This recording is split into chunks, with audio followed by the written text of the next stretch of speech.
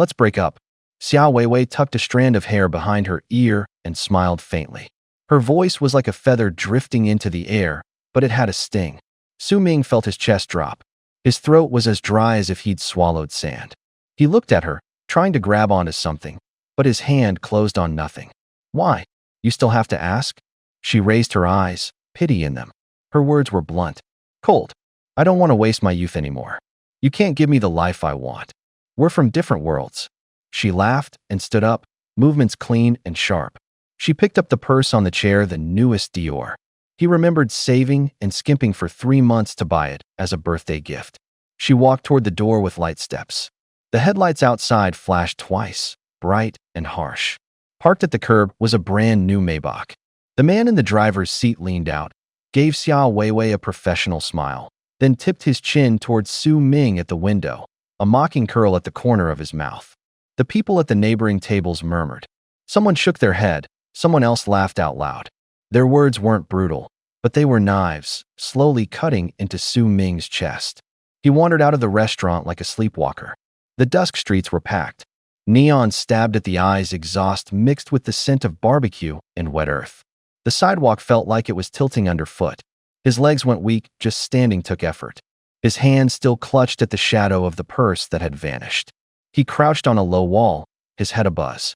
Around him were headlights, ringtone chimes, laughter, an advertising jingle playing somewhere far off.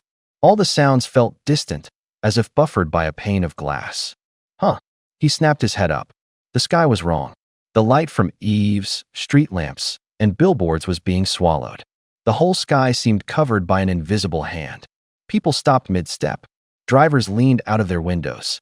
Pedestrians lifted their phones, cameras pointing up. What is that? Someone cried, their voice trembling. Black shapes began to fall across the vault of the sky. Not rain, deep black dots, like gigantic drops of ink, plummeting from high above. They drew a shadow at the edge of the sunlight as they came closer and larger.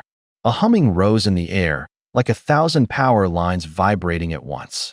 Like a swarm, but lower, heavier. Brakes screamed. Horns shrieked. People ran, screaming.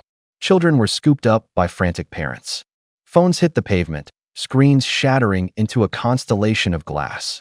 Dogs barked wildly. The hairs on people's arms stood up, like they could feel their bones vibrating. Oh my God! Someone fell to their knees. Others began to pray. Faces drained of color. Then a thunderous crack like the sky itself had been struck. The black dots vanished. A ring of blinding light exploded outward. The whole street shook, people's teeth chattered. Smoke and dust billowed. In the square over on the other side of the block, something had appeared. It had come down from the sky and slammed into the ground, sending a ring of cracks outward. Stones flew. Window panes trembled. The object looked like a pedestal 10 meters across, its surface carved with irregular patterns. When it hit, it emitted a deep, resonant hum. The entire square seemed to be held by it. From its top, amid the dust, a pale green glow oozed, like a light that didn't belong in the deep sea. The smell changed burnt metal and ozone. A cold slid into people's noses. Heat and frost struck faces at once. Some clapped hands over their ears and whimpered. Su Ming rose, hands shaking. He stared at the altar as if it were the doorway to another world. People fell back, some frozen to the spot, others already recording with their phones, disbelief written across their faces. In the glare of the headlights, the Maybach driver leaned out and his smile froze. His hand on the wheel was white as paper. Xiao Weiwei stood beside the car, her purse dangling from her fingers. Her mouth was slightly open, the smile was gone. The light from outside traced a strange, cold sheen across her face. The city seemed to hold its breath. The altar's green light grew brighter in the dust. The low hum thudded like a heartbeat, one, then another striking against every chest. Time ticked by. The altar stood silent, like an immovable chunk of stone. People leaned in. Their steps shrank. Someone whispered, "Is this some kind of alien gadget?" A miracle. Definitely a miracle. Another voice, more flippant, laughed. "Toss that dried fish from your bag and maybe it'll summon a cute pet." In the crowd, a greasy-faced man edged forward half a step, clutching a half-bitten roll. Someone snorted, "What are you doing? Still eating at a time like this? Throw that lousy bread in and see." His face flushed, and he ground his teeth. Then he suddenly flung the bread. It arced through the air and thudded down in the center of the altar. Everyone held their breath. 1 second. 2. Someone was about to laugh. A low hum. The altar gave off a soft white light. The glow rippled like water. The bread vanished in the light. The next instant a fruit appeared on the altar, part crystal, part freshly polished gem. It gave off a faint scent, an unnamed sweetness. The crowd fell so silent they could hear their own hearts. Even the distant wind seemed muffled. The man walked forward with trembling hands.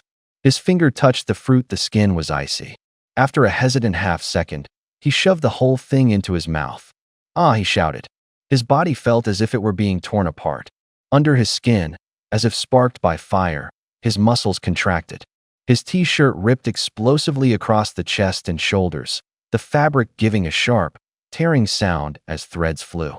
In seconds he had changed. Flabby arms became hard muscle. His waist tightened, contours sharpening. He stared at his bulging fists, eyes full of shocked excitement. Energy slammed through him like a tide. Each breath made his chest vibrate. The crowd erupted. People screamed and threw expensive watches and designer bags as they surged forward. Sacrifices work. Sacrifices work. Amid the chaos, Su Ming was still staring at the altar. Suddenly, a tearing pain ripped across his eyes, like needles stabbing from the back of his head. He instinctively covered his face, but the pain didn't lessen. Instead, it spread like fire across his pupils. The pain came fast, and it left just as fast. He opened his eyes again. This is, he croaked, his voice strangled. The world had changed. The light was different. The air felt thicker. On the altar, words only he could see floated like holographic tags, cold and glowing. Altar ID, 666. Connected waypoint. Abyss of no return, a bottomless black maw that devours light. Cause and effect summary. A colossal beast that devours all things lies sleeping. Endless ages have numbed it. It craves an extreme stimulus that can pierce the soul and burn the taste buds to ash. He heard his own heartbeat. Thump, thump. His mind went blank. Bland? He whispered, then read the line again, to inflict the taste buds with ultimate pain and a burning sensation.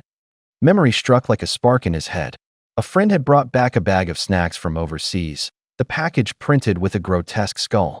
People called it Death's Spicy Strips, claiming it used the hottest peppers on earth. Just one lick felt like a branding iron on the tongue. He had licked it that one time. His tongue felt as if flames had licked at his mouth, churned with scorching heat, and he felt like he was on fire for days. Definitely not for humans, he had laughed back then. Now the laugh stuck in his throat. He stared at the words on the altar. His mind began to piece things together. If that beast could swallow this kind of pain, what it returned might not be death, but an extreme reaction like turning a key in a rusted lock. Even plain-tasting bread could be exchanged for something else. He remembered someone saying, a rumor like stale scraps. The words tasted different now. His eyes suddenly lit up. The crowd surged toward the altar. Every face wore the same fanaticism. Su Ming, however, spun around and ran against the flow. His feet felt like springs. Wind roared past his ears. Voices fell away behind him. He got back to his rented room. The door slammed.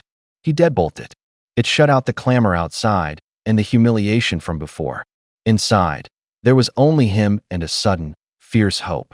He rifled through a pile of junk until his fingers found the crinkly plastic pack. The skull's eye sockets gleamed jet black. Bold letters read, "Challenger, good luck," mocking and inviting. He laughed out loud, a little hysterical, then forced the excitement down and took several deep breaths. Calm down, he told himself. He dragged out a chair and sat at the old computer. His fingers tapped the keys. The screen lit up, its glow reflected in his eyes. The clock's second hand ticked. Time slipped by like a door slowly closing. He knew one thing clearly. Time was opportunity. He began to prepare. A moment of impulse could push a person into the abyss. The altar had appeared less than half an hour ago. Global information seemed to be devoured by flame. Social platforms and news sites were flooded with notifications and comments. Servers trembled, nearly buckling. Headlines flashed across his screen.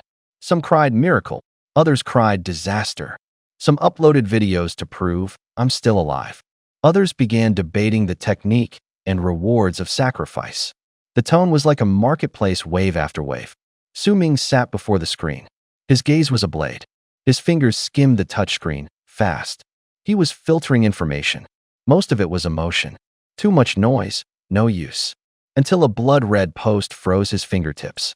The headline stabbed like a needle into the eardrum. Calamity. Sacrifice in the Sakura Nation, failed man-eating fiends crawled out of the black glow. He clicked it. No video. No photos. Only a passage of text, sharp as a blade. A Kendo master had offered his heirloom sword as the sacrifice, placing it in the altar's center. The altar was not a simple stone slab. The post described it like a gaping black maw, cold light breathing from the cracks. When the sword slipped in, the light warped. The air first grew heavy, then felt as if its warmth were being sucked away. Then something crawled out of the black glow.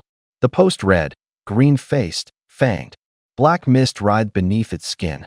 It let out a hoarse roar, like a rusty blade scraping iron. It tore and bit anyone it touched, its mouth stained with blood. There was a crack in the sound like bones snapping. The post ended with a single sentence, cold as a verdict. Heavy casualties. The military has intervened. The situation is out of control. Su Ming drew a cold breath. The air seemed to freeze. A chill crawled down his spine, the hairs on his arms rose. The altar wasn't a machine that rewarded you for tossing it anything. The post put it bluntly, the altar was like a great beast. It had tastes. It craved specific things. Give it the wrong thing, feed it the wrong thing, and you won't get a boon, you'll invite its bite. Calculations flickered through Su Ming's mind. Precision, sequence, quantity. Every step felt like holding a sharp knife. One mistake, one slip, could mean death. His gaze fell on the pack of Grim Reaper spicy strips at the corner of the desk. The plastic crinkled under the lamp. It was a common street snack, intensely spicy, with the sharp tang of artificial seasoning. Su Ming reached out, his fingertips met the packaging. Cool, the film showing tiny creases where his nail pressed.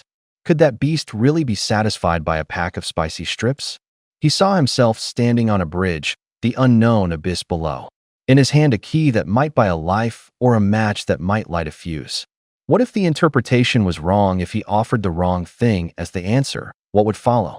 The air seemed to answer. Heavy, closing in, laced with blood. Su Ming pressed down the pounding in his chest. His hand didn't stop. Another refresh. Another trending topic shot up. The headline was terse. The word blue stabbed at his eyes. Blue divine light. Middle Eastern sheik sacrifices a truckload of gold, granted supernatural power. He clicked the link. The footage was clean, like a newsreel. A truck dumped crate after crate of gold bars onto an altar. Metal rang with clear clinks. Dust kicked up. The altar opened like a mouth and swallowed the metal. A low gurgle. The bars were sucked in as if into a black hole. Then a shaft of blue light detonated, blasting straight into the sky like a searchlight cutting through a storm. In the light floated a seed. It hovered, haloed by a faint glow like a compressed core of energy. The wealthy man put the seed into his mouth in front of everyone. The camera closed in his face, shimmered in blue. The instant he swallowed, there was the sound of something smooth sliding down a throat. Then the faint click of teeth. Soon the ground tore apart as vines burst out. Green tendrils lunged like living things, quickly wrapping guards, toppling barricades. Onlookers screamed. The vines were thick, like living ropes, cinching down madly. The clip didn't explain what the seed was, but the force was obvious.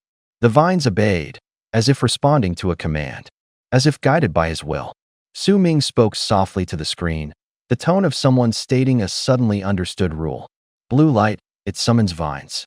Then why swallow the seed? Wouldn't burying it make more sense? He felt this power was far scarier than simple muscle enhancement. Vines could extend, grab, entangle, turn a scene into a trap.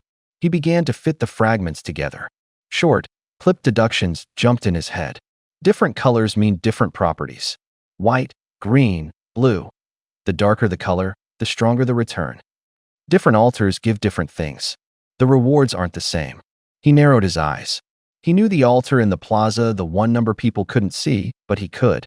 The number was 666. The digits felt like a key in his mind. Just as he was thinking that, a sharp alert bleeped from the corner of his computer. Beep, beep, beep, short and piercing. Official notices popped up on screen, terse and blunt. Dragon Nation official emergency notice. All citizens be advised. Preliminary studies show altar offerings carry significant risks and are limited in number. Preliminary determination. The same altar can be offered to by each person only once. Each person may offer up to 3 times per day. Remain calm, do not gather blindly. Su Ming's chest dropped. 3 times. 3 offerings a day. Each chance suddenly incredibly precious. He hadn't finished sorting it out before the first comment under the original post yanked him back to reality. Holy shit. Did you guys see? All the surveillance cams went out. Replies flooded like a tide. The screen filled with excited short posts and anxious emojis. Noise, flashes, fear, everything surged up at once. Seriously, the cameras at my doorstep all went black. Even the street surveillance cameras are dead. They say it was a wave of unknown pulse released when the altar appeared, frying every running surveillance system. Someone laughed in the group chat. Someone else typed, "Time to strike tonight. $0 shopping, let's go." The entire city felt like it had been muted. Traffic lights no longer glowed, and the intersections were now only pierced by occasional high beams. Surveillance monitors were pitch black, save for the faint afterglow of small green dots fading out. The air carried a strange, hollow emptiness. Su Ming stared at his phone screen. In just a few lines of chat messages, both danger and opportunity were laid bare before him. Order would collapse. Some would take advantage of the night to do evil. Others would make a killing. He bit his lip. A clear calculation ran through his mind. Without cameras, there were fewer restrictions. And that meant possibility. The clock struck 10. The night was deep, the streets nearly empty. It felt like the sound had been drained from the city. One last shot, maybe a bicycle becomes a motorcycle, he muttered with a self-deprecating smile, as if trying to steel himself. He slipped his hand into his pocket, fingers brushing against the packet of Demon Spice stick. The wrapper bore a grotesque skull, and the paper crinkled softly under his touch. The snack still carried a sharp, spicy plastic smell. Su Ming gripped it tightly, like it was a betting chip in his hand. The door clicked shut behind him. The hallway was pitch black. His footsteps were swallowed by the heavy silence. The air carried a mix of damp cement and stale cigarette smoke. Pressing himself against the wall, avoiding every patch of light, Su Ming moved forward. Shadows cast by streetlights stretched like black threads. The city felt like a dormant beast waiting to pounce. He reached the plaza. The altar was ringed with random debris. Broken phones lay scattered like discarded shells. Cheap necklaces gleamed lifelessly on the ground, and a few lone shoes rested there like abandoned footprints. The wreckage left from the day silently accused under the moonlight. Silence surrounded him so deep that even breathing felt intrusive. Su Ming crouched down, placing the Demon Spice stick with trembling fingertips onto the altar's cold stone surface. The paper brushed against the edge with a faint sound, as if announcing his presence. He yanked his hand back, stepped away instinctively, eyes locked on the stone. 1 second, 2 seconds, 5, 10. No reaction. Time stretched. His chest felt crushed under invisible ice. He could hear his own heartbeat. Blood rushed in his ears. Just as he almost let his guard down, a low-frequency tremor rose from the ground. It started far off, then spread toward him.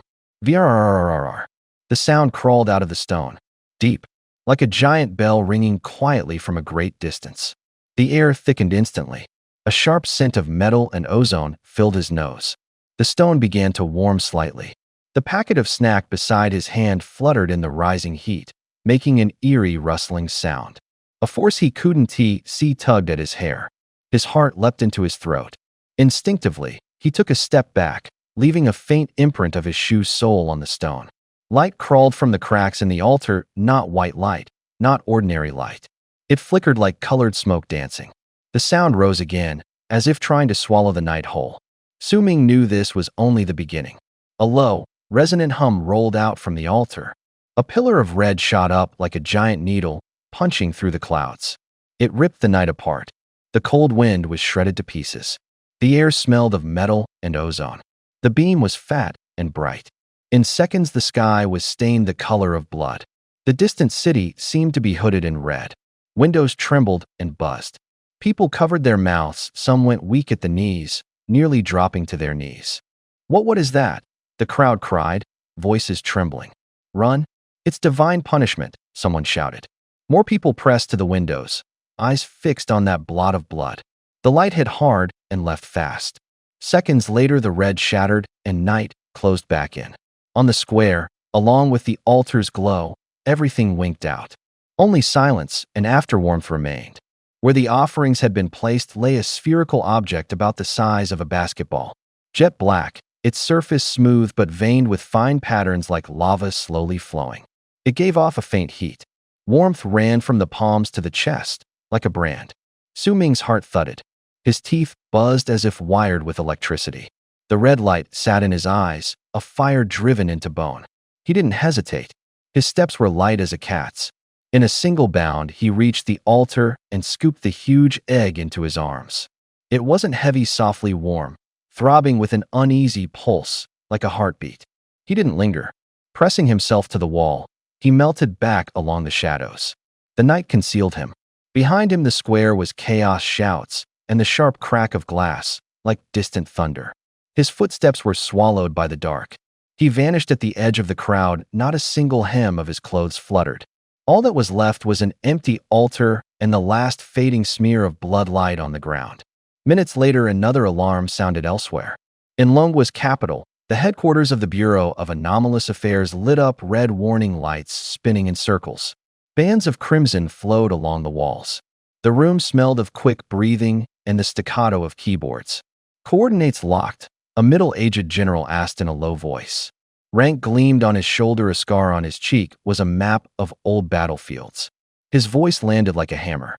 "Report, General. Rough range locked," the operator replied.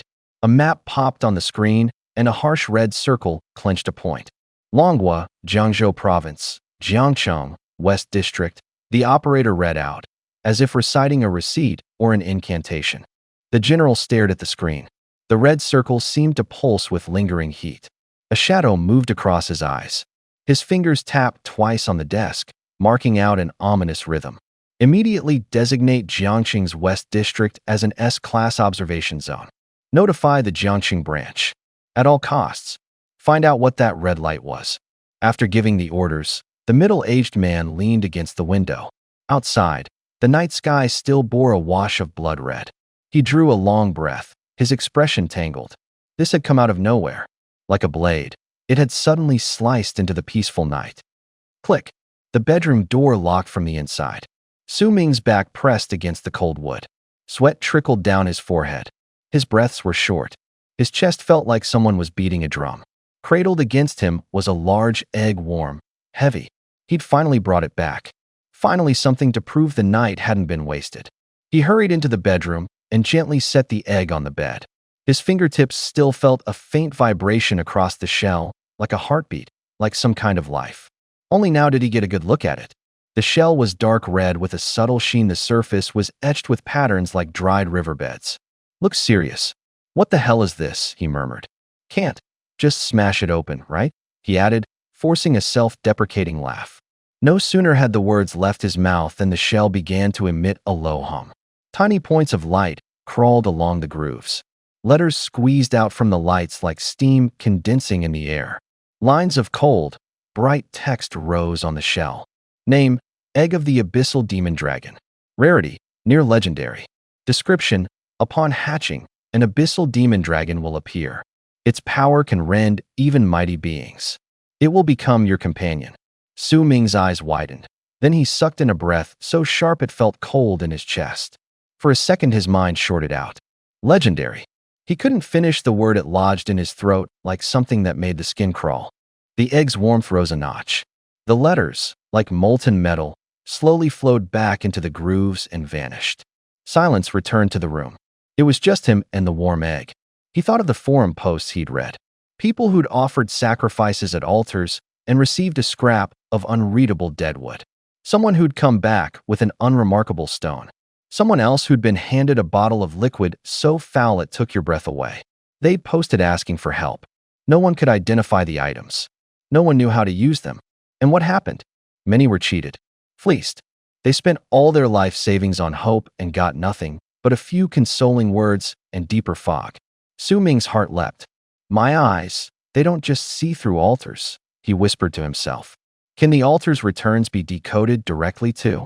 His voice was as thin as if the wind might blow it away. The room smelled faintly of metal and dust, warmed by the egg. He lifted a hand to look again as his fingers brushed the shell's heat. A thought flashed through his mind. If this is true, those people wouldn't have been treated like fools. If this is my ability, then I might really be holding something that can change fate. Many people had missed a massive opportunity just like that. He was different. Whatever landed in his hands could not stay hidden. What others couldn't see, he could see. What others didn't know, he could know. That kind of advantage was unnerving. My eyes. Su Ming's heart clenched. He lunged into the bathroom and stared at himself in the mirror. The man in the glass looked a bit haggard, his face slightly tired, the features sharp. Yet his gaze was startlingly keen. One look and you remembered him. Once, Xiao Weiwei had leaned on his shoulder with a smile. What she loved was this face. He shook off the distraction and focused on the eyes in the mirror. Suddenly something in his head exploded, like a gate being thrown open. Golden letters swam across the mirror, flickering in front of him like an imprint, like a light bulb strobing. Name, Eye of Truth. Rarity, unique. Effect, discerns the causal relationships of all things. When staring at an altar, you can see the threads leading to other planes and the conditions required. When focusing on an object on the altar, its name, rarity, and purpose will be revealed. Unique. Those two words slammed into his chest. One of a kind. An ability that belonged only to him. Su Ming's breathing sped, his heart pounded like palms on a drum. It took a long moment to steady.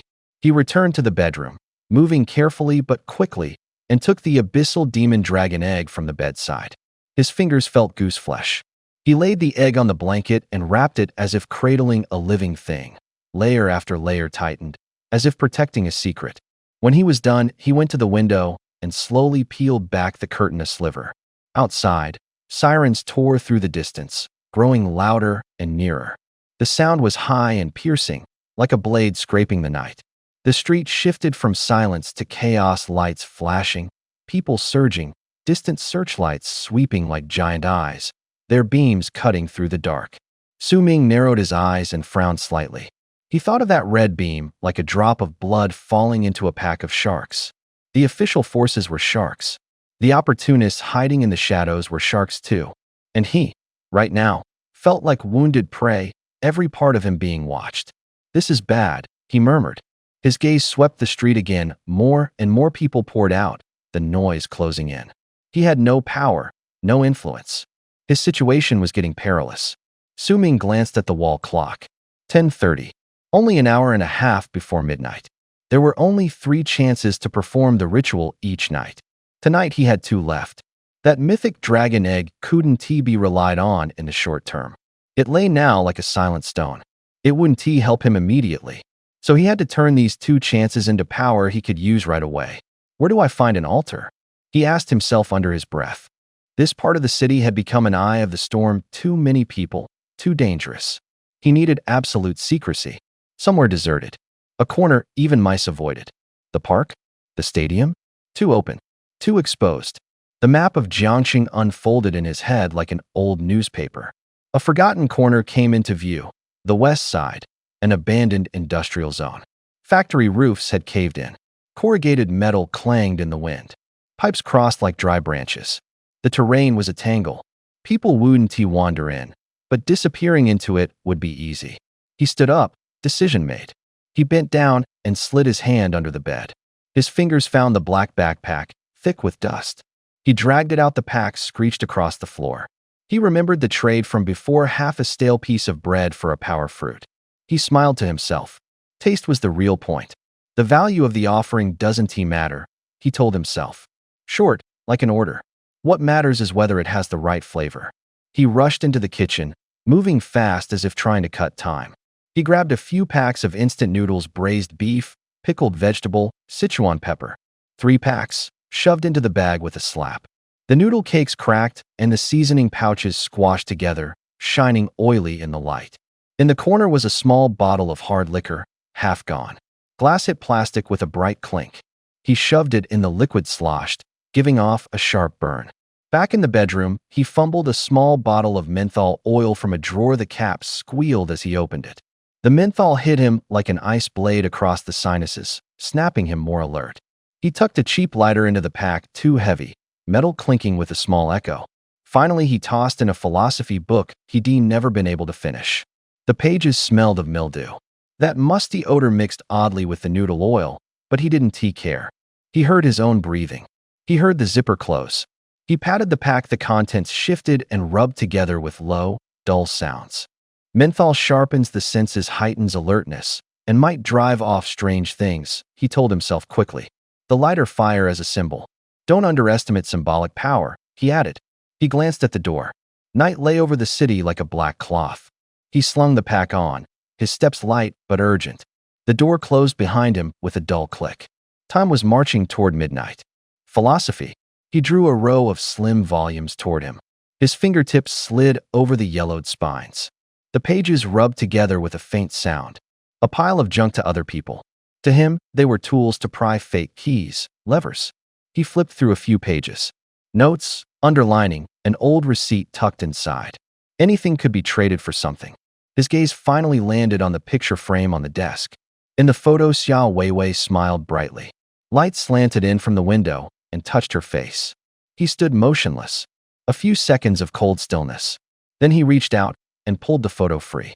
The paper edge gave a soft crease. He folded it in half, quick and without hesitation, stuffed it into the outer pocket of his backpack. He pressed his palm over it, as if tucking away a chip. This might fetch something, too, he said, voice low, like checking an inventory. He turned and grabbed a telescoping baton from beside the shoe cabinet. The metal felt so cold it seemed to tremble. Pop!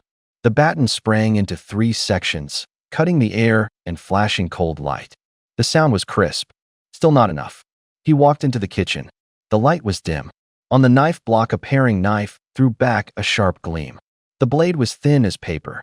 He pulled it free, the handle snug in his palm, the metal-s chill seeping between his fingers. The tip pressed lightly against his palm, as if to remind him. In a house without cameras, a person's true side shows. He could not afford mistakes. He would not let anything go wrong because he was unprepared. Ready, he murmured. Then, let us go. His steps were measured, like a metronome. The door had just cracked open, his hand reaching when a phone started to ring. TRRR, the ringtone pulsed in the quiet room. He looked down. The screen flashed a name, Xiao Weiwei. His brow tightened, a shadow like a blade. He swiped with his thumb, hard. End call. Delete. Block. The motions ran together, like cutting a rope. He shoved the phone back in his pocket. His back straightened. Not the same kind of person. No intersection needed. At the same time, in Jiangcheng, in a presidential suite, the city lights were a river of stars falling across the floor-to-ceiling curtains. Xiao Weiwei leaned against Zhang Yang, fingertips twining around the stem of her wineglass. Pride glittered in her smile. Silk cushions folded into soft waves. Perfume spread through the air. She pictured Su Ming, imagined him still in that shabby room, clutching the photo and crying, a discarded dog. Suddenly her phone rang. The short tone cut through her reverie. TRRR. Her smile froze. The wine in her glass rocked twice, catching her eyes.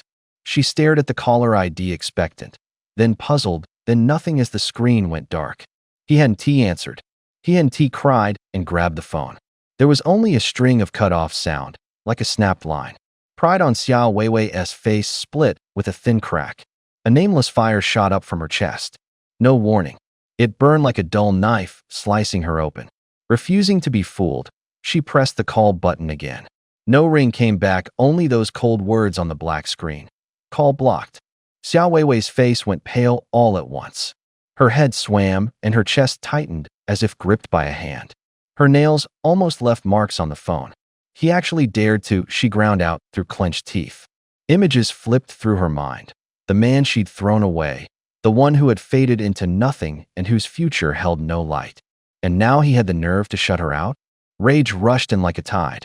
Whatever guilt and weakness she had left from the day were quickly consumed by that heat, nothing left but an emberless ash. What's wrong, baby? The man in her arms set down his wine. Curiosity threaded through his smile. He reached out and casually pinched her chin, warmth and the faint scent of alcohol transferred through his palm. Xiao Weiwei's frost vanished in an instant. her face smoothed into her most practiced smile, seductive but effortless. She turned, pressed closer, looping her arms around his neck, and, as if by habit, planted a light kiss on his lips. "Nothing," she murmured, her voice low, a sugary whisper near his ear. "Just realized I used to be so stupid." She bit her lower lip, calculation glittering in her eyes. Her arms tightened, testing whether he truly leaned in. "I wasted too many years on a loser." She was blunter with her movements than her words, her hand pressed against his chest, feeling the rise and fall and the weight of cash in his pocket. He flashed a showy grin and pulled a credit card-like card from his wallet, tapping it with his knuckles as if to display it. 3 sacrifices from today replayed in her mind. 3 smiles that had bought gifts, 3 compromises that had bought promises. Money beautiful enough to change her fate was laid out like an offering. Times had changed. The rules had changed. In a game that required chips, tenderness and vows were worthless. The only things that could buy a life were expensive presents and rich men. This man could deliver. The first time she slammed that Dior clutch onto the altar, the green exploded open, like an emerald shattering in the dark. A low, bass hum crawled into her chest. The air suddenly turned viscous, as if it had been stretched into glue. Then 2 more times. The same green light, each flash brighter than the last. Someone in the crowd inhaled sharply, someone clenched a fist. Someone whispered, "She's the chosen one." Someone else's eyes were laced with envy. Someone half kneeled, as if in reverence. In another corner of the room, Zhang Yang flung a luxury watch onto the altar. The metal rang clear. White light ricocheted out. Compared to the green, the white was like a snuffed candle. He had a smile at the corner of his mouth. His throat landed with a satisfying thud. He sneered. Xiao Weiwei didn't look at him. She pulled her phone from her bag. Her fingers were quick and decisive. 2 taps to hang up. 2 more to block. She lifted her chin and addressed the altar's light. "Don't let me ever run into you again." Her voice was low, but those close enough heard it. Zhang Yang leaned in. His hands began to wander, bold and practiced. But his mouth was busy calculating. He had planned to spend a little to toy with her, then toss her aside. He hadn't expected 3 green flashes in a row. A flicker of surprise crossed his eyes, then greed. He held her head down, a low laugh curled at his lips. "Don't think about that, loser. The night's still young." When the words were out, all that filled the room was breathing and the creak of the bed. Their shadows tangled in the light. In the alley, a different kind of silence. Su Ming moved like a ghost, pressed to the wall. His steps were light, his shoulders taut. A police siren sliced through the distance like a knife across the night. It wavered back and forth, as if reminding every person in hiding. He had no way back. Before midnight, he had to find 2 suitable altars. The device in his pocket vibrated. Its screen lit coldly with information. He stopped. Ahead, an altar. The device flashed a number and a tag, 18472. Associated marker, dried up pond. A line of floating light jumped into view before his eyes. Like a ledger, like a preview. Causality overview. A koi spirit dying of thirst. It only wants 1 more sip of clean, fresh water. Koi spirit. Water. Very straightforward. There happened to be an unopened bottle of mineral water in his backpack. Clear, cold, beads of condensation clung to the plastic. He glanced at it, then looked away. He kept walking, circling to the other side. The payoff was too low. To him, value was as clear as weights on a scale. A single sip wouldn't buy him anything important. He could see labels others couldn't, labels that read worth it or not. He kept going. The streets grew more remote. He crossed 2 more blocks and stopped beneath an unfinished building. In the corner sat a small altar, like an old machine, half buried in the rubble. A screen flicked on. Altar ID, 25091. Portal target, Junk Mechanical Realm. Causality preview. A tiny mechanical ghost that loves collecting trash, obsessed with bottle caps, goes berserk when it sees them. The little ghost wanted bottle caps. He shook his head. His voice was as soft as wind through scrap paper. Still not good enough. He remembered the special altar he'd found at dusk. Its number had been 666. That one didn't lead to scrap metal, it connected to a beast in the endless abyss. The image had been like a mouth opening at night, sucking the air out of the world. That time had almost shaken something loose inside him. The rarer the number, the more dangerous and richer the world it linked to. His pace quickened. He threaded through the unfinished building, deeper into the industrial district. The structures grew more dilapidated. Rust crawled over iron gates. The air carried a sharp metallic tang. Machines hummed intermittently in the distance. Oil stains and shards of glass littered the ground. Flies buzzed over the trash now, and then a rat darted away, the scrape of claws a sharp staccato. Suddenly, he stopped in a narrow alley piled with garbage. To his right, two rusted dumpsters pressed against a mossy wall, leaving a gap less than half a meter wide. Warm air and rot puffed out of it like a stifled exhale. The stench was thick enough to stick to the tongue. He stared at that slit, his eyes narrowing slightly. Around him, it was so quiet that the only sound left was the distant drip of a broken pipe. A faint fluctuation appeared between them, like a firefly in the night. It was caught by his eye of truth in an instant. He glanced around. No one. Then his gaze shifted to the little altar half buried in trash, no bigger than a wash basin. The air smelled of mildew and greasy rot. Alohum. The eye of truth activated, cutting the darkness like a lamp. Golden characters rose from the void, cold and blinding. Each line looked out of place amid the filth. Altar ID, 4444. Connection Beacon, The Weeping Theater. A stage name for an endless night. Causality Summary. A heroine forced to endlessly replay scenes on stage. She has grown weary of the scripted fate. She longs to taste a real betrayal. That betrayal must be steeped in extreme hatred and a fierce, bitter refusal to accept her destiny. His breath caught. 4 fours. The digits tapped before his eyes like a rhythm, carrying a sinister undertone. He reached into the outer pocket of his pack. His fingertips found a piece of paper. He pulled out a single photo of Xia Weiwei. She wore a white dress. The sea breeze lifted the hem, and she smiled brilliantly. That brightness, once near, was now a distant light cold. He had kept the photo on his bedside table. Waking to it used to soften him. Now he merely pinched the picture, knuckles white. Not hate. There was no heat. The feeling was too thin even to be called hate. The altar's requirements were explicit. A real betrayal, extreme hatred, intense unwillingness. One photo could not convey that. If the sacrifice lacked the right taste, the consequences were predictable. He crumpled the photo between his fingers like clay and muttered under his breath. Others rely on luck or money to make offerings. Me, I rely on reasoning. He swallowed the rest of the words. His voice was small, but resolute. If you want to win big with a small stake, there can be no room for luck. If there's no hate in my heart, Su Ming murmured, then I'll make one. He shoved his hand into his backpack and flicked out a small folding knife. The blade snapped open, throwing a cold glint in his peripheral vision. He pressed the photo against the greasy wall.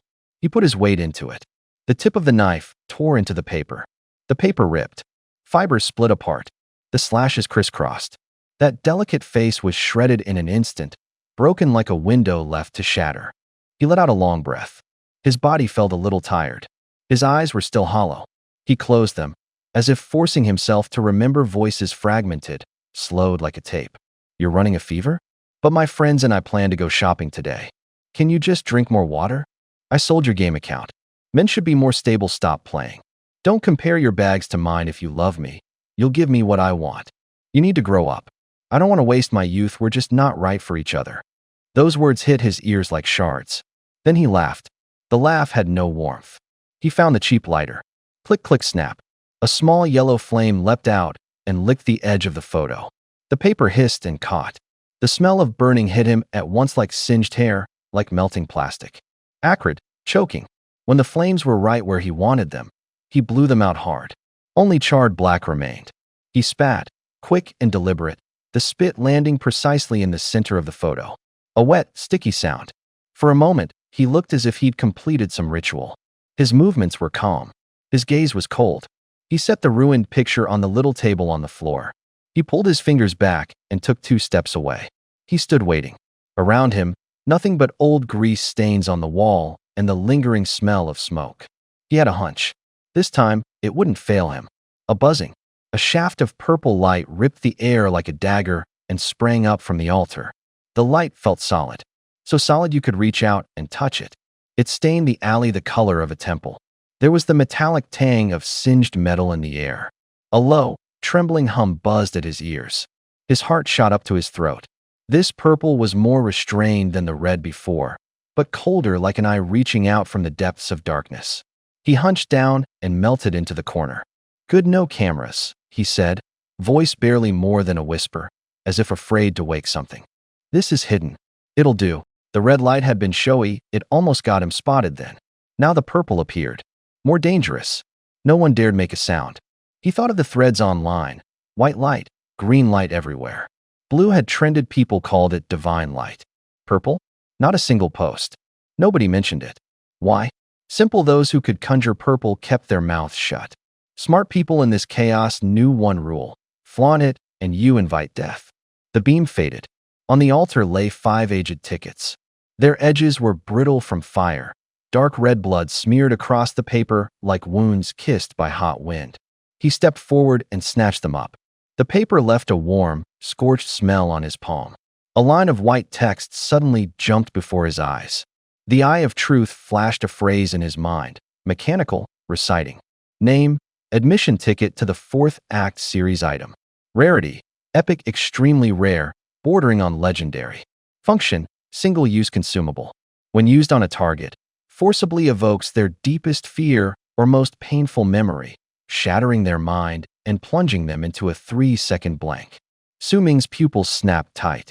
Epic, not merely rare, a 1 in a million thing. His fingers went cool, but a heat rose in his chest. 3 seconds of forced control. He mouthed each word.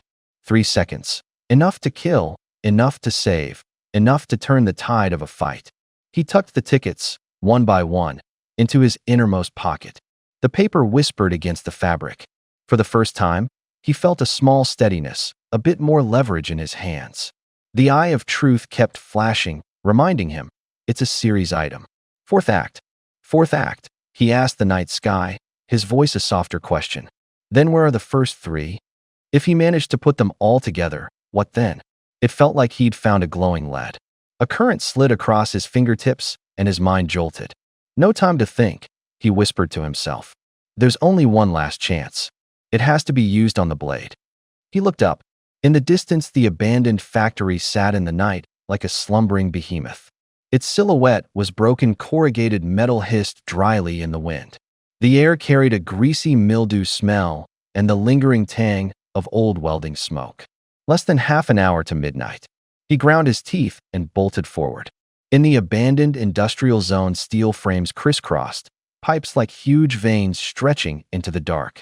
Shards of glass tinkled underfoot. With every step, a chill climbed up through his soles. In his vision, the eye of truth popped up, a cold lit interface. Words hammered themselves into the center of his view like nails. 7551. Linked marker. Crossroads of bewilderment. Causality. A lost traveler, yearning for a clear direction. He sighed and shook his head, the sound low but decisive. The request was too vague. Direction could mean a route or a life. The payoff was hard to estimate. Nothing in his pack fit. He turned and kept going. Another strip of cold light jumped out. 19,888. Linked marker. The silent library. Causality. An aging librarian who wants to hear a heartfelt word of praise. His steps faltered. Time ticked in his ears. A number ending in 888 sounded lucky. A brief flutter of excitement sparked like a flint. Take a gamble, he asked himself. He felt his backpack. A thin philosophy book lay on top. Giving a librarian a book made sense.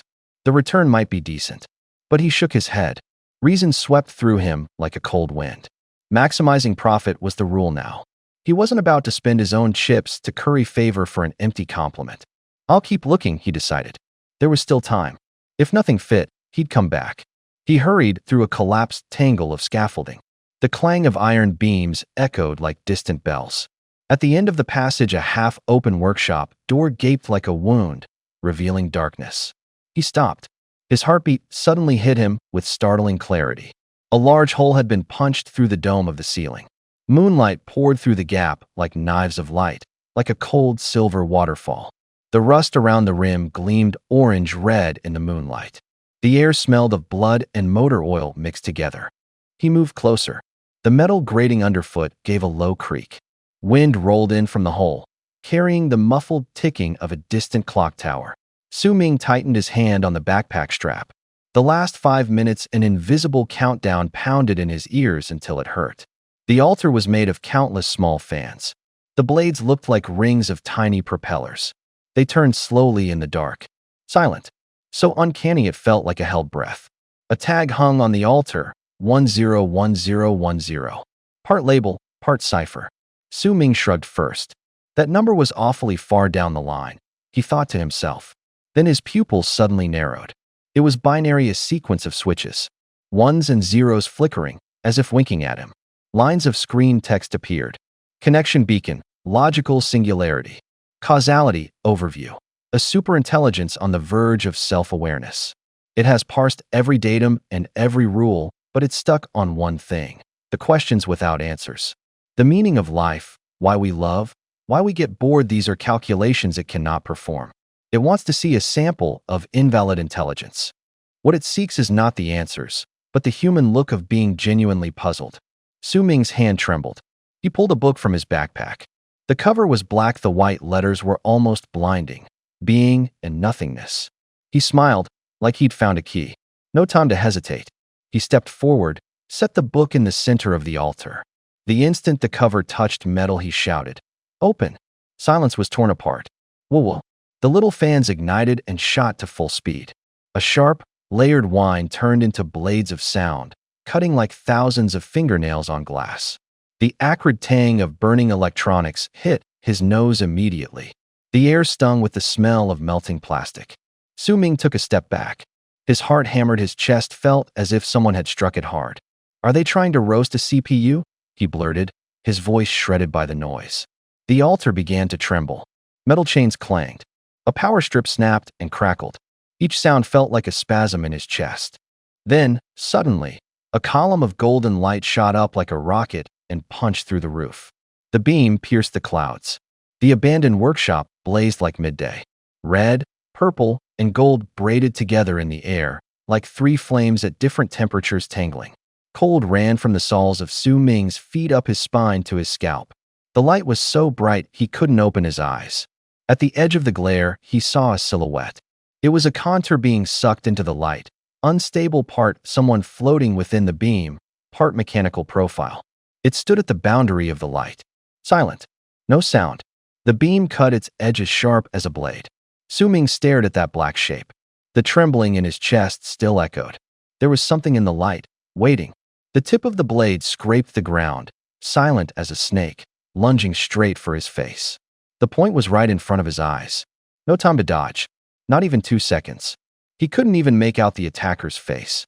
Suddenly, the attacker froze, as if plunged into ice water, unable to move. A muffled groan squeezed out of him. Clang, the dagger hit the ground with a clear ring. The man clutched his head, curled up, his face twitching. In that instant, Su Ming pulled out a ticket. It read, "Admission ticket for Act 4. He had no choice. He had to use it now. The ticket was like an invisible hand pressing down on the man's body. His motion was abruptly halted. Su Ming's pupils dilated. Fear made his chest ache, but a different kind of ruthlessness flared in his eyes. He didn't back down. Instead, he rushed forward and drew a fruit knife from behind his waist. The blade gleamed cold. He didn't hesitate. He drove it into the exposed side of the man's neck as he clutched his head. Blood spurted warm and sticky, splattering his face and hands. The man made terrified gasps. His strength seemed to drain away. Su Ming didn't stop. He couldn't stop. Fear and the instinct to survive hit like a storm, washing away all reason. Another stab. Another. The blade cut through flesh, bringing out dark red. The metallic tang of blood burned his throat and made him gag. Finally, the body went limp and fell silently onto the cold, hard concrete with a dull, hopeless thud. Su Ming gulped air. His chest felt like someone was pounding on it. His right arm trembled uncontrollably. His stomach churned in waves. He jerked his head away and retched dry heaves coming one after another. He had never imagined killing would feel like this. There was none of the movie swagger or coolness, only filth, stickiness, and stench, and a tremor that climbed up from his bones. After a few seconds, he forced himself upright and slowly turned his gaze back to the body lying there. He forced himself to look at the ground. The corpse was already cooling.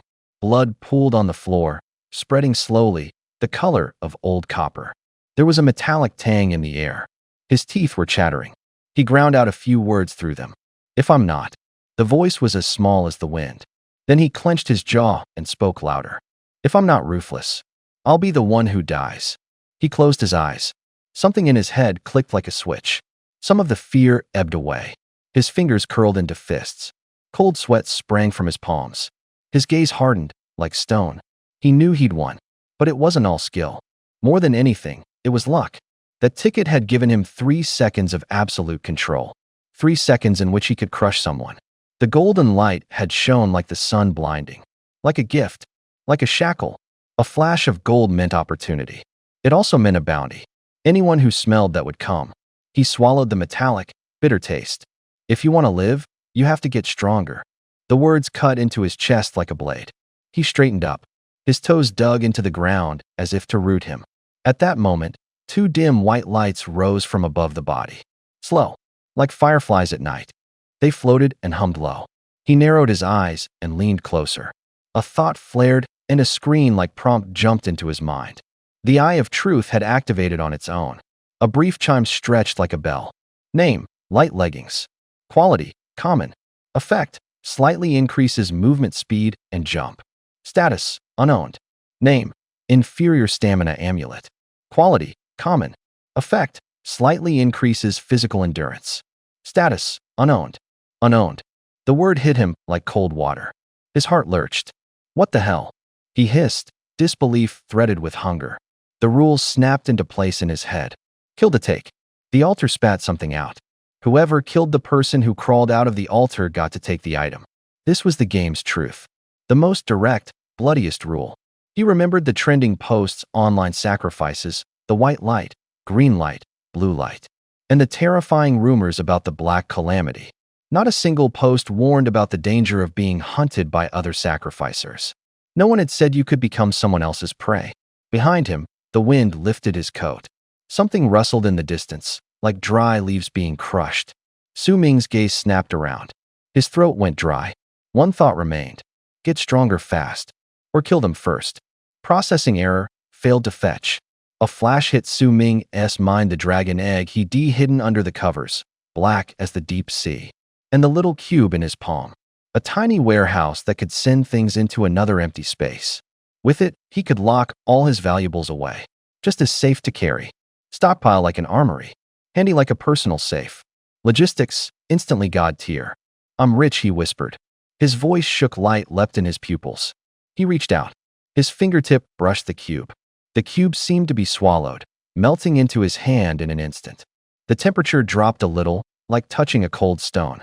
Then it vanished. The next second his consciousness was standing in an empty place, deep, cold, endless. Like a warehouse and like a void at the same time. On impulse, his pocket stubs, the few admission tickets, were pulled away, gone as if drawn into that emptiness. It works. He laughed, half in disbelief. He pulled out his phone. Just after midnight, a new day had begun. He slid the blood-streaked fruit knife into his backpack. The smell of blood mixed with cold sweat, clinging to the handle. He stepped over the threshold. He'd barely gotten a step forward when the sky seemed to tear open. A ghastly white bolt of lightning, like a blade, split the dome of the sky and scored a harsh crack. Ozone stung the air. Then the rain came down. Big drops, like stones striking iron. The sound instantly crowded together into a wall, a heavy curtain of water. The eaves rattled under the barrage. The streetlights' beams were washed into blurry watercolors. How is this possible? Su Ming started. The moon had been out a moment ago. Now it looked as if daylight itself had been ripped apart. He crouched under the porch and peered out past the eaves. The rain fell like a waterfall, pouring down without warning. He narrowed his eyes. Something was wrong. Too sudden. Too coincidental. He felt for the sensor at his waist. That little device should have picked up anything abnormal. Now there was no response, like a dead battery. There was an umbrella in his bag, but he didn't open it. He couldn't tell whether the rain was dangerous. This was too weird. The altar incident was still fresh in his mind. He wouldn't test it with his body. The rain beat on the eaves like a measured heartbeat. Each thump jangled his nerves. If the rain was corrosive, or carried infection, stepping out now would be suicide. He pulled his foot back and retreated inside. The door snapped shut behind him. The light inside was warm. Outside, the inexplicable downpour went on. Su Ming leaned against the wall and pulled out his phone. The signal was fine. He tapped open the forum he'd been refreshing. Sure enough, posts about the rain were flooding the screen like a tide. Short sentences, exclamations, panic. People posting, people replying, the pace like a breached dam. Every post pointed to the same thing: the rain, the abnormal rain. He stared at the barrage of comments. Some wrote, "It's raining. Is it thundering and raining where you are too? I was about to offer my prized figures and lightning struck, almost killed my beloved collectibles. This rain is messed up. Don't get caught in it. Watch out for mutations. I'm soaked. I don't want to turn into a zombie. I haven't even held my little sister's hand yet. No regrets before I change. I'm going wild. Pretty sisters, sign up." Each one read like a shout. Some people laughed, some cried, some went mad. Notifications chimed into a single roar in Su Ming's ears, like distant thunder. The thought in the back of his mind grew heavier. He thought of the people who'd been guarding the stone altar, standing by the old round platform with offerings, waiting for the midnight refresh. Many of them had come for a second shot. What did they get? Drenched to the bone by the rain. If this rain could infect people, he didn't dare follow that thought any further. Sounds and images snapped together in his head. Rules, there had to be rules. Just invisible. A bold red post yanked him back. The title struck like a hammer. Something big happened. The altar's gone. He opened it. The OP sounded frantic. The sentences were short and breathy. "I was standing by the altar waiting for the refresh. When the rain came, I didn't even have time to open my umbrella. With a pop I opened it, and then the raindrops hit the altar and sizzled, like something was corroding it. In less than 3 seconds the stone smoked. The offerings turned into white vapor in an instant. No ash left. There was sound in the words. Sizzle, pop, vapor, like someone had thrown the stone into boiling water. He pictured bubbles forming on the slab, the edges blackened and charred, the neatly placed figures, incense, and paper money dissolving at a touch. It looked like flames had licked it, but there was no fire, only the sharp, acrid sting of steam. The replies underneath exploded. In minutes, tens of thousands of responses poured in. WTF? This is terrifying. The rain ate the altar? Who filmed it? Post the video now. Su Ming set the phone down. His fingertips were slightly cold. The rain outside tapped against the night, as if reminding him of something waiting for the next rule to reveal itself. Seriously? For real? That creepy? Messages on his phone flickered across the screen like raindrops. Really? I saw it too. That altar in our complex vanished right in front of me. Confirmed. Ours did the same. I get it. The rain is washing these altars away. Is this the end of the sacrificial age? The end, my ass. Who said it's over? I haven't even let the blue light out. The offerings are all ready. Speculation ran like wildfire, growing wilder by the minute. Some saw hope, others screamed apocalypse. The chat was a mix of terror and ridicule. Su Ming watched the floating lines of text, frowning. The rain rattled on the metal awning, a sharp pitter-patter. His gaze drifted back to the center of the workshop. There was nothing there. The altar, made of dozens of small fans, had no trace left, not even a shadow. The cables that had been buzzing moments before looked as if cut by an invisible blade. Only a few rings of dried dust swirled in the air where it once stood. But it was never in the line of the rain, he murmured. The workshop's doors and windows were shut. The downpour couldn't reach inside. He lifted his hand and touched the cool floor. No blood, no skid marks from dragging. Just dust and one circle after another of tire tracks. A thought flashed across his mind like lightning. The altar hadn't been dissolved by the rain. It was being reset every night after midnight by some force. Erased, recreated, like a computer auto-refreshing. The rain's just a signal. The idea stabbed at his chest. Su Ming felt something off, but couldn't put his finger on what. A cold shiver ran down his spine. His hair stood up as if pricked by ice needles. What about that body? He whispered. The man who'd been sprawled on the floor a little while ago should have been lying in a pool of blood. The dry, metallic tang of blood still lingered in his memory. He remembered the blood seeping into the concrete, his palm pressed to the cold, hard floor. And now it was all wiped clean. Su Ming hurried across the room, rubbing his palm along the floor, checking every seam and corner. His nails scraped the surface, a faint rasp.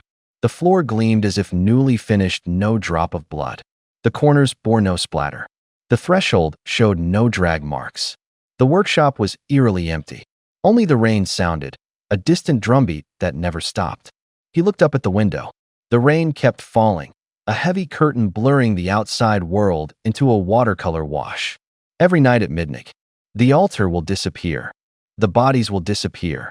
The rain is washing away every trace of the day before. Those words crashed over and over in his mind like tides. The voice wasn't loud, but it kept hammering at his chest. Su Ming swallowed. His spit tasted metallic and bitter. With his hand against the cold wall, he could feel the damp seeping into his fingers. Behind him, the rain sounded continuous and monotonous, like needles tapping a metal awning.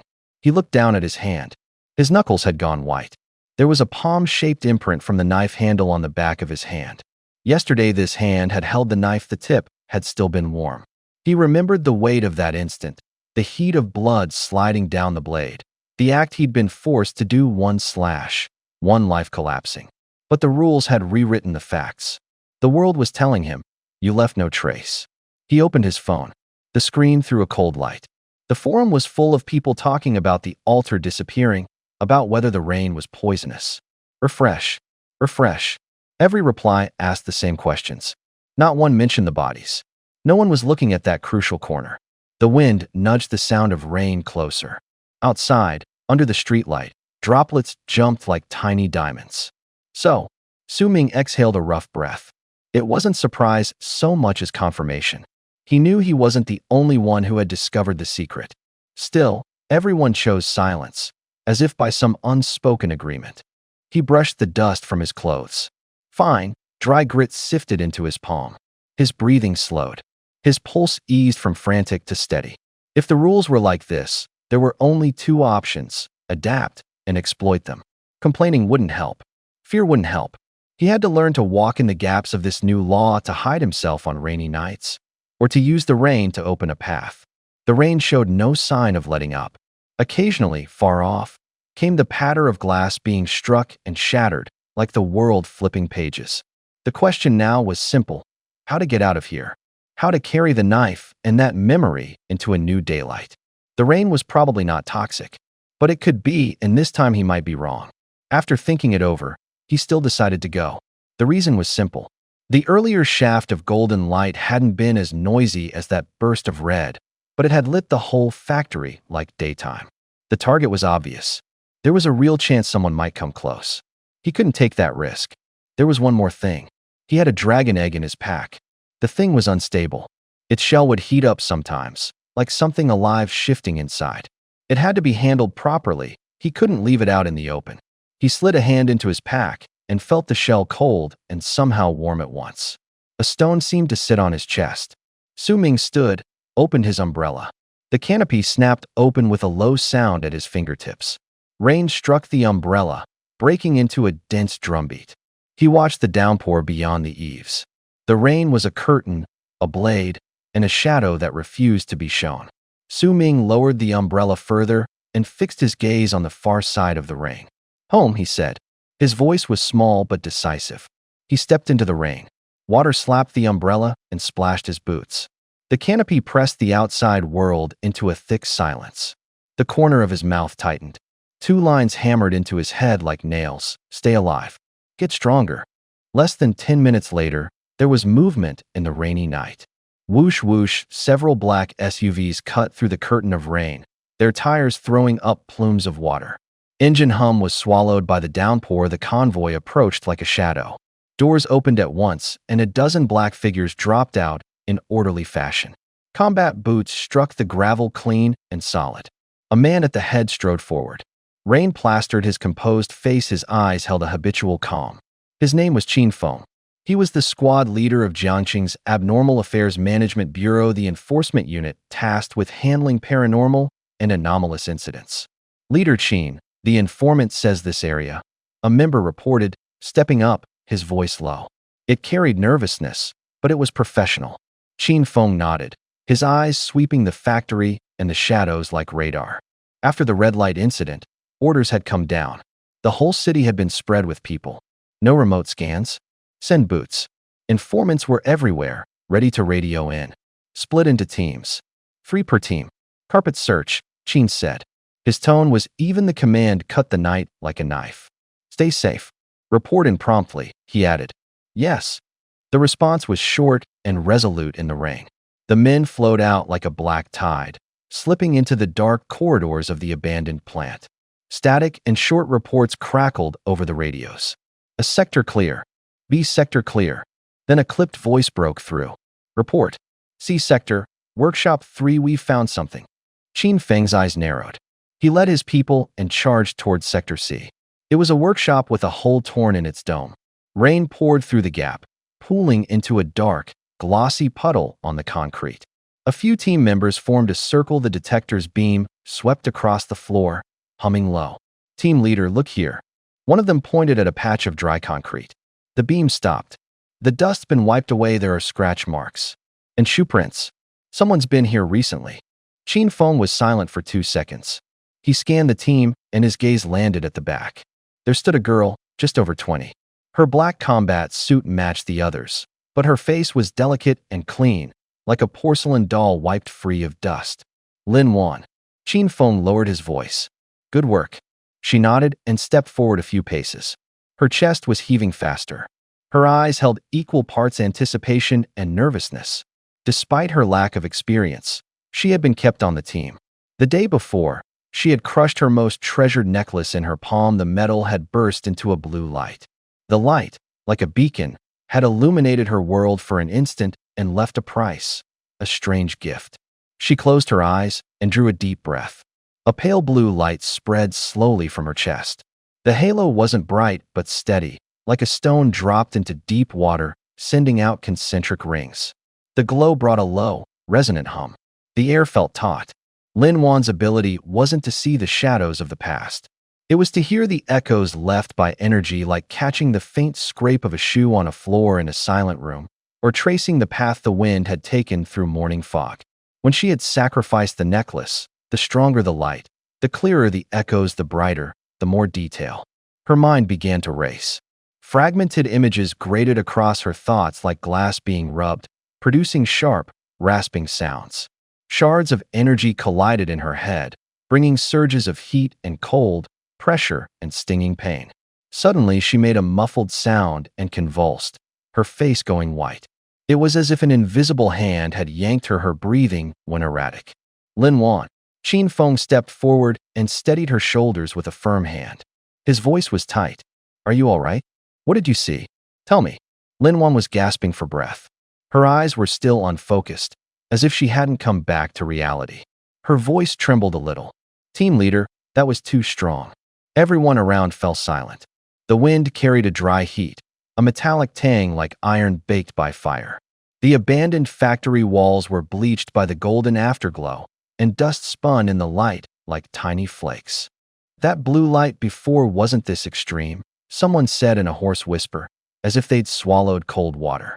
Like a firefly meeting the sun, another blurted out. The whole team drew in a sharp breath. It was bright as daytime. One person couldn't swallow those 3 words and repeated them. Could it be gold? Gold, someone in the squad explained tersely.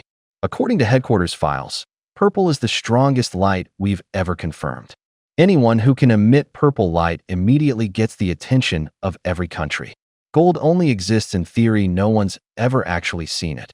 The light in the air felt like a blade. Everyone's breathing grew shallow.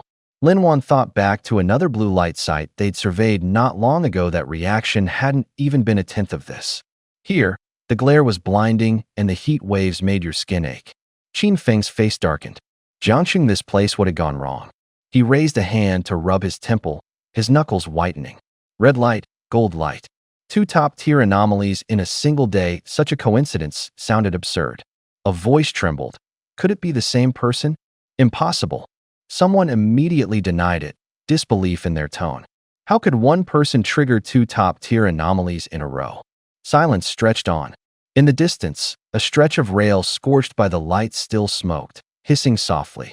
The team members' eyes held both fear and urgency. Team leader, what do we do now? The question pulled Qin Feng back from the tangle of thoughts.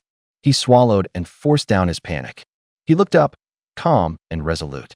First, take samples. Secure the scene. Don't let word leak out. Everything else waits until we have the results.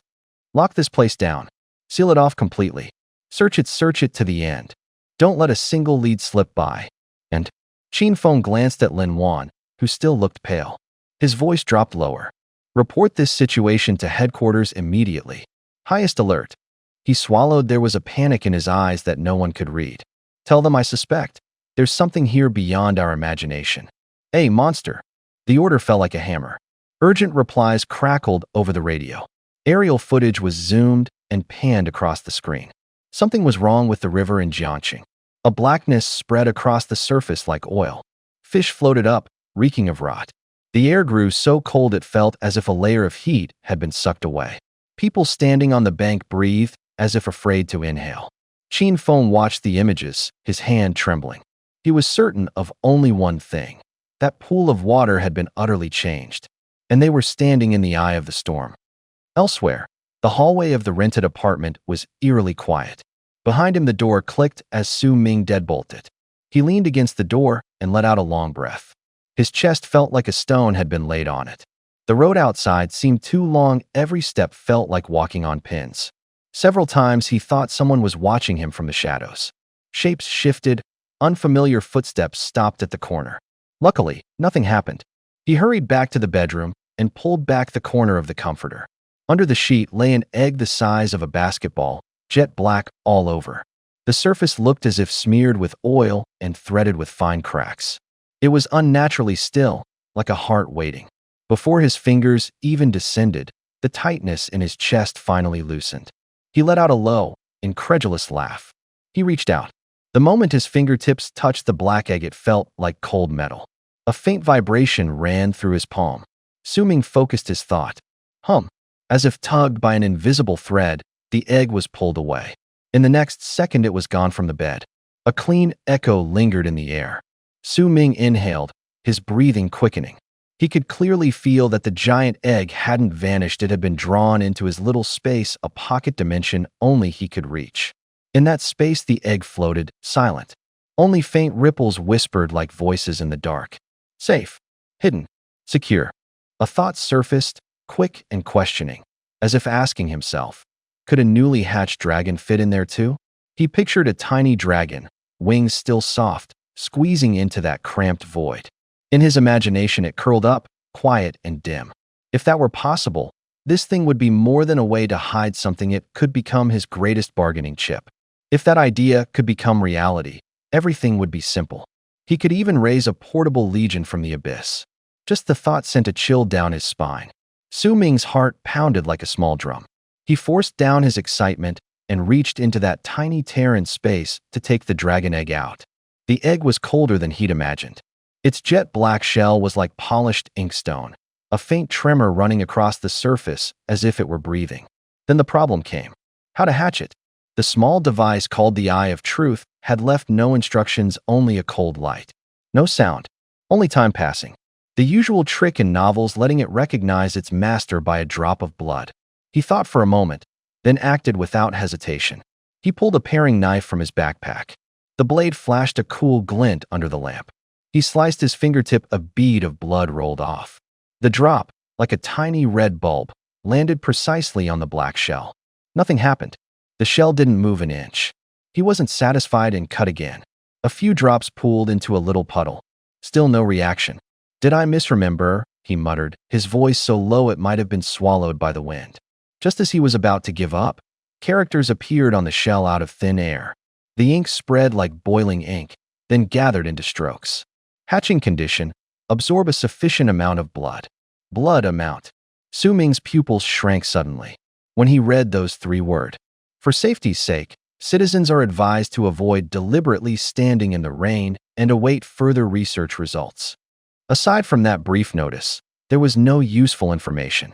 Su Ming stared at the screen, snorted softly, and put his phone down. He set his alarm for 6 a.m. Get some rest. Recharge. Tomorrow, everything would be about getting there first. He fell asleep quickly. 5 a.m. It was still dark. Beep, beep, beep, beep. Shrill car alarms flooded the whole complex like a tide. Dozens, maybe hundreds, went off at once. The sound made the window glass tremble in tiny vibrations. The noise practically shot him upright. He darted to the window, arm tense, and pulled the curtain aside a sliver. Outside it was still black. The rain had stopped. The pavement was wet, catching an oily sheen under the streetlights. The air smelled of earth and cold metal. That sound was exactly like last night's arrival. He remembered the streets had emitted the same low, humming vibration when the altar had appeared. The altar wasn't a lump of stone, it felt more like a black door that had suddenly opened. The surrounding light was swallowed, and the air seemed pulled taut. He grabbed his phone and opened the forum. Posts flashed in the dark, refreshing like a rising tide. Rain stopped. It sounded again downstairs. A new altar's here. I knew it finally. 5 on the dot. More punctual than going to work. What about the people who got rained on? Are they okay? They're alive. Feel clear-headed, like they've been washed clean. Messages came in like fragments. His eyes were quick, his fingers quicker. The conclusions formed on the screen and in his mind. Those who'd been rained on showed no obvious harm. The gray rain stopped exactly at 5 each morning. Most important, the altars hadn't disappeared. They were still there. They would come back. He closed his eyes. Outside, quiet returned. Under the streetlights, the water lay like a polished mirror. The second day had begun. Su-Ming put his phone down. Eat something first, he told himself. His voice was very soft. He washed up. Simple instant noodles and a sausage. The kettle hissed, steam carrying the smell of oil up to his face. He stirred with his chopsticks. The noodles came up with bubbles clinging to them. The first bite hit salt and grease rushing into his stomach. Warmth spread from his belly upward, banishing the cold and the day's fatigue. Dawn crept in. The forum blew up. Lines of short messages flashed across the screen. Guys, are we still going to work today?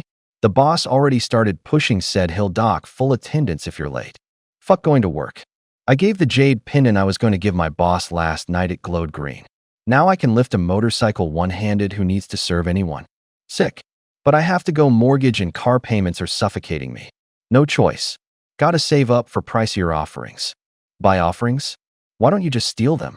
Seems like there aren't any cameras now. The comments split into 2 camps. Some cursed. Some agreed. More just watched. Emojis, memes, jokes, and sneers rolled through like tides. Su-Ming's face was blank as he scrolled. His finger tapped the screen. He saw a repeating rhythm. Go to work. Leave work. Complain. Pay off loans. Buy more offerings. It was like the old life being forced back into place. People treated the altar like a nationwide lottery show. If you pretended everything was normal, it was as if the world really hadn't changed. Too naive, he murmured. Order was like a thin mask. As long as it wasn't ripped off, people felt safe. Once a crack appeared, what lay beneath would be exposed. The authorities moved fast. Announcements flooded the feeds. Comments were deleted. People were sent into the streets, stickers slapped over the fissures.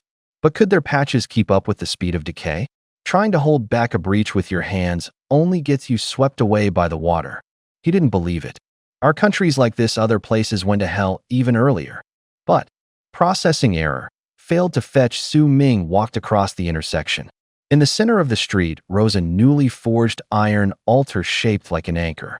The metal was cold and gleaming, like an abrupt metallic scar. Several cursors hovered in the air, blinking like a screen.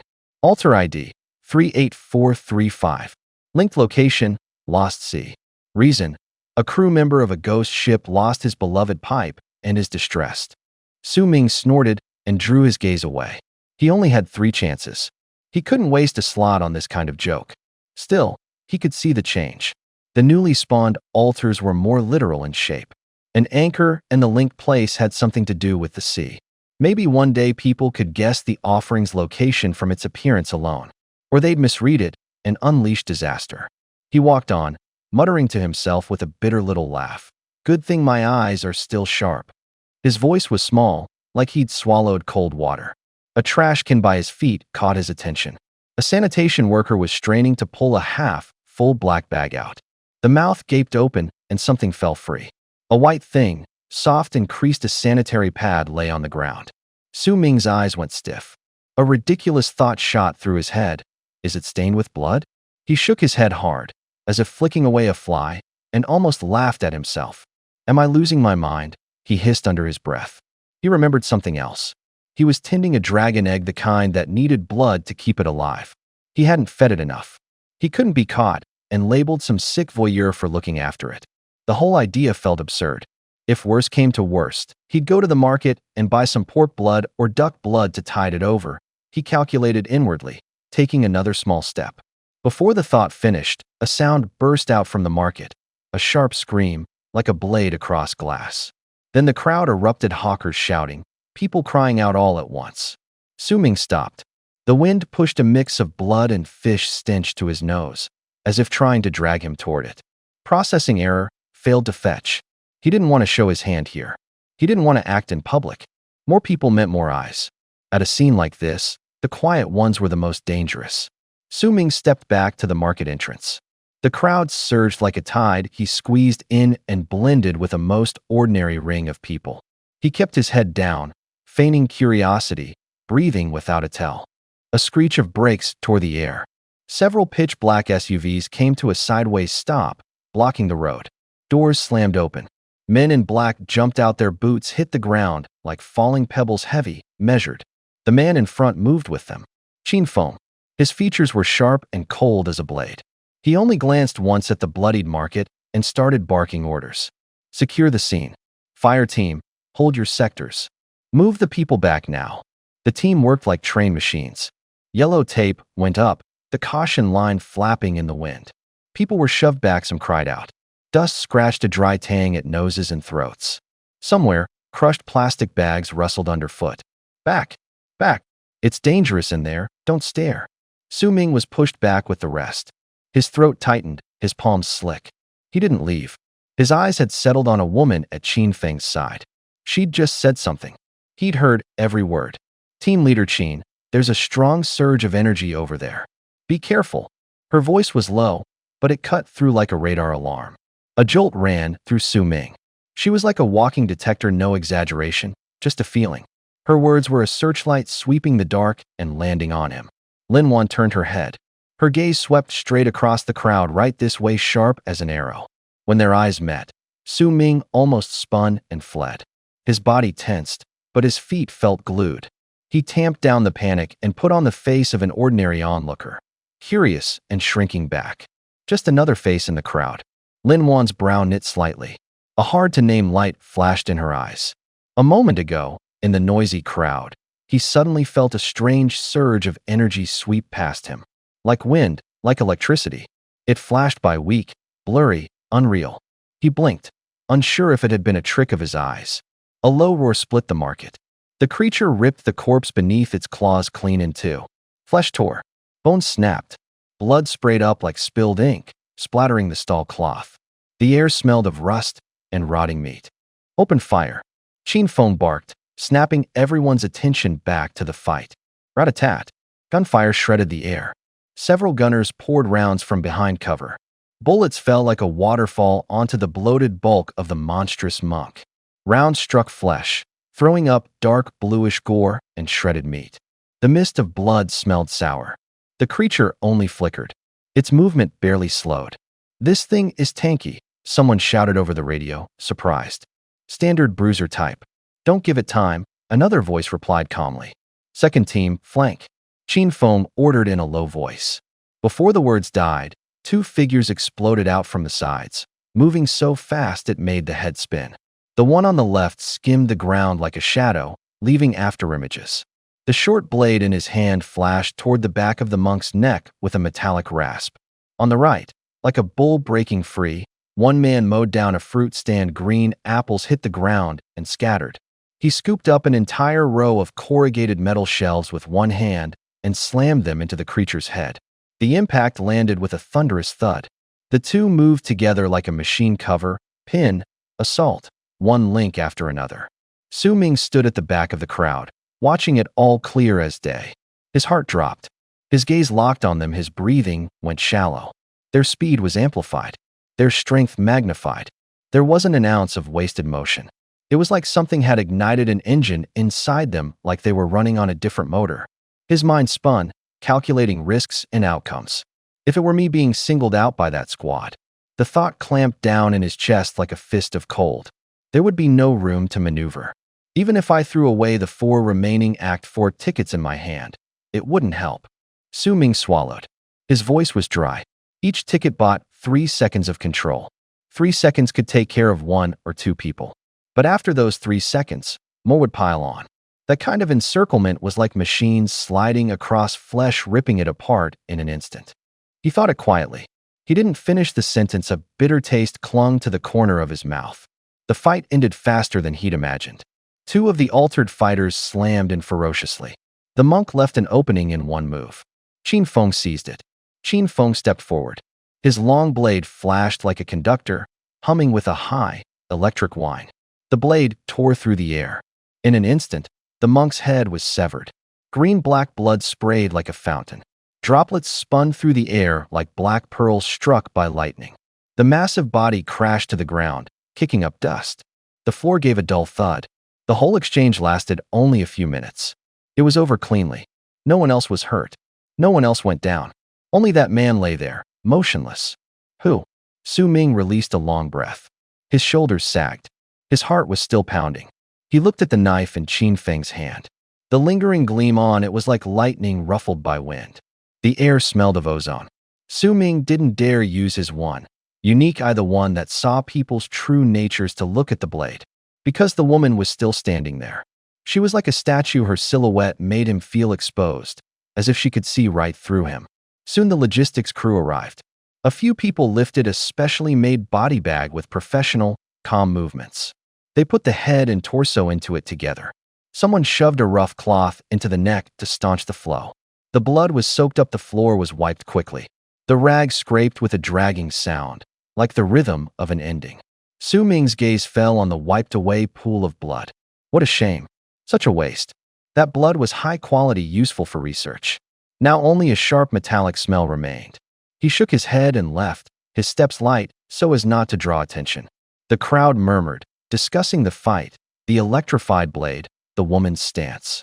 Su Ming didn't go home. He slipped silently out of the crowd, turned into a corner alley, and melted into the shadows.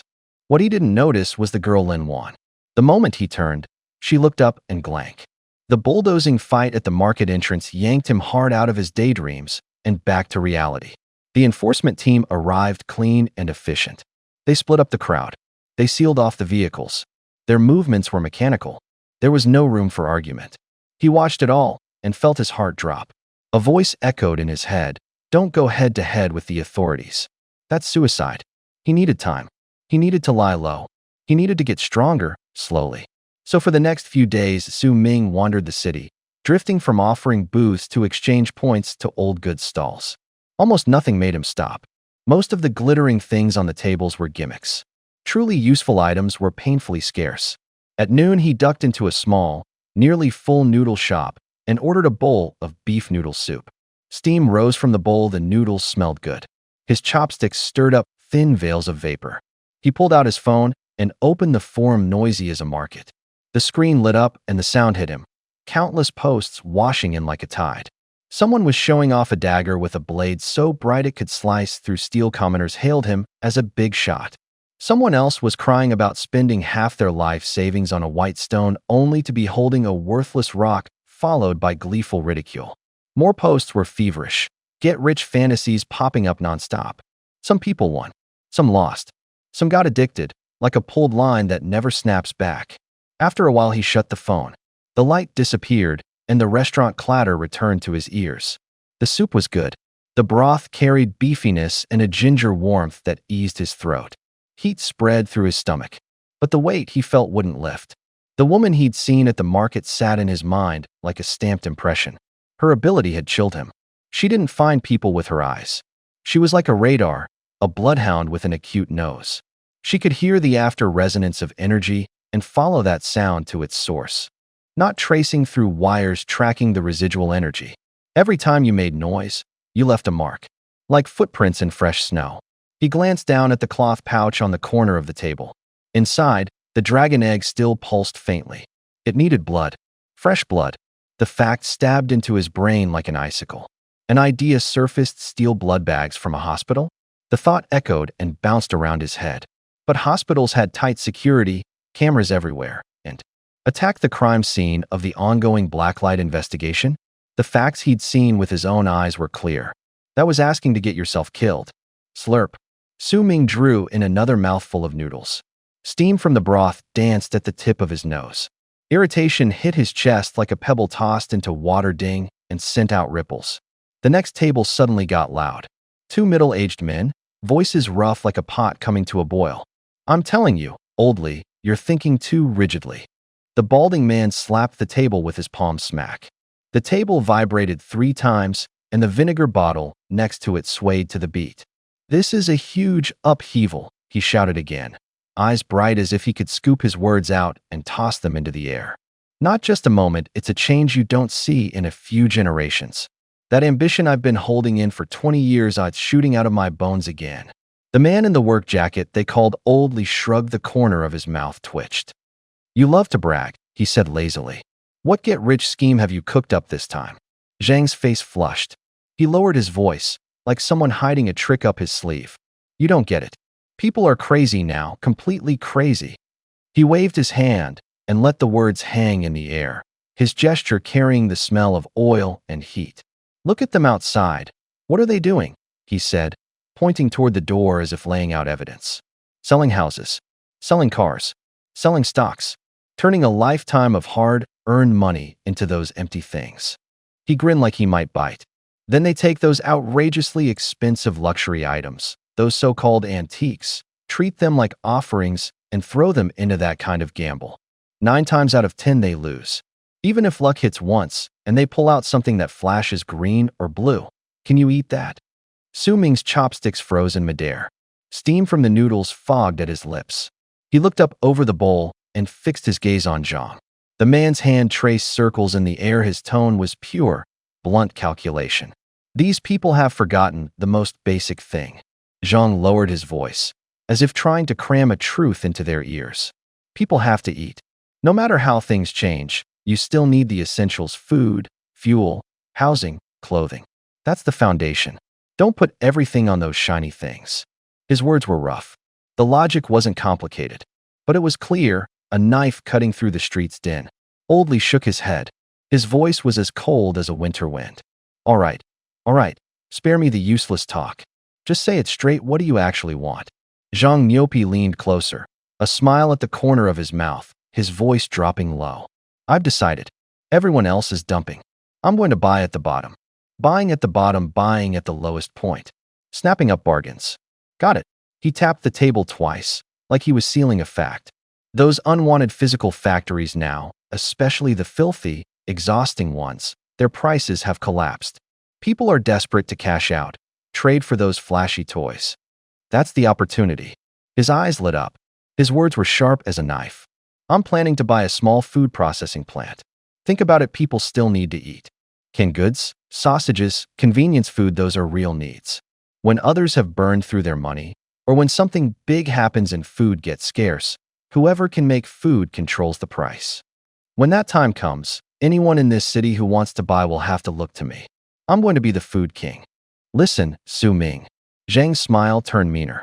Nobody can wash their hands clean of the dirt in feeding people. You know it's steady. Food processing plant. The 3 words detonated in Su Ming's head. Suddenly his mind filled with images.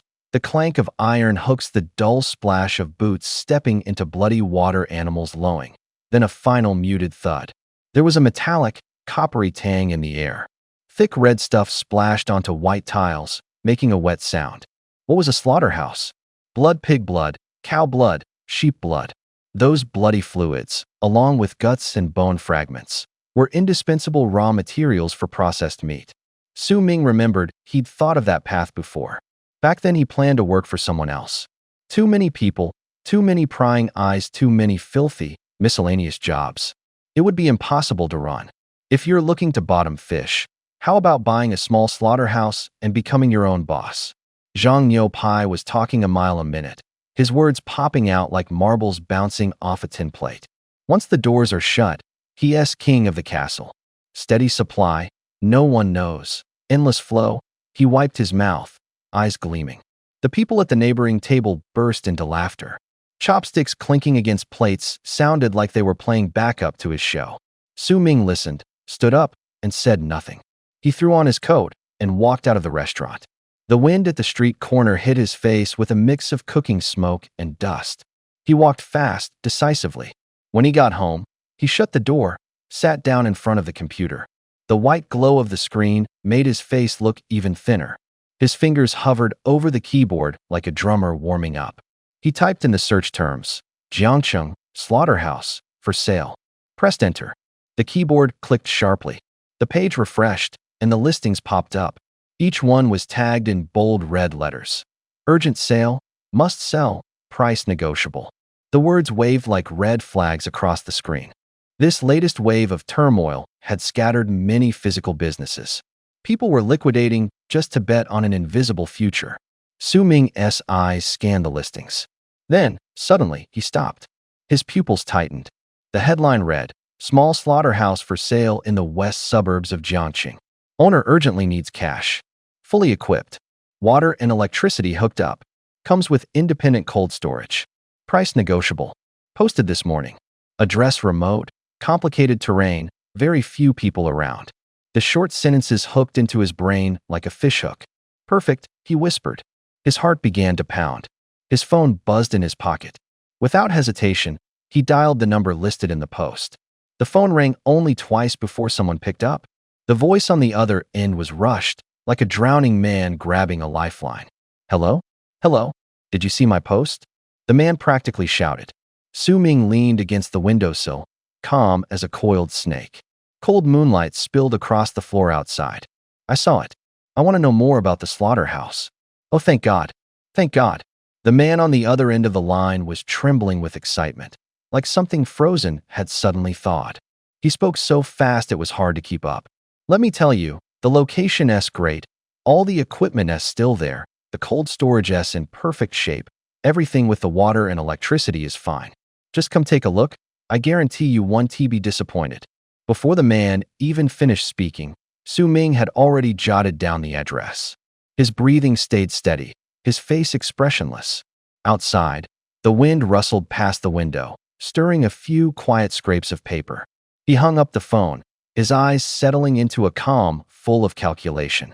The equipment's all new. I'm only selling because my family's gone through something and I need cash fast. I'd never sell otherwise. The voice on the other end was hoarse, laced with booze and desperation. Don't worry. The paperwork and contracts are all in order, easy process. Won't waste your time. The man sounded like he was reading from a script, his tone flattened by years. Su Ming hit accept and cut him off. Men of few words had little patience. 2 o'clock, meet me at the slaughterhouse gate. He dropped the line and hung up. He checked his bank balance. Not much his entire life savings. It might not buy anyone else a lucky break, but for him, that small sum could buy a genuine dragon's nest, the kind of legendary cave full of concentrated spiritual energy that could change a life. With the thought came resolve. 2 p.m., the western outskirts of Jiangxing. The iron gate was rusted, the wind carried the smell of blood and rotten wood. A few crows circled overhead. At the entrance stood a slightly paunchy man in a floral shirt, his face flushed like he'd just lost a big gamble. He paced like an ant on a hot pan, rubbing his hands to wipe the sweat. When he saw Su Ming, his grin snapped on, greasy and practiced.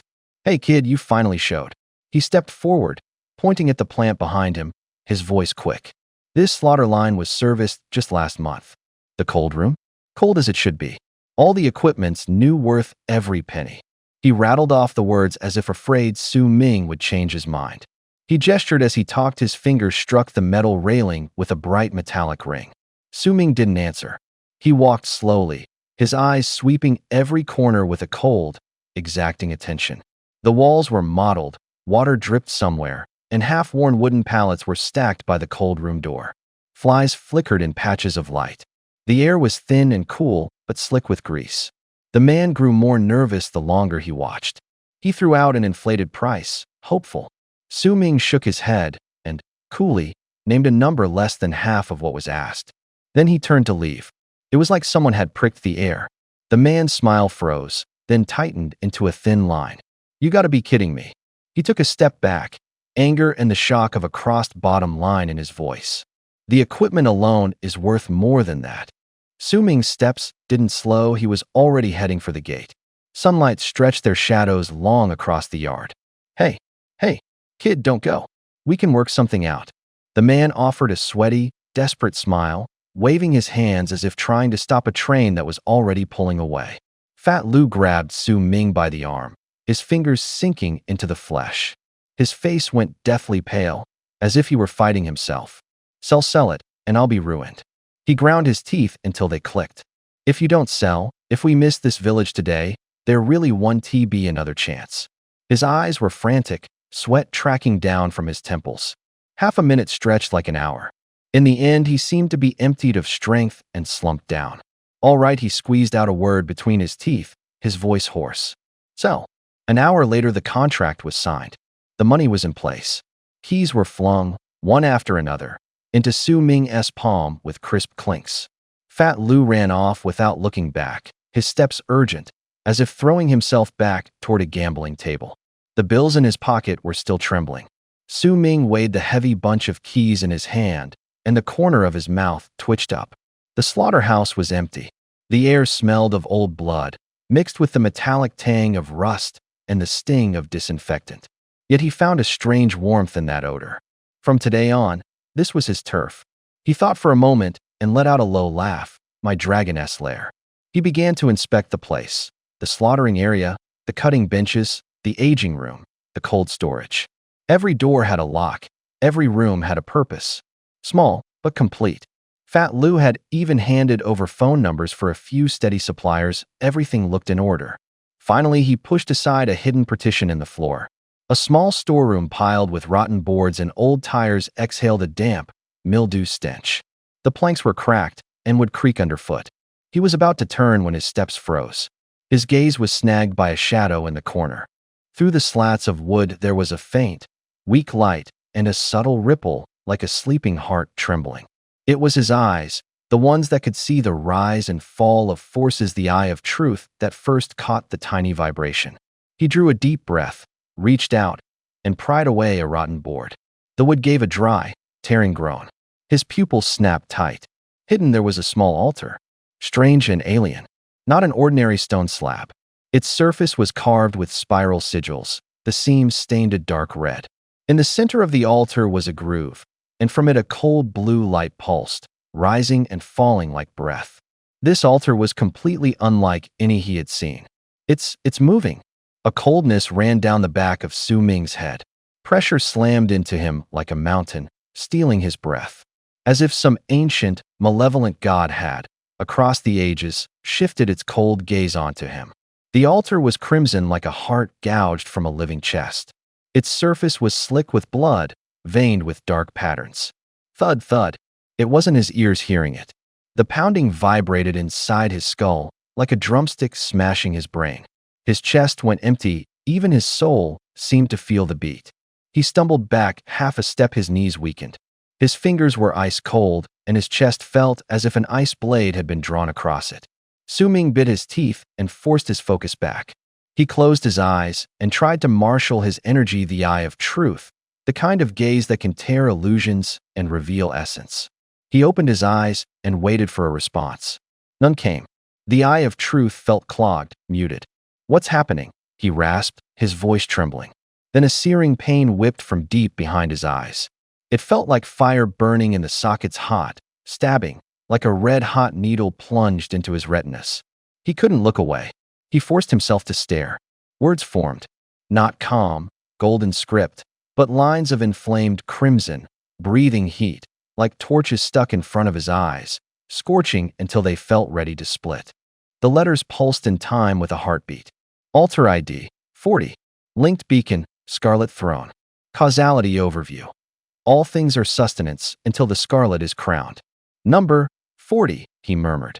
His Adam's apple bobbed. He remembered the strongest altar he'd seen, number 666. That altar had already hatched a mythic dragon egg. This one stood somewhere in the top 50. The abyss it hinted at was unimaginable. Scarlet Throne, Scarlet Crown. Each word stabbed into his bones like cold needles.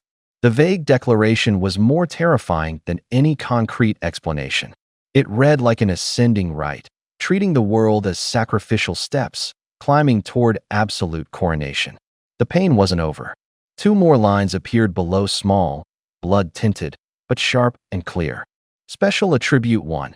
Eternal Altar. This altar exists permanently. It does not consume daily sacrifice counts and may be offered to an unlimited number of times. Su Ming's stomach turned. The air felt coagulated with blood. He could almost smell iron. Sweat slicked his palm and slid over his magic core. His fingertips trembled.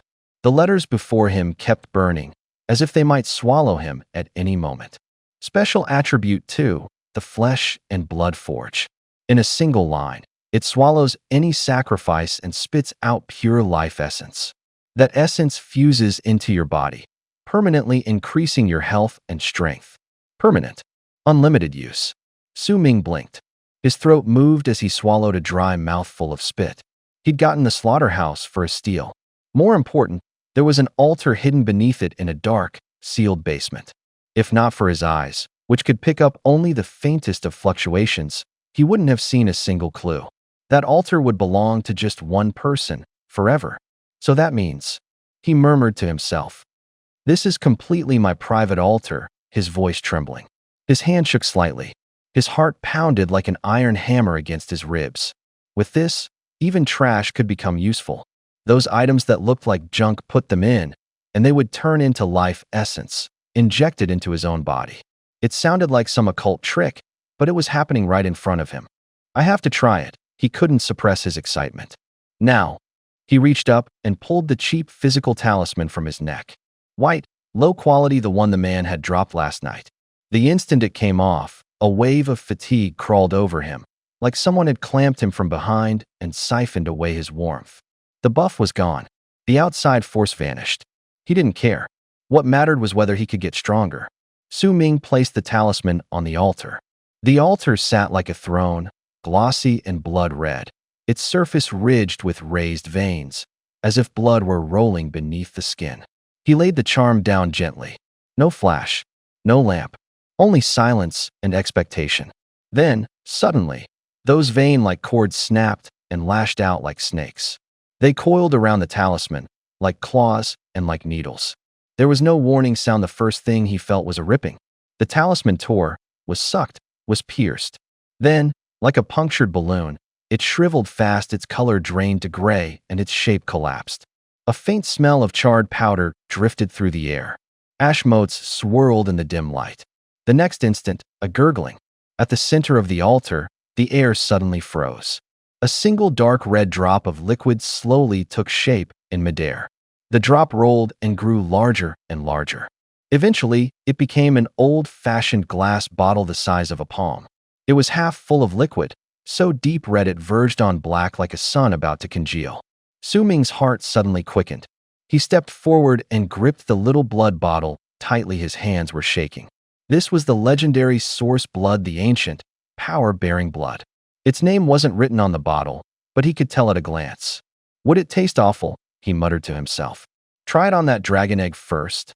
Another thought popped up, but he immediately pushed it down. The owner hadn't even tasted the good stuff, yet why should that creature get to enjoy it first? He wasn't that dragon egg that could drink any kind of blood. Fuck it. I'm going all in. He ground his teeth, his eyes going cold. Weakness was the original sin. He unscrewed the cap.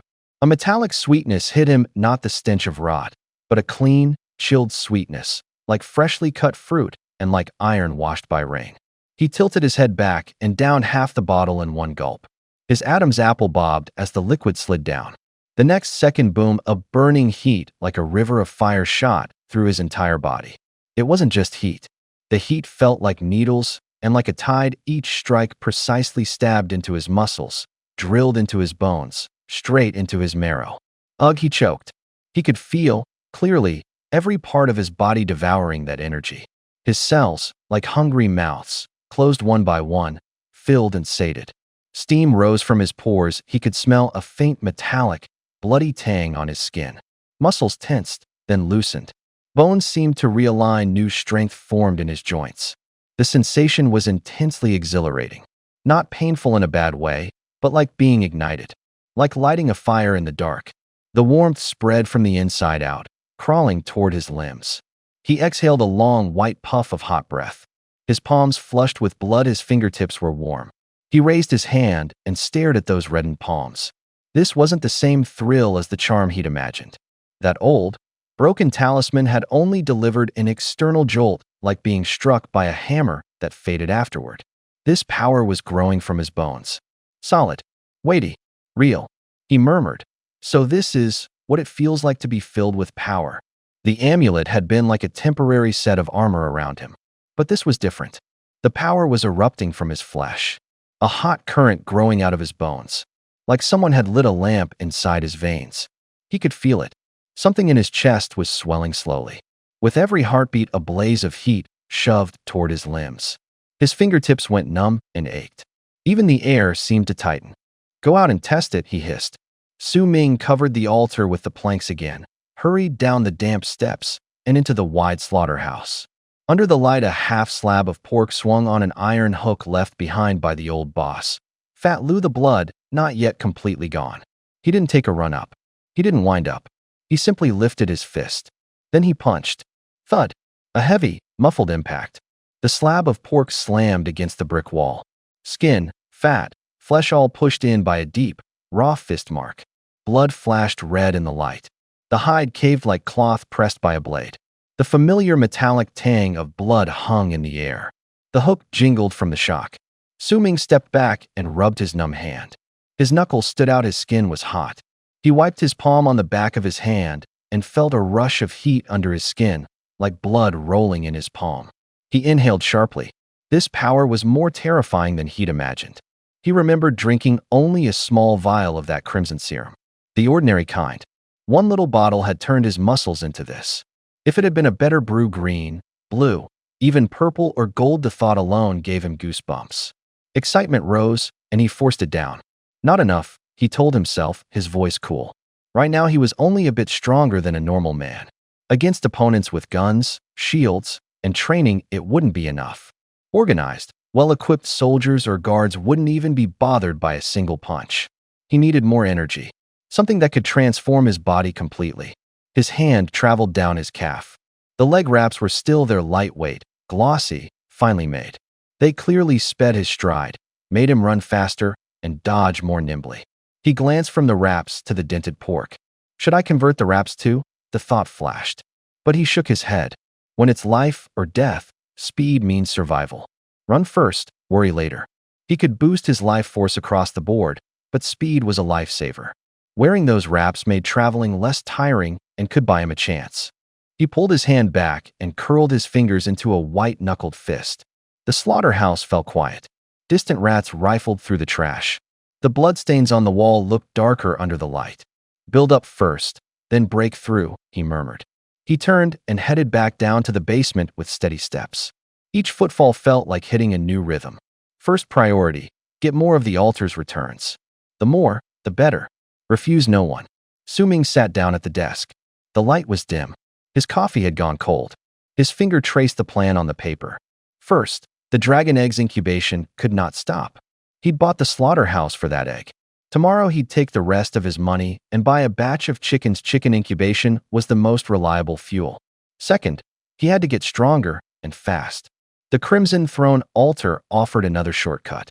The altar spat out a viscous, blood-tinted energy source, blood that could be poured directly into the body.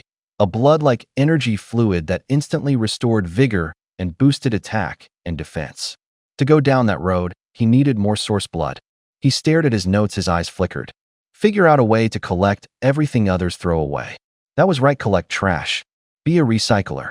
Online, people were full of complaints about bad luck and loot draws. Some wanted to sell, some wanted to trade.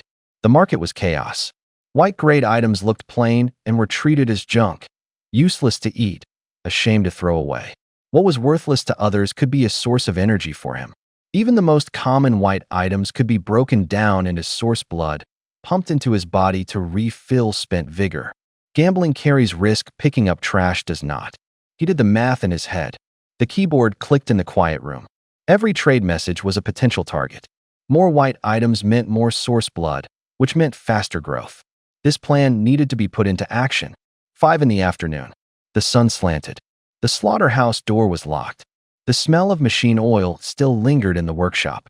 The farm owner had already received the call. Now that things had come this far, new problems had appeared. He opened his phone. The numbers in the banking app blinked coldly. Buying the slaughterhouse had nearly drained his savings. He needed cash to buy chickens tomorrow. Keeping up utilities and equipment would cost money. Buying up those white items people treated as junk would cost money too. Even if the currency might lose value later, for now it was the leverage that moved everything. Su-Ming wiped his brow. All that remained in the room was the ticking of the electric meter. Money was tight, but the road still had to be walked. Damn, it's the new era. Why is everything still about money? Su-Ming muttered under his breath, slung his backpack over his shoulders, pulled down the slaughterhouse's iron gate, and slammed the lock. The latch thudded dully in his hand. Darkness had already fallen. The night was cool. Wind rolled over the empty lot carrying the slaughterhouse's sharp metallic tang and the taste of dust. He headed the other way, not toward the city, but out into the more remote outskirts. Crowded places were always noisy and brutally competitive. If you wanted to find leftovers, you went where people didn't bother. Thinking that steadied his step. He passed a few more altars along the way. From a distance, they looked like corner street lamps, small and worn. He didn't stop. His feet crossed a broken wall and a patch of rubble. The deeper he went, the fewer altars he found. Most of tonight's were low return. Their energy felt like drained batteries, weak and scattered. A crumbling wall caught his eye, and he froze. In a second-floor window opening, a faint ripple of energy blinked, like a lone firefly in the dark. Su-Ming's brow lifted. He slowed his breathing and his movements. With a cat-like flip over a low wall, he slipped silently into the empty building. Inside was hollow. Dust lay thick enough to take footprints.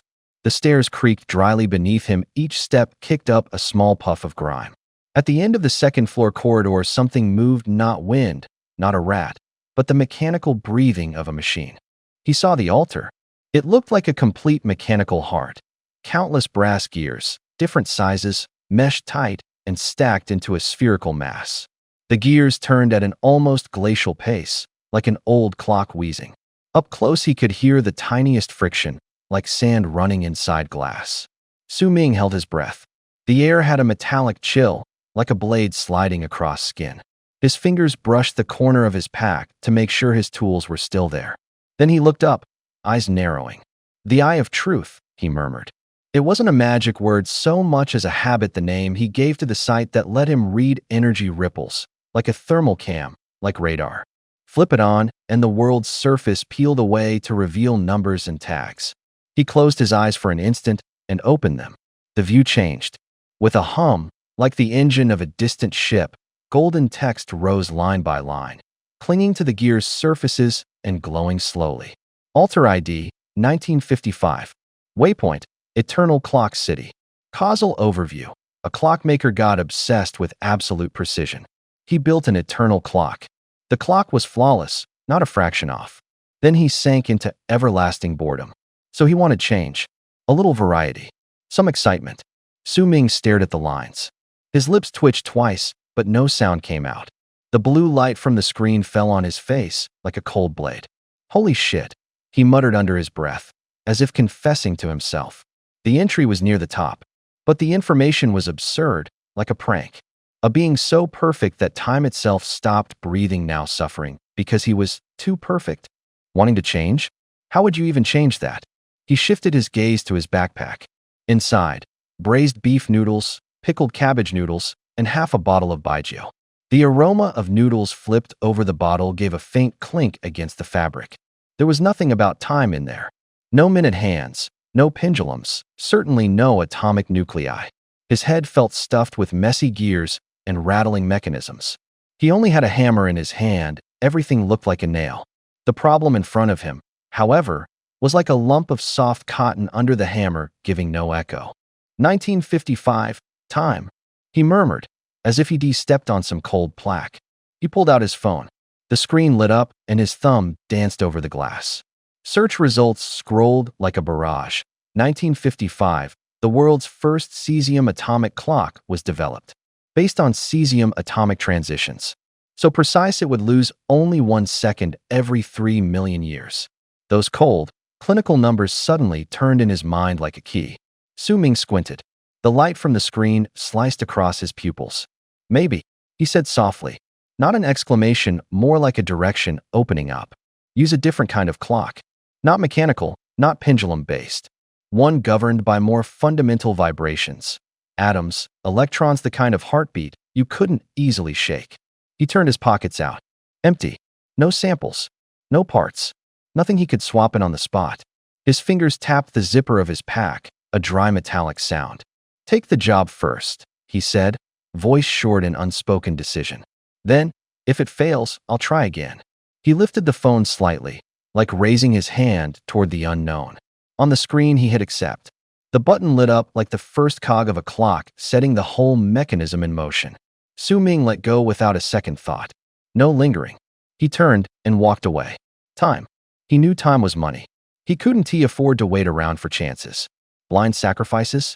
That was like throwing money into a fire. Only gamblers did that. He wasn't T1, just an ordinary scavenger.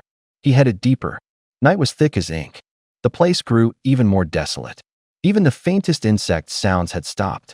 The fallen leaves underfoot were crushed to bits, snapping crisply. A cold climbed up his neck, making his spine prick. About 20 minutes later, he stopped again. Something in a corner ahead was glowing. Huh, he murmured to himself, as if pulled in. The altar in the corner looked like a woven cradle. Spider silk crisscrossed, like fine gauze holding an empty infant. The threads gave off a soft glow in the night, like moonlight on silk. When a breeze passed, the strands rubbed together with a hushed rustle, a low, sighing sound. The light and the sound were out of place, like a piece of art abandoned in a wasteland. Pretty flashy should be useful, right? He muttered, refocusing. Lines popped up on his sensor in front of his eyes, brief, coldly arranged. Altar ID, 37112. Linked beacon, spider demon nest. Causality overview. A spider demon mother who has lost her singing voice. Her children are awakened each night by nightmares. Their cries are like knives. The mother only wants to sing a lullaby one more time to soothe them to sleep.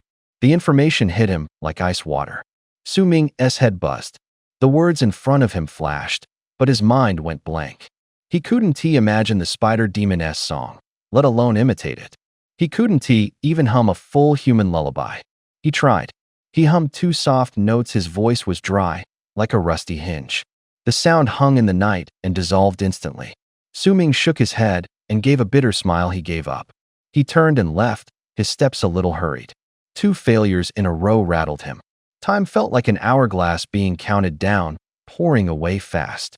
Wind sharpened in the distance. Clouds swallowed the moon. Once the light dimmed, everything sank under a black blanket. The darkness pressed so hard it was hard to breathe. He tugged at his collar and glanced around. A wry smile tugged at his lips, half a self-mockery. So what if he had dragon-slaying skill? Some things, technique is at best decoration. With no time and no guarantee, you could only walk away. He hurried off, his silhouette swallowed by the night, his footsteps unusually loud in the silence. He almost gave up. He was about to move on, try his luck elsewhere. The wind came through. At the bus stop under the streetlight, there was a sliver of light. Very faint, but it stung the eyes. Su Ming stopped. His heart kicked up. He walked toward it without thinking, quickened his pace. Up close, his breath hitched.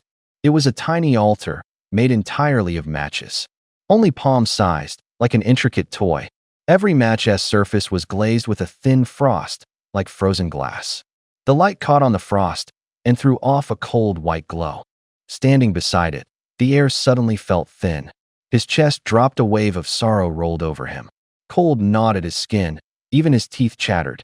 He reached out and didn't touch it. The back of his hand felt a bone-deep chill. Su Ming narrowed his eyes. Something ignited in his pupils, a flash of gold. Words surfaced in his field of vision.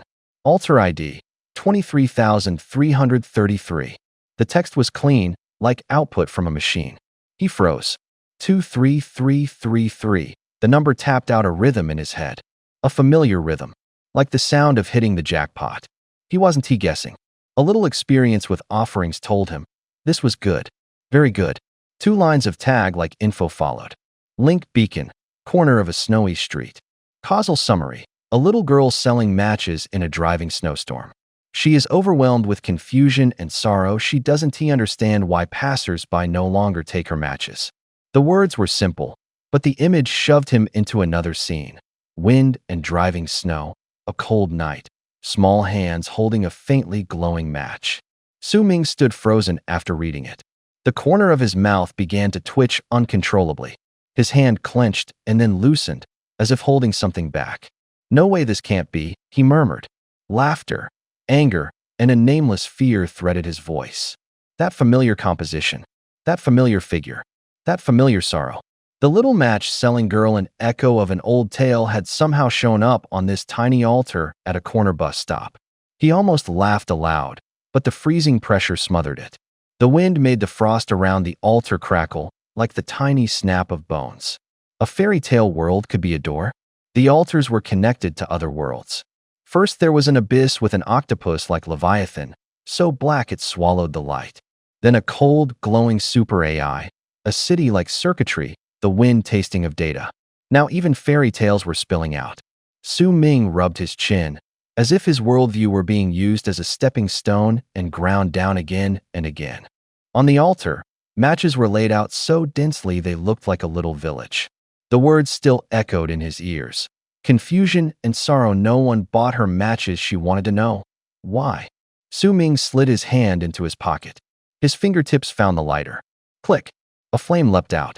Not one of those old stall lighters that sometimes work and sometimes don't. This was the brand new lighter he'd bought for $5 today. Here. He set the lighter in the center of the altar, his movement as light as laying down a feather. Times are changing. He laughed at himself. His voice was low, barely a whisper. Then there was a hum. The thin white frost on the matchsticks melted in an instant, like snow under a blazing sun. Hiss, hiss, white vapor rose. The pine scent spilled out like the perfume from an opened envelope. Su Ming stepped back a half pace, eyes glued to the altar, his heart hammering against his ribs. This was a sign something in his bones vibrated wrong. The frost disappeared completely, and snap. The head of the match in the center flashed. A flame poked out, but it didn't burn upward. It seemed to have a heartbeat, licking along the match heads, skimming from one to the next like a stream finding a drain. The light gathered into a thin line, swallowing the smell of which shavings' warmth pooled in the air, as if someone had lit lanterns far off. Snap, snap, snap. Matches flared one after another. In front of the dilapidated bus shelter, the flames bloomed in the air like a flower. The orange light soaked everything. The cold billboard warmed in an instant. The rusted railing looked as if it had been painted with light. A thin smoke rose from the mossy ground, carrying the scent of burning joss paper. Su Ming reached out his palm, felt warmth first. Heat traveled through his fingertips, like a small hand trembling in his palm. He thought of the girl shivering in the wind and snow. Maybe this was the world she had seen when she struck all those matches. The light smelled like spring. Boom. A force snuffed the flame out in an instant. A violet light slashed through the air like a blade. The light was cold as metal. The sound detonated across the empty platform, echoes folding into jagged cracks. Not the purple light again, he thought, clenching his teeth. His heart hammered, and the warmth in his palm was sucked away. Luckily, no one was here. If this had happened in a busy part of town, it might have drawn 1,000 eyes. The purple receded darkness, and a deathly silence returned. Su Ming's gaze went instinctively to the ruined altar. There, lying quietly, was a palm-sized matchbox. Its design was old-fashioned, the artwork like an antique illustration. One corner bore a faint scorch mark. He hurried over, bent down, and picked it up, pressing his thumb lightly against the top. It felt heavier than it looked. Just this one?" he murmured, skeptical. The matchbox gave a faint hum. A thin light surfaced on its face, like subtitles flickering on an old TV. A few lines of words slowly arranged themselves, as if written by an invisible hand. Name, Matchbox of Hope. Rarity, legendary. Extremely rare. Effect, automatically generates 5 matches of hope every day at 5 a.m. Su Ming's face went rigid. He blinked again. His throat felt as if scraped by a dry rag. No sound would come. Then the reaction hit, first a short, broken laugh, immediately swallowed by a trembling, he couldn't control. He dropped to his knees, clutching the tiny matchbox. The wind tousled the hair at his ear. In his eyes there was both astonishment and fear. Don't kid me. This is an epic item, right? It even comes out with a purple glow. Just this. What? You think I'm so broke you want me selling matches to get by? Following your old path. Big loss for you. Su Ming rattled off his words fast, like he was letting off steam. He kept turning the little matchbox in his hand, and the more he turned it, the more his face cooled. He pushed the inner tray. The paper box slid out with a crisp little sound, like an old door hinge clack. 5 brand new matches lay neatly in the tiny groove. The wooden sticks were smooth. The heads were the standard dark red. No halo. No presents. He tipped them into his palm and gave them a gentle shake. They made a soft clinking tick-tick. His hand could feel the dry wood and the faint roughness of the match heads. Ordinary to the point of being laughable. Sigh. He exhaled, losing patience. Maybe the flame would be prettier or burn a little longer. But they were still just matches, their nature didn't change. He meant to toss them, box and all, into the dimensional storage vault and let the dust bury them. Just as he moved, one match caught his eye. It lay there, quiet. A tiny point of gold light flared on its head. The gold spread, and like letters it rose from that point, hanging in the air, clear as if stamped on a transparent screen. The Eye of Truth activated. Golden text formed slowly. Name, Match of Hope. Rarity, common. Effect, when ignited, extremely warm and bright. The flame resists being blown out by wind and is difficult to extinguish with water. Deals additional burning damage to calamity creatures. Su Ming squinted. His voice dropped a notch. Extra damage to calamity creatures. That line caught his interest. He brought a match to his nose and inhaled. There was no scent of burning, only a sharp match smell, cool and dry. He pictured that little flame like a tiny shield, holding off wind and rain, burning steady. Could be useful against those shadowy, black light monsters. He muttered to himself. The corner of his mouth twitched as if he was smiling.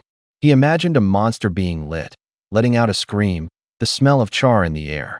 The enthusiasm left him almost as fast as it had come. He shrugged and pulled his attention back to reality. A match, no matter how nice, was only a small aid. Even if it added a trick or two, it couldn't change the whole game. Still, something was better than nothing. 5 disposable tiny matches a day, kinda useless. Su Ming sneered. His disappointment didn't ease much. He lifted the box toward the mouth of his dimensional pocket, about to stow it. His hand rose, but his gaze suddenly froze. An interface popped up. Quality, common. Quality, quality. Something like a lightning bolt struck his brain. His breathing hitched, his heart hammered like a mallet. No, wait. Shit. He must have underestimated this box. He looked down at one match in his hand. Plain appearance, a small head, a thin, brittle wooden stick. But the sentence in his head kept pounding. Each one is a common altar return item. Altar? A picture assembled in his mind. An ancient ritual dais, a throne at its center. The throne could swallow items. What it swallowed fed it power in return. Any return item acknowledged by the rules, no matter how low grade, could be absorbed by the throne and converted into nourishment. He stood motionless. Cold crept over him, goosebumps prickling. A more dangerous thought surfaced. What if this box automatically generated 5 of these matches every day? 5 a day? A nonstop stream. In that moment, the matches ceased to be just matches. They were keys. Little fuel bricks. Toss them into the crimson throne. It would swallow them and grow stronger. Imagine an endless fountain, dropping tiny units of energy into the throne one after another. Unceasing. Perpetual. Su Ming's hand began to shake violently. His heart felt like it would leap out of his chest.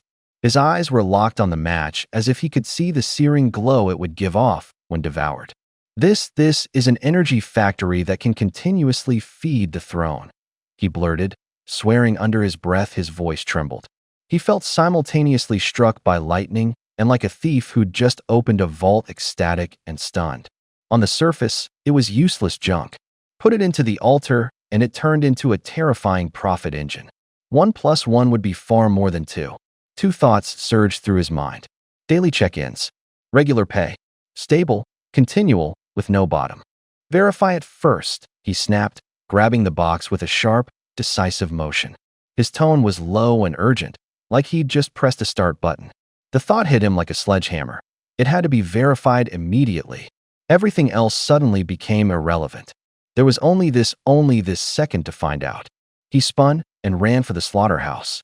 Leaves cracked underfoot, his heels slapping the wet mud, the sound like a heartbeat racing.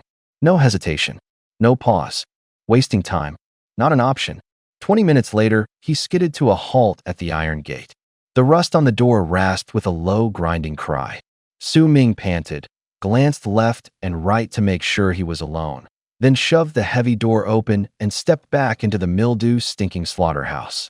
The air was thick with the smell of blood and old wood, damp and oppressive. He went straight for the basement and pried away the rotten boards with force. Sawdust fell like fine rain. From below came a dull, thudding thud-thud. The crimson throne was there again. It looked like a gigantic heart. Its surface was covered with tendrils that resembled blood vessels, coiling and writhing. The tips of the tendrils were thin, like snapped vines. The pressure it radiated made the air itself tremble. Su Ming reached out with his right hand, which shook slightly. The matchbox of hope appeared at his fingertips. He opened it and drew out a match tiny, the wood still smelling raw. He let go and held his breath. In the next instant, the crimson tendrils struck Snake quick, too fast to follow. One tendril stabbed in, then coiled, tearing the match to pieces and sucking them into the throne. The sound was short and sharp, like leather ripping. It happened so fast there was almost no time to react. With a gurgle, a dark red droplet formed at the center of the altar. It was the exact same size as the drop he'd seen in his last experiment. The liquid was thick, like heated ink.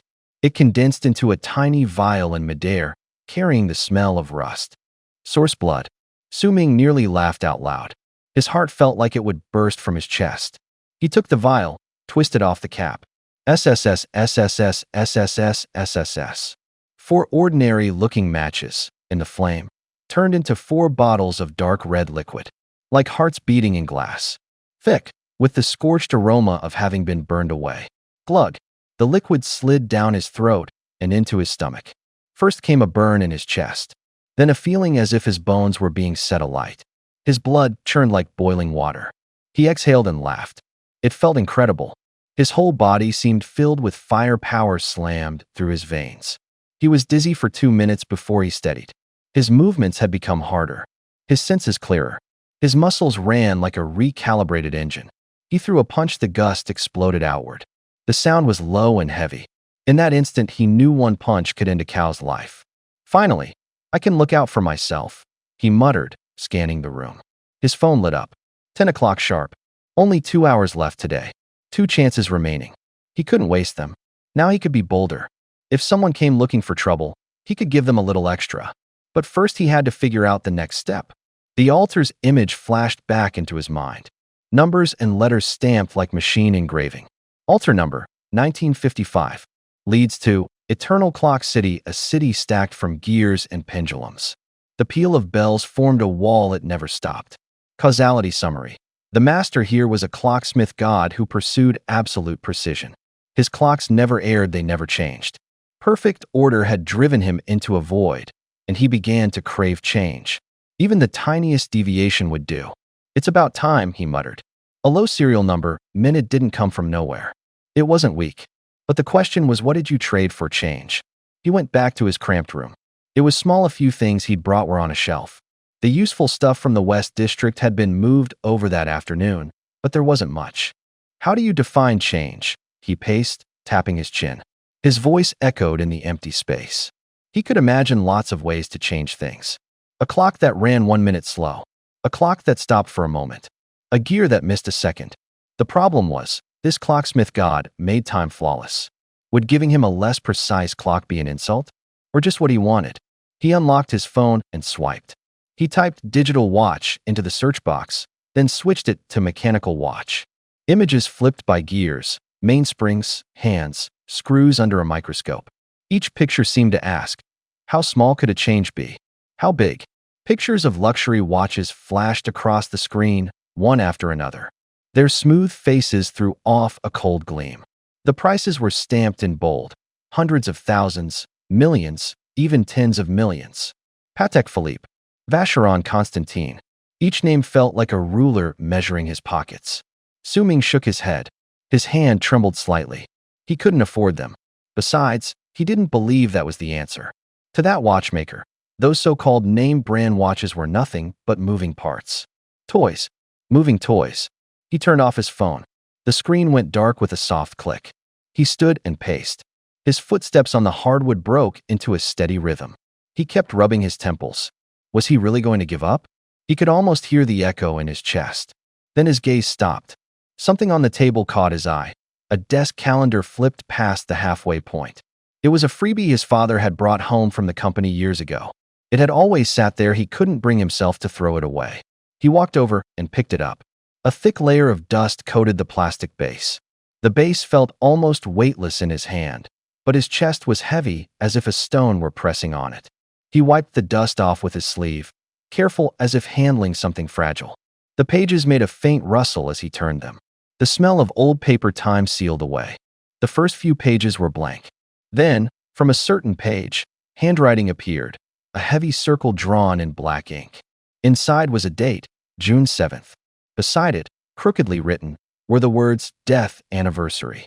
That was the day his parents died in the car crash. His finger paused on those words. His fingertip went cold. Memories surged up like a tide. Every year on that day, he went to the cemetery, sat for half a day, talked to them, told them he was doing fine, not to worry. He kept flipping. September 15th. A tiny red heart, as if stamped on in haste. That was the day he and Xia Weiwei started seeing each other.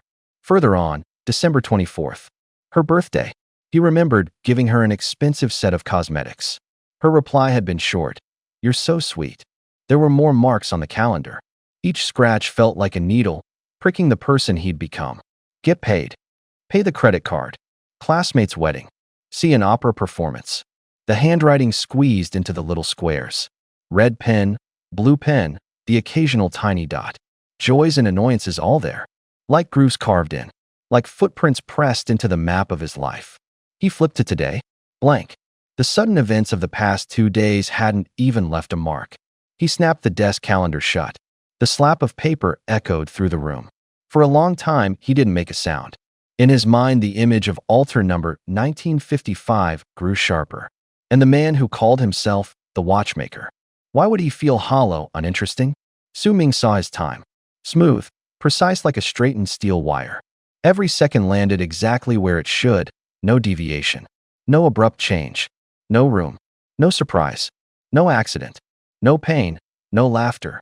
Like a mirror, cold and calm. Dead. His fingers slid along the calendar's edge. The roughness of cheap paper met his skin. By contrast, this desk calendar was all creases and handwriting. Time on it bent, overlapped, went wrong. Someone was late. Someone celebrated. Someone lay awake. In the chaos, there was warmth. There were cracks. It was alive. His heart began to race out of control, the tempo quick, like a leaking clock. Su Ming felt as if he'd seized something. His chest tightened. Perfect time is dead time. He murmured, low but clear. Living time is, by itself, imperfect. A thought settled in his chest. It wasn't about reducing accuracy, nor swapping in a more advanced clock. The watchmaker didn't need finer gears. He needed a different experience of time that could slip out of sync, that could pause, that could surprise. Time that could laugh, that could hurt, that could be remembered. His hand trembled slightly. That eternal clock, cold as a tool, without life. Suddenly there was warmth in Su Ming's eyes. The little tear-off calendar in his hand was cheap. The paper was thin, the corners worn. A few old ticket stubs were shoved into the page seam. A coffee ring had opened into a brown circle. Several dates were circled in ballpoint, the handwriting crooked. There was a dried tear stain on the paper, like a tiny map pointing to some long-ago night. It wasn't precise. It was worn. But those flaws had etched a life onto it. Each page was like a window. Behind those windows were arguments, embraces, the smell of an ordinary breakfast. Not a cold timeline, more like a winding river. The stove at home, the bickering by the bedside, the eyes that burned alone at night. The perfectionist watchmaker might have made gears that meshed in absolute order.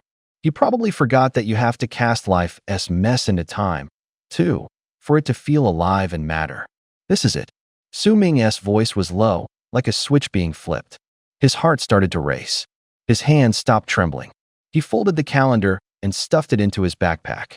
The strap dug into his shoulder with a faint whisper of friction.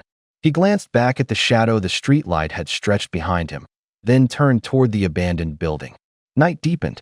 The suburban ruins stood like a skeleton, wind whispering through the cracks. Shards of glass in the distance caught the moonlight like ice flakes. His steps on the gravel made a crisp sound. Cold wind shoved into his collar, bringing the smell of earth and mold. He didn't feel the cold. He felt blood churning in his chest like water coming to a boil. An hour earlier he had faltered at that altar empty-handed, hollow-hearted, forced to leave in a huff. Now it was different. He had packed all his past into a broken calendar that was his ace. Like a hunter returning to an ambush, his steps were steady and his eyes sharp. The wind tore his thoughts into scraps of old paper. His father's stern face, reaching his hand across the window in the deep night, his mother's nagging, warm as soup. Each word filling his belly, that bowl of egg noodles he never tired of, the scallion scent floating on the broth. After they left, he had curled up in a cold room while the city outside lit 1,000 homes. He remembered what it felt like to be ignored, like a speck of dust on the shoulder of the city that nobody noticed. Those memories sat on his chest like stones. He turned in the dark, listening to his own breath, counting the dawns. Now he cracked those stones and, piece by piece, put them into his pack, like pushing chips toward the center of a table. He stopped at the ruined building. His hand went into the backpack and took out the calendar. His fingertips found the circled marks, the dried tear. The paper had warmth, as if it still held a past heartbeat. "Goodbye," he whispered. The sound was close, like a door closing. He laid the calendar on the altar. Paper met cold stone with a tiny scrape. His heart beat like a drum, faster and faster. He closed his eyes as if reciting a vow, as if saying farewell to his past.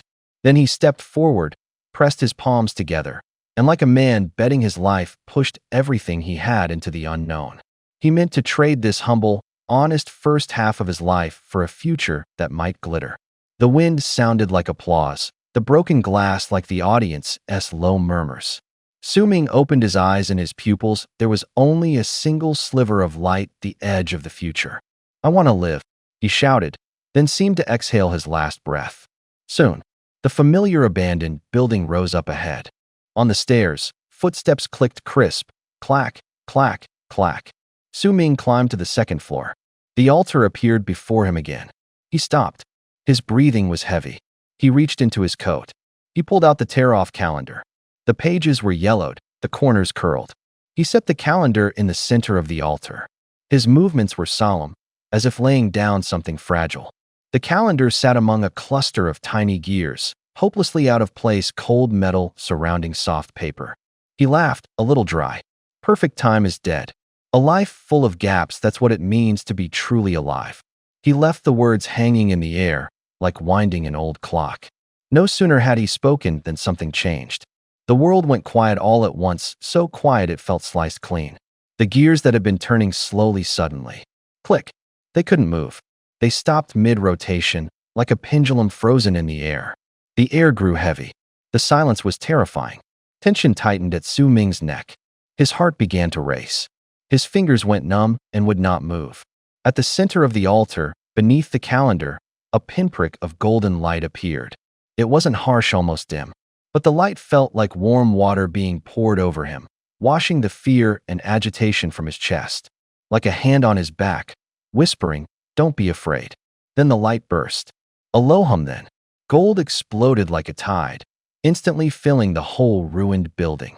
Brick, shattered glass, dust, everything took on a warm hue. It was like the mythical kingdom spoken of in stories, but with real, earthly smells. Baked earth, sweat, the sulfur of struck matches. Su Ming stood in the light. His gaze was pulled into a flowing surge of images. Frame after frame rushed into his eyes like a carousel gone wild. A baby's first cry, sharp and strong, struck his eardrums. Under moonlight, two young people whispered clumsy words, their voices threaded with laughter and shame. On a battlefield, armor scraped metal against metal, wind cut like a blade along edges, a hero, alone and head high. walked through the crowd's cheers. In a corner, a ragged old man cradled a bowl of hot soup. Steam fogged his face, and when he closed his eyes, his mouth twitched with contentment. Joy surged in and was shattered by grief. Meetings arrived, bright partings fell like a cold knife. Hope pushed up like spring buds, despair piled like winter snow. Together they drove the river of time, flowing without end. There was light in the scenes. There was also gray. Su Ming saw faces, hands, faded nails, and newly born tears. He saw himself young, old, crying, laughing. Each version of him was lit by time, then taken away. He saw the young man, standing before his parents' cold headstones, forcing back tears, forcing a smile. His finger drew circles on the stone, the motion so light it seemed afraid of making a sound. The scene was painfully alive. The light faded slowly, gold at first, then thinning to nothing. Silence settled back in. Su Ming turned his head and looked toward the altar. The gears moved again. A faint click, like a clock. The old wall calendar was gone. In its place lay an antique pocket watch, plain and worn, resting at the altar's center, its surface dulled to a soft sheen. Eye of Truth, activate. The voice was a low, resonant tone. Then a hum, like a train far down the tracks. Information flickered in the air like a screen. Name, Fate Pocket Watch. Rarity, legendary. Effect, allows the wielder to detect imminent changes in the surroundings. Intuition becomes extraordinarily sharp. Reaction and decision-making time are significantly extended. Passive. Su Ming squinted. He scanned the description, his brow almost twitching. Just one line? Only a passive effect? A legendary item sounded so underwhelming. He reached out. The watch settled into his palm, cold at first like old steel, clean and sharp. Then a faint vibration crept up from his palm, like countless fine threads trembling between his fingers. From beneath the cover came a steady tick, like a heartbeat. Time seemed to be gently stretched. Sound slowed. Dust hung in the air like a slow-motion shot in a movie. Distant winds stretched into thin threads. His breathing became so distinct, every inhale felt like a page being turned. It didn't add strength. It didn't add armor. It gave him sight of the opening. It was as if someone had set him on a chessboard and revealed his opponent's next move. Memories of failures flooded in.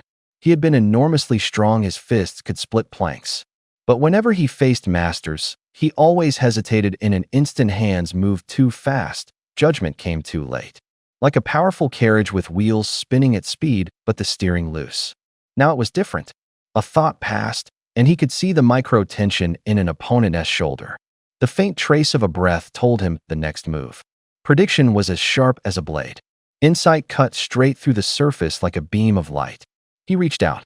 In the blink before his eyes, a pebble teetering at the edge of the altar fell. Normally, he would have been too slow to catch it. The watch vibrated in his palm, but his hand moved first. His fingertip met the pebble before it hit the ground. It was stopped and gently landed in his open hand.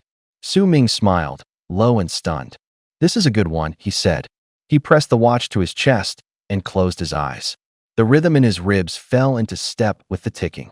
The world returned to its usual bustle, but his gaze had acquired a new stillness, one that could see through the surface ripples. Su Ming made up his mind.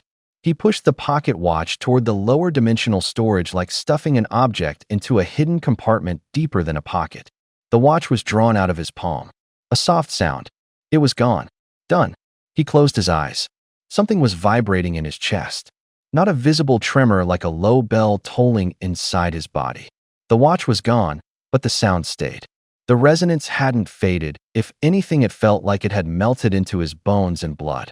Its warmth and rhythm became part of him. He thought back to last night. The man had surged at him from behind, as fast as the wind, knife in hand. If not for that fourth act pass, he'd have been down. Now that he thought about it, Su Ming smiled, a cold smile, not a loud one. No need for a trump card. No need for an ambush. He was confident. He would turn the tables calmly. One strike, and it would be over. He drew a deep breath and checked his watch. 10:40. There was still over an hour before the altar refreshed. He could get even stronger. Before he finished the thought, his shadow dove back into the night, as if swallowed by blackness. He had to move fast. Time passed. A long time. Su Ming fell silent. He'd expected to get twice the result for half the effort swap weapons, and his confidence had ballooned. Reality had just slapped him. Nearly an hour had gone. He'd turned this ground inside out. He found a few altars, sure, but the more he looked, the harder it was to laugh. Each one was a joke absurd to the point of being speechless. Altar ID 87451. Linked waypoint, rotting swamp. Cause summary: a gigantic mosquito on the verge of starvation, desperate to suck a mouthful of fresh blood. Su Ming smelled wet mud and rotting flesh. His throat tightened. A mosquito? He hated mosquitoes. That buzzing got under his skin. If he could swat it with his hands, he would. He actually wanted to kick this altar to pieces. Next, altar ID 54727. Linked waypoint, dung beetle paradise. Cause summary: a dung beetle that just finished rolling its ball discovers its work is gone and is furious. He almost laughed out loud, then bit it back. His mouth twitched. He didn't even have the energy to mock them anymore. What the hell is this? He muttered. The wind shredded the words in the night. There was only him and a handful of ridiculous altars. The world was getting weirder. He drew his gaze back, turned, and started to walk away. If he stayed any longer, he was afraid he'd do something stupid, run up to the altar and fling a chunk of junk at it. See if he could make friends with that beetle. The thought flashed across his mind, and he swallowed the grin back down. Time's running out. Su Ming pulled out his phone. The row of numbers on the screen jabbed at him like needles. He stared at it, his palms sweating. Less than half an hour. Anxiety rose in waves, each one pushing harder than the last. This was the last chance today. Was he really going to waste it on this trash? He clenched his teeth. Only one thought remained. Don't give up. Cursing drifted on the wind, broken, punctuated by the clink of beer bottles. People were arguing. The voices were getting closer. Su Ming snapped alert, his body tensing like a spring. He crouched low, feet as light as a cat's. Through a gap in a battered container, he slipped toward the sound. Now he moved with calm, deliberate precision, like a pro hunter. His eyes never stopped scanning. His nose picked up the damp stench of cardboard, oil and heat mixed together, threaded with the sharp tang of burning plastic. The lot was more open than he'd expected. Abandoned containers piled into fortresses, their metal edges catching the moonlight. In the center, two small crews faced each other in lines, teeth bared. Someone shouted so loud their words cut like knives. Metal rang, footsteps scuffed, low threats braided through the air. The altar stood beside them. It gave off an unsettling pink glow, like flame that gave no heat, like neon but softer. The light threw long shadows across the concrete. Its shape was worse. A hand, magnified 100 times, like a carved jade hand severed at the wrist, palm up. The fingers curled slightly, as if begging or casting. Pale pink light flowed between the knuckles, like blood and like water. The glow held a faint vibration, like the distant hum of a swarm. Su Ming's heart hammered. His chest felt as if two hands were squeezing it. Just by its look, it wasn't some roadside trick. The thing radiated a pressure that made the air heavy. He didn't rush it. He didn't reveal himself. Instead, he melted back into the container's shadow, his back against cold steel, a hunter waiting for prey to slip. It wasn't time to act. He watched.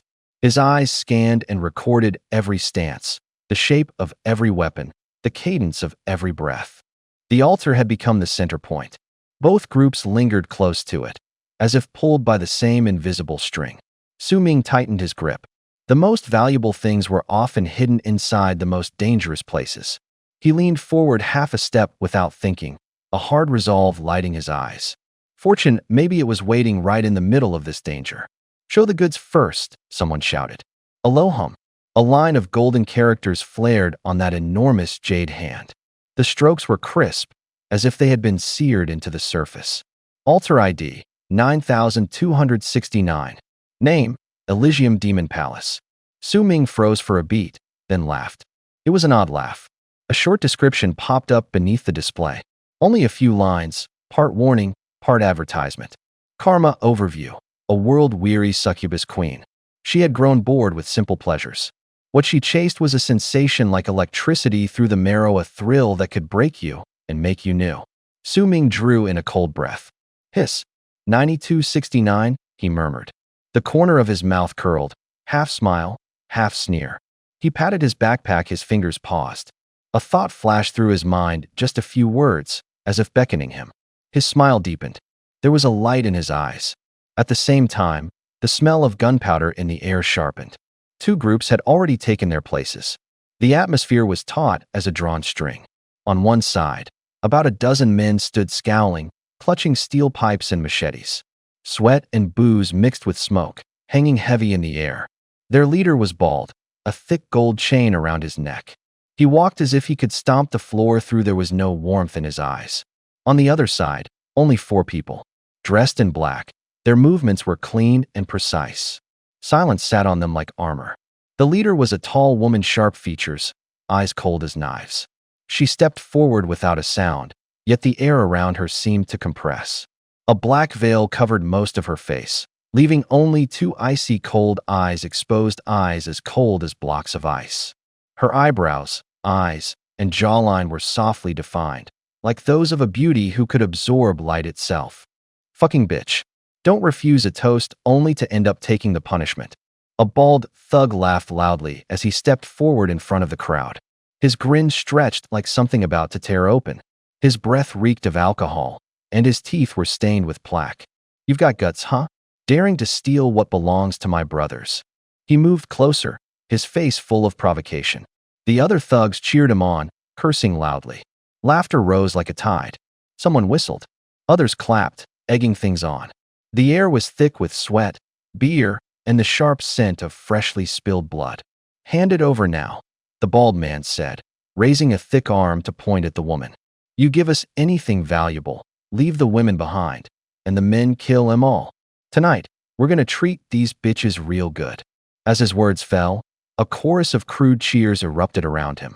One of the gang members shook a steel pipe in his hand.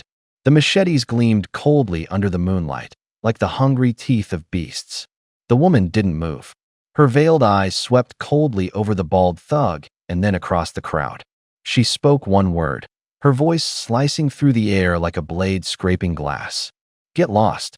Her tone was sharp, emotionless, like a winter wind that had frozen the laughter mid-air. The bald man's smile froze for a split second. His advancing foot hesitated mid-step. He clenched and then loosened his fist. The color drained from his face, as if the wind had stripped it away.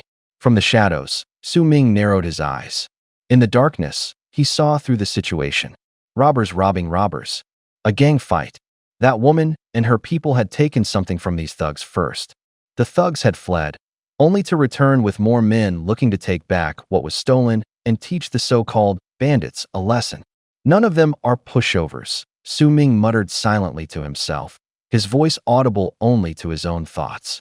The night air crackled like a pot of boiling oil being stirred hot and volatile. Got a face but won't take it. Brothers, let's go.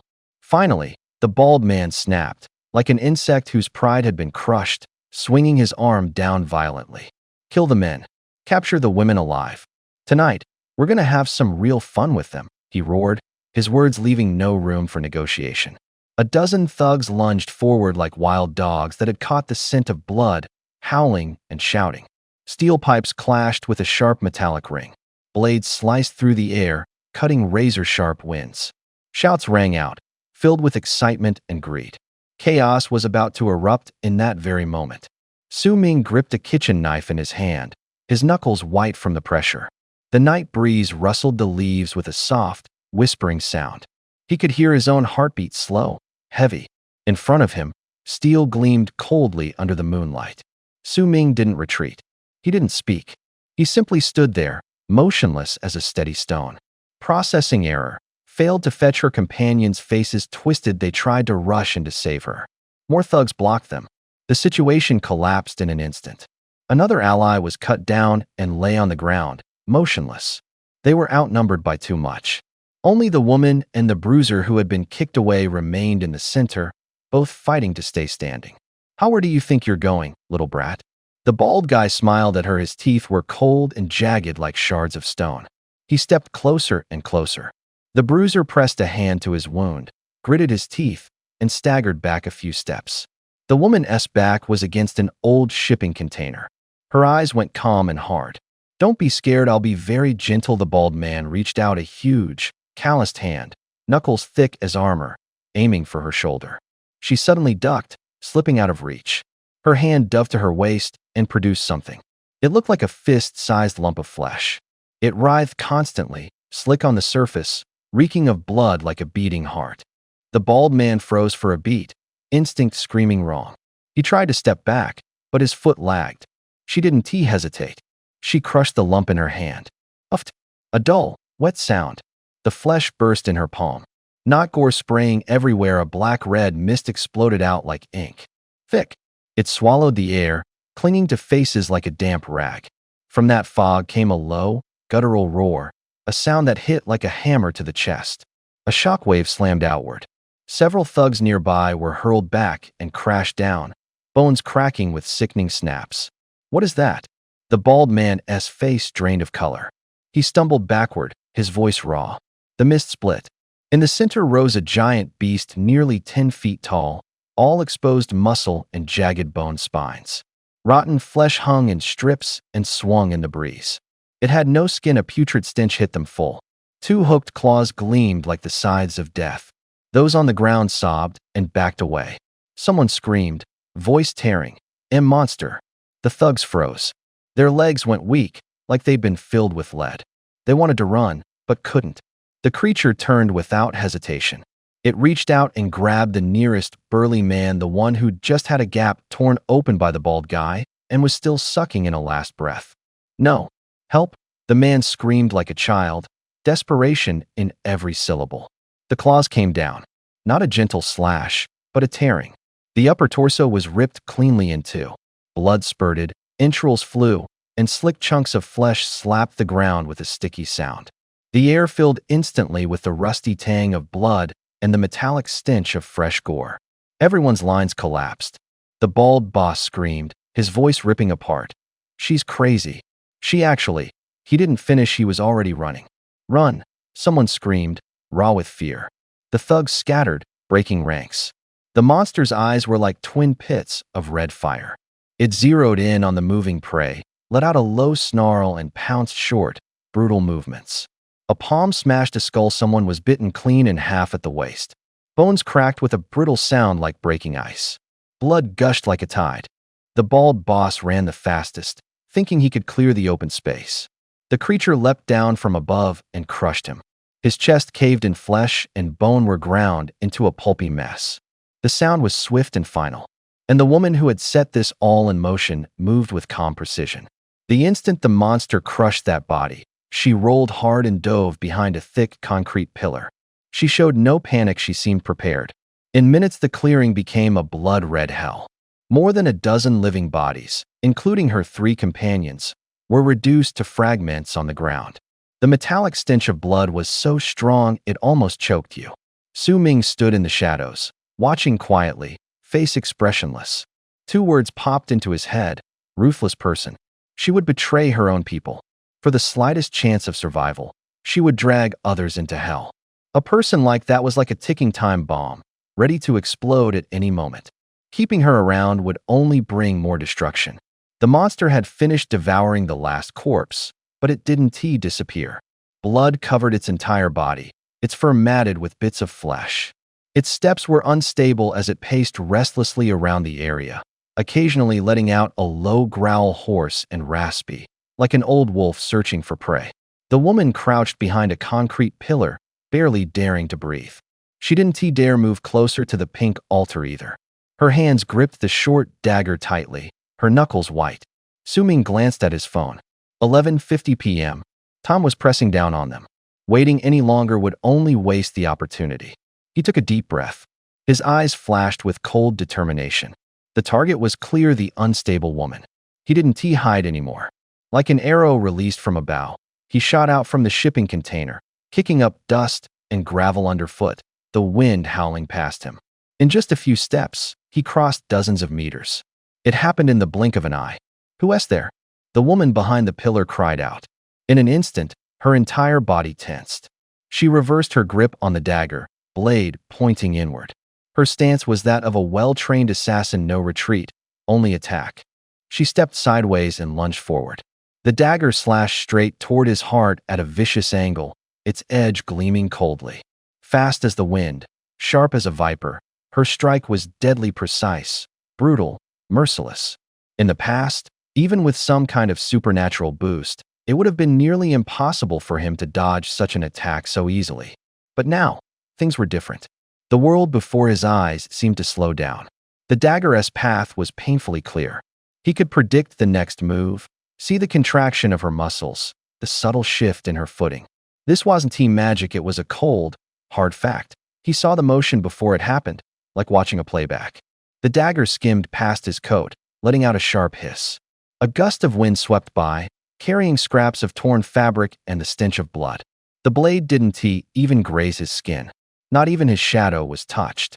Her eyes widened in shock. She had never seen anyone dodge her killing strike so effortlessly. Surprise twisted her face, and for a split second, her hand trembled. The dagger's angle faltered. Su Ming didn't stop. His gaze was as cold as a blade. What he was about to do next was already written in the air. She hadn't had time to change her move. Su Ming took a step back, and his counterattack arrived first. His wrist flicked. The blade suddenly flipped, snaking around her guard and grazing her arm. SSS. Blood burst open. She gave a muffled groan. The dagger hit the ground with a crisp metallic ring. Her eyes were pure terror. What are you? Her words were cut in half. The second strike had already fallen. Faster, harder. It sliced across her other wrist, the thin tendons sending a ripping pain up her arm. 2 cuts. 2 blows. Su Ming was untouched. Her hands went slack. The dagger slipped from between her fingers and fell into the mud as if it had lost all weight. Negotiate. Don't talk to me about sentiment. Su Ming's voice was like a blade. His gaze was cold and emotionless. He stepped closer. He raised his fruit knife. The tip pointed at her throat. The blade carried a cold, homicidal intent. The faint gleam of the pocket watch at his side flickered, stretching time into slow motion. Each of his strikes was more precise, more merciless. Die, he barked. Just as the tip was about to touch her neck, a storm flared in the woman's eyes. She let out a wild scream. Boom. The sound was muffled, like a blow to the chest. Her body ruptured like a balloon popped from within. She didn't split open so much as explode inward. A mist of blood sprayed out, bits of flesh and froth bursting in the air, and a metallic sweet stench slammed into the nose. The blade cut only empty air, whistling as it passed. It touched nothing. Su Ming froze. The handle thudded in his hand. He snapped the knife back, took a half step back, and his face darkened. The blood mist churned in the night wind. A gust tore it apart like smeared ink, and it vanished in an instant. Only the aftertaste remained. No body. No severed limbs. Dead. No. She had simply disappeared. Su Ming stood there, the knife in his hand trembling. It wasn't fear. He was speechless from what he'd just seen. The living person had been ripped out of the air, gone without a trace. He stared at the spot where the woman had vanished. On the floor, only droplets of blood fell from the 2 arms he'd cut. The crimson shimmer trembled on the boards like a snapped red thread. Damn, he muttered, his voice dry. He'd thought his luck couldn't be better tonight, level after level, enough to handle most dangers. Now he knew he was completely wrong. This world was deeper, darker, more dangerous than he'd imagined. And there were tricks where someone could vanish while still alive. Su Ming drew a deep breath and calmed his pounding heart.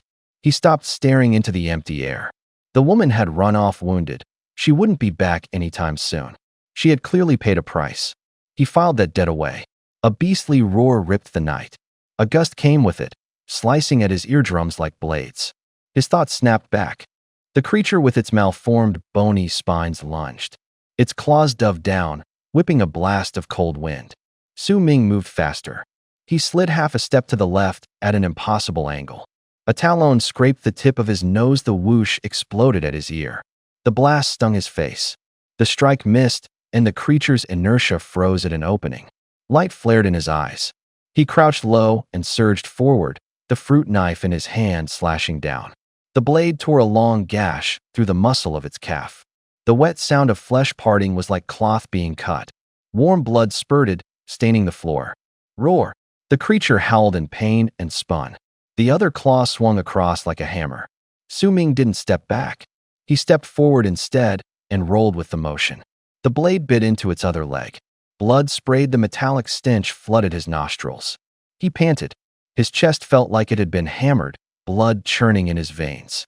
Heat roared through him, and his gaze sharpened. Nice. He laughed out loud.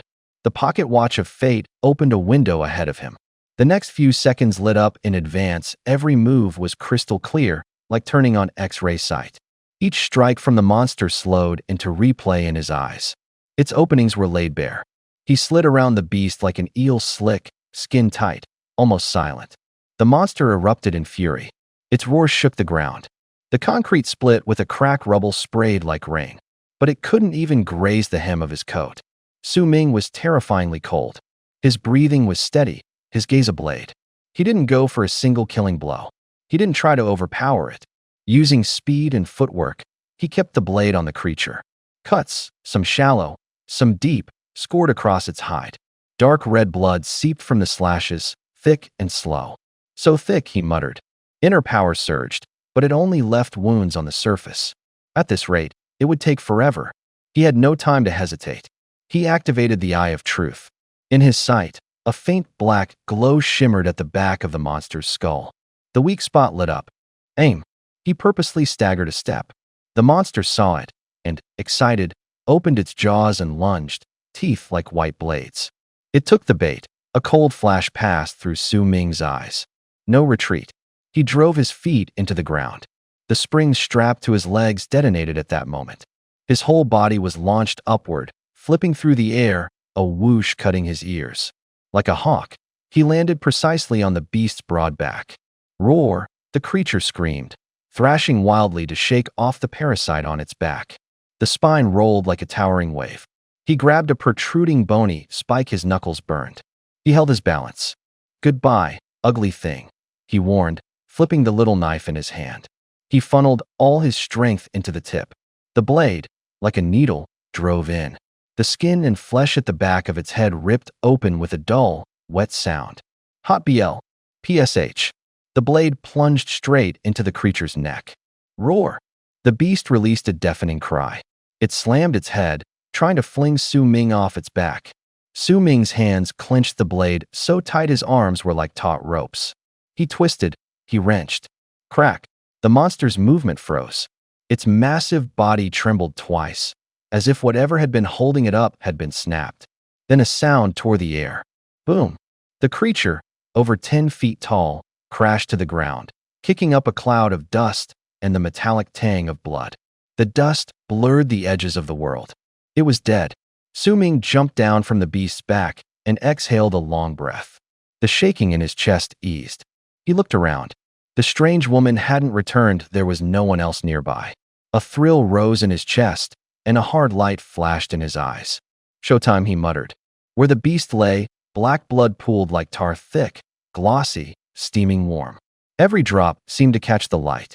Su Ming reached into the storage pouch at his waist and pulled out a black egg etched with weird scale-like patterns. It trembled in his hand. Dinner time, little guy, he said with a sly grin, his voice low and insectal, like something crawling in the dirt at night. He set the egg down on the blood. The moment its shell touched the surface, it vibrated. There was a tiny bell-like hum. The patterns flared red, like veins electrified. Glug, glug. Small swallowing noises wormed into the air. The egg began sucking up the blood at an alarming speed. The surface of the pool seemed to be swallowed by an invisible mouth. Hot breath of iron and bitter tang wafted up. Energy churned in the air like compressed lightning. Su Ming's eyes widened. Watching the blood drain, he wasn't satisfied. He scooped the egg up and pressed it into the huge wound at the back of the creature's skull. Suck it all up, he commanded under his breath. The egg obliged greedily, pressing into the wound like an infant latched on, devouring the remaining blood. The suction was fierce. The dark liquid inside the wound was pulled clean in moments. The instant the blood was gone, the egg's markings flashed even brighter, as if a heart had tightened and relaxed. Su Ming hugged the egg hard, his smile edged with a touch of mania and a sliver of caution. He could feel a warm current coming off it, not just heat, but a strange power skittering in his palm. A thin ribbon of blood-red light bloomed across the shell for the first time, like the last warmth rising from dried stains. Minutes later, the monster's corpse collapsed completely. Flesh caved in, joints cracked like brittle wood. All the blood drawn out as if sucked dry was gone. Suddenly, a line of tiny blood-red letters appeared on the dragon egg. The script was cold and sharp, as if written on glass. Hatching progress, 2%. Holy shit. It's moving, it really is moving. Su Ming leaped up. His voice trembled. The progress bar had appeared. This meant it wasn't just a daydream. He swallowed his excitement and moved with sudden speed. Blood from the fight spattered the altar. The egg was absorbing it. He couldn't let any of it go to waste. Beside the corpse lay several white, glowing orbs. The Eye of Truth scanned them and only returned useless data. Su Ming frowned but didn't dwell on it. He scooped up the orbs and tossed them into his dimensional storage. At the thought they compressed and converted later, he could exchange them for source blood, thick, cold, something capable of fueling powerful transformations. The haul exceeded his expectations. Su Ming's smile turned fierce. Then he looked up, his gaze falling on the enormous jade hand on the altar. In the night, it seemed alive. Veins of green light ran through the stone. The fingers were long, the joints lined with tiny filigree, beautiful and dangerous. Su Ming whispered 2 words. Succubus Queen. He reached into his bag and felt the small bottle in the side pocket. Green glass, cold to the touch. Small, but noticeably hefty. The rim still bore the torn edge of an old label. A mad smile tugged at his mouth. Su Ming murmured to himself, I'm a pro when it comes to thrills. He twisted the cap. A sharp blast of mint and camphor hit him like a knife up the nose. He sucked in a cold breath. His eyes burned and the tears came. The smell was strong enough to drag a person back from the edge of consciousness. He dabbed a bit of the medicated oil, a tiny bottle of potent mint camphor liniment, on the jade hand's knuckles. The palm was icy. When the oil touched the jade, there was a faint sizzle. 1 second. 2 seconds. Nothing. Su Ming was about to curse when the air suddenly shuddered. A low hum drilled up from beneath the altar, like a distant great bell being struck. Hum. The jade hand convulsed. The nails paused, then hooked into the altar's surface like claws, the force brutal. Stone gave with a crisp crack. Tiny shards flew, spitting down onto Su Ming's arm, cold as night rain. At the same time, the blood-red letters on the egg flickered. The 2% jumped as if shoved by an invisible hand. Digits danced, and light fanned outward. Beneath the shell, energy sloshed like stirred water, sending up ripples. The mint's cold braided with the egg's inner heat. A pale steam rose, smelling of charred herbs. Thin lines of red light seeped from the hand's joints, like blood running through veins. It tightened its grip on the altar, palm up, fingertips aimed at the egg, a suction cup beginning to pull everything in. Su Ming's eyes were openly thrilled. The progress bar jumped again. Sound, light, and heat assaulted the night in unison. This was only the beginning. The jade white hand twitched. Its fingers snapped shut. The palm trembled, as if jolted by electricity. A dull boom rolled through the ground, reverberating low. A strange purple beam instantly swallowed Su Ming. He squinted. That's it. Purple. His voice was calm, threaded with a hint of resignation. He shook his head, talking to himself. I figured there'd at least be some red, a little more drama. The light didn't scatter like before. It hovered at the lip of the altar, condensing. The purple glowed like liquid, slowly being pulled and shaped. Something was taking form. Su Ming instinctively tightened his grip on the hilt. The back of the blade gave a bright metallic note. The light split, and the outline grew sharp. A face surfaced from the mist of light. The eyes opened first violet, as deep as the most dangerous night bloom. Su Ming froze. A sound stuck in his throat, never becoming a sentence. The woman stepped out of the column of light. Her pace was neither hurried nor slow. Her figure was almost perfect, a narrow, powerful waist, curves as if deliberately sculpted. Long legs just standing there, she looked like a delicate banner unfurled. She wore little leather, covering only what was necessary. Her pale skin caught the altar's cold glow and gleamed like porcelain. 2 small horns curved from her brow, elegantly formed. The tip of her tail shaped into a heart, swaying gently as if keeping time. She stretched lazily, movements both feline and serpentine. A low laugh, soft enough to melt ice, slipped out. It carried honey and danger. She licked her lips, her gaze piercing the air until it landed on Su Ming. Man. Her voice was low and silky, like satin sliding over skin. Su Ming felt his chest tighten. His blood prickled. He tried to clear his thoughts. The tip of his blade caught a flash of violet.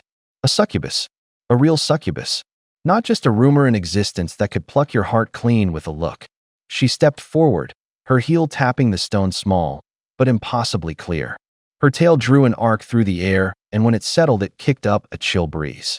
"You have pleased me," she smiled, a smile full of approval and threat. Her lips came almost to his ear. Her breath was cloyingly sweet and warm. "Now, to the one who came to entertain me, say what you want." Su Ming's hand tightened further. The hilt gave a creak. Outside, the purple light still pulsed slowly, like a heartbeat. The air smelled sweet and spicy, making his head swim. "As a reward, great Lilith, I will grant you." The voice fell away, and it was like lightning struck Su Ming. His chest jolted. His tongue went dry, his mouth full of grit. Blood raced in his veins, and his head buzzed. "Holy shit, it can hatch a hidden variant like this?" He blurted, disbelief raw in his voice. The atmosphere felt so close it was like it could pull someone in. Lilith smiled proudly as she stepped nearer, light in her eyes. Her charm was a warm current, seeping into bone.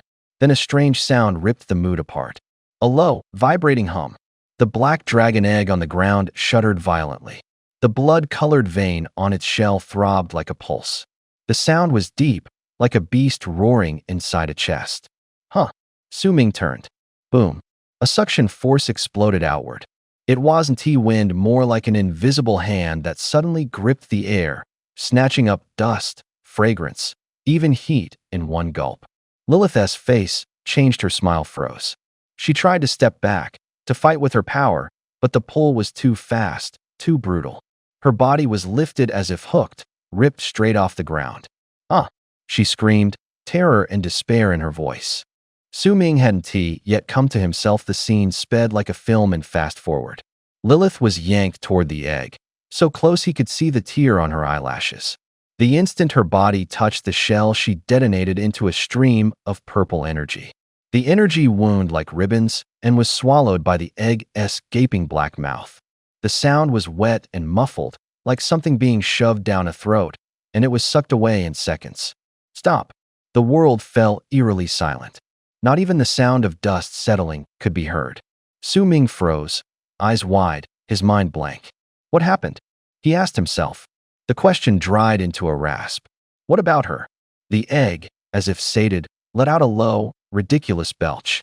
It rose slowly, without trembling, like a triumphant crow returning with its prize, and settled smoothly back into Su Ming's arms. He hugged it mechanically. His arms trembled, his palms felt the faint residual warmth of the shell. The air still smelled a little scorched, and a distant purple afterglow drifted away. On the screen, the Eye of Truth's words hopped out like a runaway counter, line after line. Hatching progress, 2%, 15%, 32%, 41%. The progress bar shot up. In a few seconds, it had jumped by nearly 40 percentage points. Energy tremored in his chest, the force of it like a storm. The power of an epic succubus was worth the blood of a whole horde of calamity beasts. Too intense, Su Ming muttered. He couldn't tell whether he was complimenting the dragon egg or mourning the fragment of feeling that had just vanished. That's when he noticed a few small things on the eggshell. A faint purple glow. Tiny heart-shaped marks, rounded and cute, stuck to the shell like stickers. Abyssal dragon? Heart stickers? The combo was so bizarre it gave him goosebumps. "Sis, you really got screwed over." Su Ming felt like laughing and crying at the same time. He pinched his chin and a thought popped into his head. "Wait, did I just put the one I just pulled?" he mumbled, voice growing louder, the epic level wife into the egg. Holy crap. The dragon egg nudged against him restlessly, like a cat wanting attention. The little hearts on the shell pulsed faint purple in the night. "Listen," he said, half joking, half serious, poking the shell. "If you hatch some drop-dead gorgeous babe to make up for this, don't blame me for not holding back." A crack of thunder split the sky. The rain came down like a leaking bucket. Big fat drops pelted the stones with sharp pops. Here we go again. Su Ming's spine tightened. He shoved his playfulness away and darted under a nearby eave. The roof blocked the rain, which only hit the open ground outside. The pink, glowing jade hand altar of the Elysium Demon Palace dissolved in the downpour, not broken, not collapsed, but eaten away like a solvent, turning into mist and vanishing without a trace. The malformed monster on the ground, its shriveled corpse and scattered limbs, evaporated quickly in the gray curtain of rain. Blood was washed clean. Even the lingering metallic smell was carried away.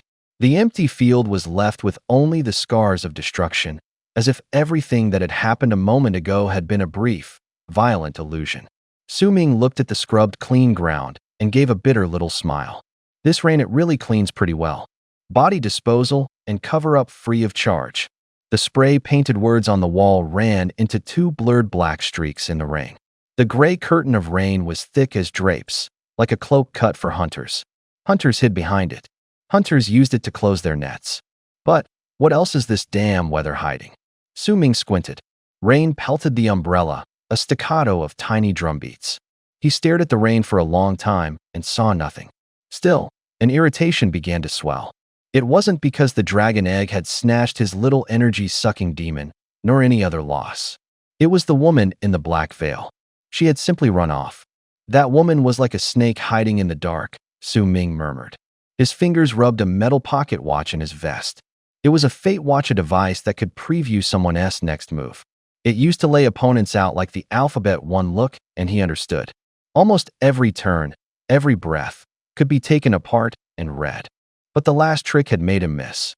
She'd used blood as the medium and vanished in an instant. Blood escape, a teleport that uses your own blood as a key. No trace, no sound, only the feeling of air being ripped open. You can't play that kind of life-saving card forever, he thought, eyes fixed on the direction she had disappeared in, his features as sharp as knives. His mind switched circuits with mechanical speed. A lot of valuables had been lost around here. Would she really hand everything over so easily? He didn't give chase right away. Waiting in the open was dumb. High-tier hunters had their own ways. Su Ming opened a black umbrella. Its canopy swallowed the streetlight's glow, and the rain exploded on the outside. He crouched low, pressed to the base of the wall like a stalking leopard. There was an abandoned 3-story building not far off. Su Ming went up. Through a broken window, he could see the empty lot below clearly. He closed the umbrella, tucked it close, and lay in the dark, listening to the rain, listening for the wind, waiting for the shadow that might look back. Raindrops tapped the windowsill, a crisp patter. The wall was so cold it seemed to seep into his fingertips. Su Ming leaned against the window, his knuckles trembled. The anxiety eased, dissolving slowly out of his chest. The wait was long. His breathing found a steady rhythm. Patience was like an old clock, ticking away. He had all the time in the world. He pulled out his phone. The screen brightness dropped to the lowest setting. He opened a forum and scrolled for clues. The forum was alive. Information came in like a tide, page after page surging. Gray rain. Gray rain back. The altar gone. The blue opportunity vanished. If your luck not there and you blame the altar, that's ridiculous. Go to sleep. Whoever did a draw at 5 in the morning. Own up. Altar draw tips, legit and cheap, PM me. Su Ming read the posts and the corner of his mouth lifted. Of course, the internet's clamor never fails to show up. He shoved the phone back in his pocket and returned his gaze to the window. The rain kept falling. The mist stretched the streetlights into long smears. Capital, headquarters of the Bureau for Abnormal Affairs. The Operations Command Center was like a huge heart, every light on and buzzing. The cold glow of the screens washed the air gray-white. A giant display on the wall scrolled incident reports from around the country. Red took up half the screen, an abrasive red, like signal flags still smoldering. General Li Jinghua paced with his hands clasped behind his back. His footsteps were heavy, like hammers on floorboards. He was past 50, his temples streaked with gray, his uniform was immaculate, his back as straight as a flagpole. Each step felt like he was measuring the weight of the situation. His voice was low, like distant thunder. Jiangzhou, what's the status on the 2 light column incidents over at Qinfeng's area? At the end of the corridor, Jiangzhou stepped forward briskly, rain still beating on his shoulders. He rubbed his chin and reported plainly, General, Team Leader Qin is conducting a citywide sweep in Jiangqing. We've locked onto the abandoned industrial zone to the west. It's just the trail goes cold there. General Li stopped, eyes fixed on the place names flickering on the screen. The reflection of the monitor flashed at the corner of his eye. Jiangzhou went on. That area's been washed clean by gray rain. It's like someone wiped everything away with a rag. There aren't even footprints. Sigh. The general exhaled sharply. Who could you blame? No one had seen anything like this. No one was ready. The machines hummed. Keys clicked and reports printed a mechanical accompaniment to the room's tension. Just as the group sank deeper into worry and helplessness, a new voice cut abruptly over the radio. The situation is rapidly spiraling out of control. The voice was clipped. Each word hit the air like a hammer. Everyone in the room flinched. Their breath caught. The chairs cast long shadows in the glow of the screens. The blacklight disaster recorded over the entire day yesterday rose 37 percentage points from the day before. The analyst's fingertips tapped the keyboard. The numbers leapt onto the screen like cold bullets. A collective sharp intake of breath filled the command room. It felt as if half the air had been sucked away. Those underground groups have started taking to the streets, fighting and looting, another official added. Satellite coverage is showing gaps. We can't redeploy police fast enough. They're becoming brazen. The situation overseas is worse, the analyst said, pulling up a world map. Red dots spread across the screen like bloodstains. Borders were swallowed by alarm red. Many cities were already in chaos. It's like the whole world has a fever at once, someone murmured. What about reports from the U.S. side? General Lee asked. His voice was low, but everyone heard it. The analyst flipped through files, hand trembling. Classified intel from our informants shows the U.S. military mobilized an entire armored division. They surrounded a massive altar and pushed a brand new main battle tank onto it. They tried to use the tank as a sacrifice. What? Voices in the room shot up. The scrape of chair backs sounded painfully loud. And the result? General Lee's voice quivered. All it produced was a beam of purple light, the analyst said, his voice sounding far away. The beam was brief, like a blade cutting through the air, then gone. No explosion. No payoff. A tank worth hundreds of millions was reduced to scrap in an instant. Silence rolled in like a tide. Everyone could hear their own heartbeat. Old military power and wealth under these new rules, they suddenly stopped working, someone whispered. The room filled with a sense of helplessness. No one could say what to do next. We can't make sense of the altar's patterns at all. The analyst pressed his palm to the screen. His haggard face was reflected back. We have no idea what kind of artifact the U.S. altar spat out. Intelligence is completely cut off. The door was flung open. The hinges screamed. White light swept down the corridor. Someone stumbled in, lab coat flaring, hair a mess, glasses crooked on his nose. General, good news.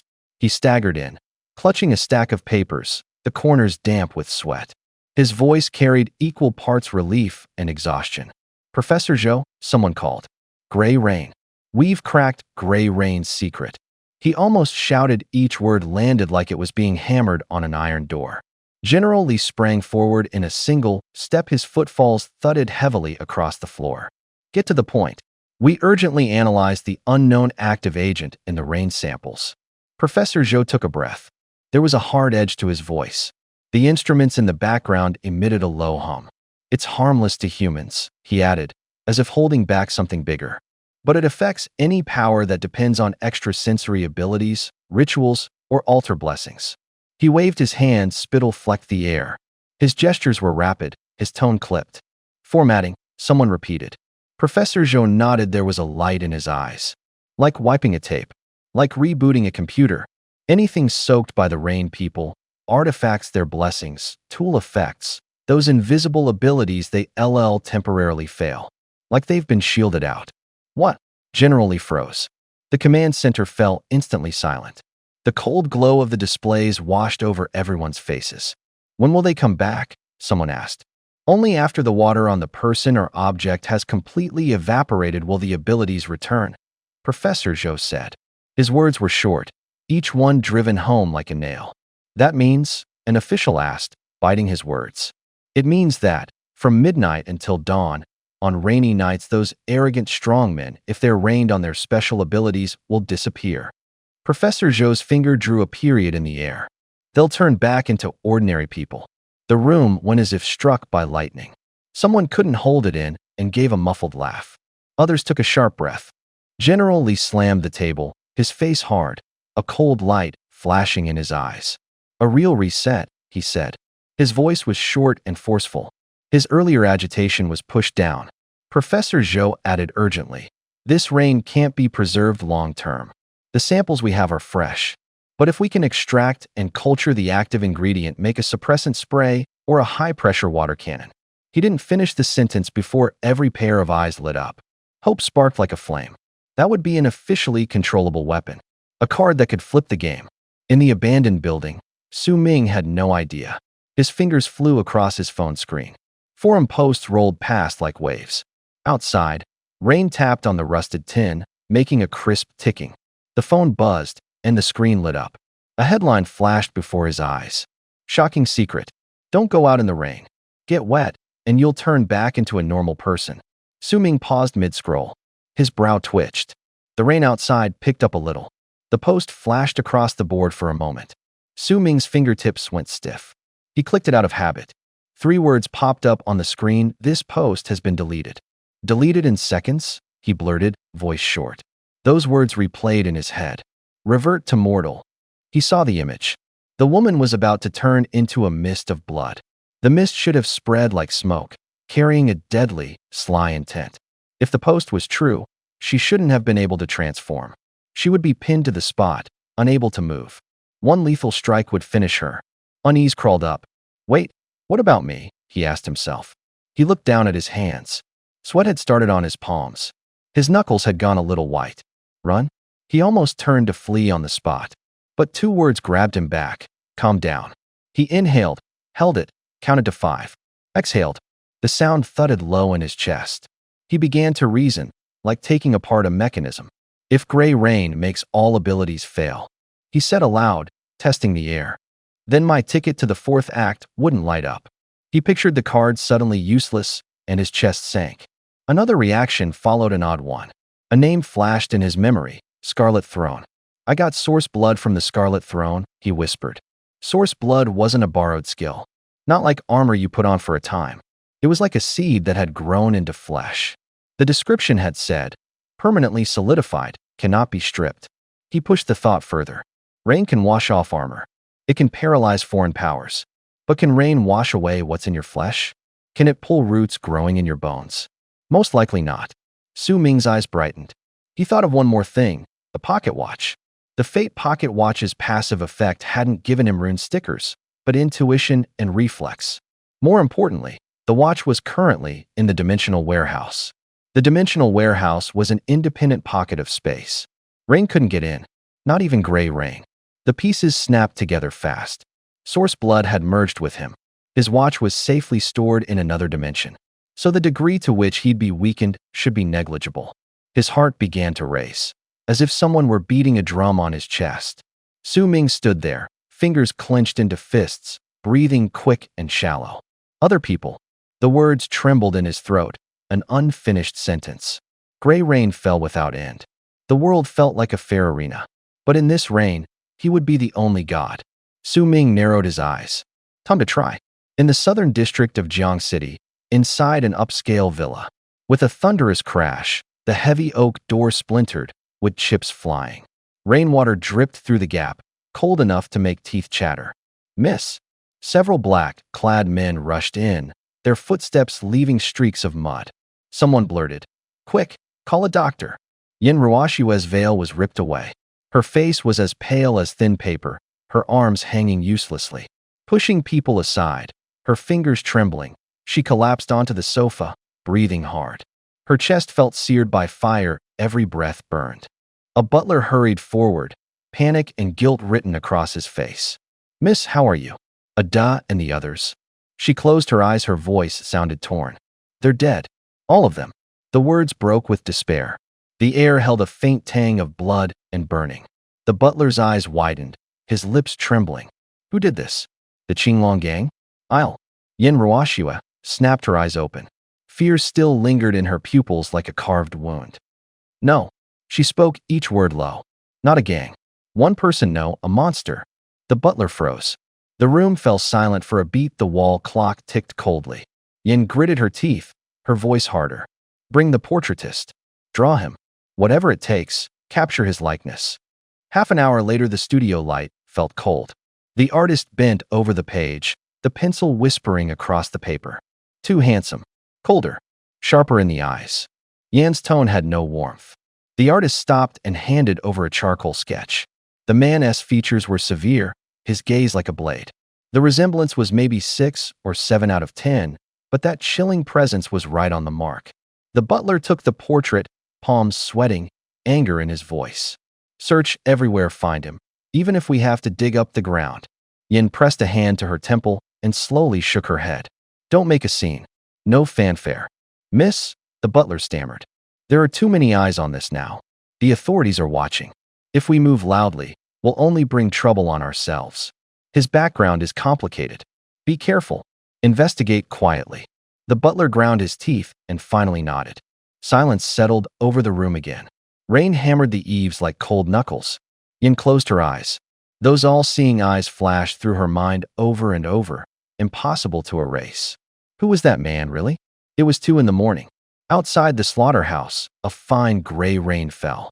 Su Ming stood under the eaves. Half his body was soaked the cold cut like a blade. He knew. That woman wouldn't show up again tonight. His instincts told him to go home. He raised his hand and thought one simple command. Cross-dimensional storage open. A tiny admission ticket materialized soundlessly in his palm. The card's surface was immediately covered by a viscous gray mist that crept like oil. The eye of truth swept over it. The mist stiffened and condensed awkwardly in the rain. As I thought the rain severs their link, he muttered, his voice edged with cold. The lightness the leg bindings had given him vanished in an instant. The spring under his soles felt gone. He laughed, a dry sound. Fists clenched, veins standing out. The source blood in his palm throbbed the primordial blood. Like a breached riverbank, its force surged up. This power didn't depend on any tool. It was branded into his bones and couldn't be pulled out.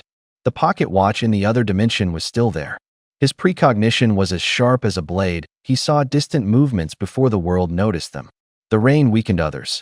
A prop soaked by rain became a mute toy. But he was different. Something roared inside him. Balance snapped. Blood and power burned together. He hurried down into the basement. The scarlet throne throbbed in the dark like a beating heart. Without hesitation, he tossed the. Su Ming was woken by noise. He glanced at the time on his phone, then rolled over, hoping to catch a few more minutes of sleep. He had only one plan for the morning. Buy chickens, feed the dragon egg. He'd already spoken to the owner of the poultry farm last night. The first batch would be delivered early this morning. A few more minutes wouldn't hurt. 7:30 a.m. Bawk, bawk, bawk. The crowing of the rooster yanked him back to reality. The slaughter room was another world entirely.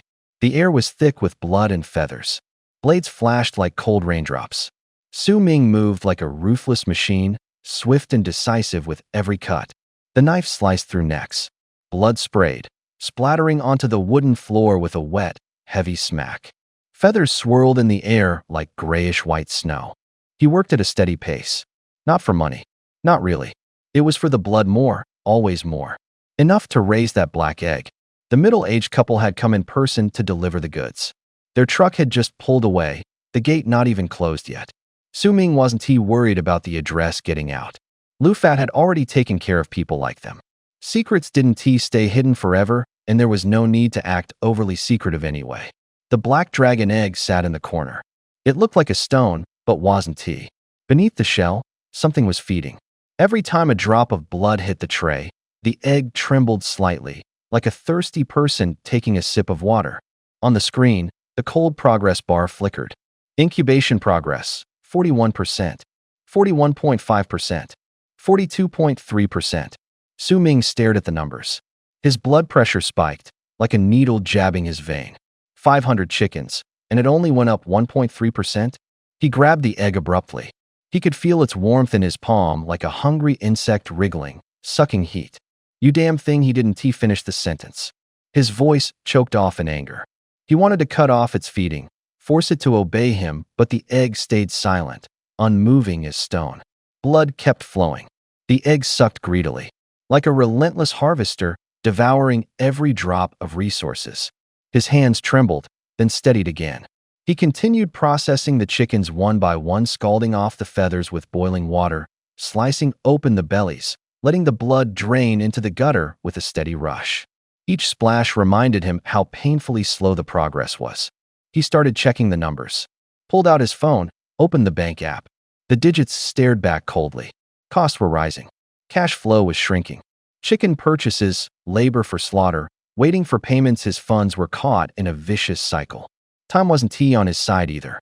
After killing the chickens, he still had to find buyers. Once the money came in, he'd have to start buying again. And the sun hadn't even set yet when he already felt like chasing a truck that only drove further away. Memories of his morning conversation with the couple flickered back. There was anxiety in their eyes. Their hands were stained with blood, yet their palms trembled. They lived off chickens and ducks, used to life ticking along predictably. But the new era had come: fewer buyers, unstable prices. They whispered their worries, too afraid to place too much hope on anything. Looking at them, Su Ming felt a weight in his chest. Not everyone could survive this kind of change. Not everyone knew what tomorrow would bring. They're not short on livestock. Su Ming squinted. The idea lit up like a bulb. They're short on people who can actually sell the goods. They need the security of not having things stolen or getting bullied. He ran through a checklist in his head. I'll provide the site, the tech, the sales channels. Then he stopped. Why pay to buy? He could just build a transfer platform, leave the dirty, heavy work to machines, send the finished product to market, take only a processing fee, and let that dragon egg absorb an extra share of energy. A perfect closed loop, gears meshing. He acted on the thought. He pulled out his phone and scrolled to the farm owner's number. His fingers trembled not from fear, but from excitement. He dialed. Beep beep picked up on the second ring. Hello? Boss Wong, it's me, Su Ming. He didn't waste words. He laid the plan out. Short, blunt, no frills. There was a few seconds silence on the other end. He heard a heavy thing set down, then a low whisper. This is too tempting. Wong and his wife exchanged a look. Their breathing sped up. Skipping the worst, hardest steps and getting direct access to the terminal market profits would double. More importantly, at a time like this, they couldn't move goods. If someone could handle the work, it was life-saving. Boss, what do you want? Wang's voice was wary and hopeful. A steady supply, Su Ming said. His voice was calm, like an iron chain. The outside is chaos. You guarantee volume. I'll sell it. I'll negotiate the price. You take the processing fee. Deal? Less than a second of hesitation. Deal. Of course. Good. Then starting tomorrow, whatever I need, you find a way to pull that amount. Absolute efficiency. Done. Simple. Business was that direct. The perfect closed loop was in place. After he hung up, sweat ran down his temple. Heat rose from the processing area. Steam blurred into a thin mist under the lights. He dropped the just scalded chickens into the automatic plucker one by one. The machine hummed. Feathers flew like snow, striking metal with a rustle. Hot air, metallic with the scent of blood, slammed into his face and stuck in his throat. He glanced to the side. The black dragon egg lay quiet. In its pattern, a small purple heart pulsed like a heartbeat. The light was dim, but rhythmic. I've done so much for you. You ought to remember that, he muttered, glove closing around a trembling bird, its blood still warm. When you come out, if you don't perform, if you don't do well, I'll stew you. His tone was half a joke. His eyes were serious. He wiped his sweat and squinted, uneasy. Relying on these chickens was too slow. The energy uptake was insufficient. He needed bigger prey, a heavier source of energy, faster growth. When it gets dark, find a chance to slip something into that dragon egg, someone laughed from the corner. The voice was like the wind, light and airy. Su Ming shook his head and bent back to his work. He noticed something. Compared with that egg, he felt like someone sent on errands. Up before dawn and home after dark, always serving others. The egg was cradled in warm cloth under a special lamp. Someone fed it on schedule, checked its temperature. It was treated like an honored guest. He felt like a servant. It stung, but he said nothing. At noon, the sun lit the workshop bright. Heat rose off the floor. Su Ming stood shirtless. Sweat ran in beads. His muscles were taut and powerful. He grabbed a towel and wiped his face. A smile slowly crept up. The first batch was done, 500 chickens. The whole assembly line had been pushed to the end. His arms ached. His hands were calloused. But he wasn't the sort to give up. He rolled his shoulders. A force like fire pulsed through him. His chest swelled. His breathing was steady. It felt good. That morning he'd done something. He took out a little stick called a hope match. After lighting it, he thrust it into a small red cup-shaped container. The halo made the back of his hand glow red. Then he downed 5 small vials of concentrate in one gulp. It went down like hot blood, thick and burning, flowing from his throat into his belly. The heat detonated inside. His limbs felt ignited. Every muscle trembled. It was stronger than drunkenness, stronger than any high. Addictive. He wanted more. His stomach protested then, suddenly a hollow, bell-like gurgle. He laughed. Even the body had limits. Skip a meal, and it went on strike. His head swam. His hands shook. He piled his plate with favorite sausages, a braised egg, some greens, and a big bowl of hot noodles. Steam spiraled up. The aroma hit him. The broth bubbled, white steam rising. He lifted the bowl and slurped. The noodles slid across his tongue. The soup burst in his mouth. Warm. Comfortable. The tip of his tongue tingled. His eyelids loosened. As he ate, he thought. Being busy solved the immediate emergency, but life could be better. You couldn't stay shabby forever. With strength in his hands, he could work faster. Life should be upgraded. Eat better, live better. Not like a mendicant. After the meal, he wiped his mouth and checked his watch. Just past 12:30. The workshop was empty. Machines still dripped oil. Sunlight slanted through the window bars. Dust floated slowly in the beams. He stared at the emptiness. For a moment his chest felt hollowed out, not hunger, not fatigue, but an emptiness without a purpose, a blankness from having nothing to do. He sighed so softly the wind might carry it away. Then a light came into his eyes. There was work at his station. There was another egg to tend. There was a future worth fighting for. His movements steadied again. With a flick of his wrist, the blade came down. The feeling of controlling everything was like a rhythm, like the wind. The edge sliced through the air. The chickens fell with a crisp sound. Every cut was precise. Each one brought a strange sort of satisfaction. When he stopped, he felt a little off. He was used to being bound to the rhythm. Su Ming smiled, a smile with a hint of self-mockery. He pulled out his phone, dialed. The motion was clean and economical. There was a half-second of silence on the other end. Boss Wang's voice came, surprised and tentative. Su. Boss Su. Is there something wrong with this morning's shipment? No. Su Ming's voice was calm, short, and direct. Can you bring another batch this afternoon? After you're done, swing by and haul the goods away. A pause on the other end. Boss Wang sounded as if he'd been shaken awake, then hurriedly explained. Afternoon? I only delivered 500 this morning. Normally, it would be tomorrow.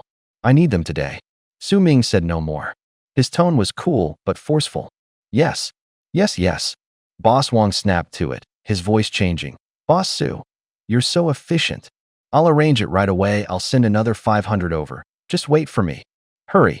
Su Ming hung up. He flexed his wrist once. A flicker of excitement flashed in his eyes, like a long-suppressed fire about to be let loose. 2 in the afternoon. The sun beat down on the ground like a griddle. Heat waves shimmered, flies buzzed. Dust at the gate was kicked up by an old truck. The engine low roared, and from the truck bed came a continuous chorus of chickens, urgent, frantic, like little drumbeats. Boss Wang, sweating, jumped down and ran over, shaking the dust from his shoes in a few quick steps. Boss Su, the second batch is here. 500, none missing. All big free-range chickens, he went on, flipping the delivery slip at him, then pulling a pack of cigarettes from his pocket and offering one to Su Ming, part politeness, part habit. Su Ming waved him off with a teasing motion, refused. His eyes were calm, his words were shorter. Unload. Right, right, Boss Wang answered, and his movements grew brisk. The two of them set to work under the blazing sun. The chickens' calls, the coarse rasp of ropes, the dull thuds of wooden crates along with the heat stretched the afternoon into a long, quivering ribbon of heat. Boss Wang didn't look embarrassed. He turned and bawled orders, and the two hands answered and got to work. Taking advantage of the lull in unloading, he rifled through Su Ming's shipment, turning it inside out. His smile deepened.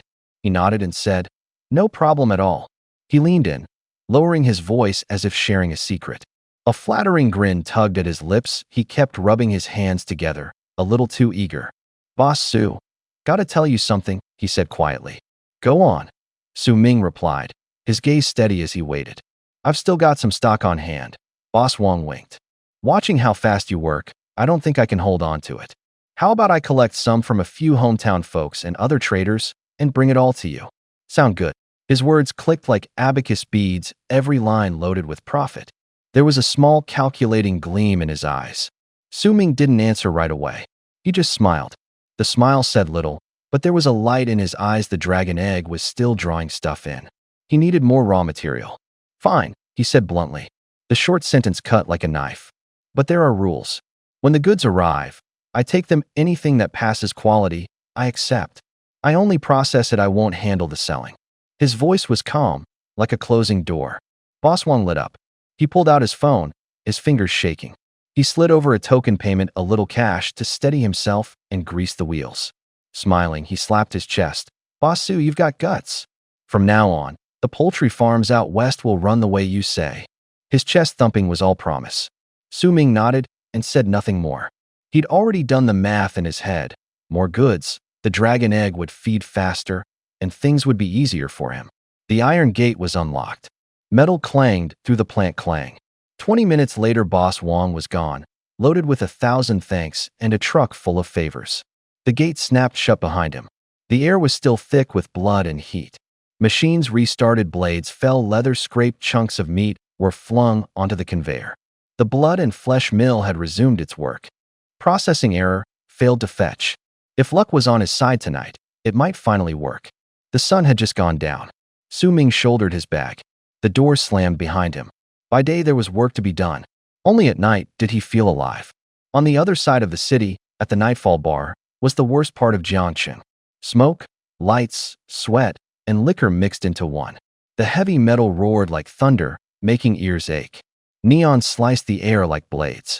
The floor was sticky, glasses clinked with a sharp tinkle. There was a sour stink in the air that could make you vomit. In a booth, Xiao Weiwei curled into herself. Her makeup was still perfect, but the disgust in her eyes couldn't be hidden. She bit her lower lip, fingers rubbing at the hem of her skirt. Every time someone came near, she recoiled as if seared. She hated everything about this place: the rude men, their body odor, their coarse laughter. But she couldn't leave. She had to endure. To climb higher, she had to deal with this filth. This was the brutal reality. Outside the booth, her boyfriend Zhang Yang was buttering up a big, fat man. Zhang Yang hunched forward, smiling like a bootlicking monkey. Brother Long, want a cigar?" he said, offering an imported cigar like it was a treasure. The fat man didn't look up. He glanced at Xiao Weiwei with narrow eyes and let out a self-satisfied chuckle. That laugh was like a knife that could tear a person apart. Xiao Weiwei forced a stiff smile, her voice dry. "About last time, Brother Long." Zhang Yang rubbed his hands together. His smile was greasy as fresh paint. "You see, could you do us a favor? Put in a word for us, get us connected with the Shadow." The Shadow, one of Jiangqing's largest underground organizations. Since the altar appeared, it had grown bolder. Like a shark that smelled blood, it thrashed through the chaos. People said it controlled so many resources it reached into every dark corner of the city. Zhang Yang and Xiao Weiwei, of course, wanted to get on that line. These days, having an organization to back you up can mean the difference between life and death. Long exhaled a cloud of smoke. The ring unfurled slowly under the bar's dim light. He slanted a look at Zhang Yang, his tone like a blade. "A recommendation? You think getting into the Black Shadow is something you can swing open with a backdoor?" Zhang's face tightened. His fingers clenched, but he still pulled a thick envelope from his pocket and slapped it onto the table. It landed with a dull thud. "Long," he said in a low voice, "just a little token. Not much ceremony." Long picked the envelope up, weighing it. The cigarette ember flickered, ash sifted out. He held up 5 fingers and said coldly, "After it's done, this is the number." Zhang blinked, narrowing his eyes. "Only 50,000. Long scoffed, the sound like glass scraping. "No, 500,000. He leisurely flicked ash into a glass. He set the envelope down again and looked up at Zhang. "Whether it gets done is on you. You don't just say you want into the Black Shadow and walk in." Zhang nodded eagerly, his words full of urgency and smugness. Xiao Weiwei stood to the side like a cheap ornament. Eyes cool, the corner of her mouth lifted in disdain. If Zhang couldn't have produced the offering, she would have kicked him aside. She swallowed that thought, smiling like a compliant little thing. They left the bar. The night wind smelled of booze as it hit them. They got in the car. Headlights sliced across the wet pavement like knives. Zhang exhaled, puffed up. He looped an arm around Xia Weiwei's waist. His hands wandered, restless, and the palm felt the cool slickness of her clothing. "Baby, it's done." Long agreed, he said like a kid, excited, boastful. Xia Weiwei turned her face slightly away, feigning resistance, then leaned into him in a practiced, soft voice. "Yang, you're amazing." She pressed her head closer, part cat, part actress, fingers teasing his collar. No real push, just pretending to make him think she was yielding. Zhang, carried away, promised in a low voice, "Once we're in the Black Shadow, I'll own this city. Whoever you want crushed, I'll crush them." His eyes were bright with naked desire. "By then, those who pissed you off, not one of them will have it easy." When she heard the words, ex-boyfriend, a shadow passed over Xia Weiwei's eyes. She mouthed the name inwardly, Su Ming, like locking onto a target. The face she'd once kicked away now seemed pitiful and hateful all at once. She pictured him falling into poverty and smiled, cold. Neons stretched their shadows across the window. The engine hummed low. In the car, only people moved along with desire and calculation. Days had passed. Not a single reply came through. On the screen, the old message still sat there. "By the way, babe, for your performance later, I've put together 2 real things. One is my dad's prized blue and white porcelain vase. The other is my mom's last locked away ruby jewelry. Don't screw it up." The car jolted along the highway for half an hour, then swung off into the outskirts. At the end of the road sat an abandoned chemical plant. The iron gate hung half open. Wind pushed through broken windows, carrying a sharp chemical tang and the musty smell of wet earth. They were blindfolded and herded into the factory. Gravel and oil slicked the floor. Sounds were muffled. Only the squeak of saws and breathing cut the silence. The blindfolds were ripped off. Light stabbed at their eyes like knives. Zhang Yang and Xia Weiwei both jumped. The factory was vast and empty. Dust floated in the shafts of sunlight. Paint peeled from the walls, iron beams rusted. On the floor stood dozens of men in black. Each face was taut, like a mechanism about to spring. The air was tight with pressure, as if sound itself was being squeezed out. A sculpture rose in the center like a black cloak spread wide against the wind. Beneath the cloak was a face you couldn't see. It was the emblem of the shadow. The statue felt cold as night. Beside the sculpture stood a middle-aged man. A hooked nose, deep lines at the corners of his eyes. He toyed with 2 iron balls, letting them clack together. The metal rang out, crisp and grating like glass tapped, like bone snapped, and every strike echoed through the empty plant. This was the man people called Lording. His hair was streaked with gray and his shoulders were broad. His gaze, like an eagle's, swept over them in a way that made you want to shrink away. At his side, a short, stocky man bent slightly forward, smiling obsequiously. It was Brother Long, his voice oily with flattery. "They're them, Lording. My 2 friends want to come under your wing." Lording didn't so much as lift an eyelid. His glance slid over Zhang Yang and Xia Weiwei like an ice blade. Both felt their throats tighten, as if gripped by a cold hand. "Rules. You understand." Lording's voice was low and dry, like iron scraping. "Yes, yes."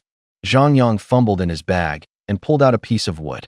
It gave off a faint sheen, the prop Xia Weiwei had stolen from the altar. The wood was nicked and worn, flecked with old paint, as if it had been handled roughly for years. "This is our token," Zhang Yang said, voice trembling. "Token?" Brother Long echoed, politeness cranked up. "Something to prove your loyalty."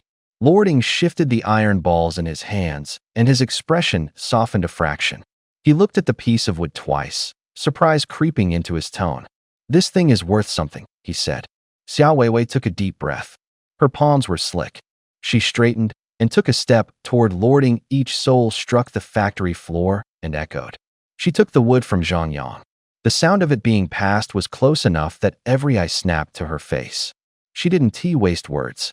Her voice was clear and sharp as a blade. "Lording, is there an altar here? I'll make the offering right here." The crowd jolted. Her voice split the air like a tear. Were they going to raise their stakes? Throw in other props to steal the spot? Lording glanced at Xia Weiwei and merely waved his hand, saying nothing. Someone immediately stepped forward. 2 attendants led them toward the altars. Their footsteps struck out a quick rhythm on the flagstones. There were rules here. Some people patrolled the altars every day, hunting for spots that were likelier to yield good things. Once one was found, everyone swarmed and threw their items in. Practical and brutal. They reached the first altar. Xiao Weiwei stopped.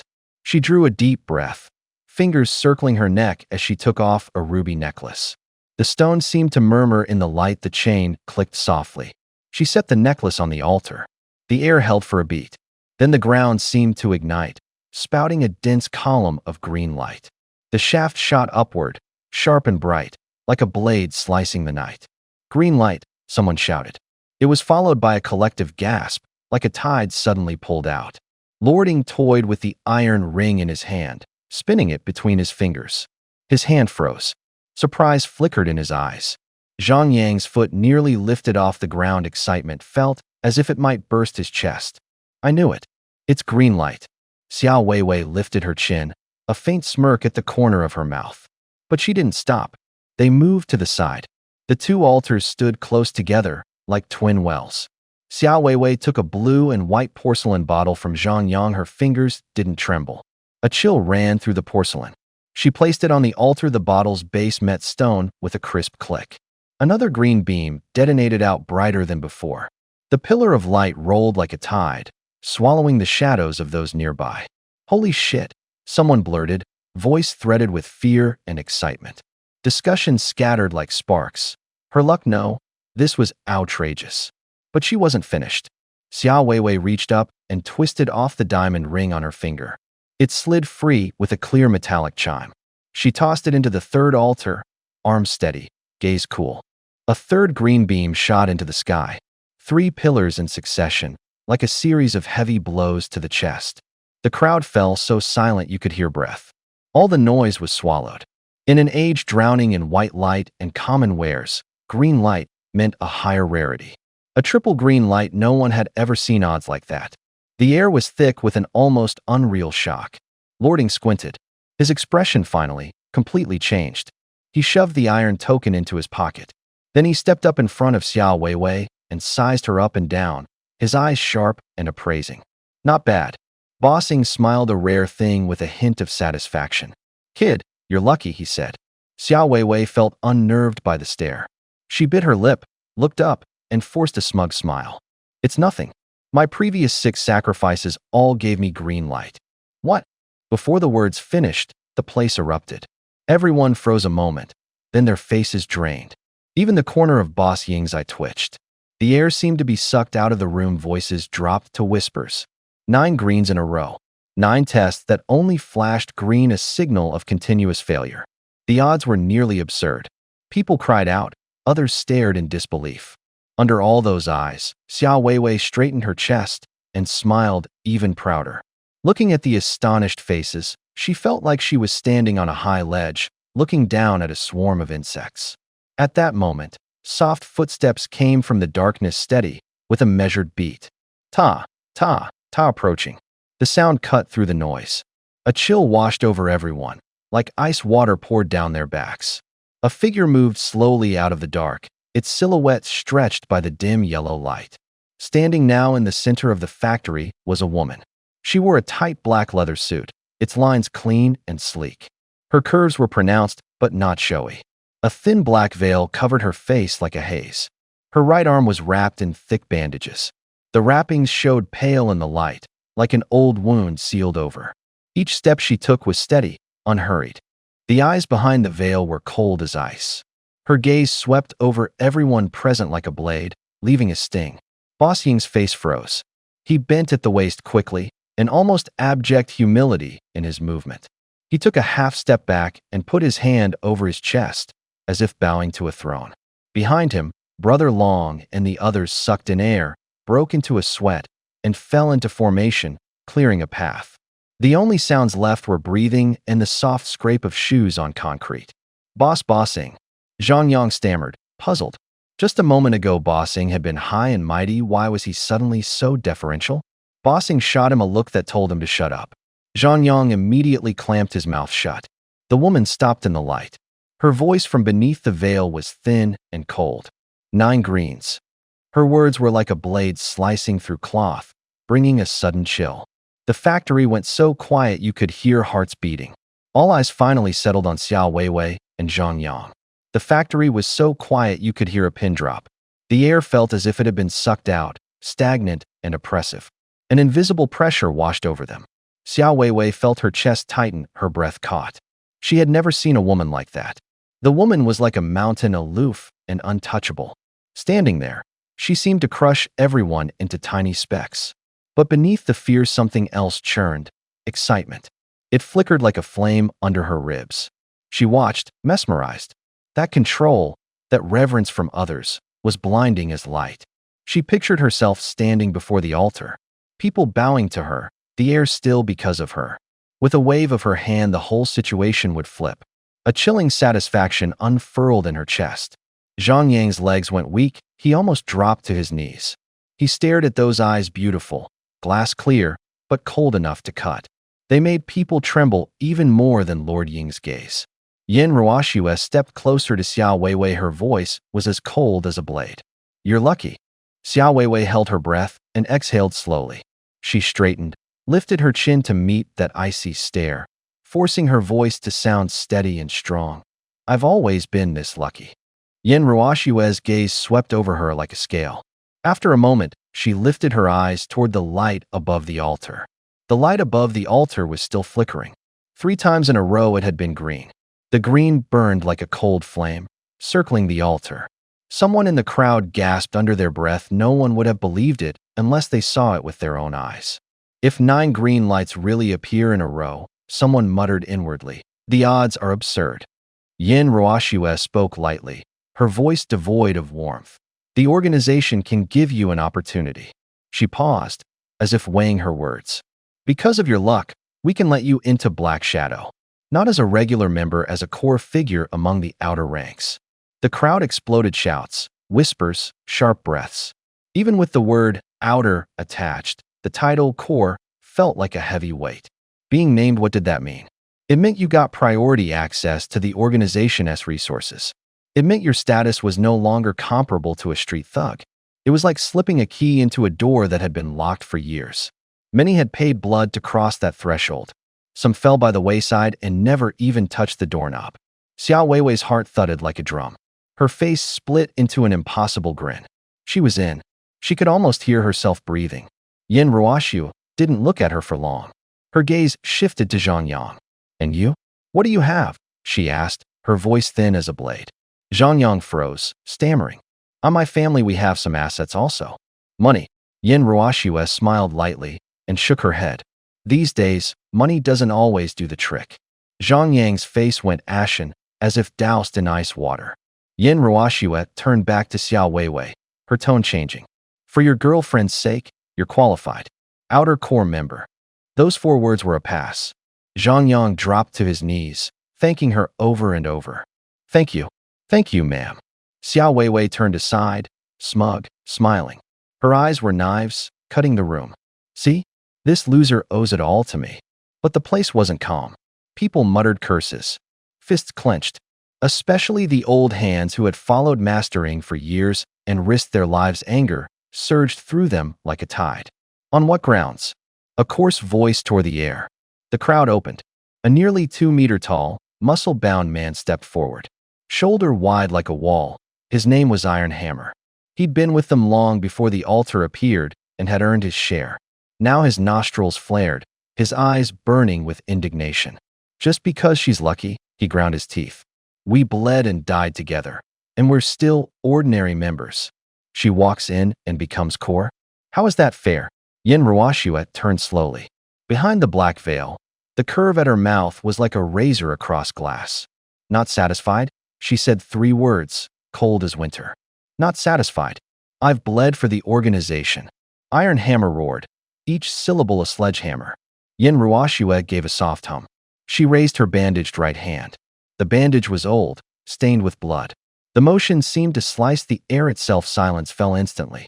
The next moment, a jet of black steel flashed down like lightning, slicing through the air. Whoosh! Before Iron Hammer could react, his right arm was ripped open by a pitch-black throwing knife. The blade lodged itself into the wall, half a foot deep. Flesh still clung to the hilt. A geyser of blood spurted out, splashing onto the stone with dull, wet thuds. Ah! Iron Hammer clutched his arm. His scream tore like fabric. Everyone around froze. All that remained in the air were heartbeats and the sound of blood hitting the floor. No one saw where the knife had come from. No one saw her shape. Yin Roashua slowly clapped her hands, as if dusting them off. Her voice was cold as an ice blade. "Have you ever bled for the organization?" she asked, her gaze steady. "Bleeding for the organization earns you this position?" She lifted her eyes in an instant, colder. "It's not because you're strong. It's because you're fragile. One touch, and you shatter." The crowd went speechless. Only the wind moved, carrying the metallic scent of blood. Xia Weiwei tightened her fists until her knuckles went white, her fingernails biting into her palms. She trembled with a mixture of fear and excitement. Her chest felt like it might burst. She stared at the black knife still embedded in the wall, her eyes full of something like religious worship. She thought, if I hadn't gone with Su Ming back then, I would never have seen this in my life. Su Ming, in her eyes, had become a complete waste. Zhang Yang at his side was nothing more than an insect waiting to be crushed, rich, but powerless. She made a silent vow. Someday, I'll be like her. With a lift of my hand, I will decide a person's life and death. Yin Ruoxue turned, expressionless, and walked to a high-backed chair. She sat, casually draping her right arm over the armrest. Her movements were calm, but a faint twitch ran through the arm. Using her power moments before had pulled at an old wound, burning like fire. She gritted her teeth, but the corners of her eyes betrayed no pain. The figure flashed back into her mind again, like a ghost, like the glint of a blade. He stood there, composed, but each step hit like a hammer. Her chest was being crushed. Her breaths grew shallow. She couldn't hold out for two moves. Who is he? Her voice came out torn, almost unrecognizable even to herself. Short, sharp footsteps echoed in her ears. Her heart felt like it would leap out of her throat. In the night, Su Ming sneezed. Achoo, he laughed at himself. His nose itched badly. He'd been looking for altars for ages, hadn't found a single one. He glanced up at the empty street. The cold bit like knives against his cheeks. The power inside him was clearly strong. So why did he still feel cold? He rubbed his nose and half-jokingly muttered to himself. Maybe some girl is thinking of me? The wind passed and carried the laugh away. Inside the shadow stronghold, the lights were dim. The air smelled of metal and the sour remnant of blood. Yin Ruoxue took a deep breath, as if pressing a palm to her chest to force the roiling, murderous intent back down into her gut. Fear felt like shards of ice. She crushed them and tossed them behind the blade of her mind. She turned to face Xia Weiwei. The woman had a fevered look in her eyes, clutching at a lifeline. Xia Weiwei had been absurdly lucky enough to make people's hearts stir. But Yin Ruoxue knew one truth. Luck without strength to back it is just the death knell's whistle. She intended to squeeze whatever value she could from that luck. If it could be used, use it. If it could be traded, trade it. Her tone cooled a few degrees. She spoke calmly. Keep that green piece of wood. No need to hand it over. Xia Weiwei froze, then trembled as if pricked by a needle. That green prop was everyone's prep token of allegiance. Once handed in, it could be exchanged for position, for trust. Yin Ruoxue continued. Other than that, you can choose 3 ordinary items from the organization. Pick whatever you want. As soon as she spoke, the room fell silent, as if buried under snow. Whispers ran through the crowd. Eyes shifted surprise, envy, and a hungry disbelief. That's some offer, someone muttered. The mental abacus in their heads clicked. Xia Weiwei's hands shook harder. Tears glinted in her eyes, her voice softened. Thank you. She felt as if she'd been lifted onto a stage, her chest swelling as if the whole world were watching her. Yin Ruoxue swept a look over those gazes, then at Xia Weiwei, and tightened her tone slightly. All right, come with me. Xia Weiwei stood, her steps unsteady but smiling. The crowd's eyes were like knives, slicing through the night. Yin Ruoxue gave one order, and Xia Weiwei hurried to follow. She muttered under her breath, "What now?" Yin Ruoxue stopped in front of the city map on the wall.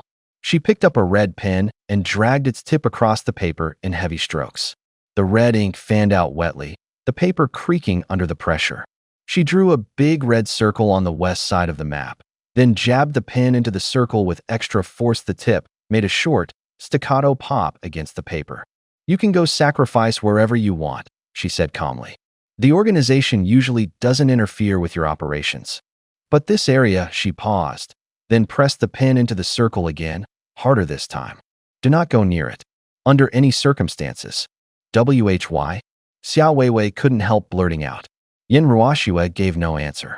She turned and left, her steps neat and brisk. Her silhouette stretched under the light like a pair of scissors, cutting off the subject. Xiao Weiwei stared after her, irritation rising. She didn't want to and dared not think about that man who made everyone shudder. She blinked and forced her eyes back to the red circle on the table. Suburbs. West side of the city. Usually deserted. A few offhand words couldn't dim the gleam in her eyes. She leaned in, rubbed her fingertip along the edge of the circle, and a bit of red ink smeared under her nail. "Humph.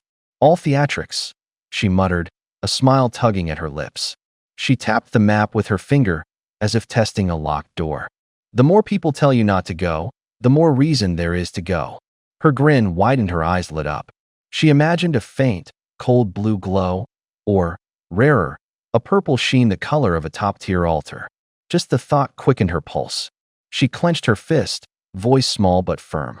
"When I pull a high-tier item, let's see who still dares to put on airs in front of me." She looked up as if swearing an oath to herself. "I, Xiao Weiwei, am the true girl of destiny."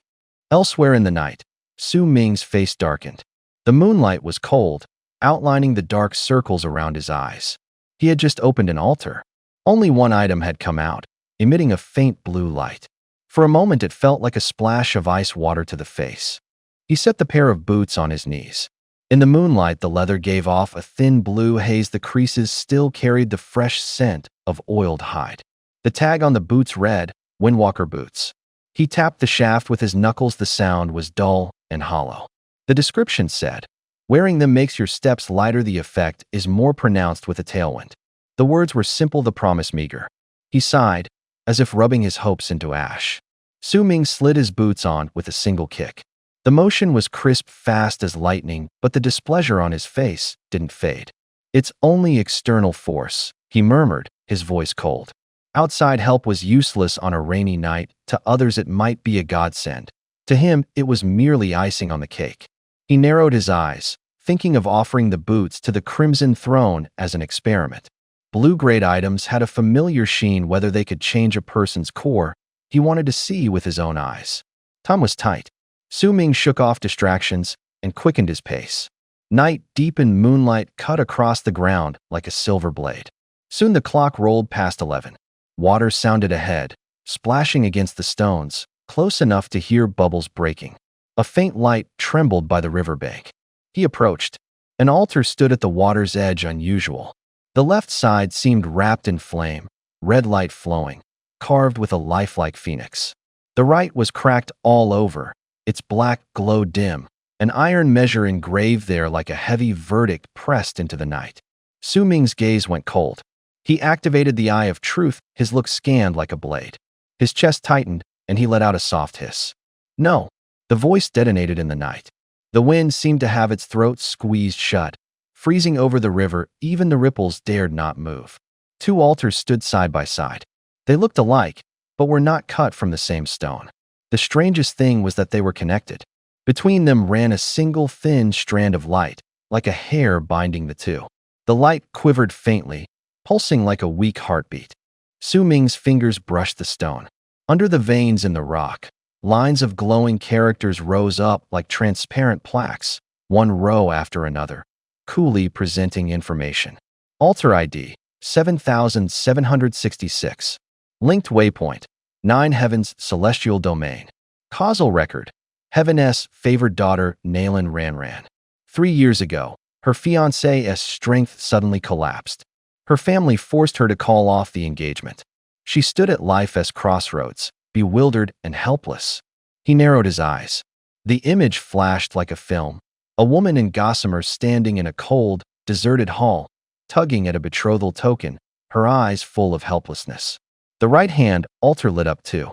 Altar ID, 6677. Linked waypoint. 9 heavens, celestial domain. Causal record. Prodigy youth Xiaohuahua. 3 years ago, his abilities suddenly stalled. Mockery fell like blades, carved into him day after day. He wanted to break through, but no one reached out. That scene felt clumsier. A young man practicing alone in the training yard, his punches kicking up dust, public scorn like cold rain lashing his back. A chill crawled down Su Ming's spine. The wind sighed, a hushed, gossiping whisper, "Twin altars." He froze on the spot. His heart beat like a drumstick across his ribs. 3 words burst out of him, "My God." He drew in a lungful of cold air, already rehearsing scenarios in his head. The genius falls from grace. The fiancé is forced to break the engagement. Humiliation, ridicule, despair. Then an outsider appears bearing an opportunity, bearing strength. Sparks hope. The protagonist reverses his fate, strikes back at every slight, and climbs to the summit. The causal loop was beautifully sealed. Like a stitched seam, the thread hit the vital spot. Su Ming's eyes lit up not with joy, but with the glow of opportunity. He grinned, a little manic, like a director who'd just gotten the perfect script. "Perfect," he murmured, a laugh held back in his voice. "So if I'm the one pulling the strings from behind the curtain, what move do I make?" His words were short. Night deepened. The thin strand of light still trembled, as if waiting for his next decision. If I bolt up there now and stop the engagement from being called off, Xiaohuahua probably won't trigger that chance in that desperate moment. If he misses that opportunity, he can't walk that path to defy fate. In the end, I get nothing. The thought beat in Su Ming's head like a frantic pulse. Every step had to be calculated. He needed to ride the current, but also leave his mark where it mattered. Maximize profit. Minimize risk. His gaze slid to the left, landing on the Phoenix altar. Nalan ran. The family's pride. Her makeup was austere. Hesitation flickered in her eyes. She wasn't heartless. She'd been pushed by her family onto a road she resisted. She needed a shove, a single instant to knock her off her pedestal. Then her wavering toward her fiancé would explode. Xiaohuahua would fall to the bottom. The harder the fall, the higher the rebound. Su Ming's mouth twitched. What did they take him for? His best move was to ignite someone else's drama. There could be no hesitation. He pulled a blank sheet and a pen from his bag. The nib cut a black line across the paper. The ink smelled sharp, as if it lit his resolve. He didn't write long-winded philosophy. Each line was short, like a blade, aimed at pride's soft spot. He wrote, stroke by stroke, as if engraving an order. Nalan ran. Lift your eyes to the sky. A phoenix does not belong among sparrows. The path of cultivation is long and harsh. Love will only become dust beneath your feet. If you wish to soar to the clouds, first let go of these bonds. He is not worthy of matching your stride. Let go of obsession, only then can you set out. After the last line, he paused for 2 seconds, then added a final line in the corner, the words sounding like a laugh squeezed out of his mouth. Go, proud phoenix. He pressed the paper to the altar. The surface was crimson rock, veined like arteries, radiating warmth. When his palm touched it, it felt like the sun had lightly burned him. The altar emitted a low hum, like a distant bell vibrated against his chest. A soft suction welled from the fissures and tugged at the paper. The edges began to glow, as if tiny flames were licking them. The ink flickered like stars tossing in a current. A wave of heat licked his fingertips, carrying a metallic tang mixed with the scent of burning incense. The sheet shattered into countless motes of light in the air. Those points were swallowed by the altar, then unfurled like smoke across the night and vanished without a trace. Su Ming watched, feeling as if he'd just pushed the last chess piece into the opponent's camp. Outside there was silence except for distant laughter and the altar's dying hum. He drew his hand back. No ash remained, only a faint residual warmth on the altar, as if the decision were still fermenting. A cold smile curved Su Ming's lips. The plan had begun. The veil of light burst open before Su Ming, part wall, part door. The sound was low and echoing. Inside the light was another room. Carved beams caught the candlelight. Sandalwood smoke rose slowly, soft as a whisper. Nalan ran sat before a mirror. Her plain dress was simple, but her posture was impeccably composed. Both hands gripped a jade pendant. Her knuckles had gone white. She spoke softly into the air, her voice like torn paper. Well, why are you like this? Tears slid down her cheeks. Outside the door, someone urged her on, their tone cold as a blade. Ran, the family's decision has been made. Don't be stubborn. The Xiao family is no longer fit to marry into the Nailin house. She shuddered and closed her eyes.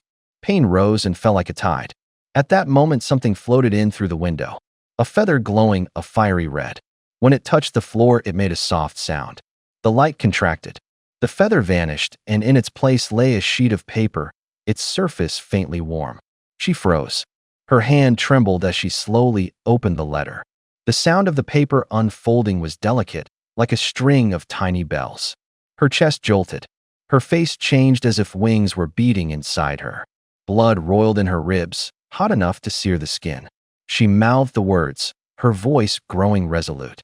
A phoenix does not flock with little birds. There was no hesitation in her tone. She stood up with swift certainty and crushed the jade pendant in her hand. Jade shards sprang and fell on the table with crisp, brittle clicks. Without looking back, she pushed the door open and moved quickly. Go to the Xiao house. Cancel the engagement. The light curtain drew closed and the image vanished. Su Ming remained standing, a prickling along his spine. Echoes seemed to hang in his ears. He touched his chest and felt suddenly hollow, as if he'd done something shameful. He had been hoping for a response from the Phoenix altar. He waited a long time, nothing came. The altar lay as silent as if asleep, no tremor, no answer. Does it only respond once both sides' karmic ties are resolved? He whispered to himself. The thought unspooled in his mind like a thread. He shifted his gaze to the right. That altar was dim and lifeless, its surface scarred with cracks. Like a giant hammer with a broken handle, it pressed down with an oppressive weight. Su Ming's fingers tightened involuntarily. Now, the main event. Su Ming drew a breath. His hand trembled slightly. The pen felt as if it had its own weight. He mouthed a few short lines. Each one was brief. Each one like a fist driving into his chest. Let the hot blood of youth burn. Even if driven down to the valley floor, never bow. When the wind rises, roar until mountains and rivers break. Don't mock the ragged youth. One day he'll become a dragon. Today you stand on high ground with 1,000 corpses beneath your feet. Tomorrow, it could be your turn. No one is safe. Time turns in cycles. Don't underestimate temporary hardship. Each line cut like a blade. Pain stabbed his chest. Heat surged up toward his head. His vision went briefly red. He slapped the paper down on the altar. The altar felt heavy, like an iron slab. Smack! A curtain of light tore open. With a thunderous boom, as if lightning had split the roof, the light of fate spilled out like a ripped veil, scattering cold motes. Wind rolled through the room. His ears buzzed. Su Ming stared at the scene inside the light. The images were alive, breathing. In the Xiao family hall, the atmosphere felt crushed under a great stone. The air was almost solid. Nailin Ran sat high on the main seat, her expression as cold as winter frost. The elders behind her stabbed with their glances, lips curled in smiles that were all contempt. Xiaohua, you are done. Don't drag down the future of our clan's saintess, an elder said, his voice flat, each word landing like an axe in the chest. From today, the Nailin family calls off the engagement.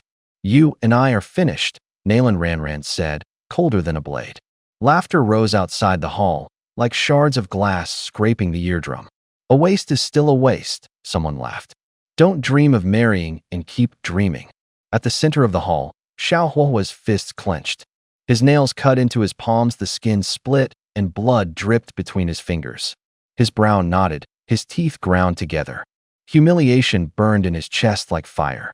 The words were caught in his throat, torn like ragged cloth. He looked at Nailin Ran. The promises they once shared felt like vows from a stranger. Her eyes, he no longer recognized them. Rage rolled up inside him. He laughed, first not with joy but with madness, a beast snarl. Fine. So be it, he shouted, voice breaking. I, Xiaohua, renounce you. We're done, no more ties. Then he turned and left. His footsteps sounded like crumbling stone, urgent, absolute. The hall echoed with scorn and the heavy imprint of his back. Like a wounded wolf, he charged toward the family's back mountain. Loose rocks and dead branches snapped underfoot. The wind tore at his coat. The mountain air was thin and cold, every sound was amplified, the echoes hard and unforgiving. He dropped to his knees. hands clawing the earth, fingertips slick with mud, blood, and sweat. His head tilted back and his throat tore out a raw, ripping howl. Why? Why did this happen? His voice held both despair and a primitive vow. The wind carried his cry away.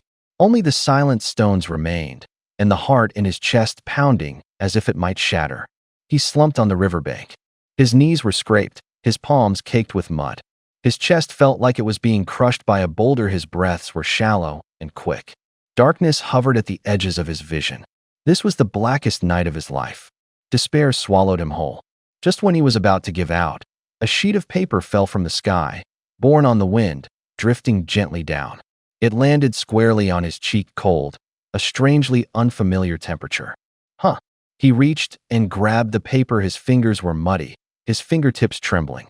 The handwriting was large and plain, as if someone were shouting in his ear. 30 years east of the river, 30 years west of the river, don't look down on a poor youth. He read each word. The sentence sounded like thunder in his head. Don't look down on a poor youth. His lips moved, repeating the words, as if confirming them, as if calling something awake. His body went rigid for a moment, then began to tremble. It felt like fire dancing in his bones. The ember in his chest, almost dead, exploded.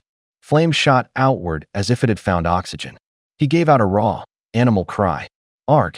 Anger and outrage weren't abstract thoughts anymore. They turned into the force of his fists, into the tremor under his feet. Every breath was hot. With every blink, he could see a light of the future. My fate is mine, not heaven's, he ground out. I, Xiaohuahua, will not sink here. A sharp sting ran up his right index finger. The black ring he'd worn for 3 years suddenly spun out a cold light. The glow was neither white nor red, thick as ink, deep as the sea. The ring cast a beam. Inside that light were growth rings, dust, and an ancient voice. Little one, these years have been hard on you. The voice was low, as if coming from a distant cave, like sparks popping from dry wood. What followed was louder still. An invisible barrier of light, the thing people called the veil of causality, shattered like glass, cracking and exploding everywhere. The shards were not solid, they were strands of light, twisting into wind and tearing outward in all directions. In the next instant, space and time seemed rent open. A massive swell of energy, like the waves of an enraged sea, swept over the altar and slammed into the 2 stone pedestals lined along the riverbank. Stones trembled. Dirt flew up. The river foamed. Firelight and water collided in the air. Damn! Su Ming's face changed. He had expected a reaction, but not anything this earth-shaking. He stared at the 2 altars with a mixture of hope and dread. What kind of nature is this? He whispered. The left altar moved first. A muffled boom.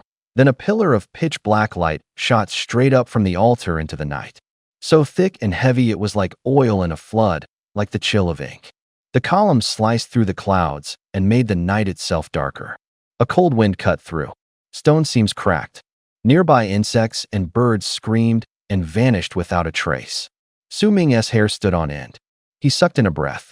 We're in deep trouble, he cursed under his breath. It was black light, ferocious, cruel, like a calamity that wanted to swallow everything. A terrifying aura suddenly shot out of the altar, spreading across the night sky in an instant. The air felt sliced and hard as a blade. I'm too powerful. She's about to explode from rage. A hoarse voice sneered from the black glow, full of arrogance and madness. Su Ming shuddered. His hair stood on end. His heart hammered as if it would burst from his chest. He could feel the black light cutting toward his breast like a keen blade. Anger and hatred churned in the radiance, as if they would tear a person apart. I have to get out. Now. He stepped back on instinct. Before his foot hit the ground, the altar to his right suddenly erupted in a column of red light. The red was like flame, instantly illuminating the whole sky. He meant to run, but something falling in that light caught his eye. Without thinking, he plunged forward and grabbed it. It was a dagger wrapped in black chi. The blade seemed to have swallowed the night, so cold it could burn your fingers. The ground beneath him jolted. The earth sounded like a beast roaring. From the black glow altar, a blurry human shape slowly took form. Gaunt, hollow-eyed, its gaze empty. The face was shockingly like Nalan Ranran's, only with a mad smile at the lip, like the chill on a knife's edge. You made me miss him. The voice was dug out of a distant grave, each word laced with viciousness that stabbed at the soul like an ice needle. The eye of truth exploded in his mind. A name flared before him, Nalan Ranran's inner demon wraith. Its nature was clear. This was no ordinary grudge, but a thing born of twisted causality. Calamity classed the kind of presence that could freeze the very air the moment it appeared. He bolted backward, panic driving him, but the wraith said nothing more. It was pure, concentrated murder now. It lifted a hand, and the void felt gripped. Light dimmed. Space itself seemed to be drawn apart. The resentment swelled like a tide into an invisible hammer and came crushing down on him. A vast surge of malice slammed toward him with a rushing sound. There was nowhere to dodge. The air ripped at his ears. Bam! The force hit his chest solidly. It felt like a heavy hammer in his ribs. A splintering pain exploded through his sternum, and his breathing was cut by a third. The source blood that had been tempered again and again inside him, what usually made his flesh like forged steel, snapped like a dry branch under that hateful force. A spray of blood erupted from his mouth. He was blasted backward, like a puppet with. Shit, how am I supposed to beat this? Su Ming's eyes went wide as he stared at the wraith before him. Black smoke unfurled, its form like claws born from the night. A pressure pressed on him. The air felt pinched tight. If not for the ancient blood pulsing in his veins, he would have been ripped to pieces. There wasn't time to think. The wraith condensed into a black mist and closed in instantaneously. Hooked claws aimed straight for his throat. The pocket watch of fate on his chest suddenly thudded like a frantic alarm. It shook violently. Red light flashed, as if screaming a warning. Su Ming gritted his teeth and rolled, swinging his dagger backhanded. The blade stabbed for the wraith's calf.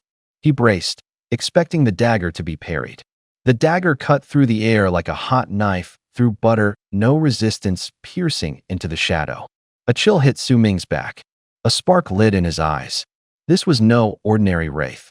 Its body was calamity made flesh, joints twisted, eye sockets like black holes emitting a cold light. The wraith shrieked in fury and stepped back, clearly wary of the dagger. It kept its distance, splayed 5 fingers, and conjured a lump of pitch-black flame in its palm thick as tar and brought it down toward his head. Su Ming rolled, narrowly avoiding the direct hit. Sizzling, the black fire slammed into the riverbank. Rock corroded instantly, leaving a large hole. White smoke hissed from the edges, sharp with an acrid tang. Don't touch it, he thought, tensing. He'd again underestimated its speed. He couldn't outrun it. At his feet, the Windwalker boots activated. They felt like they put wind under him. He blurred, leaving an afterimage. He pushed his speed to the limit and closed in. If the dagger could breach its defenses so easily, he had to seize the chance. The eye of truth flashed in his mind, his vision sweeping the target like radar. At full speed, he locked onto a weak point, the wraith's abdomen. A patch of black light trembled there. Under the moon, Su Ming bent in close and drove the dagger straight at the weak spot. The wraith reacted quickly and raised a hand to block exactly the moment he wanted. Using the momentum, Su Ming slammed his left shoulder hard into the wraith's chest. The impact sent a bone-cracking shock through them. At the same time, his right-hand dagger shifted angle, the blade ripping from the inside and carving a bleeding gash. Black light spat cold sparks. The wraith screamed, then snapped its hand back, a claw lunging for his chest. Crack! A claw sliced across him. His left arm felt as if a hammer had struck the bone. Pain poured into his shoulder. The arm went limp and dangled uselessly. Trade wound for wound. This was his gamble. HSS, blood leaked from the corner of his mouth. Su Ming gritted his teeth, pushed off the ground, stepped back half a pace, then lunged forward again. His eyes were knives. He saw it. The core glow in the wraith's belly had dimmed. The dagger looked like a tool made to eat darkness. Again, he snarled, his voice rough. He dropped his guard. No time for explanations, no way back. Against absolute force, blocking his death. Only offense could find a crack. The wraith erupted. She became a black shadow and lunged at him like a storm. The shadow carried a damp chill. The air smelled of metal and rot. He met it, using his body as a shield, barreling through to open a momentary gap. Bang! The two forces collided, splashing mud and water. The dagger in his hand drove home, stabbing that belly once more. The wraith howled, as if torn by tools. She flailed wildly, the black shadow lashed at his waist. A whip kick landed with a dull smack. Su Ming was thrown sideways and slammed into the mud, his chest feeling as if hammered. Cough, cough, his lungs tasted of mud. He touched his spine, something was splitting, and the pain stole his breath. But that weak spot, the dark light, had nearly vanished. The Wraith's movements faltered. She drew in the last of her grudges and pressed her palms together. The hatred congealed in the air into a colossal black blade, its edges rasping as if ready to shear the world in two. The blade came down. There was nowhere to dodge. He laughed a laugh with blood in it, madness, and a final wager. Su Ming pulled a thin sliver from his dimensional pocket. It looked like a ticket, paper thin, but its edges glowed cold. It was less a ticket than a door able to shove a person, or a ghost, into another layer of reality and lock them away. It hummed, the sliver like a needle plunged into the Wraith's body. The black blade stopped mid-fall.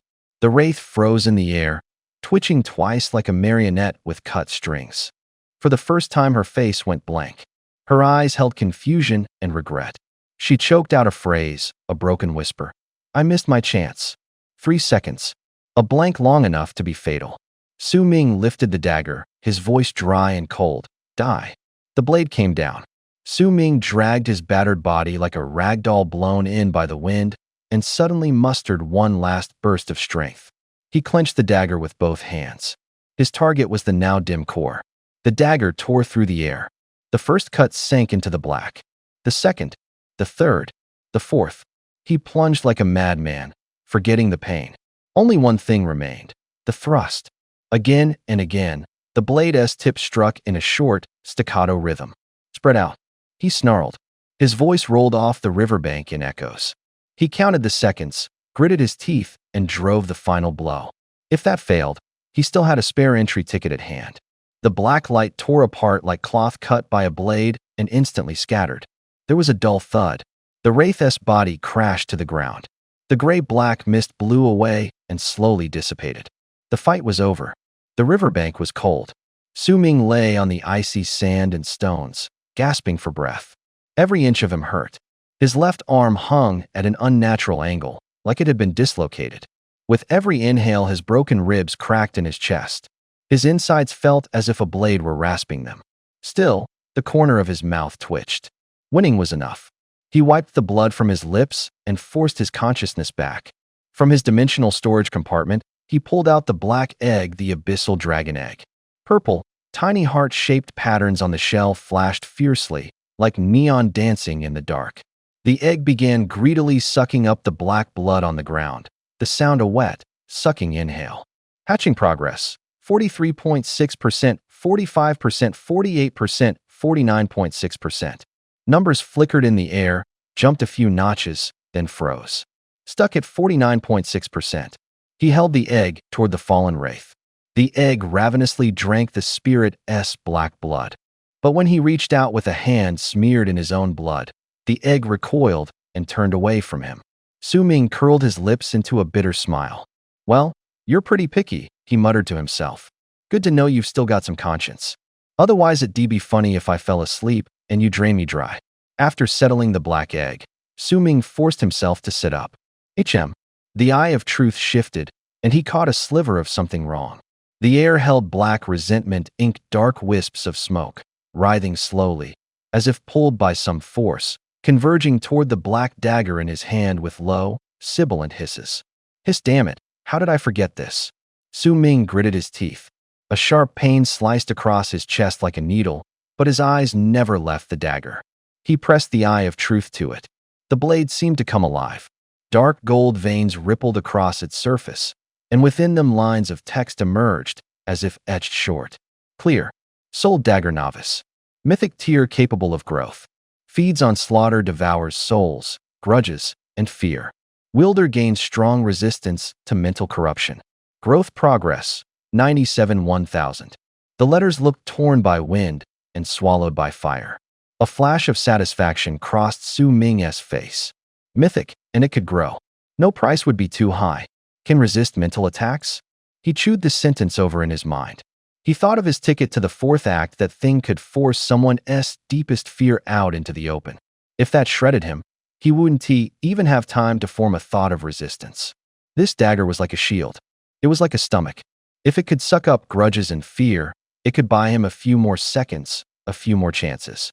The dagger's length and weight matched the memory in his hand.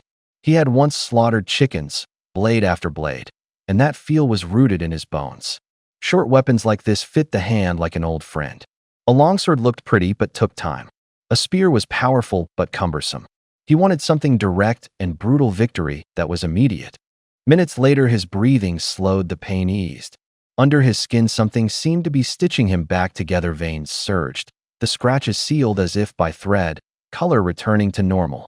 A sound rolled through him. He exhaled, moved his fingers. They still worked. The dagger flashed coldly in the black smoke.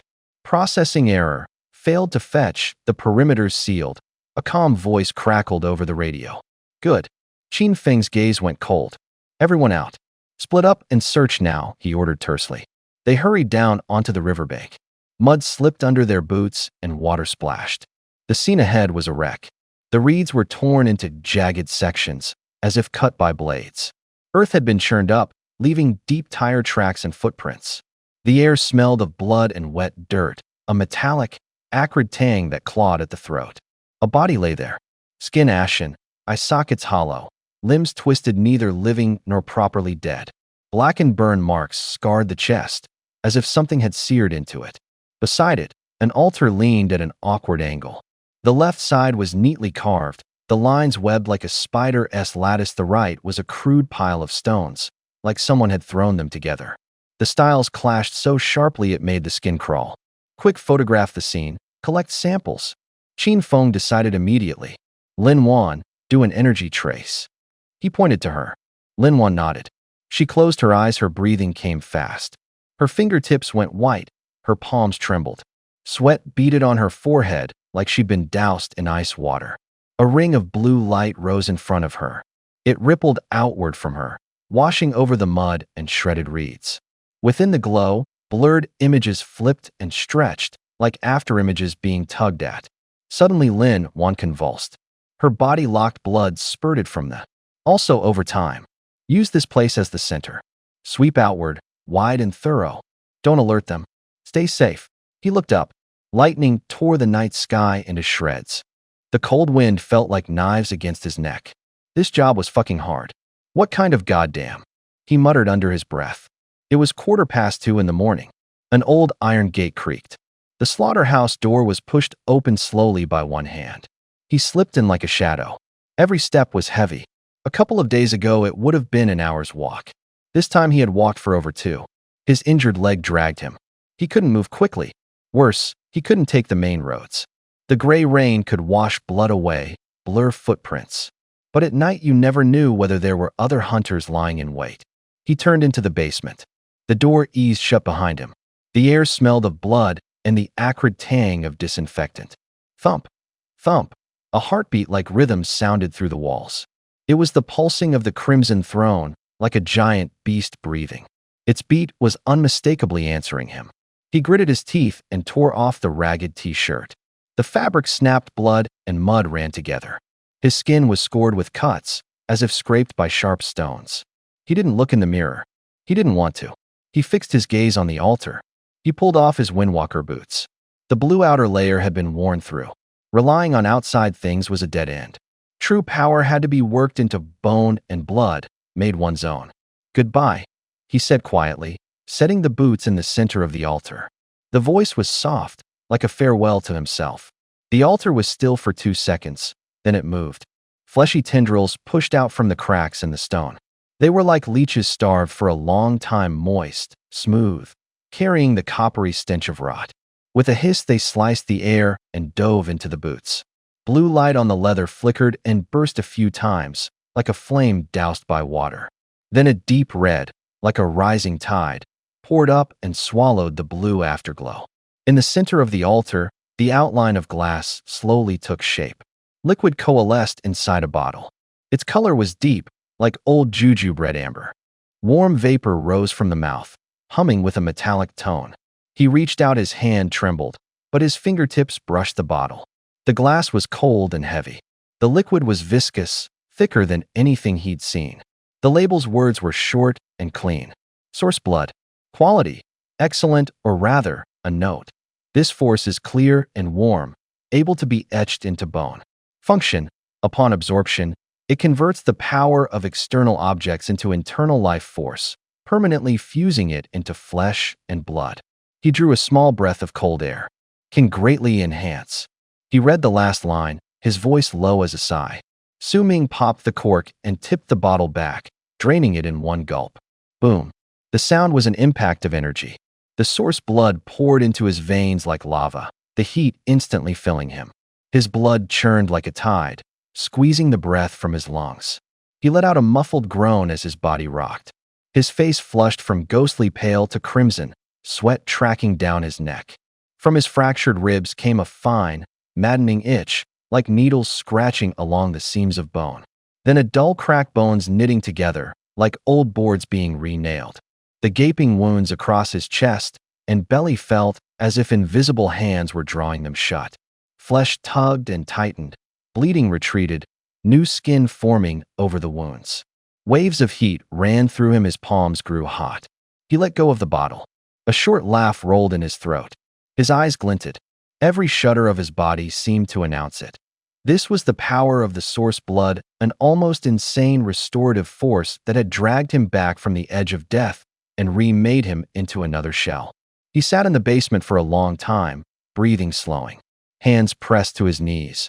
He felt the energy flow through his blood like a river. The burning eased, his sweat dried. Only when his whole body was still did Su Ming rise. He lifted his left arm. It was stiff, the joints sore, but it moved. He wiggled his fingers as if confirming a miracle. The wounds that had been open were now scabbed, the edges hardened into a dark crust. He pressed a hand to his chest. No grand exclamation, only a quiet approval. Flesh altered by the source blood healed at an unreal speed. Every break had been filled, every crack sealed. He reached for the soul dagger and held it. The blade was cold, its edge swallowed shadows under the lamp. Holding it steadied him. The hilt's weight felt like a contract. He almost died tonight. The knife had tightened that line. A feeling both strange and intimate took root in his fingertips. His thoughts cleared, linking three needs into a circle. The black egg wanted fresh blood, the blood would awaken it. The soul dagger needed the warmth of a soul, the aftertaste of hatred, fear, struggle. As for himself, he had to keep at it, to learn to command life and death, to master killing, to turn every act of violence into a sharper technique. Tomorrow, continue, he said softly. A small smile lifted one corner of his mouth. There was no levity in it, only planning. Start by practicing on chickens. After the smile, reason came back like a splash of cold water. Su Ming sheathed the dagger at his waist and went to the window, opening it a crack. The riverbank on the west edge of the city lay in the night like a black band, hazy, still. The wind carried the river's muddy scent. Lights were thin, figures were few. He stared at that black strip, a light in his eyes. The night was like a blank page waiting to be written on. The noise tonight had been too big. The sky looked as if it had been ripped open. A wash of red light burned across everything. Black shadows tore at the glow. Explosions and the groan of crushed metal replayed at his ears. A wave of heat hit him. Even the air trembled. He thought of the woman at the market. The memory replayed like radar. She could smell when something was wrong. She could point at a street and say, "There's a problem there." Her voice was clean, her movements precise, as if some invisible instrument was built into her. Su Ming's face darkened. He dug his fingers into the corner of the sheet until a nail mark showed. "The red light covers too much," he muttered, his voice low and wind-pressed. "If it spreads, there'll be nowhere to hide." He laid out, one by one, the records that circled in his head. From the first day until now, the phenomenon had shown up in Jiangzhou twice. The second time was closer and hit harder.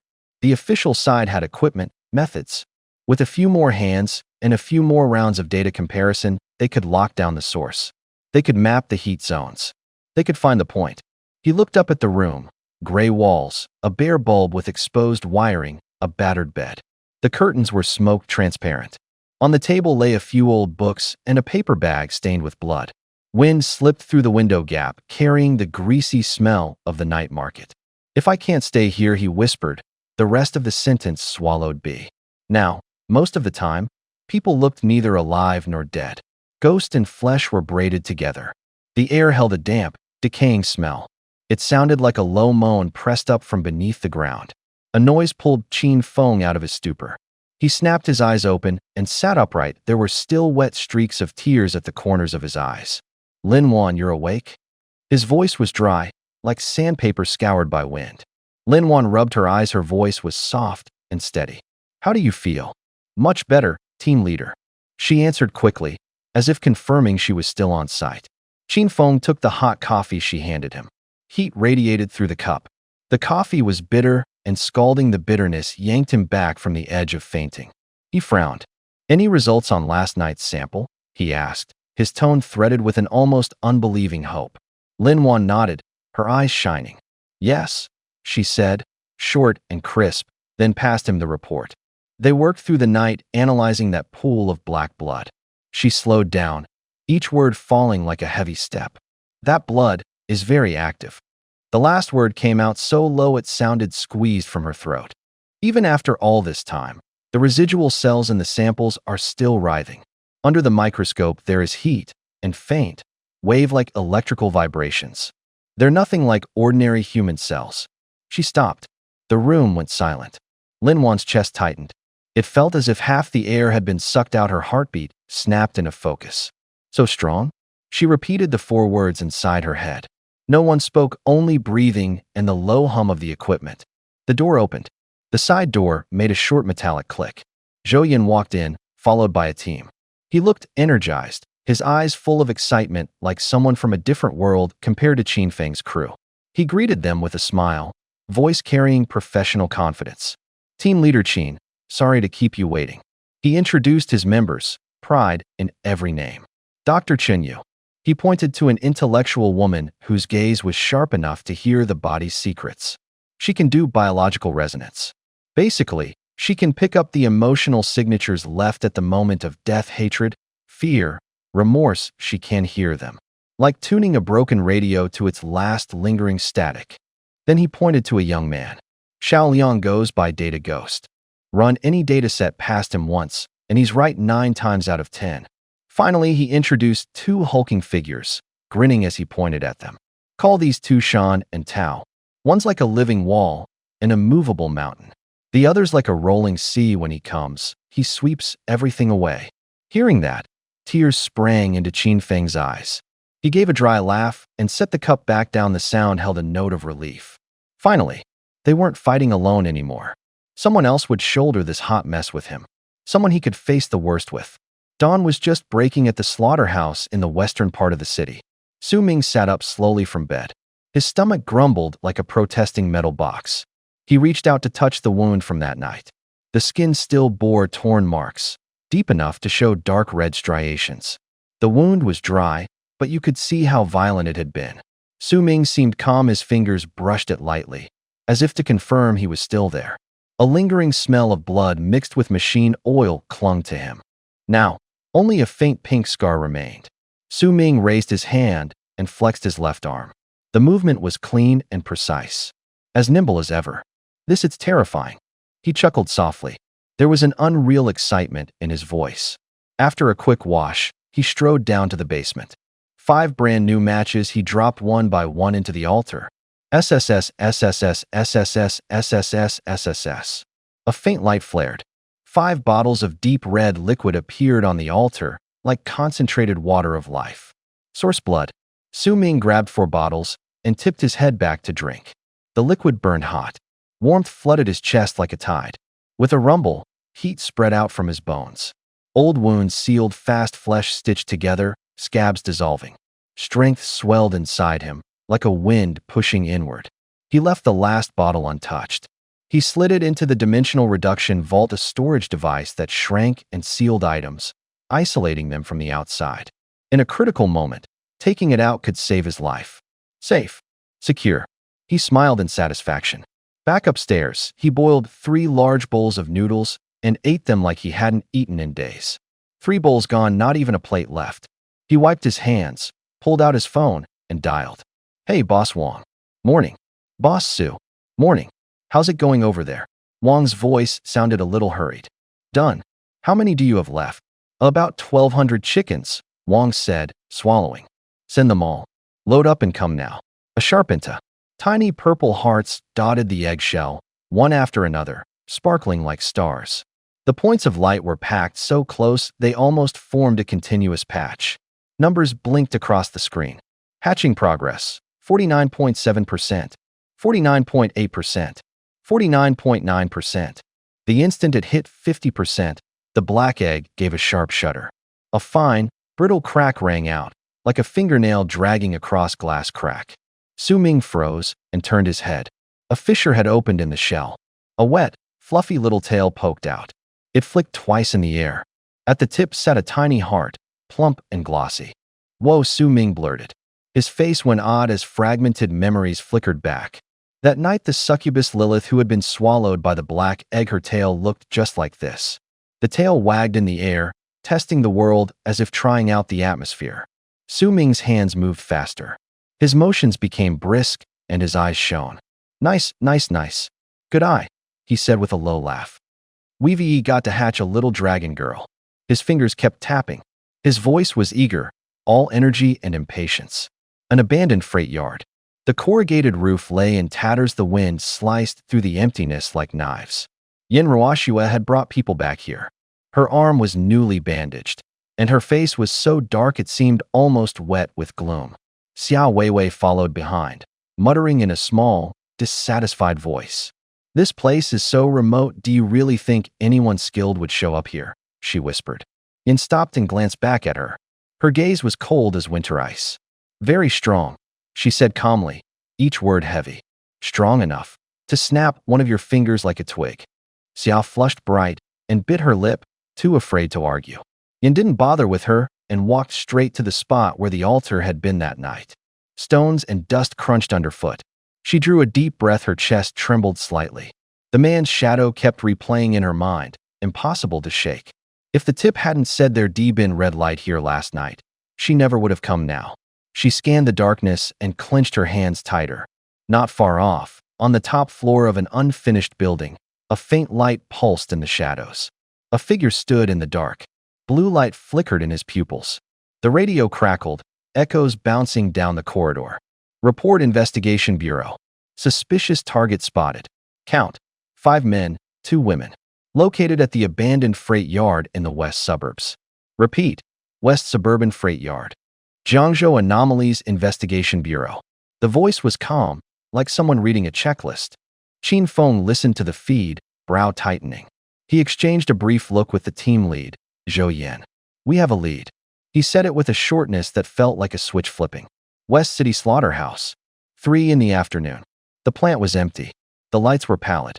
The air smelled of rust and disinfectant. Su Ming stood in the center and exhaled a long, murky breath. His chest rose and fell like waves. Empty pallets lay on the floor. Blood and feathers had been washed away long ago, leaving only slick water streaks. Over 1,000 chickens. All processed. He lowered his eyes. The eye of truth engaged, like a cool lens rotating inside him. In his hand the soul dagger throbbed, black vapor curled along its blade like ink running through night. A counter on the hilt blinked. 197, 1000. Only a few steps from 200. Just a little more. He murmured there was a laugh in it, but more fatigue. He stowed the dagger in his pack and bent to pick up the black egg. The shell was coated in a dark lacquer, quivering slightly. A tiny gauge read, incubation 54%. The tail ended in a small heart shape that kept tapping his forearm, a little drumbeat. You've got quite the appetite, huh? Stuffed? He said with a smile and reached to touch it. The egg was warm, like bread straight from the oven. Don't fuss, don't scratch me. His tone was the same as if he were speaking to a cat. 3:30. He tightened his backpack, the glow patch rubbed softly against the fabric. By logic, he should have headed deeper into the suburbs to the wider, more dangerous places. He knew those routes. But his thoughts were different. The west suburbs had been too active lately. Too many traps. In his head, the west side looked like a field full of spring traps. Every step could set one off. He narrowed his eyes, a cold light flashed in the black of them. Today, back to the city. He decided. Walk the opposite way. Go against the flow. Give himself a buffer. These days he'd been living on the edge between life and death, or standing ankle-deep in slaughterhouse blood. His nerves had been drawn tight as bowstrings. People snapped under that. He needed warmth. He needed the city's noise to get his heartbeat back to normal. Wind at the gate kicked up dust. The city was not far, a dull lamp waiting for him. He cinched the straps, stepped out. His pace was steady, his voice low, and the edge in his eyes was sheathed. He decided to go see it with his own eyes. To see it for himself. What had that world, barely holding itself together after the upheaval, actually turned into? Online, information was like foam, truth and lies mixed together. Most people were there for the spectacle. The truth could only be found by going to the scene. And while he was at it, pick up some supplies. Improve the food rations. 2 simple things. He stepped out. 5 in the evening, West District Pedestrian Street, Jiangqing. The streetlights came on. Neon began to blink. The air was a mix of fried food scent, the metallic stink of gasoline, and human sweat. Footsteps, hawkers' calls, phone notifications braided together. The crowd flowed like a tide, endless. If it weren't for the rows of altars along the street, each in a different style with pulsing lights and plaques hung with colored paper, this place would have looked almost the same as before the change. Su Ming wore a plain coat and stood in the crowd like a grain of sand.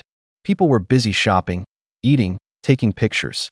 Each face looked calm on the surface, but there were cracks in their eyes, taut, part zeal, part fear.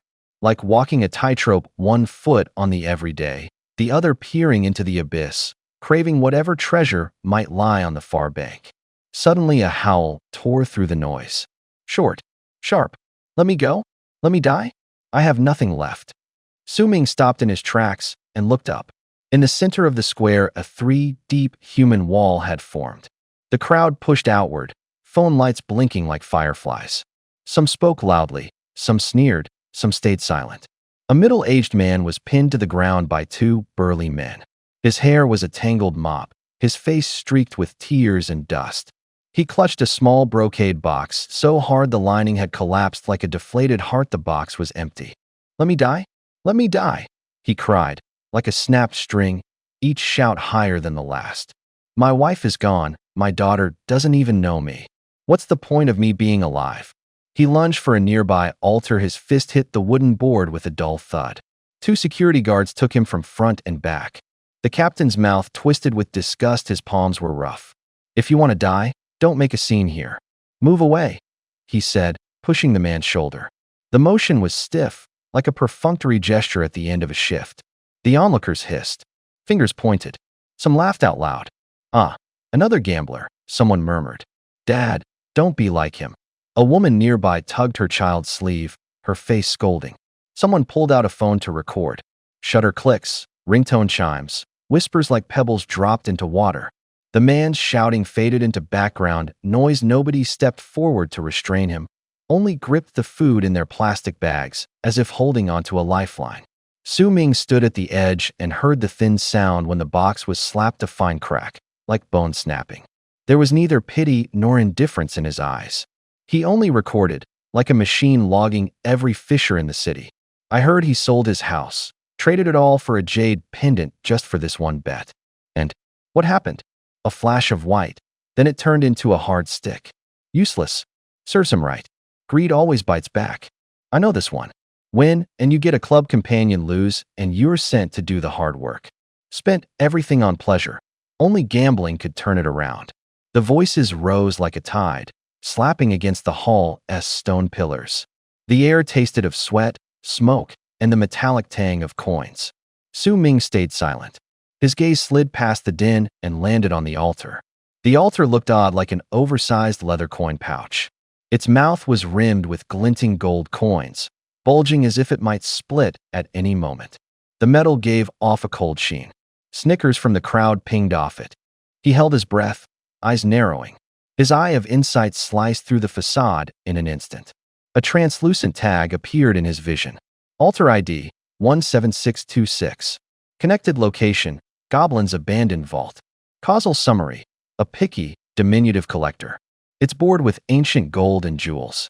It thirsts for the most advanced technological items. It only accepts items with a strong futuristic vibe. The corner of Su Ming's mouth twitched. He understood the whole implication of the mismatch. The middle-aged man had spent everything on a jade ring, only to bring it to a collector who took only high-tech goods. They were completely incompatible. From start to finish, the ending had been written. Someone stepped forward to gloat. This altar S numbered late backed by just a little collector. The ceiling S nothing fancy. All show, no play.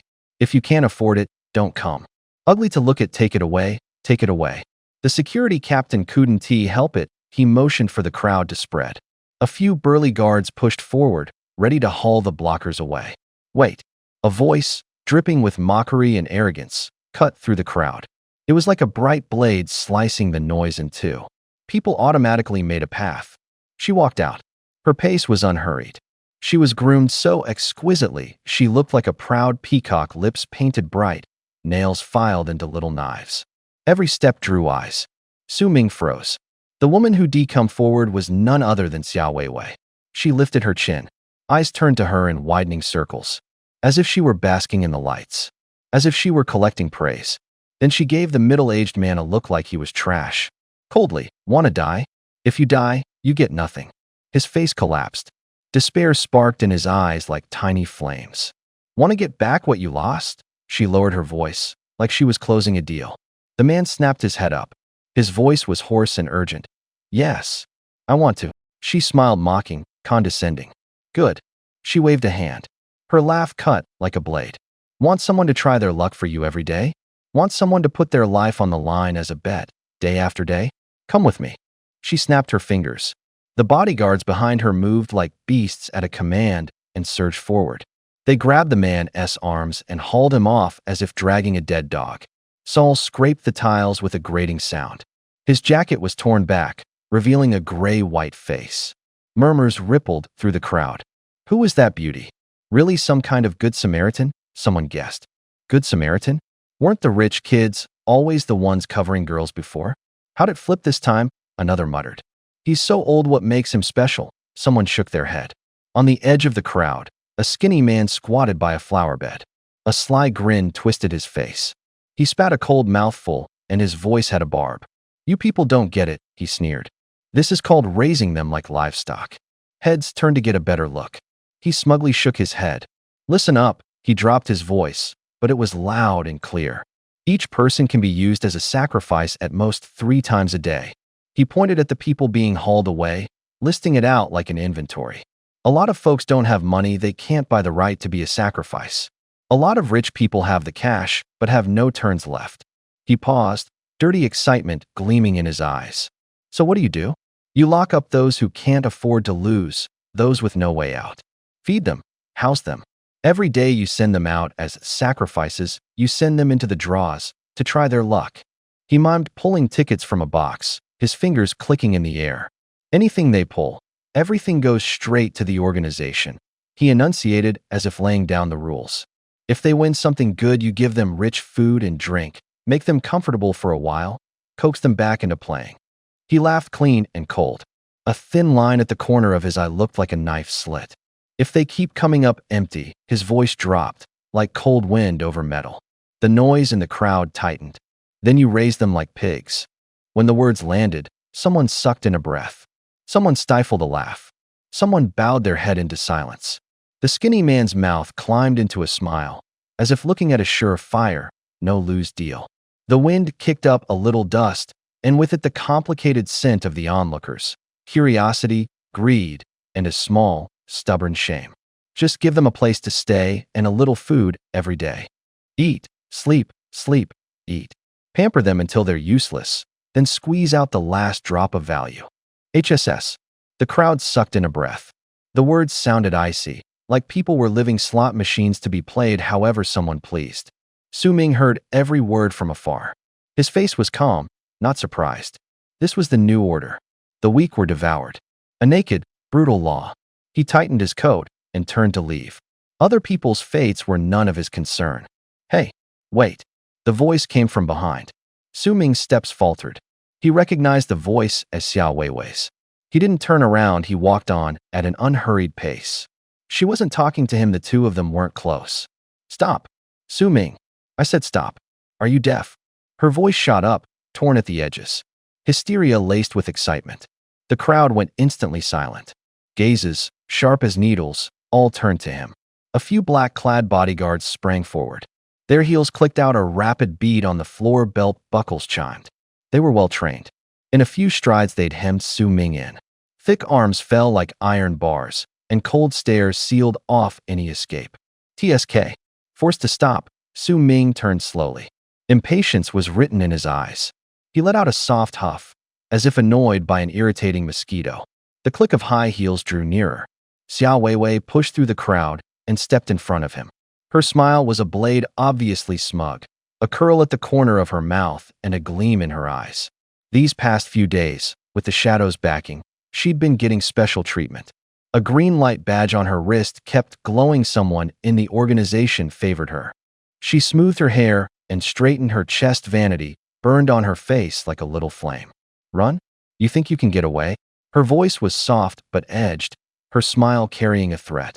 The crowd pressed in closer. The air smelled of sweat and tension.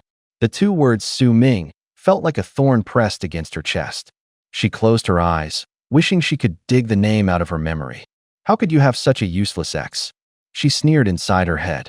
What made it worse was that he even had the nerve to block her. Then he came back, playing innocent.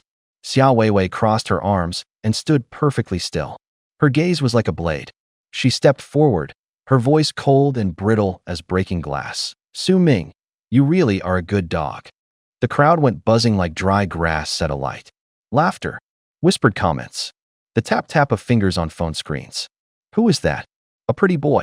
An ex? Obviously he's an ex, ruthless. A toad trying to eat a swan, huh? Xiao Weiwei drank in the attention. She wanted to crush Su Ming in public. She wanted to grind him out of her memory. Su Ming stood motionless, his face unreadable.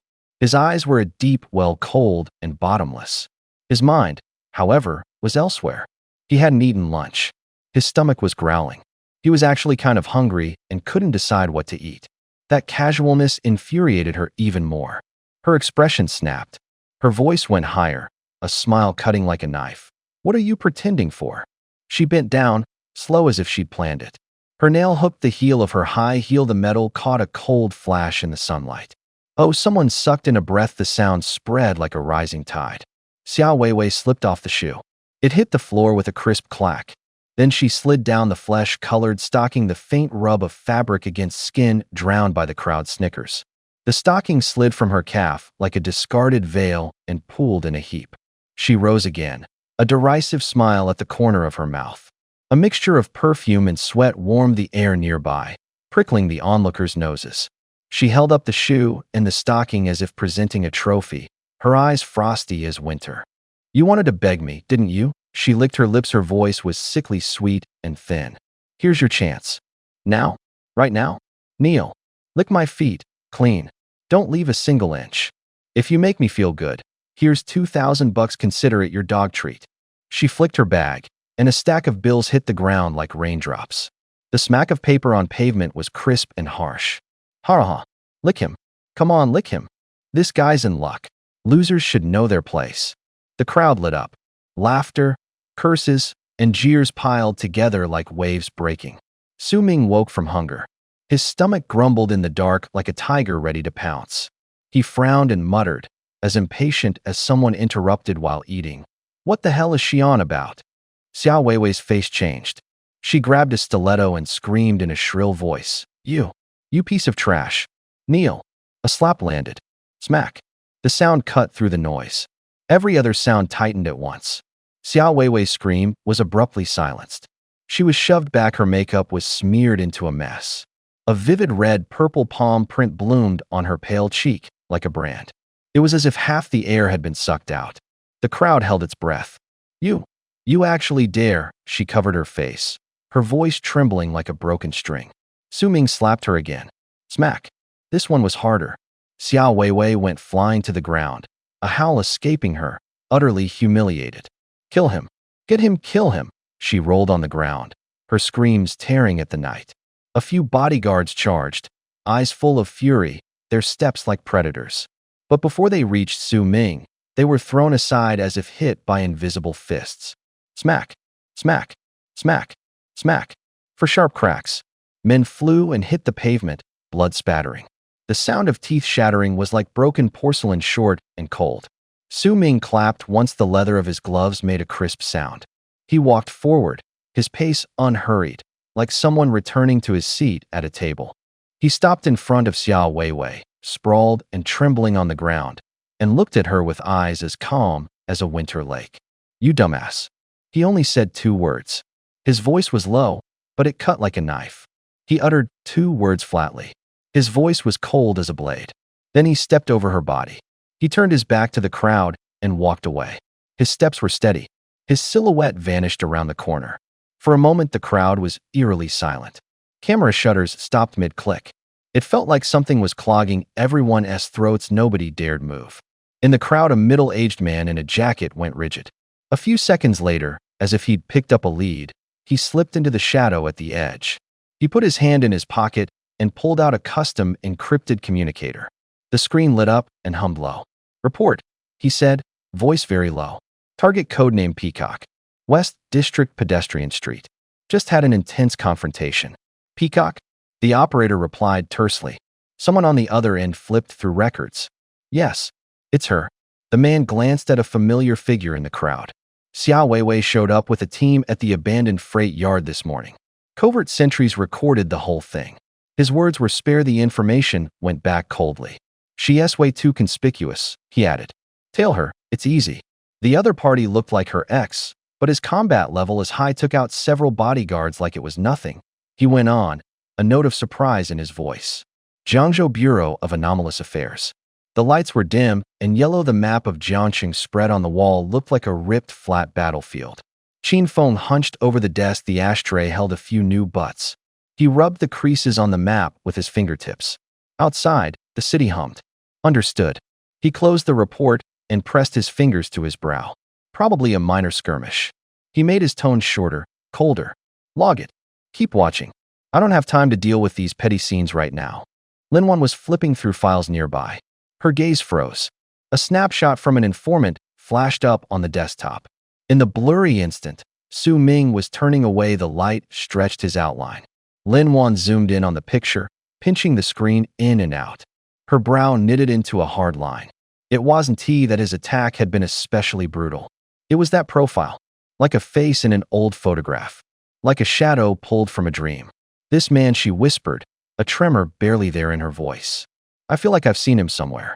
Her voice went even softer, as if dusting off a name and laying it back into her chest.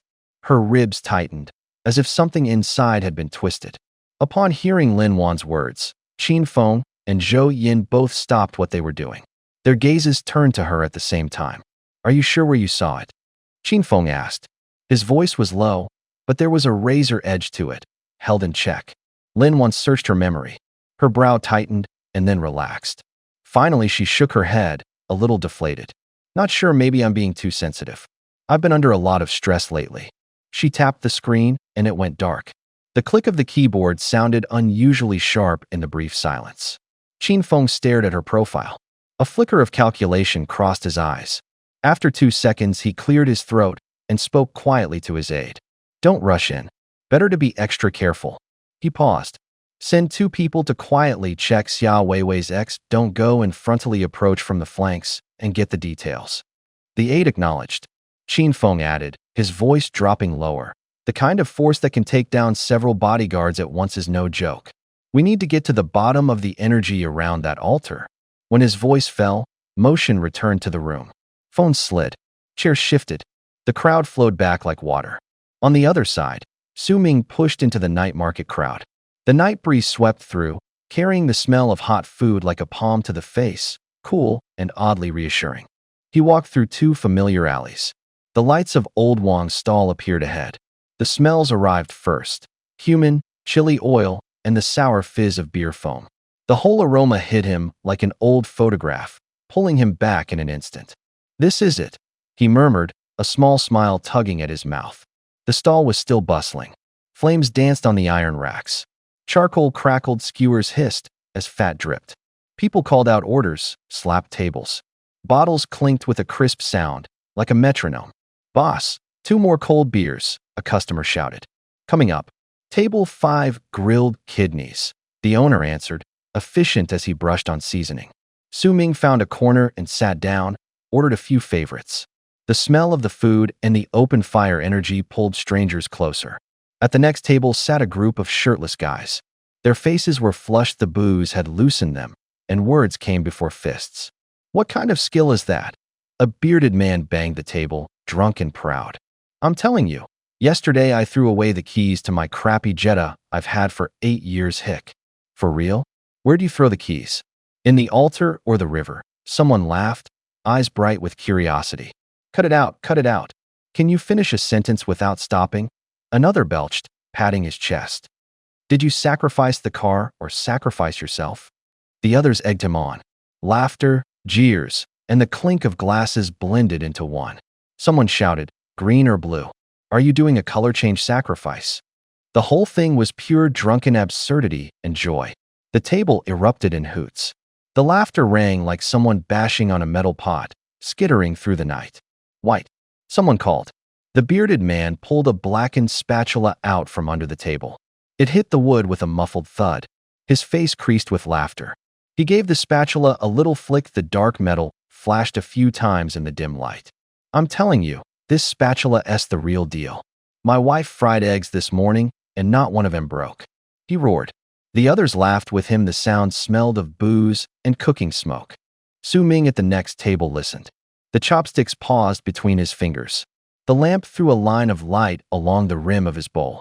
He heard the laughter and saw that spatula, and, for a moment, it was like seeing the old lamp outside his front door, warm, faint, but real. Just then a man pushed into the den. He walked carefully, as if treading on broken glass. He looked about 40. His old jacket had been washed pale. The cuffs were so thin they were almost thread. His hair was flecked with gray, his face washed in dust. He cupped a faded red cloth in his hands. A dark sweat ring stained it. The little bundle trembled as he moved between the tables like a hawker. Finally, he stopped at the bearded man's table. His voice was low and a little choked. Excuse me, brother, sorry to bother you. He peeled back the red cloth, layer by layer. The rubbing sound was tiny, like an old door's creak. Inside sat a blue and white porcelain teacup. There was dust on the body, tiny chips along the rim. It didn't look like much. Would you please take a look? He held the cup out, his eyes pleading. I just got it today. It's something that glows blue. He lowered his voice, as if afraid to startle it. His face flushed. It lights up at night. It's really pretty. The bearded man and his buddies froze. The game of guessing fingers stopped. Someone flipped on a phone flashlight. The beam stabbed down to the cup's bottom like a needle. The light bent in the glaze, and a faint shimmer appeared at the base. A few of them leaned in, their breath mixed with the smell of liquor. This is just a broken teacup. The flea market next door, $2 a pop. Someone sneered. Hell, it's not worth more than a lousy steamed bun, another said bluntly. The middle-aged man grew desperate. His voice trembled. It's not fake. The light, it just went whoosh and lit up. It shone like one of those little stage lights, cold and blue. All right, all right. The bearded man waved a hand, impatient. He braced an elbow on the table. His cup thudded the wood. He stared at the man like he was figuring the price tag. Even if it glows blue, what good is that? How much do you want? Spit it out. The middle-aged man gritted his teeth, like he'd made a huge decision. He held up 3 fingers. Worth, he stammered. 30,000. His voice was small, like a suppressed tide, then suddenly broke free. Beer sprayed out. The bearded man spat it across the table in one gulp. Foam flew. Then he exploded, his voice hitting like bricks on a tin roof. 30,000. Are you fucking crazy? You gonna pull that stunt here? Get lost. Con man. You think you can scam people with a lousy cup? Last time some idiot brought a straw sandal and cried purple light. Got everyone betting themselves stupid. The crowd seemed to ignite. Laughter, mockery, the clatter of plates all mixed together. Someone shouted, these scammers should all be dead. The words were like cold knives. The middle-aged man's face flushed. He bowed his head, fumbling for an explanation, but before he could speak he was shoved aside. Someone shoved him into the light. He clutched that teacup to his chest. It looked small under the lamps. The place was bright and crowded, but he looked unbearably alone, like a person blown by wind across an empty field. Su Ming stood not far off. He watched it all. His gaze narrowed. The eye of truth snapped open. A low hum rolled through, like the deep register of a clock. The air seemed to part. His vision pinned on the unremarkable teacup. Name: Cup of Tranquility. Quality: excellent. Blue sheen rare.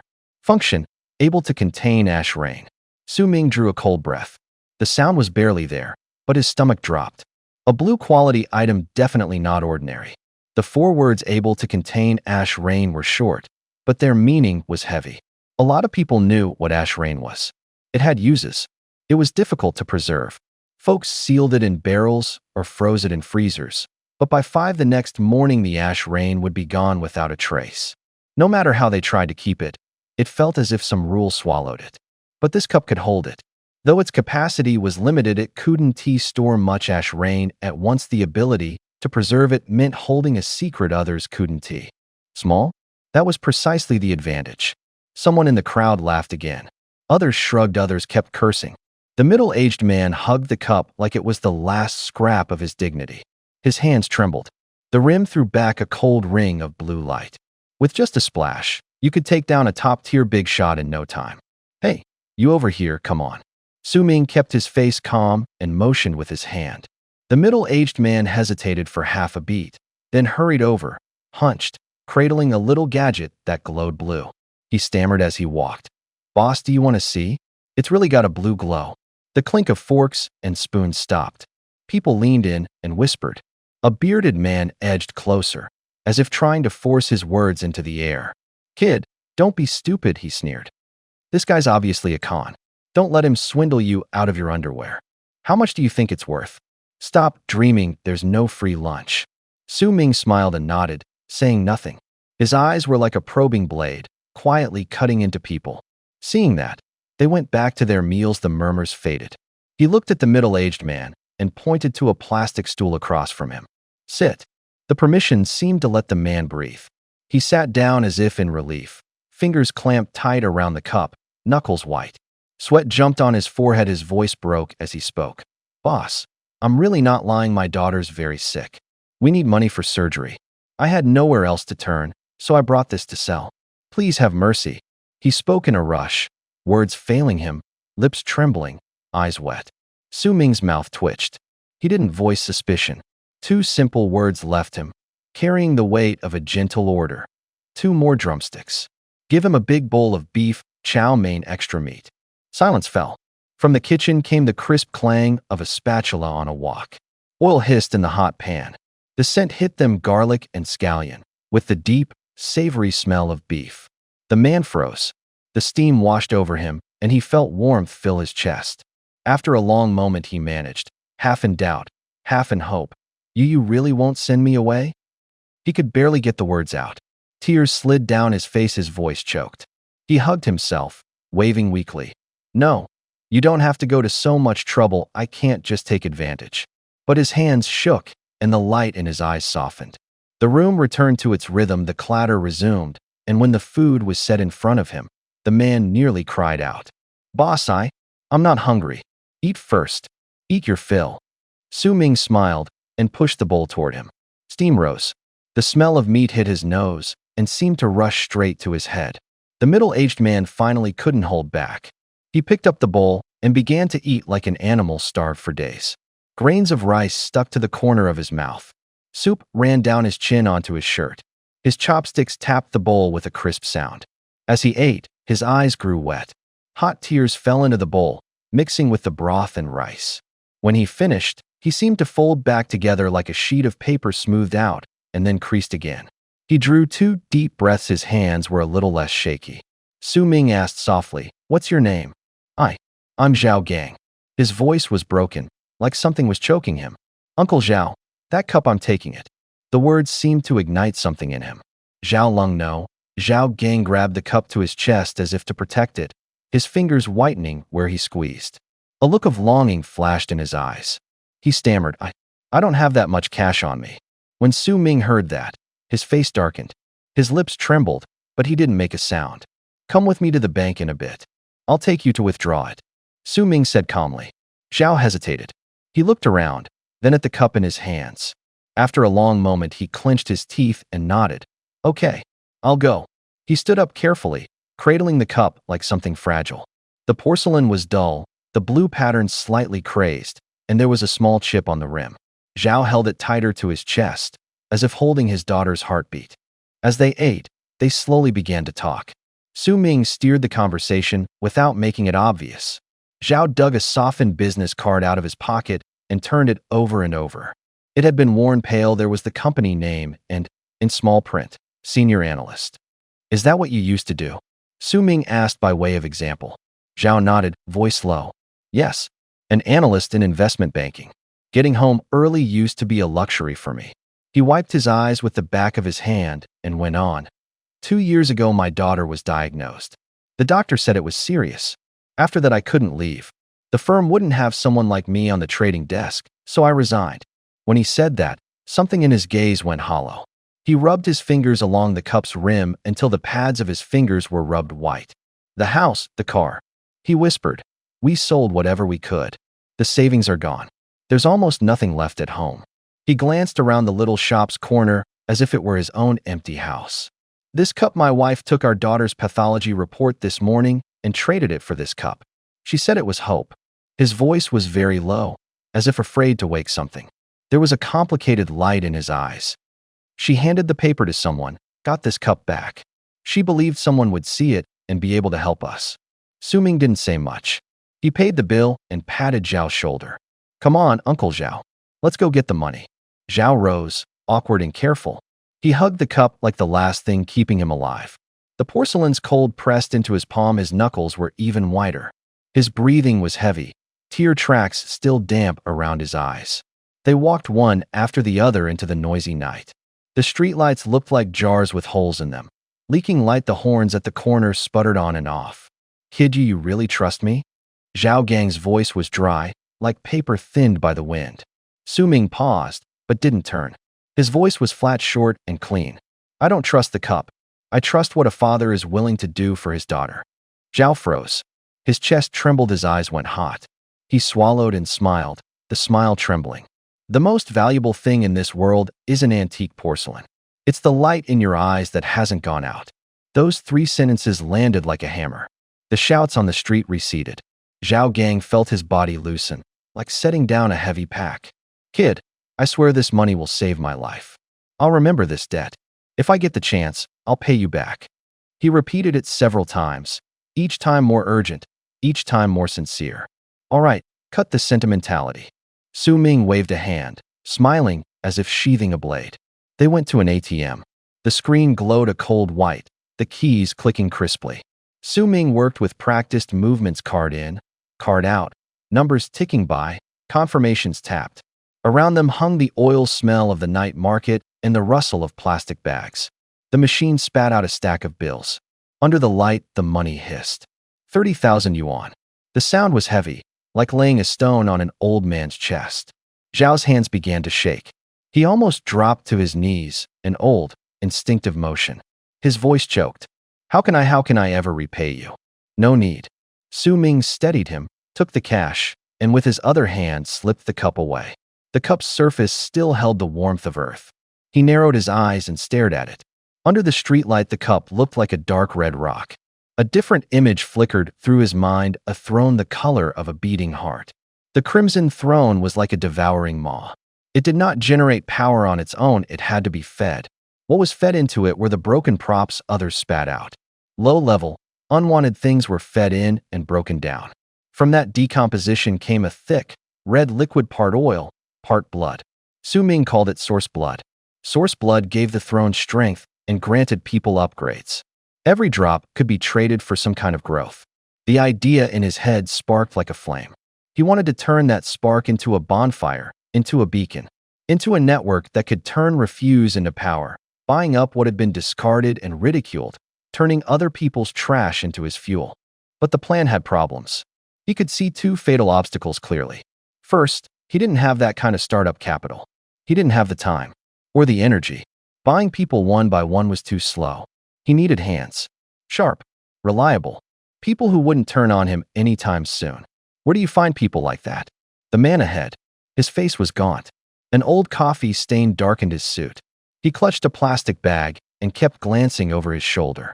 He used to be a financial analyst, now he looked unemployed. For his daughter, he'd already pawned everything he could.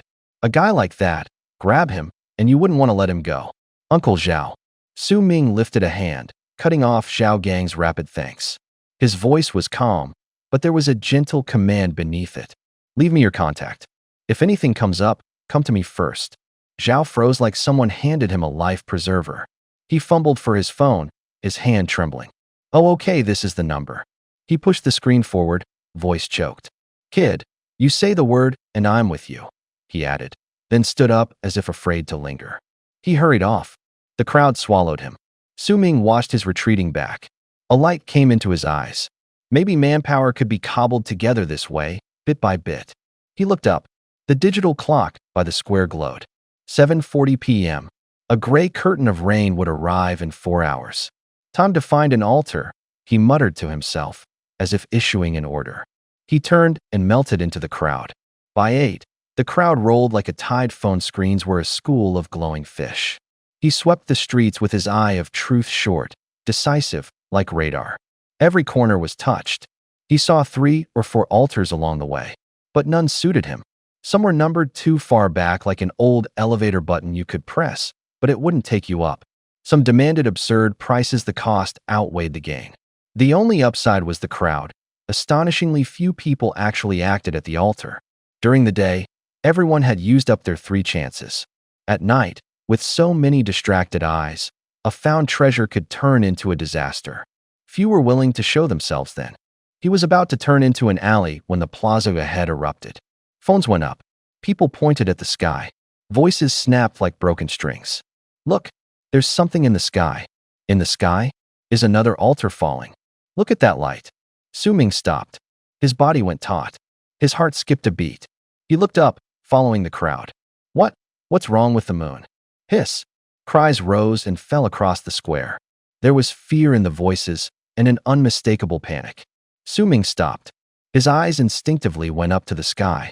The moon that was usually so bright was now covered with a thin layer of blood red. At first, it was only the rim that reddened. But within seconds, the red spread like ink dropped into water, blotting out the whole disk. It spread so fast it made your head swim. His chest tightened. Familiar images flashed through his mind like a warning tone in a game, like some danger lighting a red light in a corner. Cold sweat formed in his palms. His breathing grew shallow. Is that a blood moon? Someone asked, their voice shaking. We're done for. Don't go near the streetlights, another whispered. Footsteps grew hurried. People covered their mouths. Others backed away. The city's noise was twisted into silence by an invisible pressure. 2 minutes later, the moon had become a ghastly red. The crimson light poured down like a bucket of overturned paint, staining streets, buildings, every face into unreal colors. Shadows lengthened, like dried, skeletal claws. In the distance, car alarms began to wail in fits and starts. Dogs whimpered downstairs. A coldness hung in the air, like someone had breathed a blast of ice onto the back of your hand. Su Ming pulled out his phone and opened a forum. The page looked like it was going to explode. The comments rolled in like a tide. WTF? Is the moon on its period? Is this a good omen, or are we all screwed? I'm going to sleep first. I'm scared. Gamblers go. Blood moon drops good loot. Jokes and panic ran side by side. The messages were like shards of glass, stabbing at the eardrums. He shut his phone. His gaze fell to a corner not far ahead. There stood a strange object like a rusted vending machine, and yet like a retrofitted altar. Its body was covered in peeling paint. The coin slot had been crudely pried open, its edges marked by the sharp tears of metal. Unknown symbols were carved into the surface, like scars left by a dagger. Up close, you could smell a faint tang of iron, like the scent of old blood. Under the lights, it stood alone. The blood moon painted it an even deeper red. Someone pointed at it and whispered a single word. An altar. No one could answer. Fear in the crowd sounded like torn vocal cords, letting out low, whimpering moans. The strangest thing was the fluorescent tube inside the vending machine. In the blood-red moonlight, it hung like a red thread exposed in a wound, flickering with an ominous pulse. Su Ming's chest tightened. He lifted a hand and activated the Eye of Truth. It was as if a data window had been fitted into his pupil's. Information surfaced, clean and cold. Altar ID 20,247.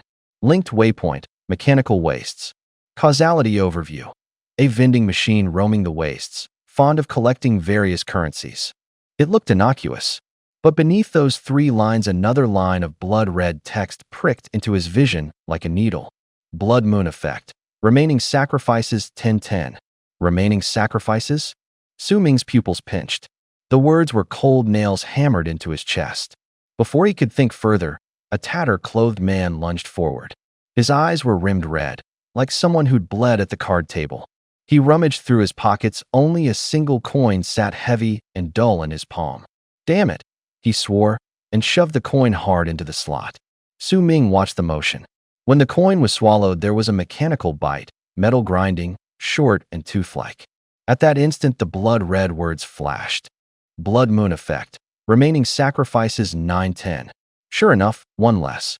Su Ming could almost hear the echo of his own heartbeat. The retrieval hatch clanged open. Something was spat out. There was no light, no glimmer at all, like something pulled out of utter darkness. Only the blood moon sketched a thin veil of mist across its surface, like the bloody film lifted from a wound. People craned their necks to see, but could make out nothing. The object seemed shrouded in a blood fog, its edges blurred, its coldness making them take a step back. More junk, the gambler spat, thrusting the thing into his coat and turning away, his steps dragging. A clarity hit Su Ming like a strike. 2 things became suddenly certain.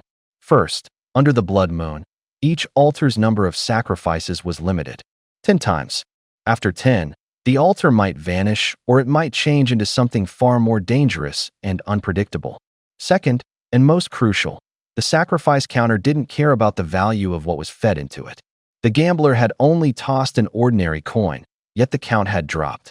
That meant anyone putting currency, in whether real gold or a worthless scrap, would tick the counter down. Su Ming's hand trembled slightly. Someone was using this machine to burn through whatever it counted. Someone might be trying to trigger whatever happened on the final use. The blood moon's light felt colder in the air. The blood moon hung high. The sacrificial idols seemed to have been muted. Light vanished in an instant. The offering was reduced to a blurred shadow. The air cut like blades. Su Ming's fingers trembled in the dark. A light flared in his eyes. Opportunity had come. He drew in the cold air.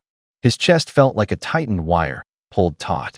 Even if he let 3 streaks of blood-red light loose in the middle of the pedestrian street, the crowd wouldn't see the truth. They'd just assume a strange street performer had appeared.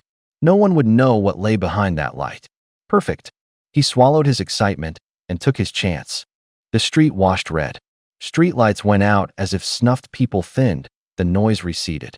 Su Ming hurried across, footsteps urgent. The wind smelled of rust.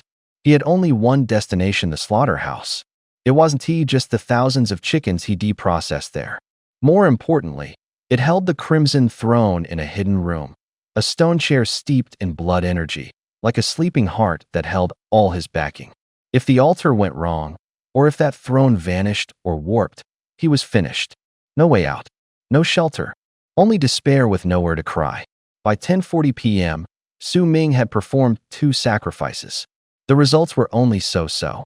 The first vomited up a blue longsword.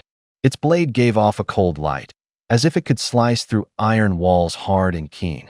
But in his hand was the legendary soul dagger. That dagger was slimmer, colder, like a blade condensed from moonlight. The longsword was good, but to him it was only altar fodder.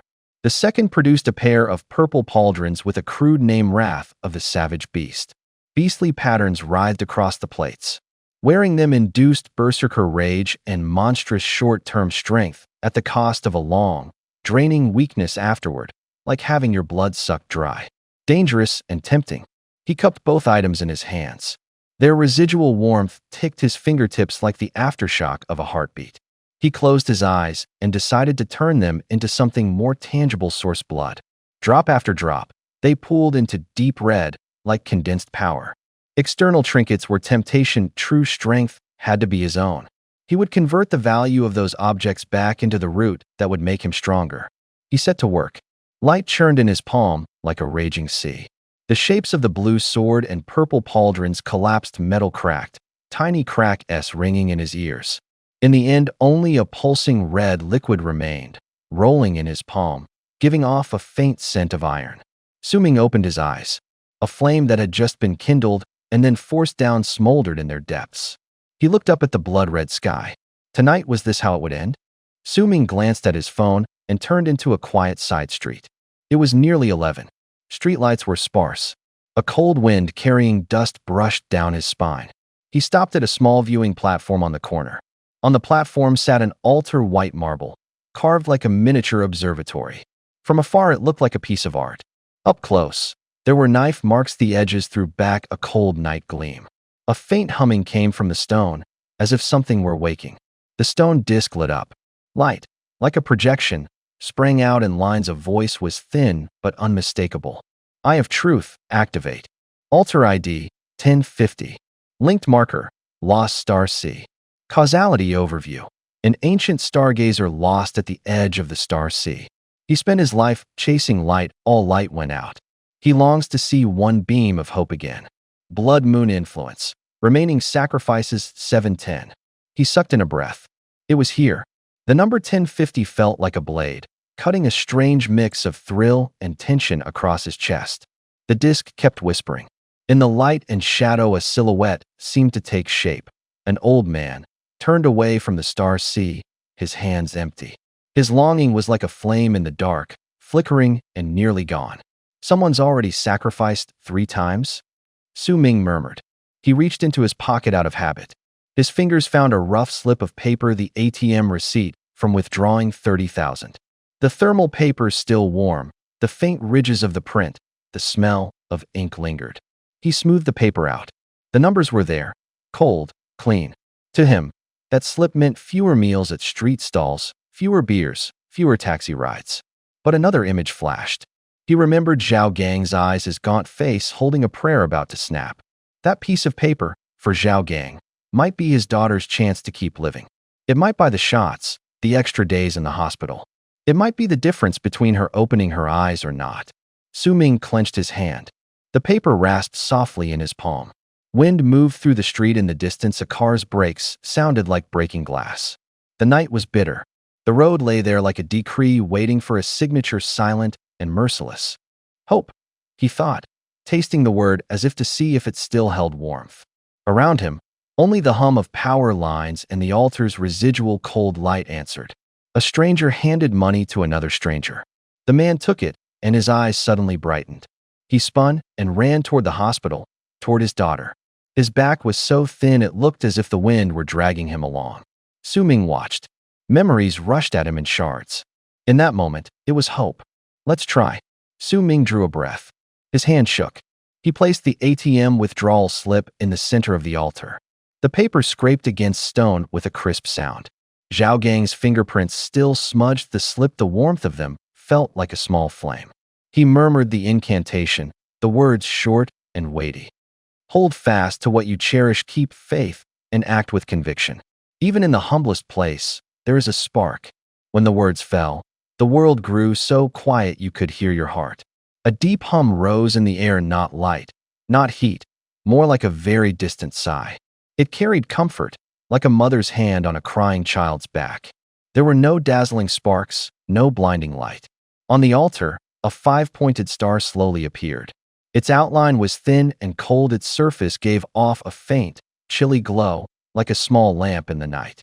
A voice materialized from the void like text on a screen, the lines clear and metallic white. System prompt. Name Star of Hope. Rarity legendary. Function consumable. Triggers automatically on the holder's death. In moments of utter despair, it unleashes hope, remolding the holder's flesh and soul to restore them fully to life. Su Ming froze. A curse escaped his mouth short, dry. Is this real resurrection? His chest felt as if someone had punched it. Images tumbled through his mind. This was not something gold or offerings could buy, not comparable to a few bottles of tonic. He reached out, as if touching a relic-esque warmth. One thought kept repeating. The ace up the sleeve, the last chip, a second life. He steadied his breath and slipped the star of hope into his dimensional space. It was no larger than a coin, but the light felt weighty. He didn't linger. His steps quickened, shoes slapping the floor in a hurried rhythm. The blood moon overhead was redder than before, as if another layer of blood had been poured across the sky. Even the air made the light seem viscous. On his way home, Su Ming walked as if the wind were pushing him. His hands weren't idle. The phone screen glowed like a sheet of white paper in the dark. His thumb kept swiping, revealing one lively message after another. The blood moon had exploded across the internet. Everyone was guessing, everyone shouting. Is the blood moon a disaster, or the beginning of evolution? Looks to me like the prelude to the next stage. 3 or 4 days of ash rain, then a blood moon cycle. Don't panic. Guys, the system just updated, major version change. More voices followed. Some were angry, some excited, some panicked. Cut the crap, this isn't a game. The altar in San Juan West just blew up after people made back-to-back sacrifices. The post included a blurry photo. The night was veiled in blood-red moonlight. The altar's once solid stones lay scattered like broken gears. Dust rolled through the red glow. The comments billowed like smoke from a volcano. Holy shit, it's actually shattered. Data incoming. Damaged after 10 sacrifices, someone's tallying it. The altar exploded. Good or bad? Good. The old must be destroyed for the new to come. Are you crazy? If the altar breaks and the blood moon shines, what if dark shadows crawl out? You're asking for trouble. Bullshit. What monsters? I'll deal with it in one punch. The two camps shouted at each other. The authorities stayed silent. Even the usually authoritative accounts were quiet. No announcements. No explanations. Only endless scrolling speculation. Su Ming looked up at the sky. The blood moon hung high like a cold eye. Under its light, the yellow-orange street lamps looked gaunt. The wind carried lingering ash, cool enough to make his spine tingle. He shoved the phone back into his pocket. The screen's warmth lingered in his palm. His knuckles tightened. His mind felt like a fast-forwarded reel. The altar shattered, the blood moon changing the rules, and those above had not responded. The conclusion was simple. The danger was spreading. Get home first, stabilize the situation, then deal with everything else.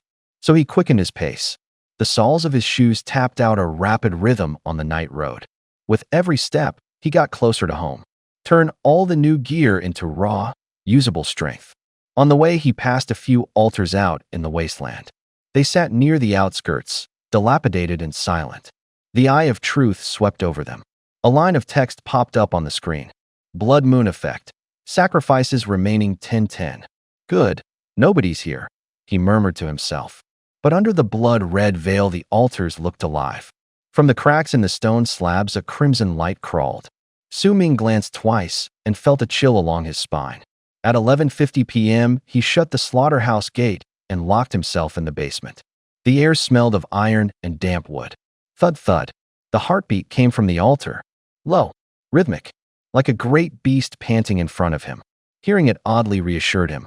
The altar was still functioning. That was good. He didn't hesitate. He lifted the blue-quality longsword. With one motion, he set the blade on the altar's stone plate. Blood-colored tendrils snaked out like serpents and, with one rap, tugged the sword into the altar's fissure. The altar's flesh pressed against the blade. The temperature shot up. In an instant, a crystalline vial condensed. It was deep red, like freshly cooled lava. Source blood. Condensed life essence. The excellent quality vial formed in an instant. He didn't bother. He downed it in one gulp. The liquid poured down like scalding iron.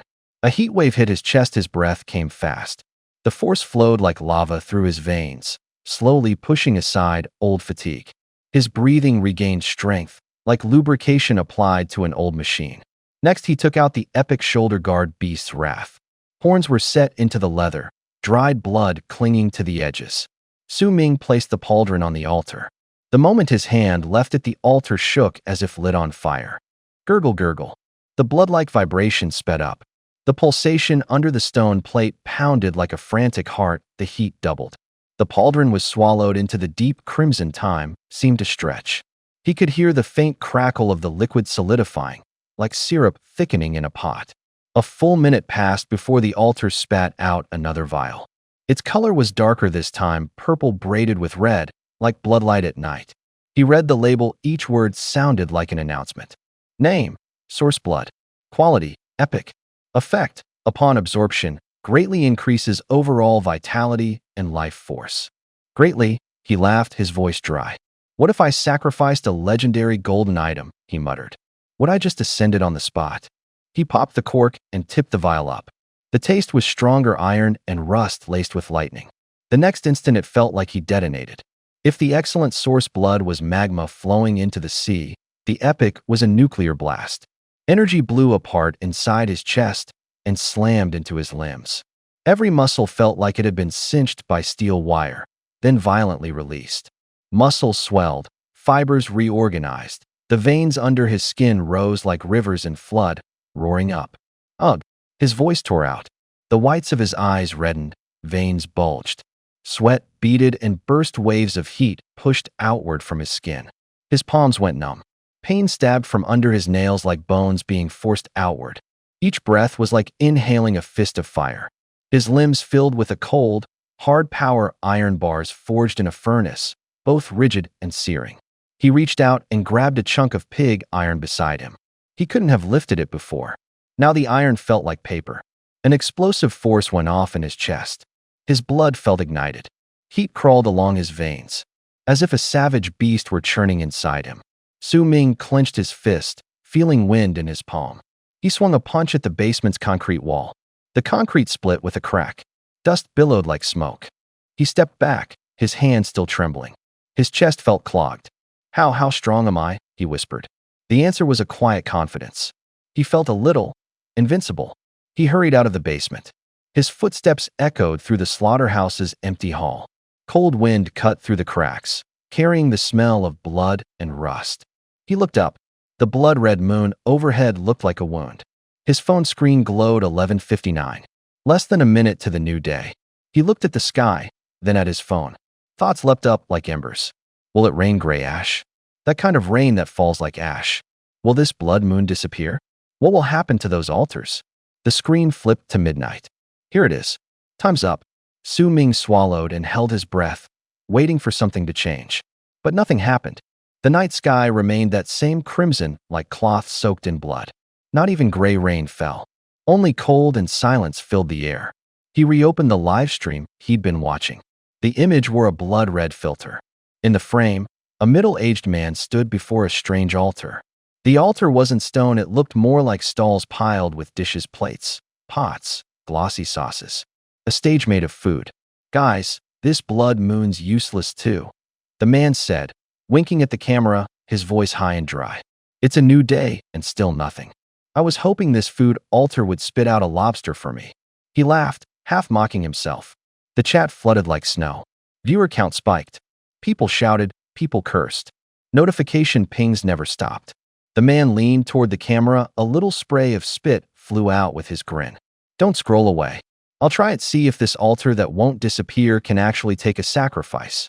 As he spoke, he reached for the food. Drops of oil on the plates glittered under the lights. Su Ming stared at the screen, his heart thudded again in his chest.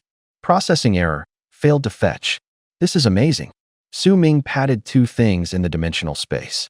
The hope pulsed like a faint star, beating quietly against his chest.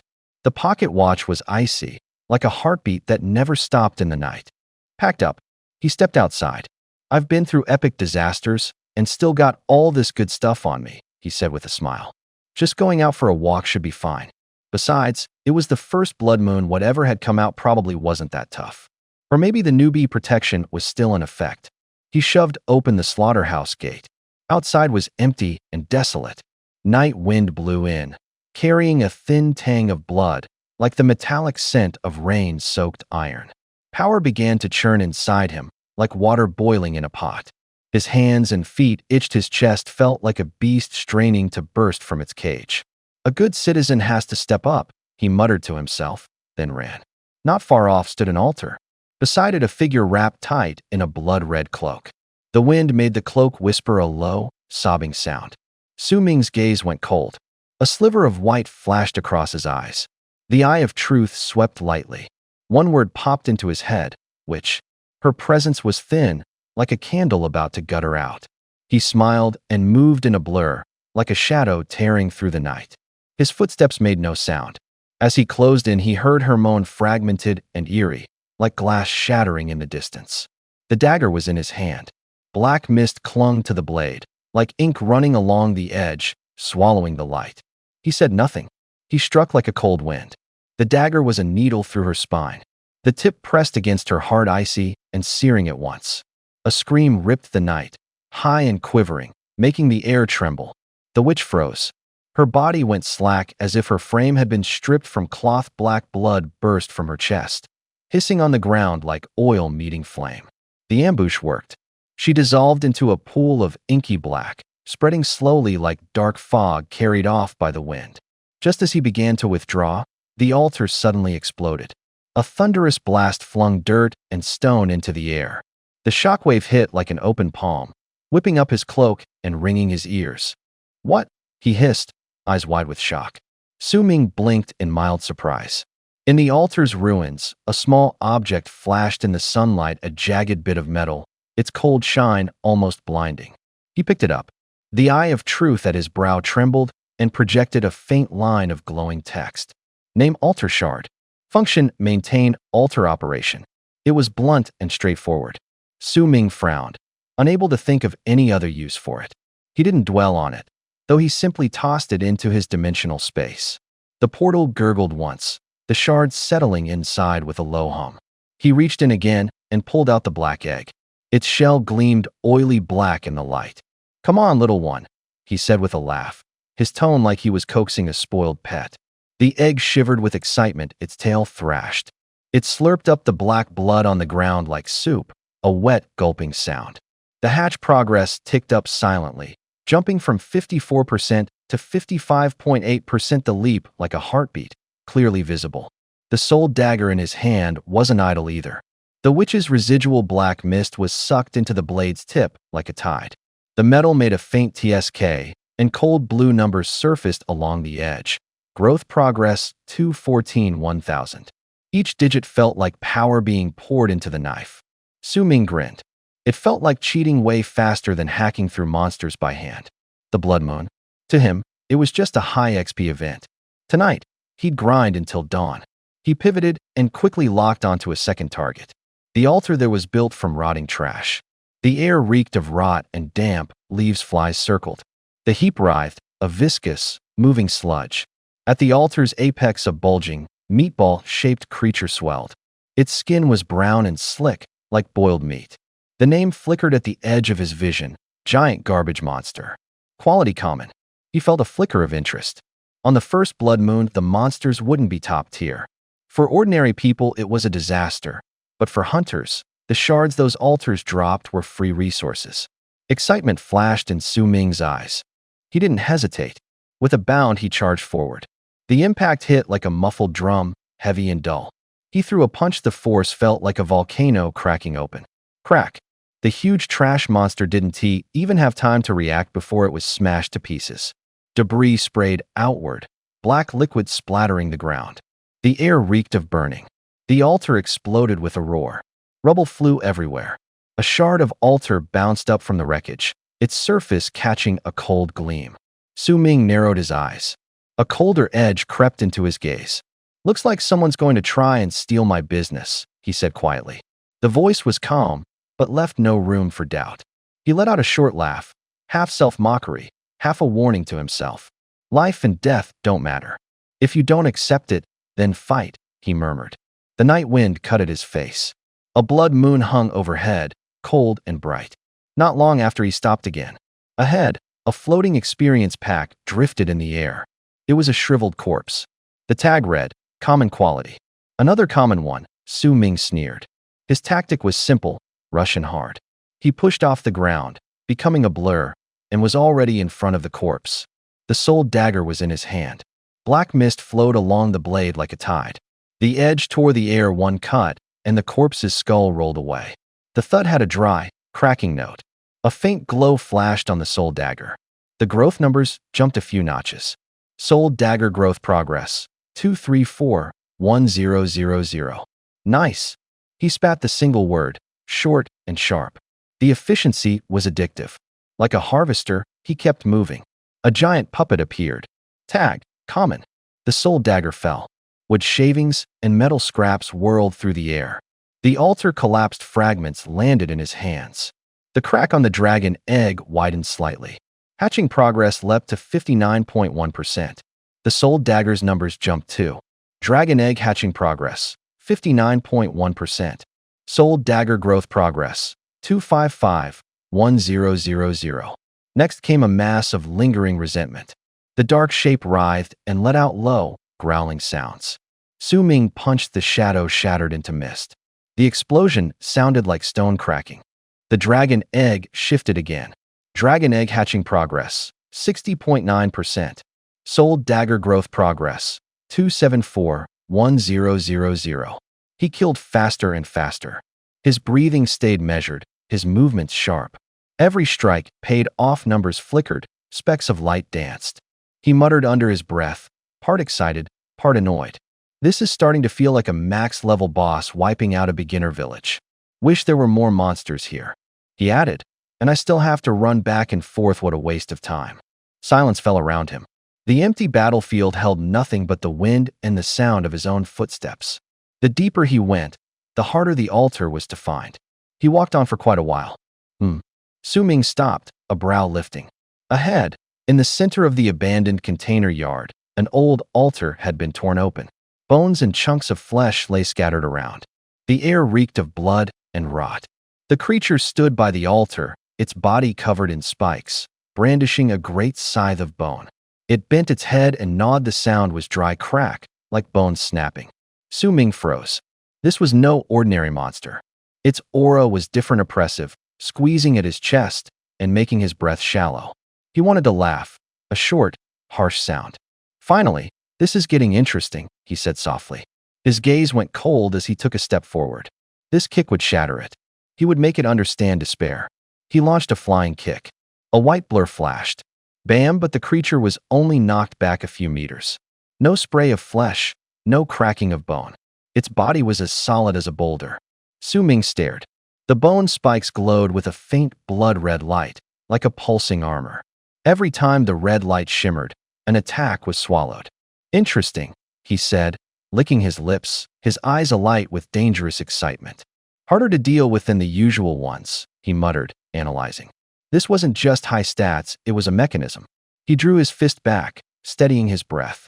His hand rose slowly. The goal was clear. Break that fleeting red glow, then follow with another punch, and another. Meanwhile, at a rundown factory on the southern outskirts, the night hung like a piece of old cloth ripped open. A brother and sister huddled behind a rusted shipping container. The metal was icy and did nothing to stop their shaking. The girl hugged herself, teeth chattering. The brother's hand pressed on her shoulder, his own fingers trembling. Ahead, the altar pulsed with a dim light. Something moved there. Heavy steps dragged along, scraping with a sticky sound. Wet, slimy strips of flesh slapped against each other with sickening smacks. Bones rasped and cracked. Brother. The girl's voice was tiny as a pin, almost breaking. Can we get away? The brother turned his head, forcing his voice to be steady. Sharo, don't be afraid. He tightened his hold on her. His palms were already slick with sweat. He didn't dare look up fully. The creature lumbered toward them. Its body looked pieced together from shredded meat and broken bone. With every step, the ground darkened with blood. It sometimes lifted its head, faint light glowing in its hollow eye sockets. Brother, did it see us? The girl clutched at her hem, her fingertips white. Maybe, maybe not. The man clenched his jaw, the iron rod in his hand gripped so tightly it nearly drew blood. The next moment, the creature lunged. In a single step, it crossed the distance and stood before them. Sharu, run. He shoved the woman aside, his voice tearing like ripped fabric. Then he charged forward, swinging the iron rod sideways and slamming it down on the monster's arm. The rod struck the creature's bony armor with a sharp metallic clang, but it had no effect. The monster raised its arm. A bone blade slid out from its forearm, gleaming like a razor-edged blade. Roar! The bone blade slashed downward. No, don't. The man's eyes widened in horror. The next second, his body was struck like by a massive hammer, cut clean in half at the waist. Blood erupted like a geyser, instantly staining the air with the metallic stench of iron. Brother! The woman screamed, her voice shredding the night. She turned and ran, her boots thudding heavily against the snow-covered ground. Behind her came a low, wet crunching sound. Each step felt like a hammer striking her heart. northern border mountains. Along the frontier of Long Kingdom, a few soldiers crouched behind a massive boulder. Their military coats clung heavily to their bodies. White vapor puffed from their mouths. "Captain, this thing it's too tough," one soldier muttered, his voice trembling. He aimed his assault rifle at the massive creature ahead and pulled the trigger. The bullets struck the monster's hide, sparking like stones hitting rock. "I know," the captain growled through gritted teeth. Strands of sweat froze on his forehead. He fired again, unloading a rapid burst. Clang, clang, clang. The bullets bounced back, striking the rocks with sharp, piercing noises. "Damn it," he cursed, his voice as sharp as the winter wind. "Captain, it's heading downhill. You think I can't see that?" The captain's eyes burned red, his breath ragged like a beast's. "We can't beat it, but we have to hold the line. No retreat," he roared, his voice slicing through the air. "If it gets past us, a few villages are finished.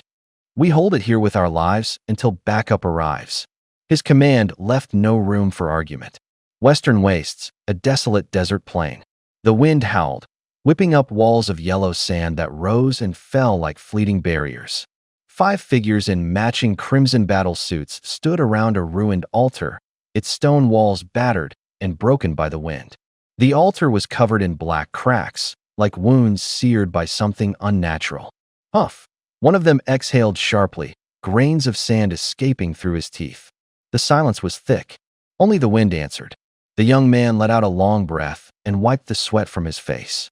In front of him, a massive beast clad in hard plates lay toppled on the ground. It was motionless. Its carapace overlapped like layer upon layer of shields. The air still carried the metallic scent of torn metal. "Boss, that thing was brutal," the young man said with a tired smile. The white-haired middle-aged man patted his shoulder and let his gaze drop to the altar's ruins. In the cracks between the stones, 3 fragments flashed coldly in the moonlight, like tiny stars fallen into the dirt. A lively little girl hopped forward. She put all 3 fragments into a wooden box, blinking excitedly, her voice like a ringing bell. "Wow, awesome, there are 3 fragments in this altar." The white-haired man smiled gently. "Good work. Take a break." He lowered his voice, half admonition, half order. "Headquarters is studying these. Orders are in. Collect everything you can. If we have to pay top dollar to get them back, do it. Keep them in reserve." Nearby, a woman with a powerful presence swept her hair back and snorted. "Don't just talk. Where's it that easy to collect? We only got 5 all night." Her voice held contempt and a streak of indignation. Even those official teams aren't necessarily more efficient. The wind dragged a long sound through the ruins. Whispers rose like a tide from all around. West of Jiangqing, Suming wiped his brow. Sweat stuck to his eyebrows. The bone demon in front of him had been reduced to a pile of white fragments. The bones were ground to powder, clean and precise, like millstones at work. No blood. Nothing usable. "Crap, what a rip-off," he muttered, equal parts annoyed and resigned. The dragon egg beside him drooped its tail like a deflated balloon. The tip of the tail swung listlessly. The shell's original sheen had dimmed halfway, like the hurt in a child's eyes when being comforted. Su Ming reached out and lightly patted the dragon's tail, his voice low and soothing. "It's okay, baby. I'll go look some more." He bent over and dug 3 altar fragments out of the rubble. They were cold, their edges etched with old sigils. Moonlight winked along the grooves. Su Ming tucked them into his chest and melted into the night, his steps as light as a shadow. He'd hit a few more places tonight. Try a little harder. Maybe the mother dragon would show up. From afar, a sudden, sharp sound cut the air. Bang! Black blood exploded across the stone, splattering a circle of dark D. Crack! The altar shattered like glass, shards spraying, sparks dancing. "Keep it up," Su Ming shouted. Hot blood rushed to his head. The more he killed, the higher he got. The more he killed, the more it thrilled him. Fists, footfalls, and laughter snapped into a rhythm. Time lost, meaning the western outskirts, slowly fell quiet. The wind blew the gunpowder smoke into gray wisps. He stood on top of a shipping container, chest heaving. Sweat slid down his neck with the metallic tang of burned iron and blood. All around were the remnants of the fight. The blown altar, twisted chunks of monster flesh. The ground had been torn up, like earth stomped by a beast. He had cleared the whole zone. Fuck, Su Ming muttered under his breath. This is fucking brutal, he yelled, half complaining to the air, half venting his exhilaration. There was a strange satisfaction in him, like a player who'd beaten every hidden stage, just a sliver of XP short of leveling up. Flashbacks ran through his mind. The low-tier scourges went down in a single move, didn't even give him a chance to be countered. The tougher ones, though, came with rules. They had their own playstyles and counters. Fun, but a pain. For others, those rules would be a nightmare. Take that steel colossus, for example. Its body was cast in steel, standing there like a mini fortress. He jabbed with his soul dagger a blade that glinted cold and almost seemed alive, but it did nothing. Not that the blade wasn't sharp, that thing had resistances. Cut, slice, stab, completely immune. The dagger hit the plate with a dull metallic clang, the impact numbing his wrist. He laughed then, a little cruel. If that won't do, change the move. He sheathed the dagger and charged like some invincible comic book brawler. His fist drove and the iron skin split, sparks flying. Crunch, crunch like breaking up scrap metal. A few hooks later, and it was nothing but a pile of shredded plates. But the worst of all is that nightmare, Su Ming said softly, a smile tugging at his lips, cold in the curve. That thing wasn't as straightforward as the steel giant. It fought the mind. Voices would whisper from behind your ear and turn you into a shadow. Visions would warp, showing you your deepest fears. By the time you swung, it wasn't where you thought it was. You couldn't beat it with brute force if you tried to go head on. It would scare you into uselessness first. That thing could actually weave an illusion. In the mirage, he stood at the end of the hallway of a couple's-themed hotel. The doorknob was icy. He pushed the door open. The room lights were turned low. On the bed were Xia Weiwei and her wealthy boyfriend, so intimate it made his stomach turn. There was the thin rustle of sheets. A phone on the screen glowed like a tiny sun. He didn't look long. He drew his blade. The knife's flash was like paper being ripped by a razor. 2 white slashes cut through the scene, slicing it in half like tearing a photograph. The sheets threw up the smell of dust, an echo of reality being torn. Underworld lovebirds. He whispered the name. The move folded like a wrinkled wind and blew the illusion into fragments. Glass-like phantoms shattered in the air with a tinkling clink. The image crumbled to powder and scattered on the breeze. There was one more thing, a nightmare. It crawled out from under the bed like a lump of black, sticky shadow. Su Ming reached out and closed his fingers. The soft, flat feel was like a burst balloon. It hissed in his palm like deflating rubber, a tiny, desperate sound, then vanished cleanly. Interesting. He laughed as if he de-watched a small trick. His shoulders ached. He stretched his neck and looked toward the distance. The river's surface threw a cold line of light across the night. Rest's about done. Continue, he told himself, as if speaking to the part of him that sharpened blades. An hour later, he walked along the empty riverbank. The pebbles underfoot clicked. He drew his sword and scanned around. Nothing, not even a splash. He looked up, something felt off. The moon, which had been blood red just now, was fading as if someone had wiped away tears. The blood color drained to a cold white. The wind fell quiet. He pulled out his phone. The time, 4 a.m. The hands on the clock seemed stuck. Does the blood moon always break at 4? He wondered, then opened a forum and scrolled. The screen filled with lively comments, short and astonished. Huh, the blood moon's gone. That monster and the altar downstairs disappeared. I was terrified. The thing lunged at me, then it was gone the next second. Maybe it was the power I released? Stop it, who'd buy that? Su Ming read the comments, then looked at the dragon egg in his palm. It was warm. The shell's fine cracks mapped out like a little chart. The hatch progress read 82.8%. Damn, he muttered, half resigned. The little dragon girl in his imagination would have to wait another night. The thought shattered like glass inside him.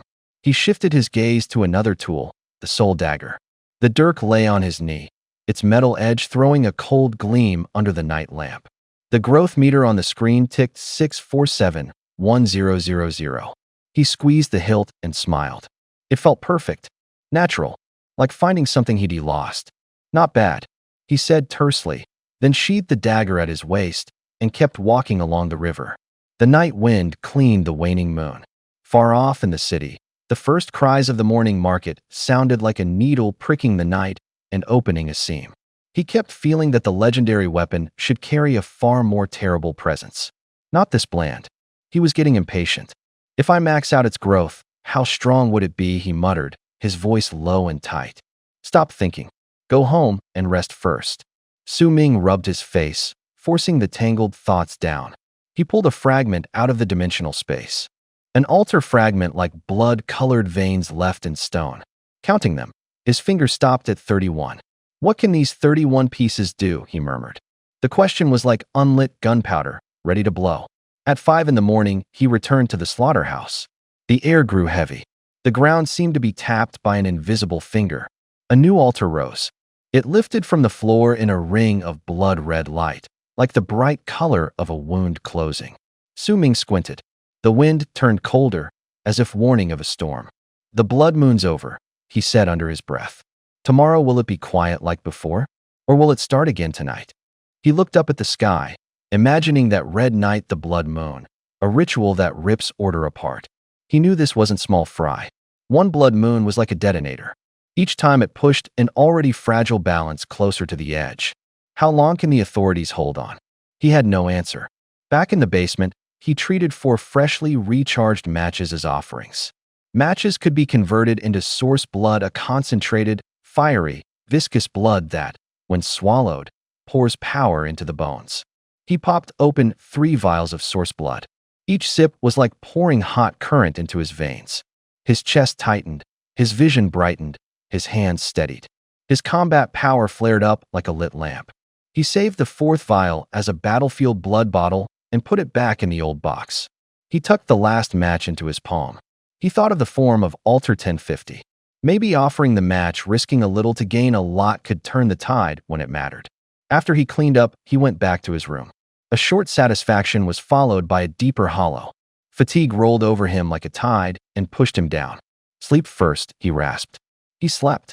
The dream lasted. It felt like a damp corridor, and behind the doors there was both light and shadow. He dreamed he was a giant ant. The underground tunnel was pitch dark. Under his feet, damp mud and crushed bone. He ran as hard as he could. A low gurgling came from behind him. Something was grinding, like a millstone made of flesh. The air was torn open. The metallic, bloody smell crawled into his nose. He couldn't stop. If he stopped, he'd be crushed. A small hill rose ahead, not of stone. Countless severed arms and broken limbs heaped into a mound. On top sat a huge eyeball. The eye turned, like a black whirlpool in a lantern.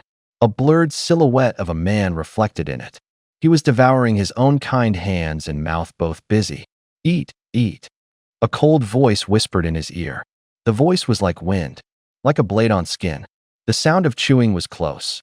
Crunch, crack. Flesh ripped. Bones snapped in short, dull bursts. The hunger in the dream was scalding, a flame licking his throat. He felt the corner of his mouth wet. His teeth felt gritty, like sand. The urge to eat was clearer than the fear. He snapped his eyes open. Sweat had soaked the pillow. Damn, he muttered and sat up.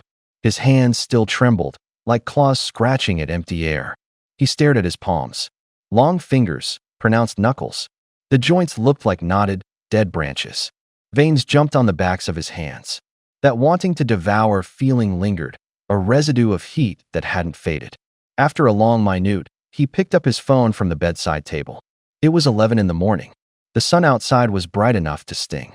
He opened the forums out of habit, trying to drown the dream in noise. The screen lit up, and his face went pale. Posts flashed across the screen like a red tide. Blood Moon Night, countless dead and injured. Old Wong next door is dead. Can someone help comfort my wife? What happened in the hotel last night wasn't my fault. There were monsters outside. We just huddled together. The altar. I keep seeing shadows everywhere now. Replies multiplied. Comments grew more frantic. Panic spread like a virus. He scrolled with his thumb. Every thread told the same thing. Something happened last night. Something huge. Some people said they'd seen things covered in eyeballs. Others said neighbors went mad and started biting each other. Someone had uploaded a midnight recording. A low, rumbling gurgle and the sound of flesh tearing. He put the phone back on the bed and leaned his head against the headboard. The whisper echoed in his skull. Only by eating them can you survive. Outside, the sunlight was ordinary. People were going about their lives. Cars passed in the distance, but his chest felt like it had a stone on it. His breaths came heavy and pulled. He'd been stunned into silence by one lesson. Even the most ordinary things had started to feel suspect. My God, holy shit. Keyboards erupted like a tide. Crying, cursing, ridicule, everything tangled together. Under the post, reaction images fell like raindrops. Su Ming stared at the screen. The red pinned notice pulsed like a flame. The click count in bold had already passed 100 million. He didn't act surprised. Only a sharper wariness lit the corner of his eye. The screen's glow washed over his face. He could hear his own heartbeat pounding. The headline was blunt and simple: Official Notice Dragon State. Below it, a few bullet points, each one landing on the screen like a hammer. 1. Official forum launched. Gather scattered information to form a secure information hub. All citizens are requested to register. 2. Recruitment. Those willing to contribute and with real capability should sign up. You will be contacted. 3. Alter fragments purchase. Effective immediately. Unlimited purchasing. Unit price, 20,000. 20,000. Su Ming's pupils pinched. Those words struck like lightning. A picture flashed in his head. The government buying up civilian power, corralling every stray energy point into a net. The words Dragon Guard jumped into focus. He understood. It wasn't an empty name. It was a plan to turn personal power into the state's arm. He clicked register. The mouse click sounded crisp. Page after page of forum sections unfolded like night market stalls, rows of threads laid out in front of him. Sacrifice exchange leads and trades. Item basics: how fragments work, what they can do. Disaster response combat tactics, and survivor reports. The hottest board was alter fragments. Under the headline, comments swarmed like a hive. What exactly are these fragments? Are they really paying 20,000? An ID posted with a laughing tone. The avatar was an emoji wearing a graduation cap. I just finished grad school. I make 8,000 a month. If I find one of these, I'm set. The picture attached showed a completely empty wallet. Someone replied flatly, "Don't be dreaming. Altars don't just drop fragments for no reason. You have to be there on a blood moon night, face the disaster, and smash the altar. Only then does it shatter into fragments, like ceramics into thousands of pieces." The line was short and sharp as a knife. Another reply was matter of fact. "I'll stick to bricklaying. I've got the night shift. I don't have the luck to risk that." It came with a sleeping emoji. Someone uploaded photos. A few images appeared. The fragments looked like small shards of obsidian, their edges glowing with a faint blue light. Up close, tiny veins ran through them like dried lightning. The comments flooded in. What do those things actually do? Any inside info? Rumor says they boost strength and reflexes, like a performance enhancer. But some say people who rely on fragments slowly lose control. More rumors, don't trust them. Su Ming's fingers hovered over the keys. The voices in the forum were both blades and bait. 20,000 could buy him a way out of scraping. By what it might cost in return could be a nighttime invitation to fight the unknown. He bookmarked the thread. Outside, streetlights flickered. Night wind drifted through the window, bringing a low hum of distant cars. The forum kept glowing. The question kept scrolling. So what are the fragments actually good for? Any insiders? A gleam flashed in Su Ming's eyes. He rummaged in that small compartment and pulled out a pile of shards. 31 pieces. Cold, sharp, the edges still catching the light. He fumbled them, doing the quick mental math. 31 pieces, sold at official market price 620,000. He smiled. The corner of his mouth curled into a cold laugh, like the edge of a blade. 10 years of working, and you might not even be able to save that much. He spread the shards in his palm and felt their weight.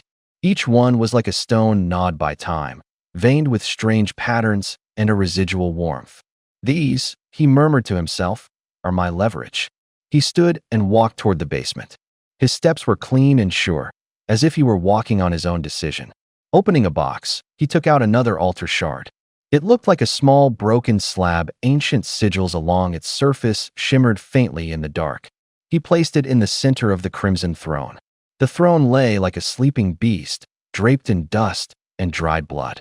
Thud thud. A heartbeat sounded from the throne. Strong, like a mallet striking a chest.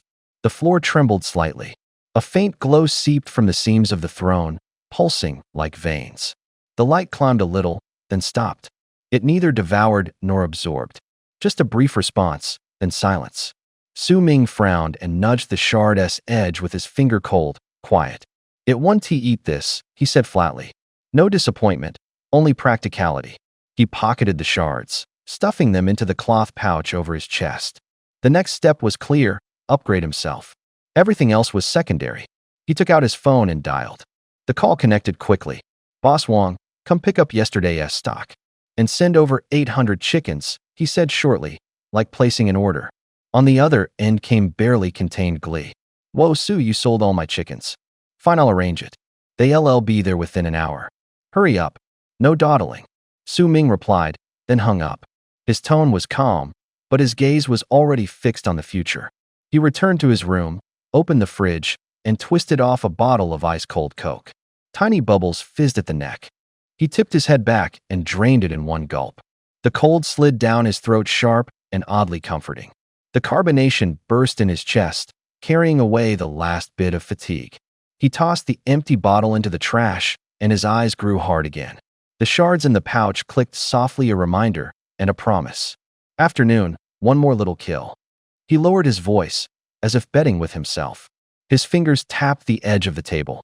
His palms tingled. Last night's blood still churned in his mind. The rush of the harvest pushed him farther, like a tide. The taste of power was within reach. If he got just a bit stronger, everything would go his way. There was a Dragon Guard recruitment going on. Officially, word was they were scooping up the strong. He had no intention of joining.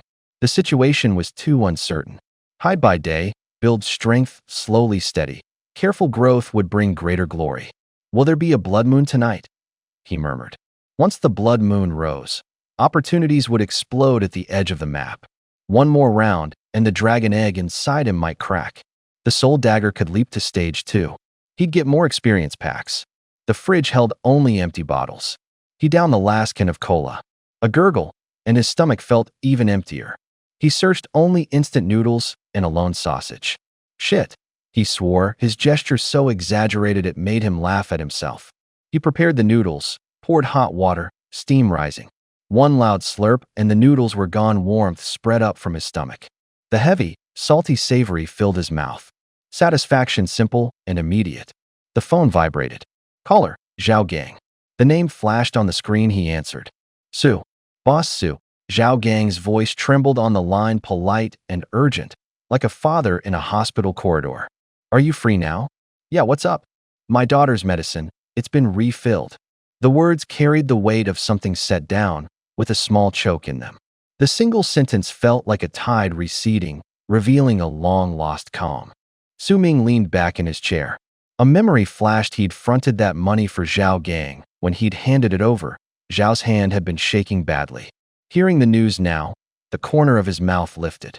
A warm feeling ran through his chest. It wasn't the satisfaction of a hero.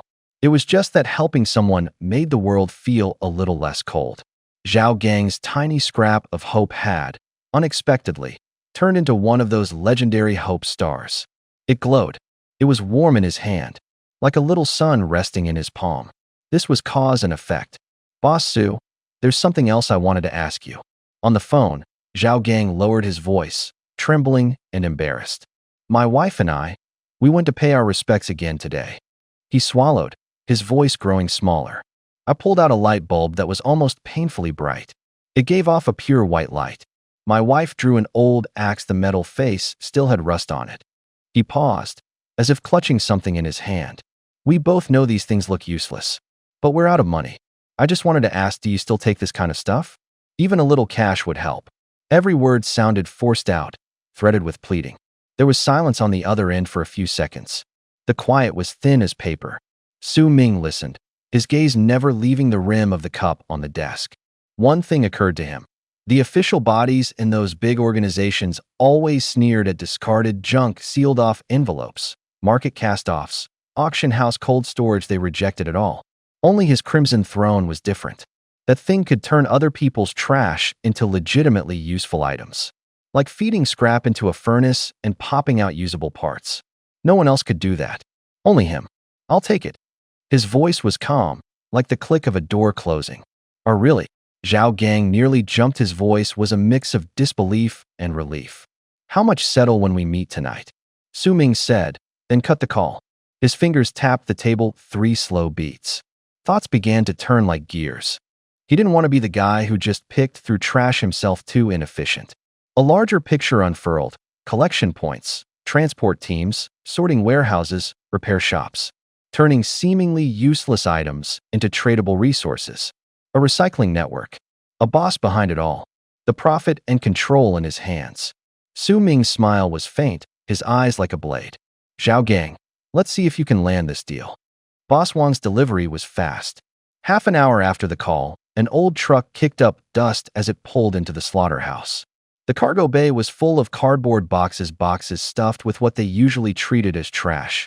Su Ming shrugged off his jacket and rolled up his sleeves. Hands moved. Knife fell. The motions were as if he'd practiced them 1,000 times. B. Abyssal Dragon Egg, hatching progress, 85%. Soul Dagger, growth progress, 720-1000. Prospects look good. He glanced up at the sky. About time. Let's go. 5:30 p.m. West District, Jiangxing. Outside an old apartment building. Su Ming hit the call button on his phone. Uncle Zhao, I'm here. I'll come down to get you. They met downstairs not long after. Zhao Gang's face was ashen, but there was a stubbornness in his eyes that wouldn't go away. Let's go. His voice was dry but steady. The stairwell was dim. Each step sent a dull echo through the building.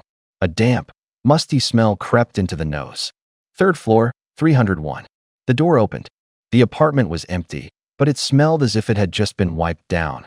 There was a sharp tang of disinfectant in the air mixed with the waxy scent of children's crayons. Boss Su, want some water? Zhao asked cautiously. No. Su Ming shook his head and scanned the room. Several colorful drawings were taped to the wall. The sun hung crooked in the sky. A small house and an unidentified red animal stood outside.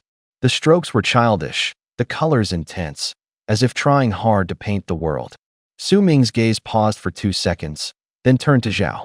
Is it just you here now? Zhao's fingers twisted in his pocket. His eyes darkened. My wife and daughter are still in the hospital. He pointed to the inner door, where a little cartoon nameplate with a smiling face hung. We stay at the hospital during the day. We came back today to sell those 2 things, try to get some money. For treatment.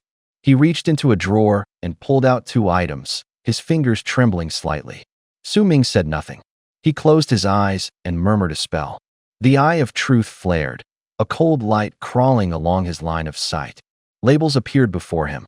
Name, glowing light bulb. Rarity, common. Use, lighting. Second. Name, rusty iron axe. Rarity, common. Use, chopping. In the dim room, the bulb gave off a faint glow like a weary firefly. The axe was heavy, its blade pitted with rust and a small chunk missing. The smell of iron and old paint lingered.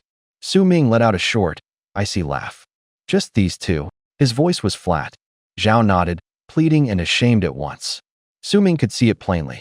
Those 2 things were useless except as offerings to that blood-red altar. They weren't worth much, but at a time like this, even a little could save a life. He said nothing more. He drew his gaze back, a flash of calculation in his eyes. White light items had grades too. He thought of the altar numbered 666. That man and that plane were unreal in their strength. The pressure from them froze the air like a cold wind. Even white light things weren't ordinary junk. More often, that kind of stuff was both useful and valuable. Boss Su, these 2, you want them? There was eagerness in Zhao Gang's eyes.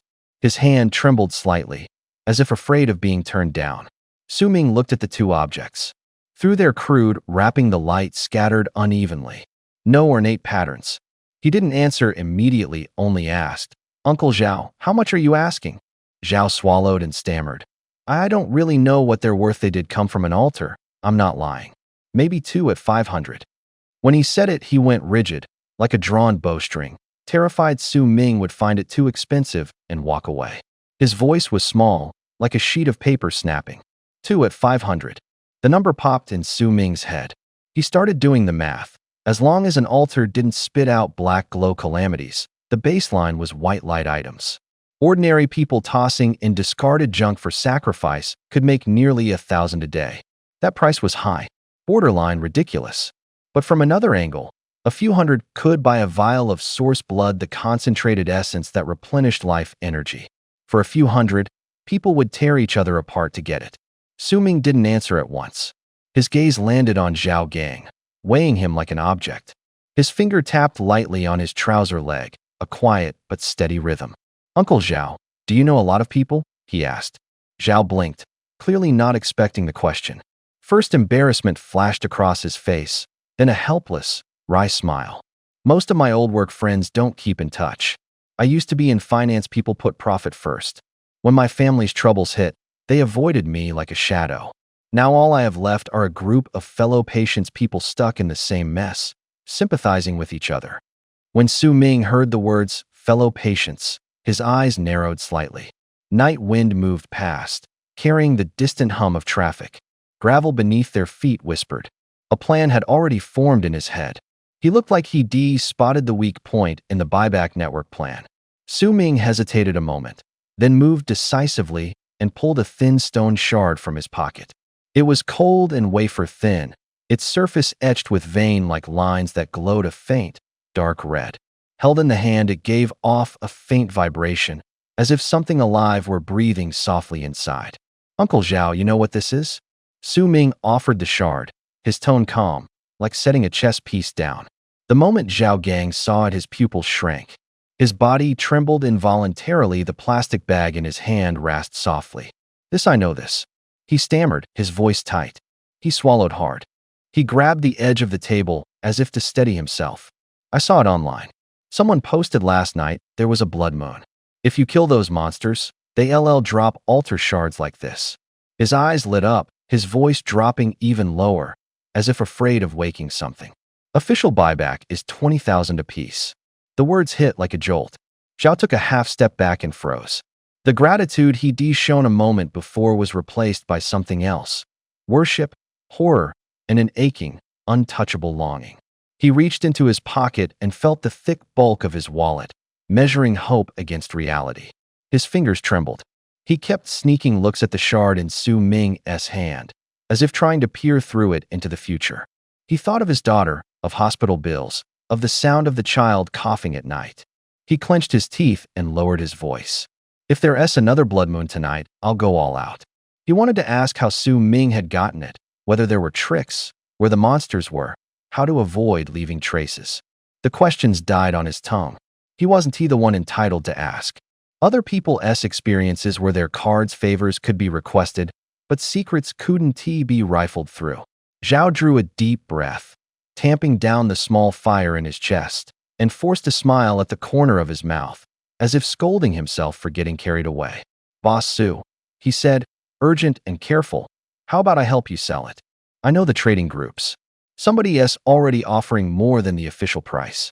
His eyes brightened and his words sped up. "I can run errands. No charge. If you ever have stuff people don't want, just say the word, I'll take care of it for you." As he spoke, his hand opened and closed like he was clutching a lifeline. His hope was blunt and humble. Su Ming watched him, expression unreadable. Zhao felt the opportunity right in front of him and couldn't let go. He pulled his phone from his pocket and rubbed his thumb across the screen, like he was getting ready for what came next. Su Ming patted Zhao's shoulder. The motion was light, like a friend knocking on a door.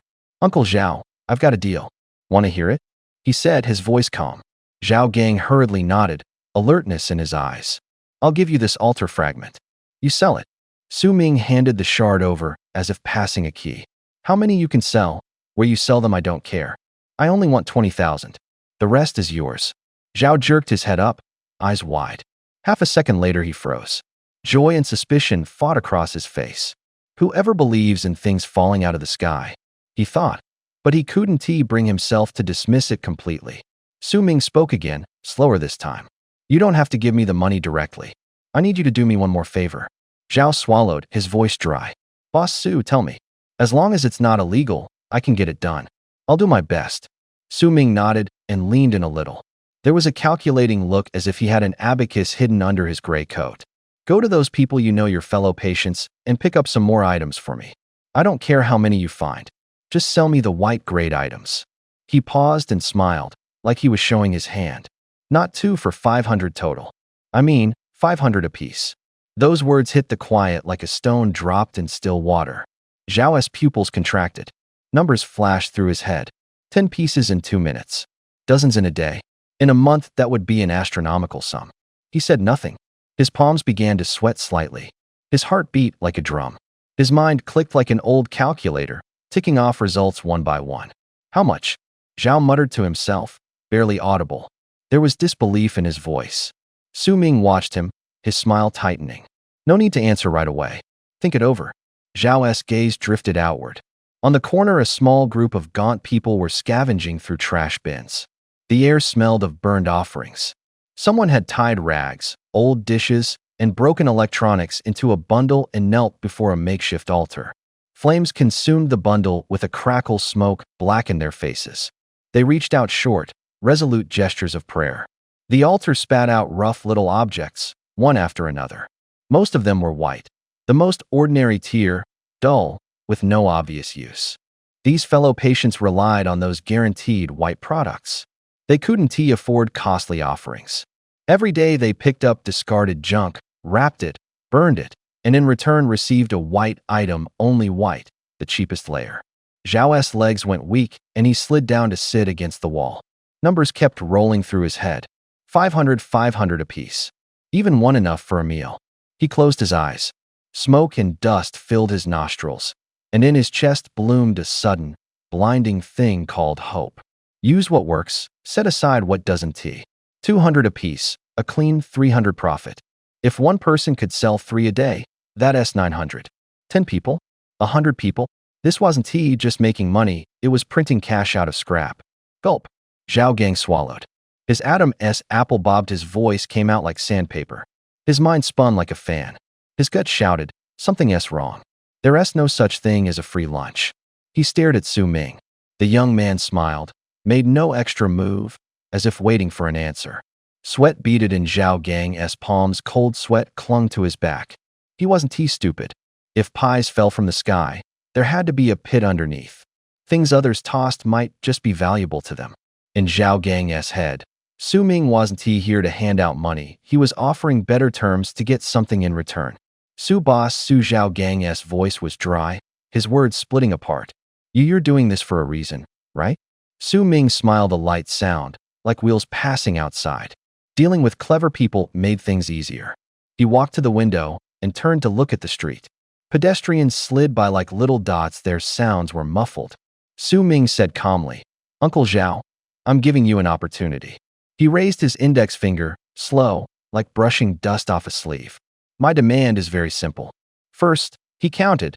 No matter what price you sell those fragments for, or what you pay for props, you cannot mention me at any point in the process. Su Ming's eyes returned to Zhao Gang.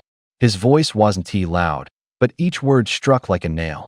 In this matter, Su Ming does not exist. You treat it as your own business. Understand? Build your circle, let everyone see only you. Warmth seemed to be sucked out of the air. Zhao Gang felt a heavy weight on his chest, so heavy he could hardly breathe. He understood. It was in order to keep quiet. Each word was cold and hard as a knife. Don't speak. Disobey, and it's certain death. Su Ming's eyes narrowed. Light sliced across his face like a blade. Second point. His voice was low, short, like a command. I have my ways of spotting fakes. If you accept counterfeit goods, you'll bear the consequences. He leaned in closer. His tone had no warmth. Uncle Zhao, be careful picking people. Know who can do the job and who will drag you under.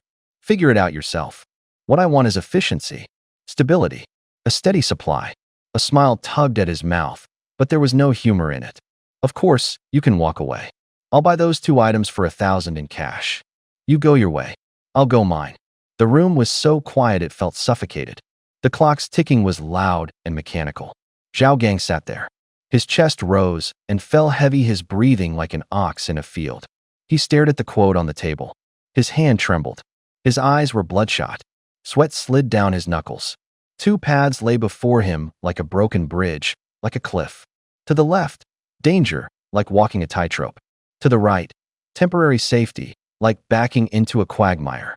He thought of his child, of the hospital bill waiting at the clinic door, of those nights he had to beg for help, humiliated and stepped on. He didn't want that life again. Then he stood. His voice cracked like a snapped rope, but it was firm. "I'll do it," he shouted. His eyes were bloodshot and bulging. An all-or-nothing madness churned through him. "Boss Sue, don't worry. I'm Zhao Gang. I may be down on my luck, but I've managed over 100 people before. I've dealt with all kinds. I know what to do. Just give me a hand." Zhao Gang's eyes shone, his voice trembling. Not with fear, but with desperate excitement. "I'll do anything," he added, voice lower and more urgent. Su Ming smiled with satisfaction. He stepped forward and shoved the 2 white items into his backpack. His movements were clean and efficient. He didn't stuff them into some reach-in-and-hide objects in another world-dimensional pocket. Some people remind themselves to distrust others, but don't doubt those they use. Others say you should always be on guard. Su Ming chose caution. "The fragment, dispose of it as soon as you can." He kept his words short. "When it's mostly done, give me a report." He opened the door, and it closed softly behind him. The dim hallway swallowed his figure. The click of the door sounded like a period. Only echoes remained in the stairwell. No more words were necessary. Su Ming walked toward his apartment complex. The night was thin, the streetlights stretched his shadow long. His heels clicked against the pavement. He suddenly realized his thinking had changed. Completely changed. Before, 20,000 yuan wouldn't have slipped from his hands so easily. Now he snorted, as if addressing a devalued bill. "Just 20,000, he murmured, a sneer in his voice. If Zhao Gang bolted over that amount, it would be ridiculous. People like that didn't deserve a place in his waste reclamation network, the web of contacts he used to turn trash into value. Or maybe Zhao Gang had gone out with the fragment and been swindled or robbed. That would only prove he lacked the ability to handle such a fortune. On this road that eats people alive, the incompetent gets swallowed sooner or later. He went upstairs to his parents' bedroom. The room was as dark as a sleeping trunk. He opened 2 photo albums. His fingertips brushed the yellowed edges of old photographs. The pages smelled of mildew and the warmth of the past. He shoved the albums into his backpack in a pile. The soft scrape of the covers sounded exceptionally clear in the silence. Just as he stepped out, a wrongness washed over him, as if invisible eyes had crept up against his spine. His back tensed, a layer of goose flesh rising on his neck. Ever since this source blood modification, his senses had grown unusually sharp. Sounds cut clearer, scents ran stronger. The pocket watch of fate pulsed softly in his pocket, like a quiet bee with a peculiar hum. The 2 forces combined so that no tiny anomaly could slip past him. He stopped. Streetlight fell across his backpack, the zipper flashed faintly. The wind carried the sound of a trash bin overturned below and the distant crunch of a car tire over gravel. But that stare felt like a needle, precisely pricking the nape of his neck. He put a hand on the backpack zipper, his knuckles taut, eyes sweeping the darkness. This wasn't just idle rumor. Su Ming smoothed his face. As planned, he ducked into a large mall. At 7, it was packed. Lights burned bright enough to sting. The noise rolled like a tide. Cash registers kept beeping. Little cart wheels scored the floor with a low, steady scrape. It was the perfect place to test things. And the perfect cover. Buy something. Buy everything. "I swear, no instant noodles tomorrow," he muttered to himself with a self-mocking chuckle, then started stuffing his cart. Drinks. Snacks. Beef. Big prawns. Fruit. The bag stacked heavy. Plastic rubbed against plastic with crisp little claps. He set a pack of frozen prawns on top and felt cold bite through the back of his hand. He watched more closely as he shopped. He was being followed. Not by 1 pair of eyes, but 2. A man in a gray jacket, a cap pulled low. The eyes beneath the brim kept flicking over, measuring the distance, avoiding direct contact. His fingers kept grazing his coat pocket, a little too deliberate. A woman pushing an empty cart. She stopped at the same aisle and took nothing. Her phone slid out for a second before being tucked away. The cart wheel squeaked in fits, but she never truly melted into the crowd. Their tailing was crude. No lane changes. No splitting up. They kept a fixed few-step distance.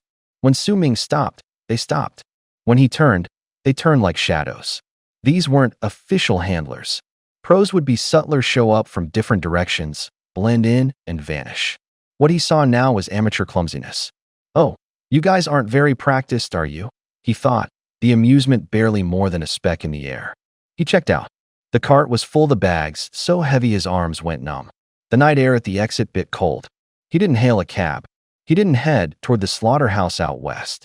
Instead, he picked a lonelier route. The farther he walked, the fewer people there were. Streetlights thinned, the glow like milk gone weak. Night settled in. A dog barked far off. A few lamps hummed. Plastic bags whispered as they were carried. Behind him, the two hung at the same spacing, two chains, one above, one below, keeping steady tension. The man's footsteps were light and weighted, like walking on soft earth. The woman's cart wheels squeaked in the cold like a metronome.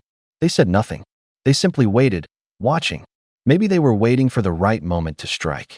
The silence at their lips spoke louder than any threat. Su Ming slowed. He slipped into an alley and stood beneath an old lamp.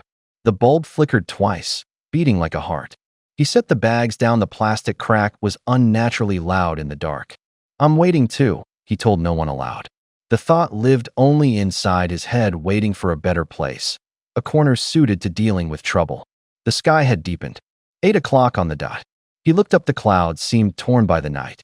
Under the streetlight, his shadow stretched long and taut, like a string about to be pulled tight. The moonlight was as usual, not a hint of red.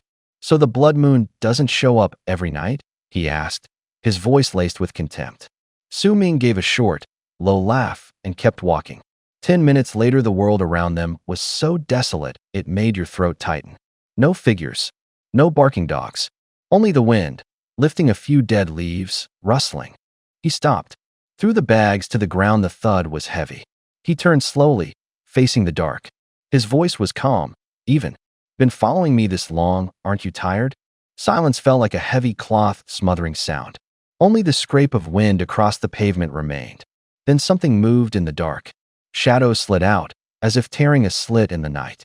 1, then 2, 3, then more. 10 or so men formed a half-moon around him. They carried weapons. Steel pipes flashed dully. The spine of a cleaver wore old rust. Switchblades winked coldly in the moonlight. Close up, iron rang with tiny metallic clicks. Faces were close. Smiles tugged at mouths. There was hunger in their eyes, like a pack of wolves waiting for the last breath. The air smelled of dust and faint sweat. Metal hummed low as it neared flesh. Scree crack. The sound of brakes shredded the night, stretching the heart. A black sedan slid to the curb. The door was thrown open. First came a foot, in a red high heel. The heel clicked crisp against the asphalt. Out stepped Xiao Weiwei. She'd changed into a tight black leather skirt. Her makeup was thick as a stage mask, but it couldn't hide the swelling and redness on her cheeks. The slaps still left hot, tender marks. She took 2 steps. Each strike of her heels on the cement was like a command. "Su Ming." Her voice carried grievance, hatred, and a gleeful little triumph, as if watching a performance she'd arranged. "You worthless piece of trash. You despicable lowlife." Her smile was a blade, her words stabbed like ice picks. Those around her leaned in, closing the circle. Metal whispered and scraped. Someone stifled a cough laugh. She stepped forward again, red lips parted, about to continue the tirade. Then she stopped. The heel hung in the air, as if nailed. Her gaze froze, locked on the bundles on the ground. The smile at her lips sagged. The air itself seemed to be held. She took a few steps closer and pointed at his face. Her finger was like a blade. "You were so tough on the pedestrian street yesterday, weren't you? Weren't you the one who dared to hit me? And now, show me that toughness again. Try touching me one more time." Her voice came in sharp bursts, honed like a knife. There was grievance and anger in her laugh, a ruthless hunger to take back everything from last night. Her eyes shone unnaturally, a cold smile tugging at the corner of her mouth. Her palm clenched and relaxed, as if needing an invisible enemy. She wanted to see him afraid, wanted his face to go white, wanted him to kneel like a dog and beg for mercy. Su Ming scratched his ear, expression lazy and unmoved. He let out a short, disdainful line. "You just won't leave me alone, huh?" He activated the eye of truth, an ability that made information float before his eyes. The scene shuddered, like captions turning on across a screen. Lines of text drifted in the air and stuck to each person. Equipment names, quality, durability, all visible. The words were cold, like labels. White yellowed with age, rags. "Oh, there's a green bracer here. The quality's a little better than the others." The strongest one was the scar-faced guy. His right arm was strapped with a bluish glowing bracer. It projected a decent amount of power. The rest looked like street toughs, nothing to write home about. He felt a little disappointed. He'd expected Xiao Weiwei to bring real fighters. Instead, it was a bunch of clowns, a motley crew. Su Ming shrugged, self-mocking. Oh well, even mosquito legs count as meat, I guess. Seeing he remained unfazed, Xiao Weiwei grew even more smug. She puffed out her chest, her tone bragging. Su Ming, you probably have no idea who you pissed off, do you? Her words came fast, like she was flinging her superiority into his face. She traced a circle over her chest with a finger, as if displaying a medal. I'll tell you the truth, she said, enunciating each word. I'm Xiao Weiwei. Now I am a core member of the Shadow Organization's outer circle. She drew out the word shadow, throwing the name at him like a taunt. Anyone listening could imagine dark alleys, whispered deals, and invisible umbrellas of protection. Her voice was firm, as if proving her backing was solid. She waited for Su Ming to be shocked, waited for him to flinch, waited for him to admit defeat. Processing error, failed to fetch, while what? Boom. The scar-faced man didn't even have time to react. He went flying like a ball struck by a truck, smashing into the wall. Thud. The wall caved in, a deep dent appearing as cracks webbed out. He hit the ground hard and didn't move. The sternum cracked like dry wood crack. Blood sprayed from his chest with a low gurgle. His insides were scrambled. One punch. Just like that, it was over. Dead silence. A dozen burly men stood frozen. Their feet felt rooted to the spot. The vicious looks on their faces were swallowed by terror. Only shaky gasps escaped their mouths. How did he? Someone muttered. Mo monster. The blonde nearest them snapped back first. The machete in his hand clanged to the ground. His eyes went wide. Reason collapsing, he started crawling and rolling, scrambling for the exit. This wasn't the same level of fight. Any further, and it was suicide. Trying to run, a calm voice whispered in his ear. The blonde's hair stood on end. He whipped his head around and saw only a blur, the afterimage already closing in. Too late. A sickening little sound. He froze. A black hole gaped in his chest. Blood ran down his throat with a wet, slimy gurgle. He tried to shout, but only broken breaths came out. The light in his eyes went out, and he collapsed backward, slamming into the ground. He fell onto a short dagger. Black mist billowed from the blade, oily and churning like smoke in the wind. Numbers like a screen flickered in the mist. Growth progress 721-1000. It had only gone up a little. SSS. The others snapped awake as if doused with cold water. Any remaining hope evaporated. Run. Split up. Someone screamed, the sound ripping through the night. In an instant, chaos erupted. The crowd seemed to lose their souls, scattering in all directions like a stampede. Death was right in front of them. All that loyalty and bravado they showed in daily life proved as fragile as a wet piece of paper. Su Ming moved. In one swift step, he caught up with the one running at the front. His hand shot out fast, grabbing the steel pipe the man was wielding. The metal screeched sharply in his palm. That thumb-thick pipe, he bent it barehanded into a U-shape. Then he flung it. The U-shaped steel pipe whistled through the air like a lasso, landing precisely around another man's neck. The snap of his spine was crisp and final. The man didn't even have time to scream before he collapsed to the ground, like a puppet with its strings cut. No one could withstand him. Under the moonlight, Su Ming sliced through the crowd like a blade. With every step, someone fell. Footsteps, the shriek of metal, the dull thud of bodies hitting the ground, they became the rhythm tearing the night apart. In no time, only one man was left. The once brazen Hulk now cowered on the ground, his pants soaked with urine, his body inching backward along the floor, his hands clawing at the ground uselessly. He stammered in terror. Don't kill me. Please don't kill me." He sobbed like a child, tears and snot streaming down his face. Bowing his head repeatedly, his voice cracked and choked. "I don't know anything. I'm just a small fry. We were all ordered here by Xiao Weiwei." Su Ming slowly stepped closer. Moonlight stretched his shadow long over the man. His voice was like a blade, cold and sharp. "Where's the Black Shadow Organization's hideout?" The man deflated like a punctured bag, words spilling out in a rush, like pearls falling off a broken string. "We're just a minor branch. The boss is called Lord Hawk. He the one in charge. Xiao Weiwei works under our branch. Well, not exactly. She's actually favored by someone higher up. There's an even more powerful woman above her, Miss Yin. Miss Yin? Su Ming raised an eyebrow. Yes, Miss Yin. The man clutched at the ground, his eyes filled with despair and yet, as if grasping for a lifeline. I heard she was badly hurt a few days ago and was recuperating here, and he set his sights on Xiao Weiwei. The man's voice trembled. He clawed at the information like a drowning man grabbing a lifeline. Su Ming lifted his eyes and nodded. Good. He said it cold as steel. Anything else? Like, how did you find me? He asked. The man stammered. Sweat dripped from his chin. It was Xiao Weiwei. She went to Eagle. He controls the intel network. She made a move, and that's how we learned you'd be near the complex. We only came because we got word. That's why we gathered. He panted, trying to patch it together. Su Ming watched him. There was no warmth in his eyes. You've said everything you needed to say, haven't you? Su Ming's voice was low and clipped. The man collapsed to his knees like a toppled pot. Please spare me. I have an old mother, a wife and kids. He began to lie, pleading. Su Ming snorted in impatience. His hand rose. The dagger fell. The blade was black as night. Its edge shimmered with cold. They called it the soul dagger. Now it was the only thing moving. The dagger sliced through his throat with a wet, tearing sound. Blood spurted. The noise was short and sharp in the night. The man's eyes bulged, as if trying to see the last scene, then went slack. The ground drank his heat. Su Ming withdrew the dagger.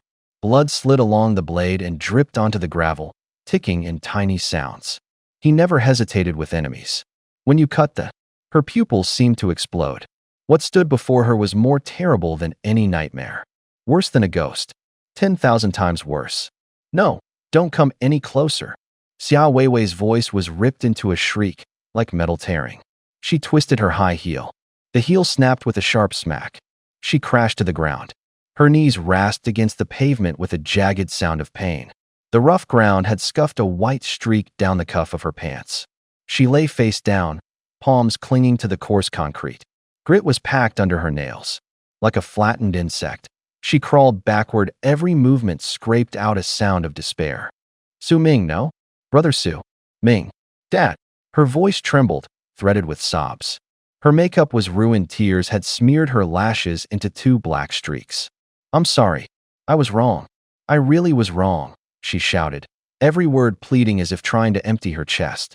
For old time's sake, please spare me this once. She grabbed at his shoe, her knuckles white. I can give you money. Give you things. I'll obey you every day. The words fell like torn scraps of paper. Su Ming's footsteps never stopped. The scrape of his soles on the pavement was calm and rhythmic. He stopped in front of her.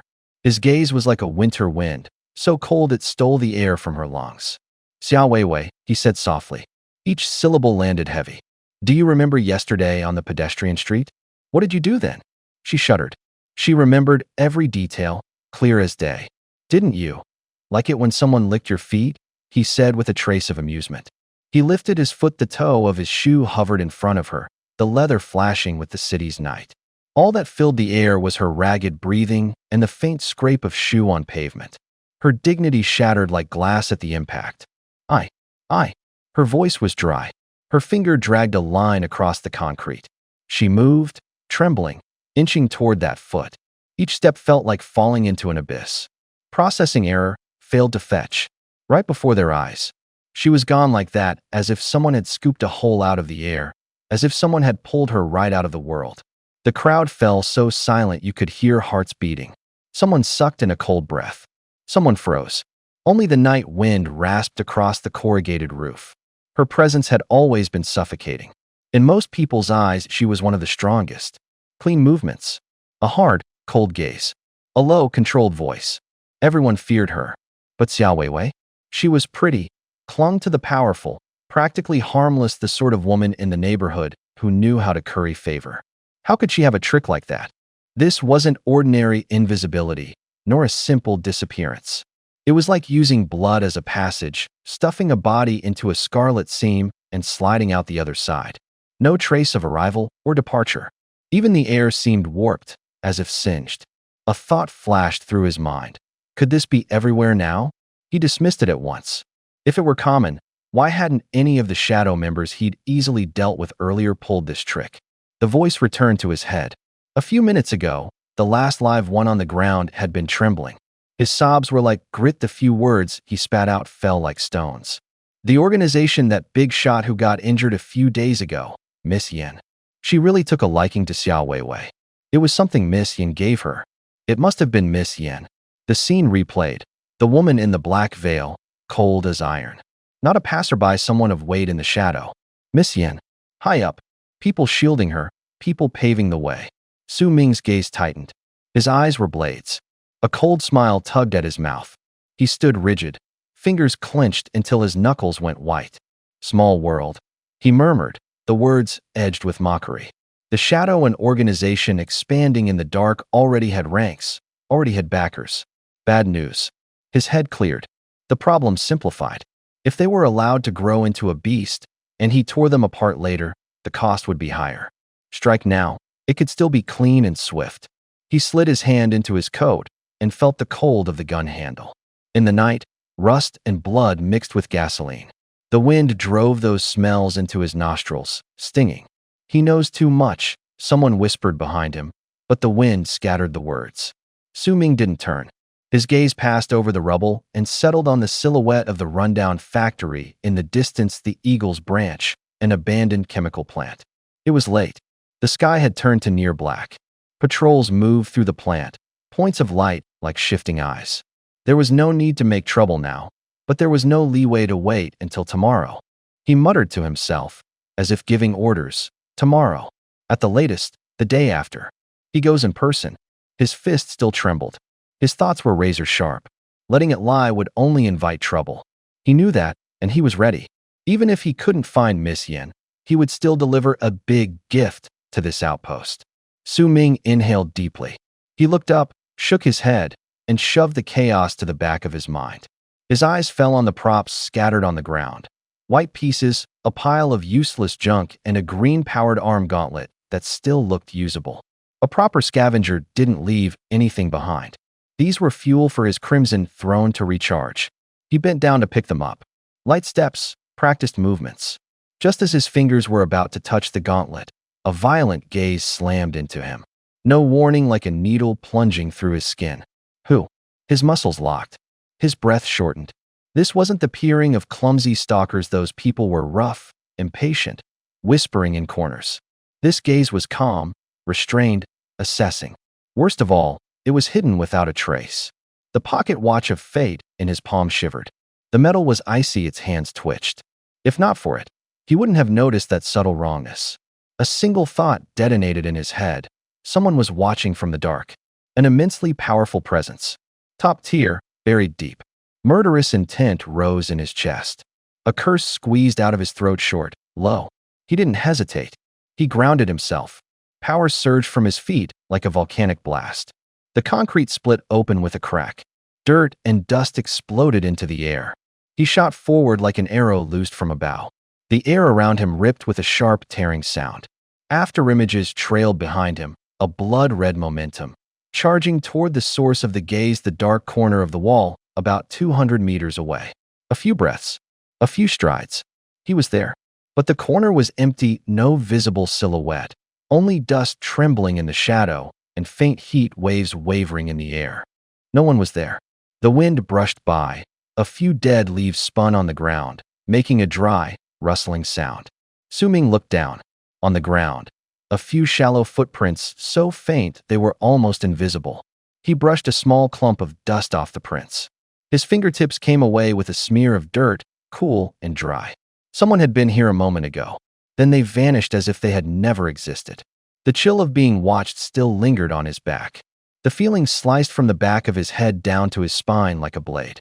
From being observed to murderous intent flaring to the strike, everything happened in less than 10 seconds. Footsteps like lightning. Withdrawal like drifting clouds. In an instant, the person was gone. Anyone capable of that speed wasn't he, an ordinary thug. Not some street-level punk. Su Ming's brow tightened. The corner of his mouth twitched, as if he were biting back something unsayable. This is a little troublesome. He swallowed the rest, only letting out the short sentence, but it landed like a hammer blow to his chest. He thought it over. The only ones who could produce that sort of elite so quickly were official people trained, organized, resourced. Underground groups like the Black Shadows couldn't pull that off. At the thought, his expression darkened. His gaze fell on the empty alley in the distance. It was vacant, but it seemed to be holding its breath. If it was the Black Shadows on him, he didn't care. One came, he'd kill one. A handful came, he'd clear them out one by one. But if it was the authorities, that was different. The authorities represented rules. Order. A machine that could strangle an opponent inch by inch. To clash head-on with that was to throw himself into the gears. The odds and the strength weren't on his side. He pressed down the anger in his chest. His fingers rubbed at the seam of his pants, like arranging a hand of cards he hadn't yet played. He wasn't the sort to blur right and wrong. He never hesitated to kill a criminal. But indiscriminate slaughter, trampling the innocent, was not his way. He looked up. The distant sunset lengthened, the streetlights' shadows were pulled thin on the pavement. Another gust of wind came, carrying a trailing scent and a bite of cold. Su Ming asked himself softly, as if addressing the street, "Did they see me by accident?" He paused, his eyes sweeping the dark corners like a blade. Or had they been watching me all along? What is he going to do to me next? Write me off as a dangerous loose cannon and cut me off? Or treat me like a useful pawn? Try to win me over first? Su Ming gave a light, short laugh. He shook his head and stopped obsessing. The lookout had already run off. He was almost certain. There was no point in worrying. It would only make things worse. Sigh. Back to picking up loot. He turned back to his spot and tossed the spoils one by one into a pocket like dimensional space. Each item sank in with a soft sound. The moonlight was cold, silver, and sharp as a blade. He looked up at the sky. After a short breath, he muttered to himself, "Time to get to work." Then he fell silent, waiting like a beast for the next moment. 2 kilometers away, in a narrow, shadowed alley. Huff, huff, he gasped, his chest heaving. Black Panther leaned against the cold wall, face ashen, sweat beading at his hairline. His hands trembled. He had to brace himself on the wall to steady his balance. It wasn't exhaustion. It was fear. His eyes still shook. The scene kept replaying in his head. The man had moved like a shadow, ripping through the air. The force hit like a storm against a steel wall. And those eyes, so cold there was no warmth in them, no hint of humanity. "Is that even a person?" he whispered, his voice as if wrung dry. The memory was a knife. It cut into his confidence and left a hole. He grabbed his hair, teeth chattering. His legs went weak, he nearly dropped to his knees. How did he find me? The question hooked into him and wouldn't let go. At the bureau, he was called Black Panther. He excelled at concealment. He could hide in the dark for days. He could tail a target across half the city. Until today, no one had ever found him. His codename stood for top-tier tracking and counter-tracking. And today, an ordinary-looking young man. He choked, something lodged in his throat. His voice fell to a near whisper. Impossible. He has found me, he actually found me. Black Panther forced his heartbeat down, fingers fumbling with the encryptor in his pocket. Sweat made his phone case slippery. He forced himself to stay calm. He hit the dial. Static on the line. Beep, beep. Hello? A low voice answered. "This is Black Panther," his voice trembling like paper. "Pull out now. The target S spotted me." "What?" The man in the earpiece snapped. "He almost got me." Black Panther was gasping, as if someone were pressing on his chest. He relayed each scene in short bursts. Short sentences, clipped. No setup. No judgment. He walked into the cordon like he was out for a stroll. Not panicked at all. First, a punch. That punch sent the scar-faced man flying. The man and the dirt went down together. Then a minute later, about a dozen armed men, all down. Blood spattering, blades flashing. A dull thud, the crisp ring of metal on metal, like someone tearing cloth. The command center fell as silent as the night beyond the screens. Qin Feng, Zhou Yin, Lin Wan, and the others in the room were so quiet all anyone could hear was Black Panther's breathing through the headsets. Usually calm and steady, Black Panther sounded like a child now. No one could imagine this was his normal state. "I only got one photo. Look." The big screen lit up and zoomed in. A clear face. It was Su Ming, not a profile full on. His look was cold as a blade. The light cut a hard line along his jaw. Lin Wan stared at the screen. Her eyes snapped wide. She stood up and blurted, "I remember. It's him that day at the market." Qin Feng frowned. "Which day?" The market? That's the one. Lin Wan grabbed the memory like a lifeline, words tumbling out. We were handling the evil monk at the market. I felt a pulse of energy, like metal scraping metal, stabbing into my ears. Like needles twisting in my skull. That strange vibration that was coming from him. The people in the room exchanged looks. The air felt sucked out, sound strangled. Everyone knew the voice buried in their memories shouldn't have surfaced this easily. She paused. Her eyes stayed glued to the translucent playback, like she'd been pulled back into that moment. I thought it was an illusion, she said softly. Thought it was the after effect left behind when that evil monk walked by. Like the lingering warmth from a distant bonfire, a blurry ripple. Her voice dropped even lower. But looking at it now, that energy fluctuation that swept through the crowd, it was him. When she finished, the air in the room immediately grew heavy. Qin Feng's face went utterly grave. He froze for a second, his eyes as if they'd been glazed over. They'd been being watched that early on. He knew the Black Panther's skills better than anyone. Back when the altar still controlled everything, the Black Panther was the shadow who zeroed in on people. Tracking and concealment were his trade. Speed like lightning. Concealment like night. He had specialized tools to cover every step. In short, nobody could spot him easily. But the person in the footage looked like an ordinary young man. Too ordinary. Completely unremarkable. Captain, a female team member's voice suddenly pulled, thin and fragile, like a leaf on the night wind. Everyone turned. She pointed at the screen, face odd, fingertip trembling. Could this be the one who triggered the golden light and red light incidents? A chorus of sharp intakes. Several senior analysts exchanged looks, murmuring disbelief. No way. Someone shook his head, a smile with a knife edge of doubt in it. This is absurd. He looks too young, no background, another said. That level of presence is usually either a wanted criminal, a sealed military ace, or a secret weapon of some major power. Not a harmless-looking kid. The room's words scattered like shards. Each one chipped away at the earlier assumptions. Qin Feng rubbed his brow. His palm skimmed his face, he felt cold sweat. He had a headache. The world was changing too fast, so fast even they, the professionals, couldn't keep up. But his gut told him the connection between the two incidents might not be as tight as it looked. They'd been working around the clock, mobilizing every resource, and still could barely find a solid lead. Reduce it all to some melodramatic love and hate mess? He shook his head and let out a dry little laugh. Impossible. He said it plainly. His voice wasn't too loud, but it was enough to settle the room's restlessness. Murmurs swelled like a tide.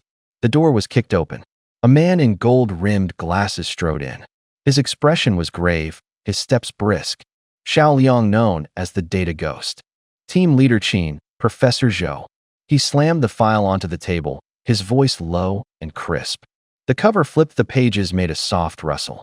We've traced his full identity and background. Everyone turned at once, expectation trembling in their eyes. Is the truth finally going to be revealed? Qin Feng drew a cold breath. He reached out and opened to the first page. Several core members leaned and their breathing tightened. The first page held an ID photo, a standard shot against a sterile white background. It was Su Ming. Clear eyes, a sunny smile at the corner of his mouth like the perfect boy next door. Someone muttered under their breath. Disbelief threaded through the words. Is this really the person you described? Memory offered a different picture.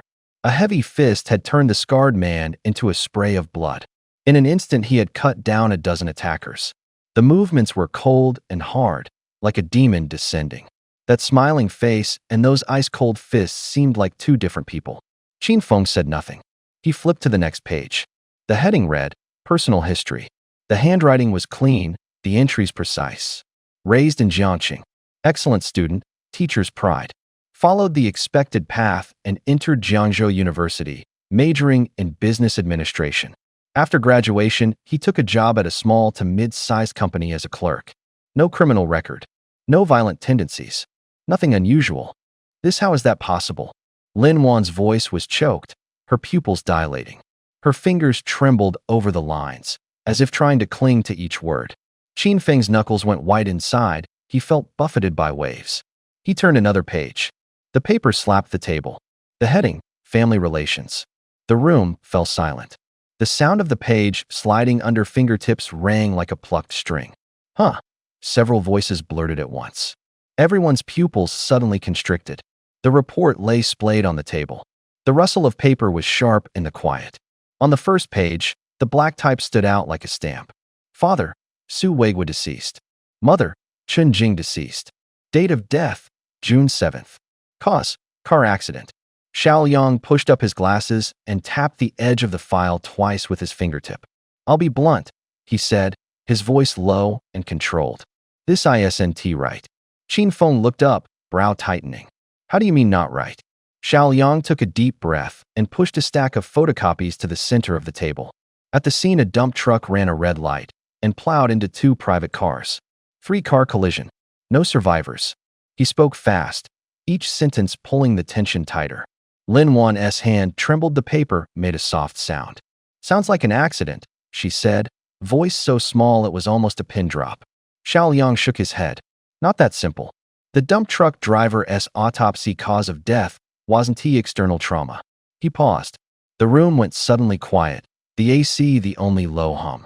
Cause of death, sudden myocardial infarction, he said, flipping open the autopsy and pointing to the line. And he passed yearly physicals without issue. His heart was recorded as perfectly normal. Qin Feng stared at the line. His eyes went cold. How does someone suddenly have a heart attack like that?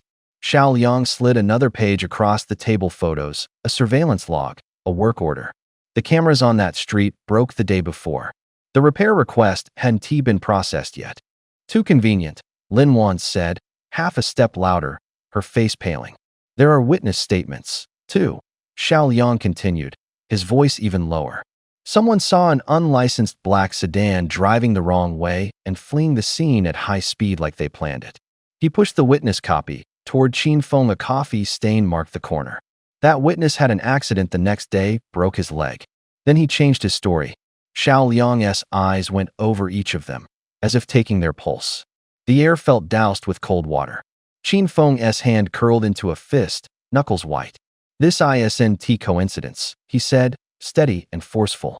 This was arranged. Xiao Yang lowered his head. His voice dropped to almost a whisper. Worse, every traceable lead was later rubbed out. The footage was pulled, the records deleted. Witnesses were threatened or had accidents. The investigator at the time, an old detective, tried to keep digging. He looked up, a mix of grudging respect and fear in his eyes. Qin Feng said nothing. The only sounds left were the shuffle of paper and the distant, low wail of a police siren. The result, a month later, the whole family suffered a gas poisoning incident. The command center went so quiet you could hear everyone's breathing. But if they really were framed, why would those people do this? Lin Wan's voice trembled. She couldn't believe it. Her eyes were wide with a child's terror and doubt. What was the motive? Someone repeated, as if trying to pull the question back into reality. Revenge. Xiao Yang didn't hesitate. His voice was short, like a blade. He took a few steps and stopped in front of Qin Feng. His finger flipped through the file and paused on the last page. The sound of the paper rubbing as it turned was unervingly clear in the silence. The final page's photograph had yellowed, and it was a married couple, dirt on their shoulders and the glint of metals. A thick red stamp had been pressed into the corner of the page, sealed. Xiao Yang read it aloud. Page by page his voice grew lower and more pained. His father, Su Weigwa. Before retiring, he served as a border reconnaissance soldier. Short sentences, voiced with both respect and indignation. On a covert mission, he was badly wounded, yet he brought the entire squad back safely. The intelligence he brought back was crucial. For that, he was honorably discharged. His tone shifted when he mentioned the mother. His mother, Chen Jing, a cardiothoracic surgeon, one of the country's best. She went abroad on rescue missions many times. In the most dangerous operation, she even carried a senior official from a friendly nation out of the rubble. Xiao Yang's finger hovered over the photograph, as if holding on to something he couldn't let go. An iron military soul and a doctor's compassion, he said softly. A couple like that should be remembered. They should be protected. There should have been public condolences. There should have been compensation. There should have been protection. But what was the reality? He said the last words with a cold, hard despair. Everything was buried. No public mourning. Not a penny in assistance. As if they had been forgotten by the world. Lin Wan's body shook again. Her eyes were rimmed red. She gripped the armrest, as if to steady herself, and her voice turned more urgent. But if there were hidden circumstances, why didn't he report it? Why didn't he go to a higher authority for help? Before her words finished, the room grew even quieter. Someone held their breath. A corner of someone's eyes softened with pity. Someone else shook their head gently, as if to say, "She's too young. She doesn't understand how the world works." Qin Feng slowly fished a cigarette from his pocket. The faint rasp of the match was sharp under the lamp. Crack! The flame flared. He drew a long drag. The smoke immediately rolled under the ceiling light like a thin veil, cloaking his face. His gaze was indistinct, just a silhouette, and the white cloud of smoke he exhaled. Silence stretched for a few seconds. Qin Feng's voice was hoarse. "Shaolin," he called softly. "Think about it, a college kid in his early 20s. Both parents involved in an accident at the same time. Everyone who knew ended up either hurt or dead. Do you really think he'd make a scene? Go and report it." No one answered. The air in the room felt drained. "This kid, maybe he understood from the start," someone said, lowering their voice. There was fatigue in it, and a cold calculation. If he caused a fuss, he'd be one of those accidents the next day. Only by pretending not to care, by acting like an orphan and keeping his head down, could he have survived until now. Professor Zhou Yin pushed up his glasses. The lenses threw a cold ring in the light. "This runs deep," he said, the short sentence cut like a knife. A cigarette but hissed softly in the room. Qin Feng ground it into the ashtray. The sound was muffled. "Tonight, the contents of this meeting are strictly confidential." He put out his cigarette, his tone sharpened. "Xiao Liang, pay extra attention. Look into that old case from the side. Suspend any operations against Su Ming for now. Don't make any conclusions until the truth is clear. Right now, he's not our enemy." He fixed his gaze on a thin stack of files. The covers rasped as paper shifted. "Remember their names. Don't let them bleed again. And don't let their families cry." Qin Feng's voice was low, each sentence short and heavy. Some at the table nodded, others clenched their fists. Outside, the night deepened. Neon reflections on the glass rippled like water, pulsing with each breath. Elsewhere, Su Ming had completed 2 sacrifices. Each time a purple light flared like a blade, like mercury splitting. Epic-grade gear trembled in the light. They made faint clanks, as if metal were whispering to itself. He threw the equipment into the blood-red vessel. Its mouth gaped as if breathing. The purple light was swallowed, leaving a scorched metal tang. From the container came a low sucking sound, like the echo of an iron door closing. The air around it heated instantly. Su Ming quickened his pace. His movements were decisive. He couldn't delay tonight. The sudden turn of events had compressed his time into a razor's edge. He had to get back to the slaughterhouse and sort out the next steps. Every step had to be steady. Every step had to be fast. A system interface flashed before his eyes, cold text like a sign. ID 78,952. Connection marker. Causality overview. Feed source with source. Trade for a handful of sweet ring. TSK want water? No. ID 95,011. Connection marker. Rusty blacksmith shop. Causality overview.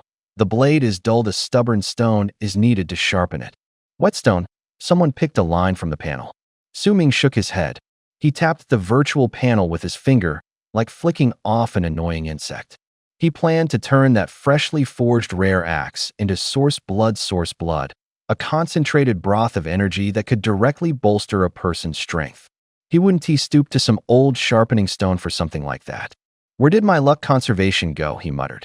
His voice carried a bit of annoyance and a bit of expectation. The worse the place looked, the more likely it was to hide a surprise. He remembered that lesson, how many times he'd half-doubtedly shoved his hand into a pile of trash and come up with a treasure. Half an hour later, an old car threaded through the congested street. Its headlights fell on a building that had been stripped of any dignity. Su Ming got out.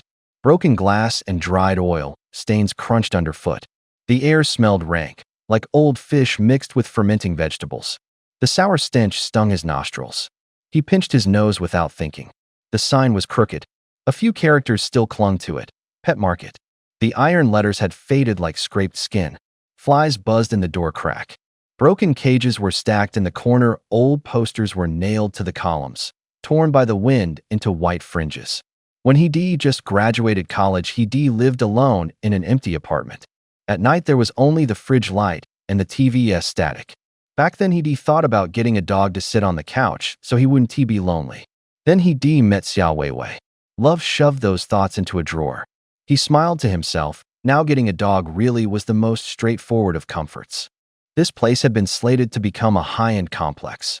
The foundation had been half dug when construction stopped. Merchants moved out, leaving only trash and that sour, fermenting smell. The air felt heavy, like a blanket that had been flattened. Su Ming frowned and held his breath. His hand found the doorknob, his fingertips felt the cold and the rust flakes. At that moment, the eye of truth chimed faintly in his mind. It wasn't a sound so much as a hair-raising alert. A slight ripple was detected, like a circle of waves appearing in a stagnant pool where nothing should disturb it. Small, but unmistakably real. He narrowed his eyes. The lessons of past raids surfaced. Places like this often house things more dangerous than vaults. His steps lost their hesitation. The scrape of dirt against his soles beat like a little drum. He pressed his hand to the rust-streaked iron door. The metal was icy, a twinge shot through his knuckles. He shoved, and the gate gave with a long, grating screech that tore the silence. Processing error, failed to fetch. Alter ID, 1748. This wasn't one of the first 100. 1748? Was that number asking me to be buried with it? Su Ming's eye twitched. This ID was as unreliable as the earlier 9269. Someone was playing games. It reeked of a trap. A new connection marker popped up on the screen. Nest of 10,000 goo. A chill ran down his spine. A flood of disordered images and words crowded his mind, like tiny things crawling on the inside of his skull, pricking and humming. Goo, he almost blurted out. The stuff of legend, parasitic insects that could lurk inside a body and, with a flick, change the world. So eerie it made your skin crawl. Could they really exist? 2 more lines appeared like recorded prompts. The voice was distorted, like a shout from far away. Immortal, are you really here? So, this altar in front of me is made of goo insects. He took a deep breath, forcing down his pounding heart. Whatever the case, check the crucial information first. A lohum sounded. A passage of text slowly materialized on the screen, half scripture, half riddle. The characters glowed faintly, slowly rotating. Causal overview. The shadow must follow the form, the heart must return to unity. Yet without visible shackles, how can one forge the covenant of the mortal realm? Seek a blank page to shape an undivided heart. Damn, Su Ming stared at the words, the single curse escaping his mouth. What the hell kind of poem is this? Wordplay? He read the passage 3 times through. His frown deepened. Shadow must follow form? Heart must be one. Invisible shackles? Covenant of the mundane. The phrases sounded like a tongue twister, like someone was deliberately making something simple needlessly complex. Before he could get further tangled, he pulled out his phone. The cold light of the screen lit his fingertips and reflected off his face. What era is this? Can't I just look it up? He read and searched at the same time, voice low and clipped. Shadow must follow form. The shadow must follow the body. A shadow won't rebel against you, it's an eternal follower. The heart must be one. Meaning thought, and will must unite, not be split. Su Ming narrowed his eyes. The short lines clicked together like puzzle pieces. In other words, the passage was saying 2 things, following and loyalty. A following so absolute it would never betray you, like a shadow, and an unwavering, unified will. He brought the phone closer. In the screen's reflection, his gaze hardened. The first keyword, loyalty. Su Ming mouthed the second line to himself. His voice was barely there, as if he were squeezing the words out from between his lips. His attention snapped to it. If an invisible shackle exists, how can it forge a pact for the mortal world? He repeated, testing it. The soft rustle of the paper between his teeth sounded like pebbles hitting water. He leaned toward the screen, fingers tapping the desktop twice in rhythm. Then the analysis popped up like a door opening, and he sucked in a cold breath. It's turning unseen loyalty into a visible contract, he said quietly. An image flickered, making a shadow into a ticket someone could grasp. Spiritual materialization.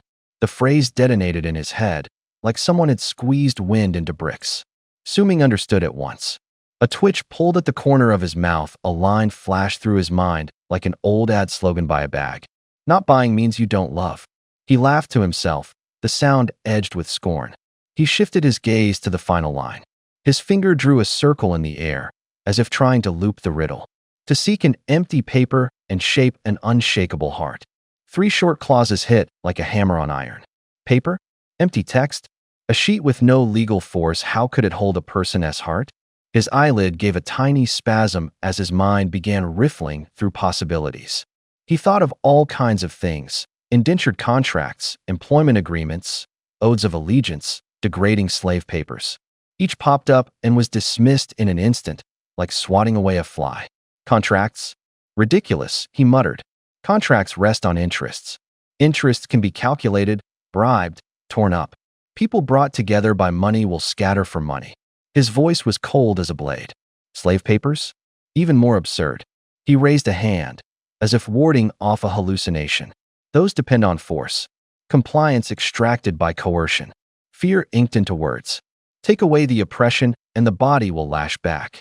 In his head, the formerly oppressed erupted like a volcano, gore and snapping bones flashing past with a sickening crack. None of that would work. They're all built on profit, fear, or bookkeeping sandcastles on the beach, beautiful and fragile. A single wave swallows the foundation. He lifted his chin and his eyes hardened. The room was so quiet he could hear his own breathing. His heart drummed at his ribs. Cold sweat slid down behind his ear. How do you craft an unshakable heart? He murmured. He slapped each possibility apart. See, those insects hung there like a net woven from black light. Just the thought of that light sent a chill down his spine. What the hell is that? Su Ming paced back and forth in the dark, damp basement. Mud and mildew squished under his feet. The low ceiling pressed down like a heavy hand. Far off, a vast flesh cocoon was chewing. The sound was slimy and dull, like a wet rag being ripped it through his heartbeat off. Laws have loopholes. Faith can wobble. But what, in the end, can bind a person so tight? What makes someone willing to die for it? He felt like he'd walked into a dead end. His chest tightened, his tongue went dry. Suddenly, he cursed under his breath. He'd been fooled by appearances. It's just wind and frost, he muttered, and took another step forward, trying to see, trying to grab whatever was at the root of it. He clenched his fist and swung hard. The wall wasn't solid old brick. His fist, trailing black damp air, slammed into it. The wall gave a deep crack, and a mouthful of dust and mildew burst out. Chunks of concrete fell away, and his glove sank into a hole. Pain shot up his wrist like electricity. He gritted his teeth and steadied himself. Calm down, he told himself. He yanked the backpack off his shoulders and unzipped it. His hand went in and froze. The smell of paper, old photo album glue, and the sour tang of age hit him like a memory. The first page was his father's picture. His father was in a crisp uniform, one hand pressing down on his head. The voice came from far away. His father's tone was still the same, hard, without a hint of pleasantry. Kid, remember, someone from the Su family never lowers their head, no matter where they go. A surname is what our ancestors left us. Blood is what your parents gave you. That's your root. Nobody can take that away. The words landed like nails driven into his chest. His fingers trembled. The fog inside him was torn apart. All those statutes, all those hollow beliefs suddenly felt weightless. What really binds a person isn't papers or vows. It's blood. It's a name. A surname, like a root, digging into the bone, snatching at your ankle. No matter how far you walk, you can't shake it off. The genealogy book and the ancestral hall were a mark this world had put on him. Not an abstract idea. Concrete objects. Sounds. Smells. In the basement, a thick volume lay on a pedestal. Its pages were yellowed. Ink crowded the paper, like chains, binding every single name. Memorial tablets leaned against the wall. Characters were carved into the wood. Sunlight never reached this place. Only dust drifted slowly through shafts of light. Su Ming reached out. The instant his fingertips touched the paper, he heard a kind of weight, not the feel of the material, but the sound of belonging. A deep bell toll. The pressure of air in the deep sea. Those pages with names and the wooden tablets were, in themselves, nothing but paper and wood. Yet they bound people.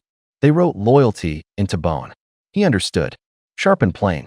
The so-called family rules, The ranks of cultivation, those were power etched into things. They could make a person raise a blade willingly or accept being sacrificed, not because paper or wood were precious, but because a belief had been planted there, an invisible shackle, a stone pressed on the chest. You could not see it, but you could not remove it either. His breath grew shallow. Su Ming shut his eyes. Confusion drifted away like smoke. The chill in his chest turned to fire. The flame was small, but enough to ignite resolve.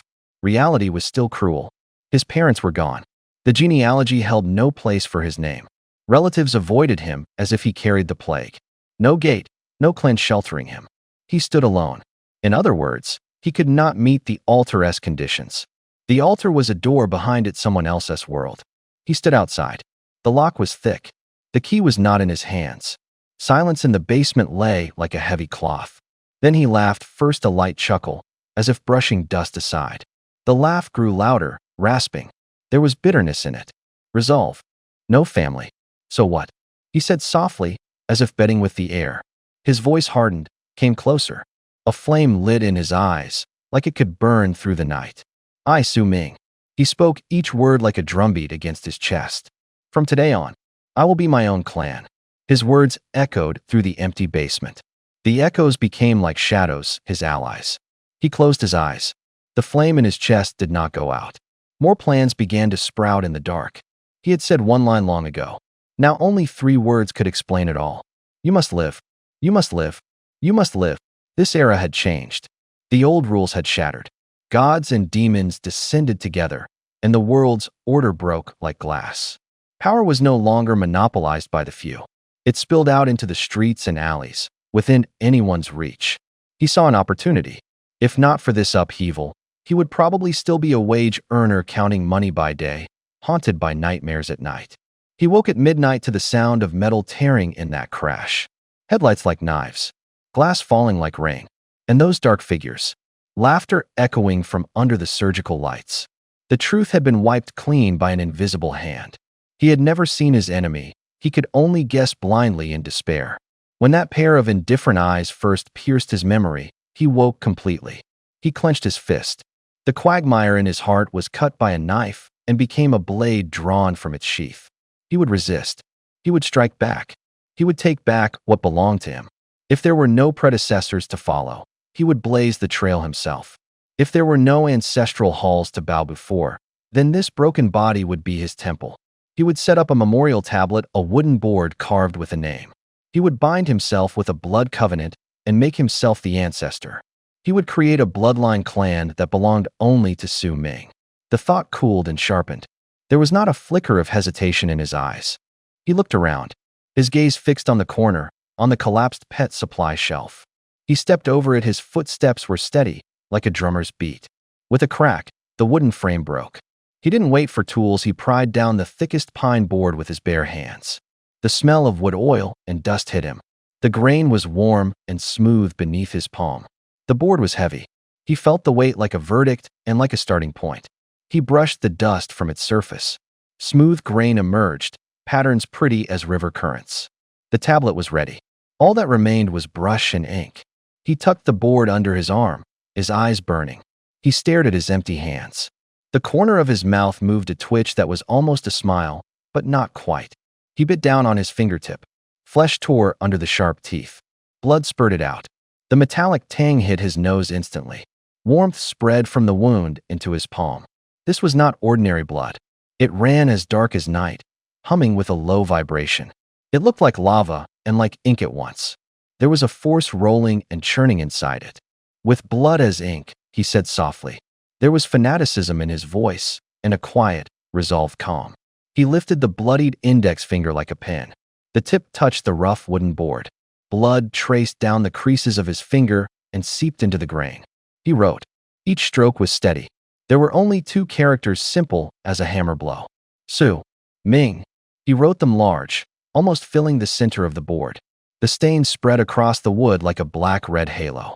The tip bit into the plank. Splinters tore free with a fine, brittle sound. When the final stroke fell, the board shuddered. A low hum rose out of the wood, like distant thunder. A blood-tinted glimmer moved along the grain. The light was so cold it made the back of his neck prickle. He could feel something coming closer, not with his eyes, but like an invisible thread tying him to the plank. An unseen hand pressed at his chest. His breath stopped, then was released. He laughed. The laugh carried madness and the arrogant triumph of someone who has taken a prize. From today on, Su Ming will be the founding ancestor of the Su clan, he said, each word falling like a hammer. If I become a god, my descendants will inherit my power. If I become a demon, my bloodline will guard the abyss. My will be the clan's law. My word will be the clan's decree. He raised the name plaque high. It felt heavy in his hands, like a stone verdict. He hoisted it like a sovereign, proclaiming his existence to the empty house, to the dark night, to the unseen mandate. He drew a deep breath. The frenzy on his face ebbed away. His breathing evened, his eyes became calm, like a lake smoothed by wind, leaving a cold, hard light. Cradling the plaque, he walked to the bundle of flesh in the corner. Inside the casing, something writhed, a mass like a heart made of countless crawling insects. He stopped and said softly, "Nest of 10,000 worms. What you wanted, I have given you." When the words fell, the plaque in his hand warmed faintly. The room was left with nothing but the smell of blood and wood, and a new bond that seemed to breathe. There is no loyalty purer in this world, no sacrifice more absolute. Su Ming's eyes burned like fire. The wooden plaque in his hand was small black lacquer flaking, the sigils blurred, looking like an old sacrificial token. He slammed it hard against the callus of his palm. Crunch, crunch. The incessant chewing sound cut off suddenly. Around him it was as quiet as a sleeping graveyard. His chest tightened. His heart hammered. "What is happening?" he whispered to himself. The voice was small, distant. The next second, drums rose up from all directions. Thud thud, low and fierce. Each beat felt like an iron hammer striking his chest. His vision stretched. His awareness was being peeled away, tugged like a rough rope dragging him outward. He was no longer in the basement. Above him, a heavy canopy of leaves. Beneath his feet, damp litter. Around him, primeval forest. The air tasted of bitter smoke and the metallic tang of wet earth. An ancient altar stood in the clearing, built of megaliths and beast bones. On the stones burned a sickly green flame, a phosphorescence that revealed a crowd kneeling. They kept their heads bowed. Dark sweat stained their foreheads. Fingers were wrapped in gray cloth, their palms dotted with black powder. Some whispered. Some trembled. More closed their eyes and knelt as if by command. A blind old crone sat at the side of the altar, cradling a black clay jar. Her voice was cracked like paper in the wind. "Caw, caw," she sang, the rhythm unsteady, a tongue-twisting incantation. She wasn't singing to the crowd, she sang to whatever was in the jar. Inside the jar, something blindingly white moved. Like snow, like fur. It spun as if dancing. Fine filaments radiated from it and stuck to the vessel's walls. No, it wasn't a jar at all. It was a coffin woven of spider silk. White threads wrapped the creature, like a bud and like a cage. Bells chimed in the wind, clear, tinkling sounds. Su Ming turned sharply. Dozens of women circled the altar, their ankle bells clinking with each step. Their movements were lithe, but their gazes were empty. They were dancing the ritual, not dancing for joy. The ground trembled. Vines split open. From the shadows, bands of multicolored snakes surged and rolled. They were no ordinary snakes. Their skins caught a metallic sheen, thin smoke drifted from their mouths. Their colors were like liquids in poison vials: emerald, blood red, inky black, electric blue. They poured forward like a tide, becoming a river of serpents that filled and swallowed every gap along the sacrificial path. Around the altar, every offering glowed faintly. Needle-fine parasites crawled together in lines.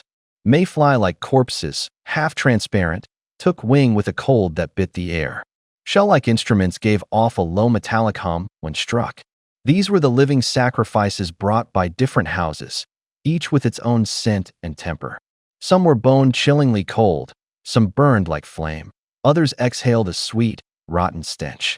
At the center of the altar rose an even larger nest. It was a gaping maw, a heart, a honeycomb. Spirits and creatures from all directions bowed before it. Streams of light gathered there, flowing like rivers into a basin. "Look, this is true sacrifice." One voice rang out, carried like a tidal resonance. "This is the rule, the lineage, the willing offering. Another voice followed, sharp as a blade. The voices struck like knives, like lashes. They did not come from a single mouth, but from countless minds speaking at once. You are nothing but a rootless outsider. On what grounds do you interfere? On what grounds? The words shattered into fragments and slammed into Su Ming's eardrums. His head felt as if a million needles stabbed him at once.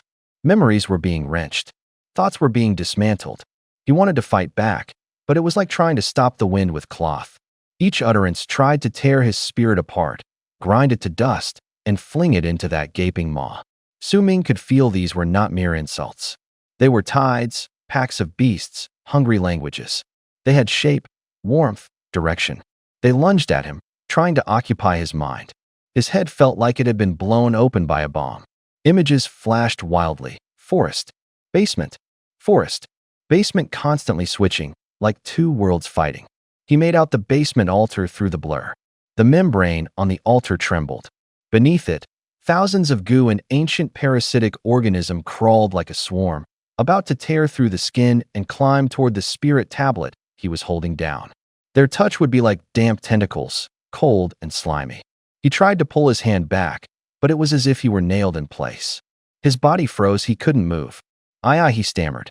Then a raw shout ripped out of him, coarse and out of shape. To hell with it. The soul dagger in his pocket woke. Black vapor surged. The blade spat a dark light, like a tide rising at night. The light wrapped around him and formed a sharp barrier. Your old inheritance is only an echo of the old world, he said quietly. There was ice and fire in his voice. And I am the new direction, the new rule. The tumultuous, chaotic will crashed into an invisible wall. The wave broke, was crushed, and could not push through no matter how it roiled. Boom, the illusion exploded. Fragments sprayed through the air with a sharp, glass-scraping sound. He sucked in a breath. His chest felt hammered. Cold sweat slid down his temple. His heart was still racing, but deep under his sternum there was an indescribable relief, like something had been broken free. The swarm inside the flesh cocoon froze. Then, like a returning undertow tearing back, surged together. Crack, crack, dry joints snapping, and the low rending of flesh blended into a single sound.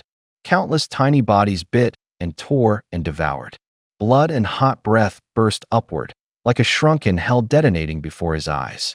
Light and shock were in his eyes. He whispered to himself, "Is this the world of the goo?" When the killing stopped, an eerie stillness fell. Bloodstains shone with an oily gleam. From the pile of corpses, a single insect rose. It was black and glossy, as if forged from molten black gold complex. Arcane patterns were etched on its back, the lines flowing faintly in the dim light. It stood atop the broken bones, its bearing like a low, weighty throne. The pressure it radiated made the nearby air almost congeal. It wasn't a rank or a title, just existence itself, pressing down like a mountain, leaving people powerless to resist. Su Ming's voice trembled. "You are my goo king?" Excitement got the better of him. His hands shook as if he'd grasped a chance. Then his eyelid twitched. A terrible premonition rose in him. The cocoon's membrane snapped tight, like neat bandages winding loop after loop, snapping inward. Uft! The newly crowned king of the parasitic beasts, barely surviving the bloodshed, was instantly crushed into a pile of pulp. The juices splattered onto the ground with a wet, squelching sound. Su Ming's pupils contracted sharply, as if struck by lightning. His fists clenched so hard his knuckles turned white, rage threatening to burst from his chest. This is actually possible. He growled under his breath, his voice filled with disbelief and the sharp sting of betrayal. He crouched low, ready to end it all with a single punch. His entire body tensed, muscles like iron chains, eyes locked onto the collapsed fleshy cocoon. Boom! The cocoon suddenly exploded. A surge of crimson light shot into the sky like a pillar of flame erupting from blood itself. The basement was instantly bathed in deep red. The waves of heat carried streaks of light, forging an invisible prison of blood right in the air. In that moment, an immense pressure crashed down like a mountain. His eardrums buzzed violently, his chest felt gripped by an invisible force, and his breath came in short, stifled gasps. The aura was no weaker than when the egg of the abyss dragon or the soul dagger had first emerged. Instinctively, Su Ming took a half step back, his eyes wide with shock. Staring at the scene before him, he muttered, "No way did I get this wrong?" The red light gradually faded. The original fleshy altar remained, but inside was completely empty, no insects, no remains. Only floating above the altar was a dark greenish-black core. On the surface of that fleshy core were patterns like countless tiny worms crawling, their cold glow flickering across the dim space. It hovered there, like a heart in deep slumber. Quick on the uptake, Su Ming immediately activated Eye of Truth.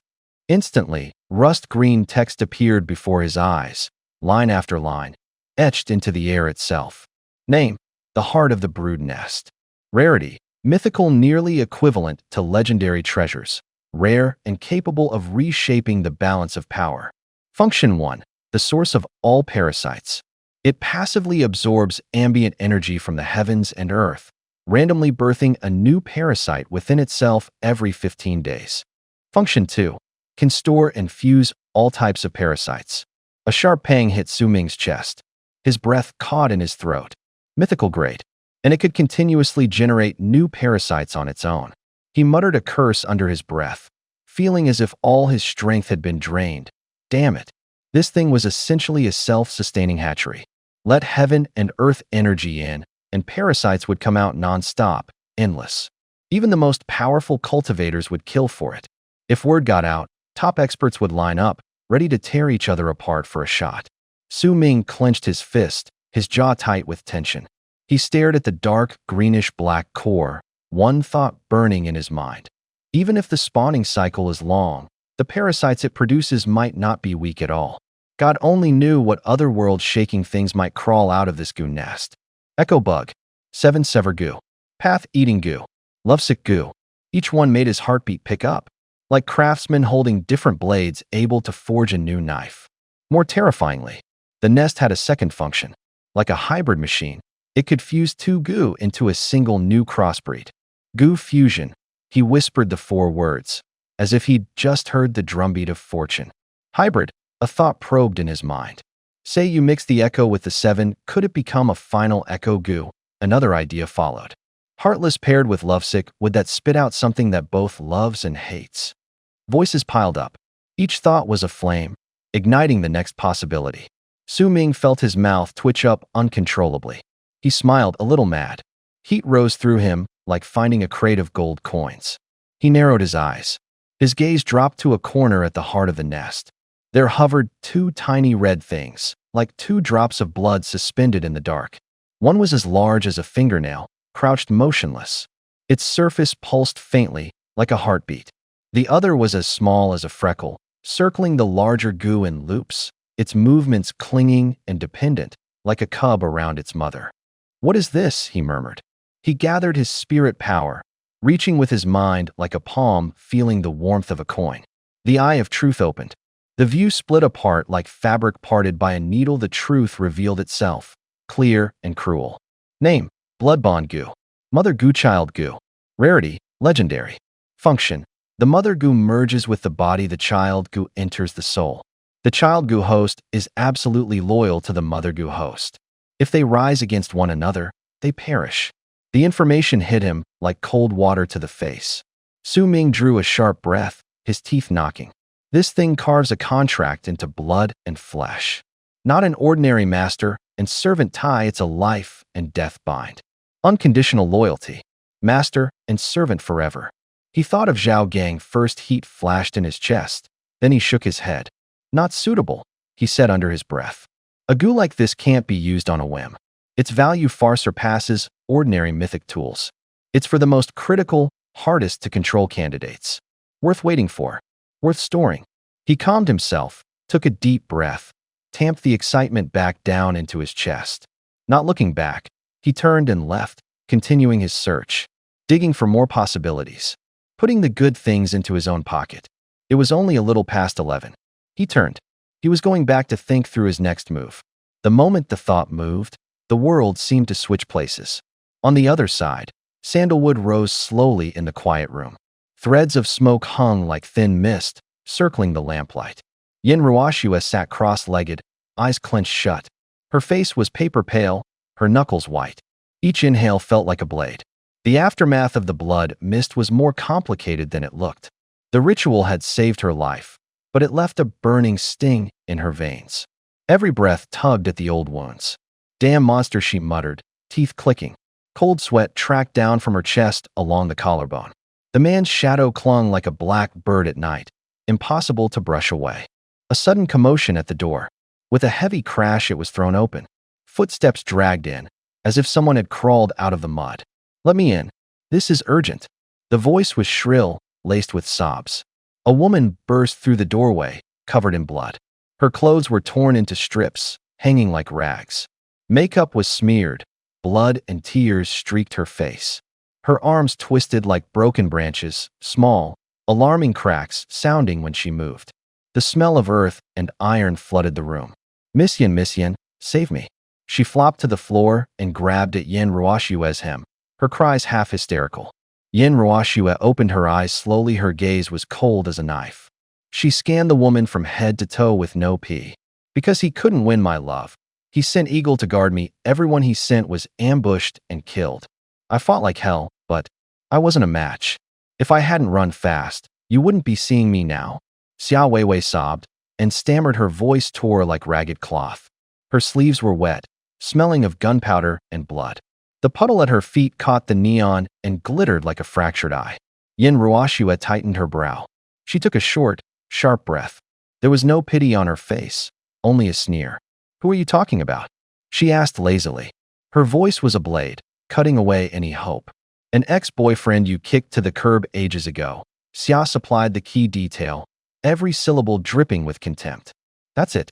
Yan's gaze swept over Xia like a judging hawk, pure disdain. She looked at her like trash, not worth recycling, only worth discarding.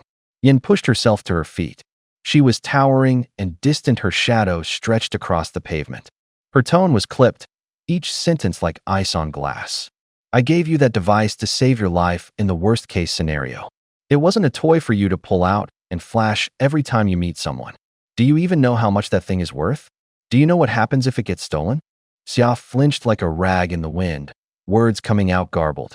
She curled on the ground, her fingers scraping the rough concrete, tasting a hint of dirt.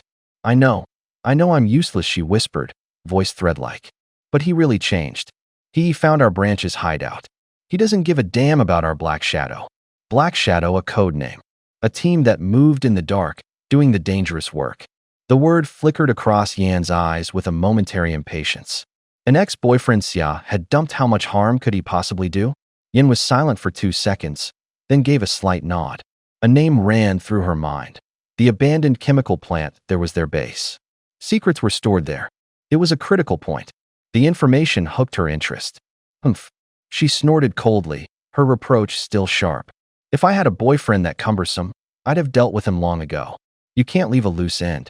Xia went deathly still, her lips pale, too weak even to argue. She stacked the last of her hope onto Yin. Yin picked up her phone. Her fingers moved with clean precision. The screen lit up, her fingertips were slick with cold sweat. The dial tone rang clear as metal.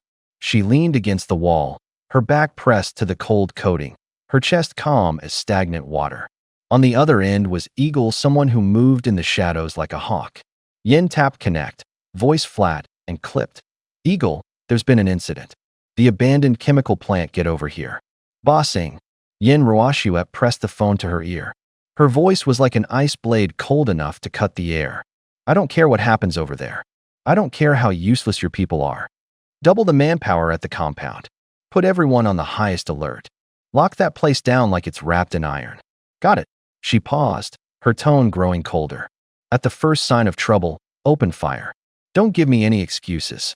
Nothing can be allowed to interfere with my plan." There was a second of silence on the line. Then panic, her voice began to tremble. "Yes, Miss Yin. I know. I'll handle it right away. Not even a fly is allowed to get in. Consider it done." She hung up. Yin Ruoshue didn't spare Xia Weiwei another glance. "Get out." The 2 words were like a knife. Then she sat back down on the meditation cushion. Anger stoked old wounds. Her chest felt as if an iron hook had twisted it. Heat and burning pain spread along her muscles. She gritted her teeth, inhaled, and let out a sharp hiss. In that moment, memories surged like a tide. A man's face, smiling like a victor. A fist like a sledgehammer. The silhouette was painfully familiar. She refused to look again. An abandoned chemical plant. A shadowy stronghold. The smell of rust, the lights flickering. Boss Ying's face went leaden. As soon as he hung up, he called Xiao Weiwei again. No answer. He called again. Only static came through the radio. He tossed the phone onto his shoulder, his voice low and urgent. I want that order issued immediately. Double the manpower. Highest alert. Fire on any movement. If anyone acts on their own, I'll be the first to kill them. Boots thudded heavily on the metal plating. The replies were short and sharp. Yes, bossing.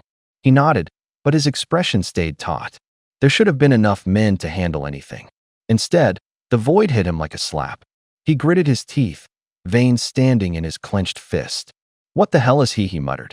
Then he bellowed an even colder command out toward the exits. Seal off every entrance. No one out, no one in. Check people, check vehicles, check every trace. I want answers. Anyone who dares lay a hand on one of our black shadows, don't think you'll take another step out of here. Want to come to our base? Come on then. I'll wait right here for you to walk into my net. The shouts from the corner were like blades, cutting through the damp, cold night. Under the eaves on the other side. Midnight on the dot. The gray rain arrived on schedule. Raindrops beat the tiles, dragging the city's dust down with them. The air smelled of damp metal and rust. The sounds grew cleaner. It felt like the world had been washed.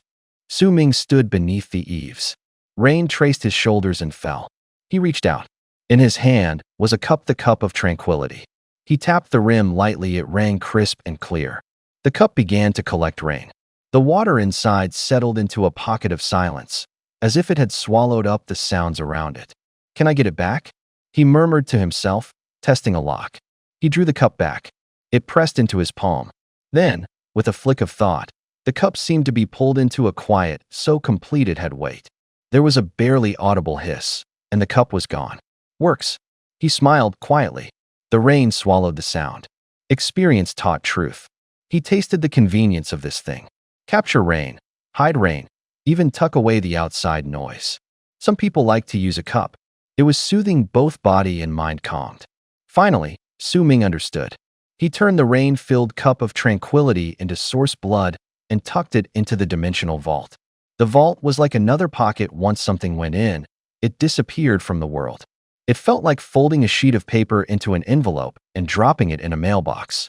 Back in his bedroom, he knocked the table twice short, heartbeat like taps. He started to inventory what he had, his movements quick, like final preparations. He laid the items out one by one. With each piece he set down, his face brightened. They stopped being abstract tears and became real things with temperature and weight.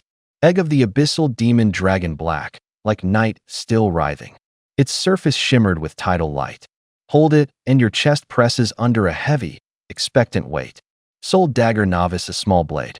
Cold as winter steel to the touch, but its edge seemed able to slice open memories and pain. Heart of the goo nest, like a beating heart. In the palm it had a sticky warmth, as if some life were quietly whimpering inside. Dimensional vault, a container that hides things in another layer of space. Put something in and it no longer occupies room, nor is it easy to find. Pocket watch of fate, the dial turned. Every winding shifted probabilities around it a little. Tap it and the sound carries an unnameable weight. Star of hope, a tiny point of light. Close your eyes and you can watch despair get lit bit by bit. Blood bond, goo like a brand. It makes blood cooperate. People's strengths are drawn together, resonating on the same frequency. Matchbox of hope, a box of matches that can ignite conviction. The flame isn't large, but it can cut a path through the dark. Act 4 entry tickets, three thin tickets. They're like passes and like keys. Hand one out and a person can step into another scene, another possibility. Superior grade item. Cup of tranquility, the one he just used.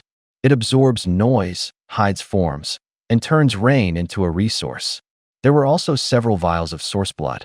The liquid inside was viscous and glowing, like concentrated springs of life. Apply it to a wound, and it would emit a faint light, then close. He looked at them all. Each piece was a chip in a larger game. Put them into the open, and people would uproar for them. Even a single item could pull crowds like a magnet. Su Ming closed his eyes. Not to flaunt. He had to count his cards. Before battle, know yourself. Know yourself and your enemy, and you stand a chance of surviving. His fingers drummed the table. The rhythm slowed. Outside, the rain blended into one continuous sound. His heartbeat felt like a drum at his ear. He remembered the most dangerous thought. The authorities had probably already noticed him. A clash with the Black Shadows was inevitable.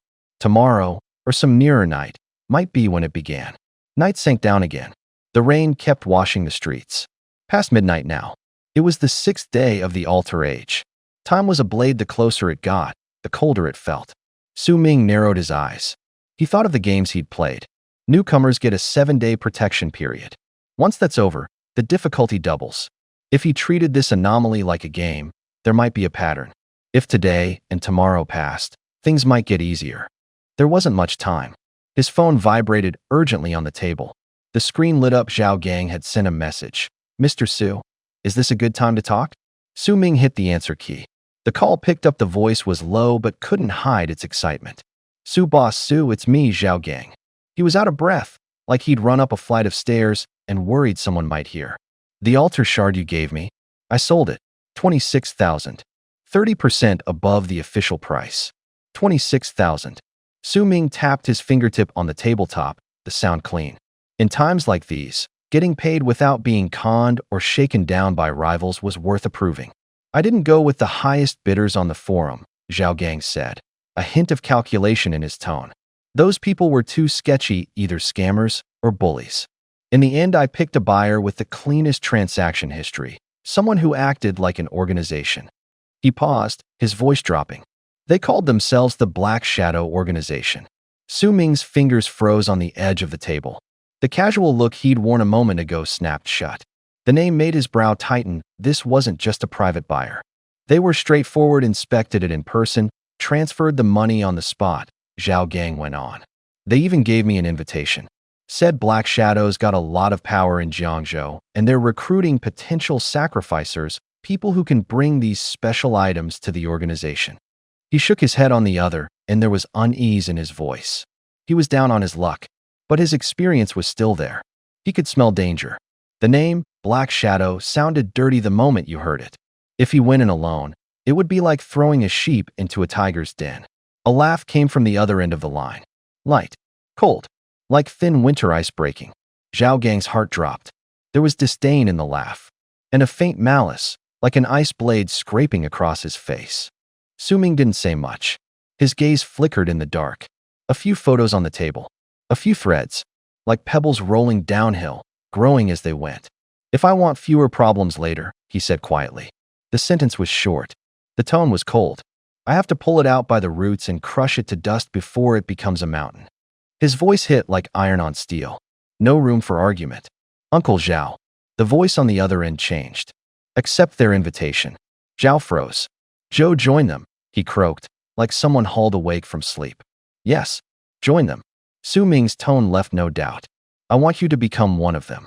In that moment, the words became an order. Zhao's fingers trembled on the edge of the table. His own breathing sounded in the phone. His throat was so dry it hurt. Swallowing felt like forcing dry kindling onto a fire. Fear shot up from his soles. His chest tightened as if bound by an iron ring. Images flashed through his mind. Men in black from behind. A sealed basement. Whispered calls. A sudden strike. The sharp ring of metal. The dull thud of people falling. The sounds were so close, they seemed ready to swallow him. This wasn't a drill. It was the sound at the gates of hell. But then something else came to him. His daughter's face. Pale, thin, still smiling. There was a thread of innocence in that smile life hadn't bitten off. For her, he had no way back. His name, his dignity, the decency he used to have bit by bit, they had been hollowed out. All that was left was her smile, like a small lamp. He swallowed. His fingers clenched into a fist, his knuckles went white. The silence stretched. The voice on the other end waited for an answer. On the line, there was nothing left but heavy breathing, like someone clawing at air in the dark. Su Ming didn't rush him. The silence stretched, pulling both ends taut. He finally spoke. His voice was low, but the words cut like knives, short, direct. Uncle Zhao, I won't hide it from you. What I want you to do is very dangerous. There was a pause on the other end. The breathing grew faster. I have a grudge against Black Shadow, he said. Each word landed like a thrown stone, splashing cold water. The kind of grudge that leaves no room. We won't be able to forget each other. He stopped for 2 seconds, as if packing the words neatly and handing them over. I won't paint you a pretty future. I won't promise you'll come back alive. This isn't an opportunity to get rich. It's to go take that for me. To take the fire and the blade. After he finished, Zhao Gang's body jolted, nearly dropping his phone. He hadn't expected Su Ming to be that blunt. That kind of honesty was more terrifying than any temptation.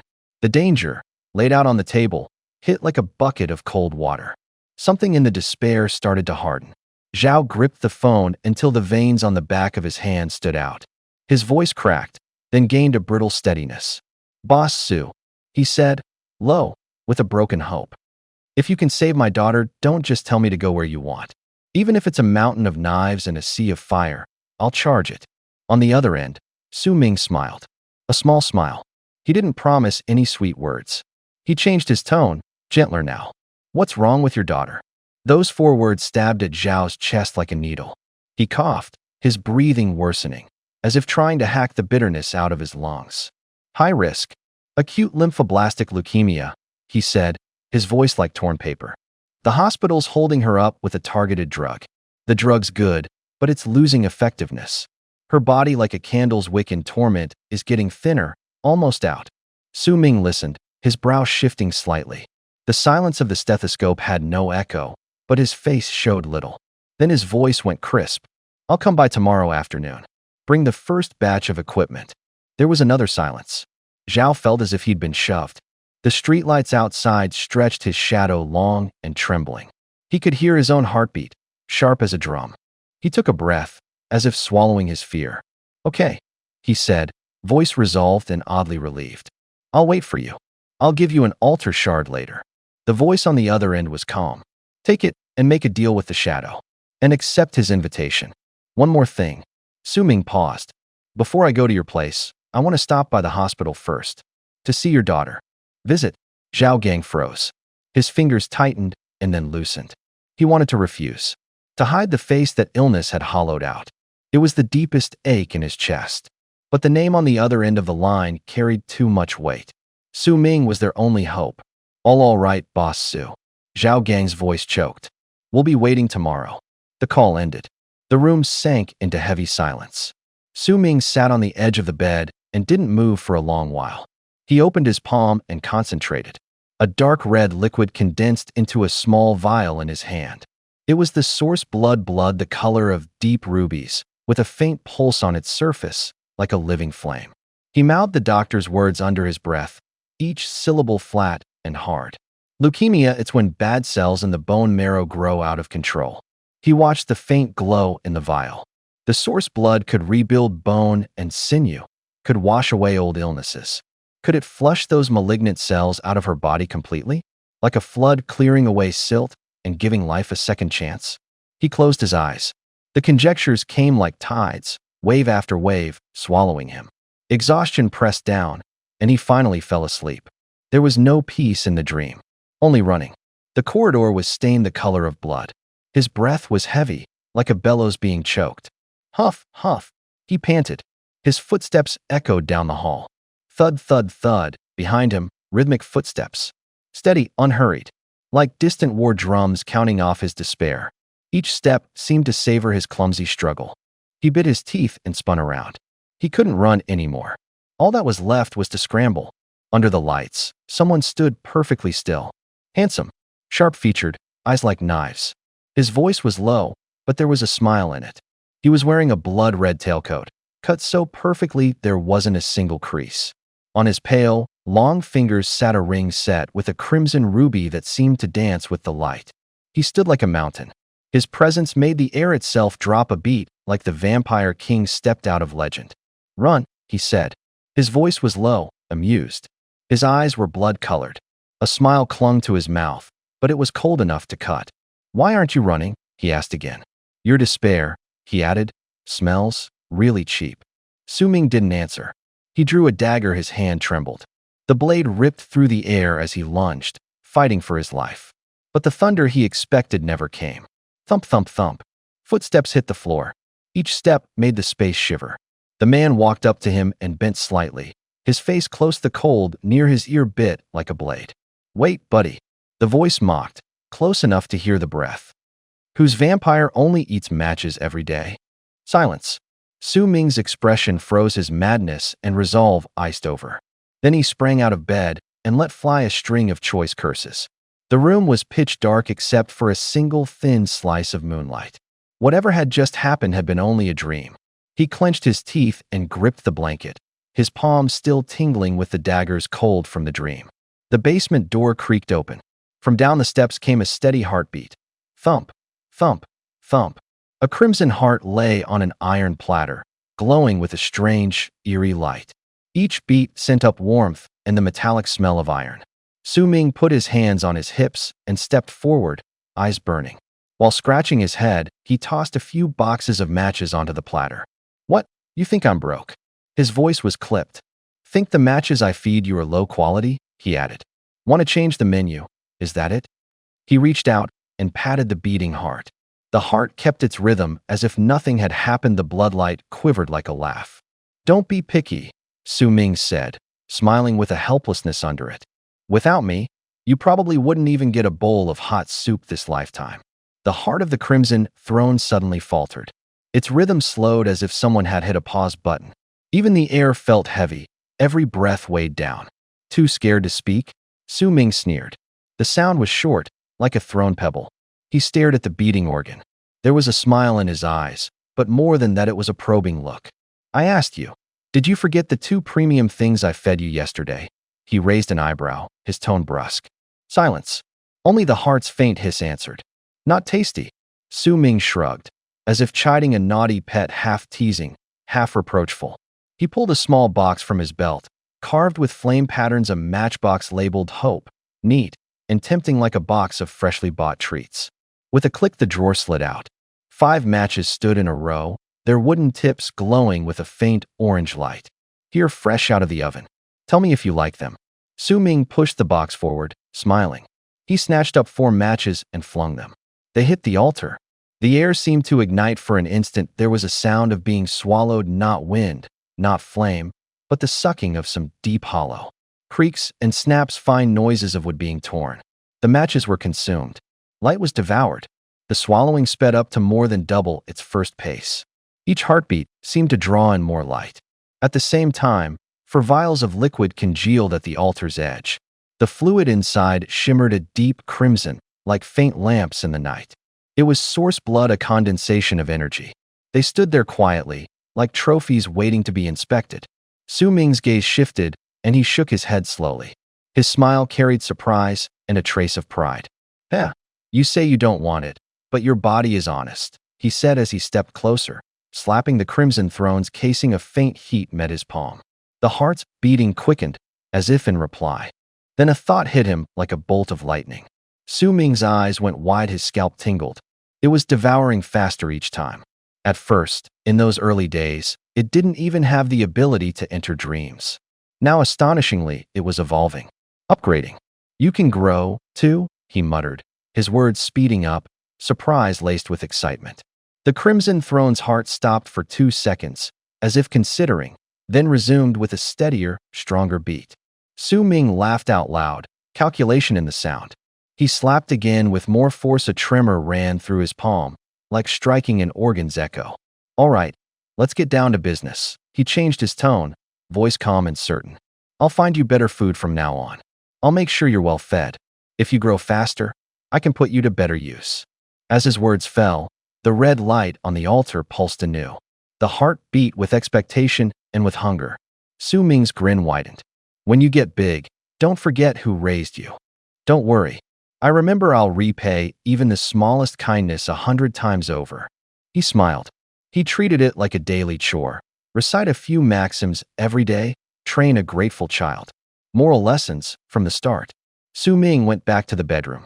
4 freshly brewed bottles of source blood lay there quietly. He didn't touch them. As his body kept getting stronger, ordinary source blood did less and less. If he drank it now, at best it was like doing a few leg swings before a run, just a little heat in the chest. Far from enough. The things on the nightstand made his brow tighten. On the table sat 3 items. A dark, cracked egg, the abyssal dragon egg, a short dagger that gave off a cold light, the soul dagger, and a small model of a throne that shimmered with a dull red glow, the crimson throne. Each of them seemed alive. Each was devouring energy. He felt like the only one holding the family up. Silent and unseen, the pressure rolled in like the tide. He pulled out the matchbox of hope. The little iron case was empty. "Starting tomorrow, I won't just feed it matches anymore," he muttered, tapping the lid with his finger. Matches can spark a flame. 1 or 2 do very little. But hundreds, thousands lit at once, imagine it. A converging wall of fire, like artillery blasting toward that creature of the endless abyss. A real, searing burn that would change the rules. Creation is sometimes an explosion. He sighed and turned his attention back to the egg. Taking the abyssal dragon egg in his hands, he read the progress bar on the screen. Hatching progress 85.3%. He knocked on the shell. The sound was dull and hollow, with an echo like a heart pounding inside. "At this rate, a few small doses won't fill it in a day or 2, he said to himself, urgency in his voice. He made up his mind and took one of the freshly obtained bottles of source blood. He twisted off the cap. It made a soft hiss. A pure surge of blood energy billowed out like steam with a metallic, bloody tang. Fine motes of light swirled into the air, faintly hot, clinging to his fingertips. A sharp, tingling pain touched his chest, as if power had brushed him, electricity running from his spine down into his arms. If this thing ever got out, it would be guaranteed to draw a swarm of people eager to make sacrifices. Su Ming brought the bottle's mouth close to the dragon egg. Inside it was a deep red liquid, like blood boiled down by flame. The smell was heavy, with a metallic tang. "Come on, little black, here's a little extra meal for you," he coaxed in a low voice, pressing the bottle nearer. There was expectation in it, and calculation. "Try this good stuff. Way better than that toxic chicken soup." On the egg, the tiny heart-shaped tail twitched twice, lazy as a thread in the wind. Then it withdrew, folding back like a hand retreating into a shell. No other reaction. No ripple. No pulling. No swallowing. The air didn't even stir with a hint of warmth. Su Ming's smile froze. The bottle felt suddenly heavy in his hand. His knuckles went white. His laughter was swallowed back down his throat. For a moment, it was as if a bucket of cold water had been dumped over him, frenzied, angry, and above all, humiliated. "You're rejecting me?" he muttered to himself, voice short and edged with bitterness. He drew the bottle back into his chest with a decisive motion, no hesitation. If the premium stuff wouldn't work, change tactics. The dumbest method, and the most reliable, fill the final requirement with fresh blood. A lot of blood.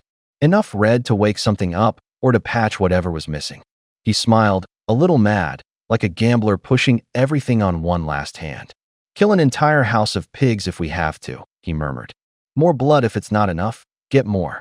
He pulled out his phone as if giving a last order. His dial was short and resolute.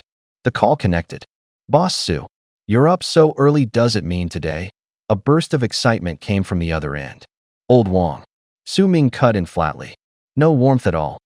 Change the shipment for today. Send me 100 pigs. Fast." The joy on the other end died mid-breath. Silence fell like a stone and held for 2 long seconds. Then a voice trembled through, as if coming from far away. "Pigs, pigs." Boss Wong sounded afraid, incredulous. "Boss Su, you can't touch pigs right now. A few of the big pig farms over there had something wrong. The workers are panicking. The herds went berserk, squealing, ramming the pens, and some of them their blood has changed color." Su Ming put the phone down. His chest felt hollow. Silence filled the room. Outside, the sky was still bright. The wind still blew. But in front of him, his plan had been torn apart by a single voice. "Evil business?" Su Ming raised an eyebrow. His voice was cold as a knife. "What is it? Spell it out." Boss Wong's voice dropped to a whisper, like someone was pressed up to his ear, eavesdropping. "Boss Su, you have to believe me. That place, it's downright sinister." "What do you mean, sinister?" Su Ming asked, short and to the point. "I heard, the pigs there, they seem sick." Wong swallowed. "No, it's something 100 times worse than any disease. The pigs have all gone mad. Their eyes are blood red. They bite people if someone comes near, they charge." Su Ming frowned. Short, hurried breaths came through the phone. This bad, and no one reported it. Report it. Boss Wong let out a bitter laugh, as if a cold wind had cut him to the bone. Who'd want to get involved these days? Besides, the people over there, it seems like something's happened to them. Something's happened to them. Su Ming narrowed his eyes, his voice like ice against glass. Then how do you know? Silence on the other end, as if the whole building had held its breath. A pause in the breathing. Then Wong's defenses collapsed like a toppled fence. Boss Su, I saw it with my own eyes. On a video. Last night. I was video calling Old Lee over there to ask about supply. He was on screen, and behind him was the pig pen. Wong's voice trembled with the memory. Old Lee was complaining, said a few of the pigs suddenly went berserk, stopped eating and drinking. They kept ramming their heads into the wall. They smashed their heads until they were bleeding. He stopped, as if forcing the image out of his chest. You could see the blood on the screen, hear the thuds of things hitting, hooves scrabbling on the ground. The pigs' eyes were like glowing coals, and when they looked at people, it was like looking at prey. His voice grew smaller and smaller, as if coming from far away. I told him to report it right away, but Old Lee couldn't bring himself. He was afraid a quarantine would shut him down, and he'd. When that person showed up, every pig on the farm, good or bad, had to be cleared out. Half that man's life's savings would be gone. Boss Wong's voice snapped like a broken string, trembling badly. They all figured they'd handle it themselves, try to get rid of those mad pigs. He swallowed. His voice dropped lower. Su Ming only nodded. He didn't say much. His actions carried more weight than words. And then, Su Ming asked coldly. Then, Boss Wong's voice shot up as if doused with ice. No sooner had Old Lee finished speaking than I heard a horrible scream from the video. It sounded ripped, broken, fitful right through your chest. Then the phone picture started shaking violently, like someone was jostling it. Old Lee screamed a few more times, then nothing. There was only a second or two of image left on the screen, but I saw it clearly. Boss Wong made frantic gestures with his hands, as if trying to grab hold of the memory. Several pigs, each a size bigger than normal. Their bristles were standing up like they were on fire. Their eyes were all blood red, like two burning coals, staring right into the lens. The image went black. All that was left was the sound of pigs rooting, the snorts and grunts. That noise was especially harsh in the quiet night. He choked on the words, his voice wavered with tears. Boss Su, I'm not lying. After that, my hands were shaking. I called everyone I knew at the farm. No one picked up. Not a single call went through. I'm sure that place is a living hell right now. I didn't even dare call the police, he added, quieter. I'm afraid of bringing trouble on myself. The room fell silent. Su Ming's brow knit. He stared into Boss Wong's eyes and saw the man's face pale, his lips trembling. Disease. That was his first thought. But his gut pushed back. Illness usually shows signs. Eyes like burning coals. That wasn't normal. He stood and walked to the window. The night wind brought a cold in. His fingers tapped the table twice. Crisp sounds. Sounds dangerous. He finally said, his voice calm, but carrying an unmistakable weight. But opportunity and danger always go hand in hand. A pig could be the start of a disaster, or it could be a seed planted with gold. If something really happens to those pigs, Su Ming said quietly. Get rid of them, he added. Xiao Haizi and that dagger called the Soul Dagger would bring in a good haul.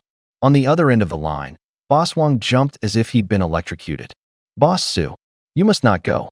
Please, don't go. His voice shot up, trembling. That place, it's a meat grinder. You go in and you don't come out. It's hell. He grabbed the armrest as if to steady himself. Can't we just leave that thing alone?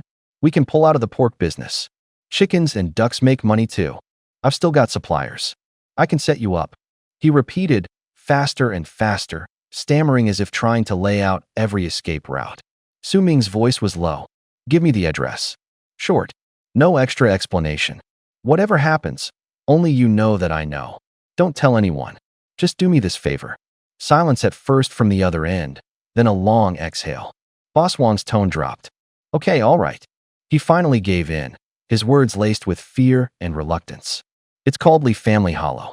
It's been abandoned for a long time. The few households that were there have all left. He described it like giving directions. The village is remote. The road in is a rutted mud track that turns into a quagmire when it rains. Weeds along the sides are taller than a person. The houses have rotted down to their foundations, The doors and windows are gone, and the wind makes them creak. He paused, searching for a way to describe the smell. The worst part is the smell.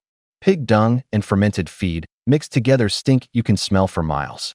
Flies swarm like snowfall, buzzing around you. Boss Wong painted another image, his voice shaking. Now there are only 4 pig farms left in the village. Nothing else. Fewer people go in, and even fewer come out. The silence on the line felt like a net. Su Ming said nothing more, only the steady sound of his breathing. Boss Wong kept warning, as if reciting a prayer he didn't want to forget. Don't tell anyone. Be careful. Don't get yourself in trouble. Finally, he repeated the name of the place, as if passing his fate into someone else's hands. Old Lee's place is the very back. There's a big locust tree out front. You really insist on going. If you can see that crooked locust tree from afar, that means you're almost there. Don't go any further. Listening, Su Ming could feel the resolve hidden in the words. Calm, with a firmness that wouldn't take no for an answer. A half-smile tugged at the corner of his mouth. Things that can't be stopped never can be. Curiosity often pushes people onto a path of no return. Thanks, Boss Wong. Don't worry, we'll keep our mouths shut. Su Ming was about to hang up, his finger was already lowering. But the voice on the other end panicked. Heavy breathing, ripped out in gasps. Boss Su, wait. His hand froze midair. The wall was cold against his back. If you're really going. There was a swallow on the line, like someone summoning courage. A few days ago I got lucky and pulled a green glowing axe out of an altar. It's razor sharp. I'll bring it to you. At least you'll have something handy to protect yourself. Wait for me. Su Ming was taken aback. A green axe. To him, it was just another tool, scrap metal. But to ordinary people, that was a lifeline. The green light threw a chill in the dark. The blade looked like it could cut fear in two. Boss Wong shoved the thing into his hands like handing someone a last straw. The urgency sounded genuine. He leaned against the wall, listening to the broken breathing over the phone. A faint, brief smile lifted the corner of his mouth. These past few days he'd learned to be indifferent. This clumsy kindness brought a small warmth. No need. His voice lost some edge, but softened. Stay home. Don't go out. When I get back, we'll take you and your sister-in-law out for a drink. Seriously, don't go out. The call ended. The voice dissolved into the night. Su Ming folded his emotions back into his chest like folding a sheet of paper. His eyes went calm again, like water in a deep well, no ripples.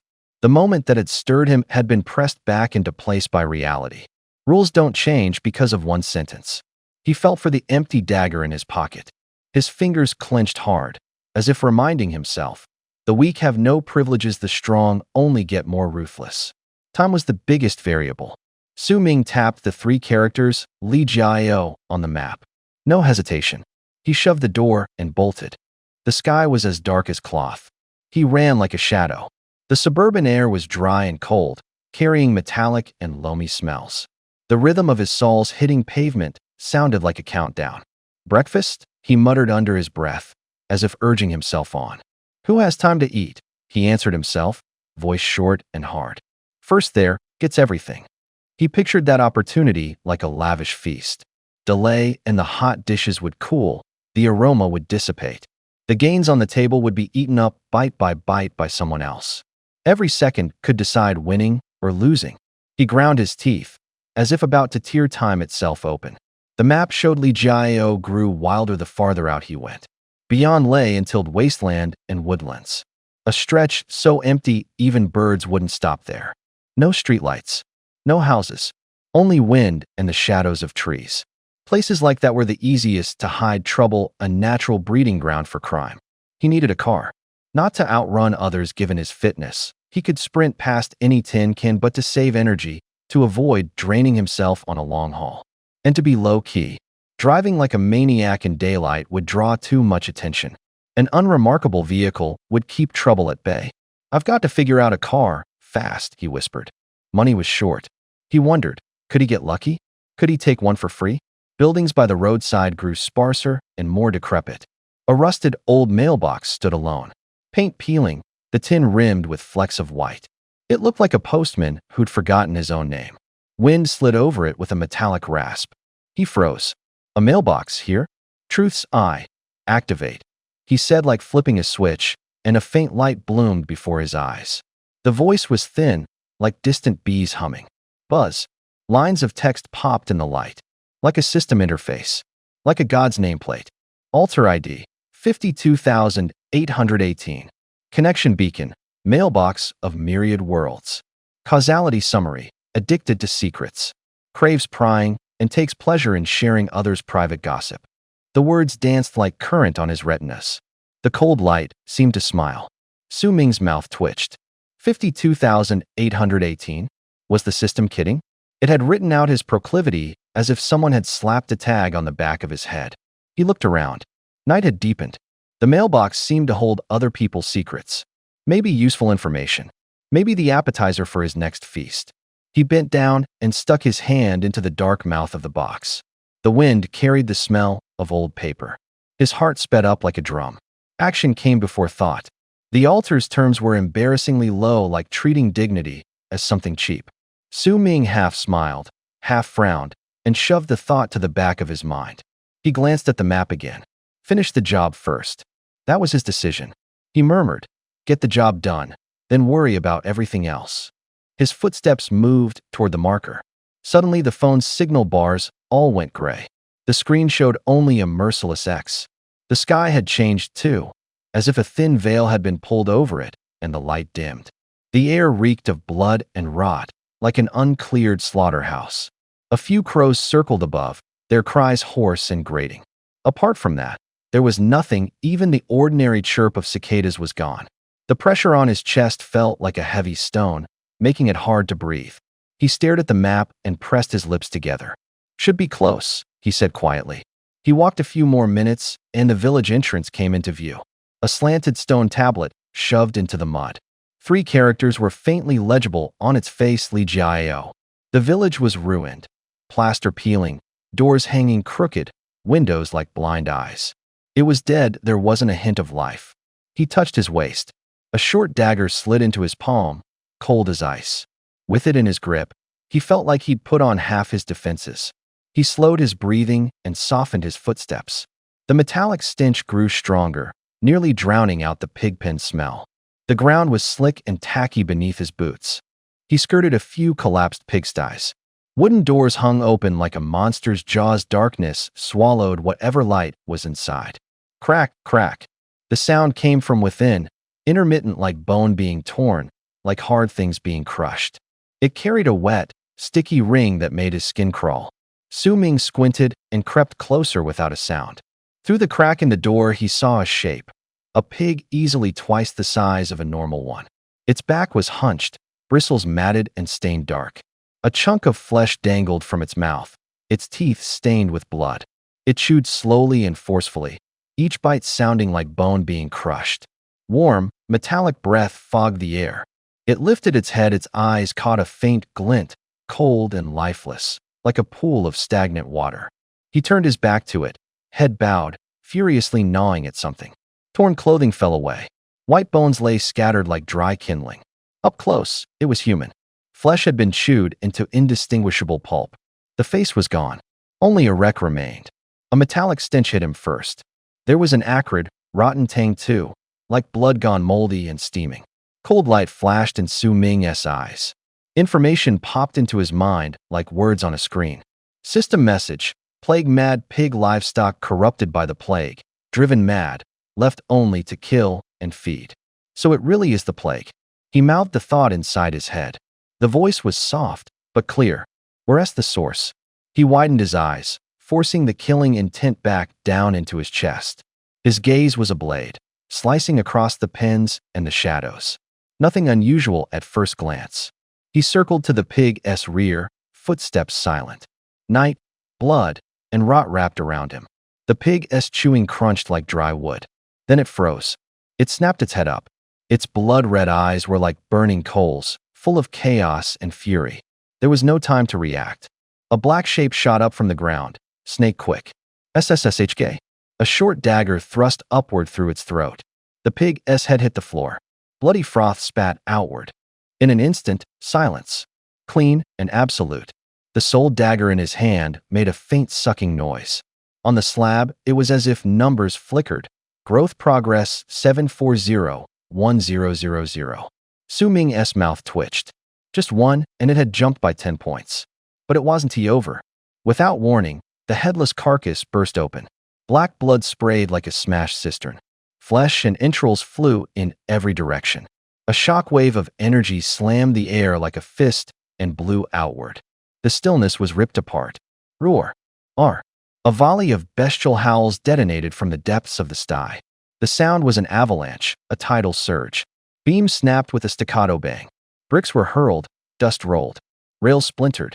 Walls cracked. Dark shapes darted out of holes, one after another. 1, 2, 5, then more. Dozens of plague-mad pigs surged from the darkness like a tide, charging forward. Pair after pair of crimson eyes stared at Su Ming in the dim light. Their gazes were like ice picks driven into the heart. Anyone who met them would buckle at the knees. I killed your mother. Su Ming muttered under his breath. There was a laugh in his voice, a trace of madness. He stood among black blood and severed limbs.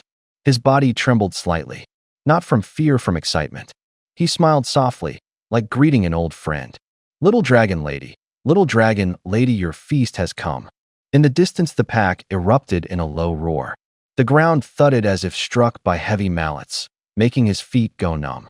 Dozens of plague-ridden boars surged out. They were the size of small trucks.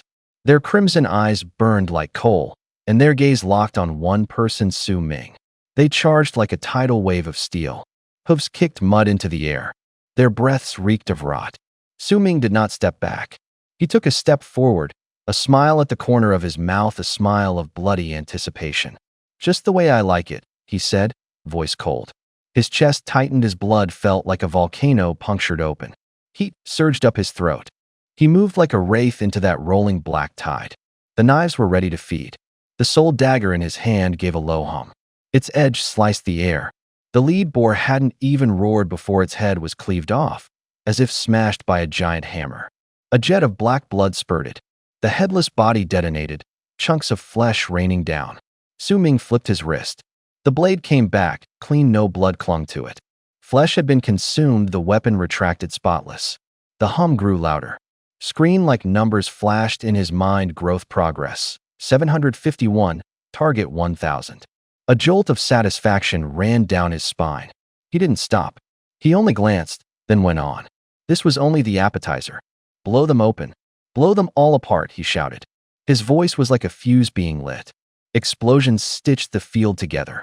Dirt roared up, the heavy shockwaves made ears ring. The boar heard went even wilder.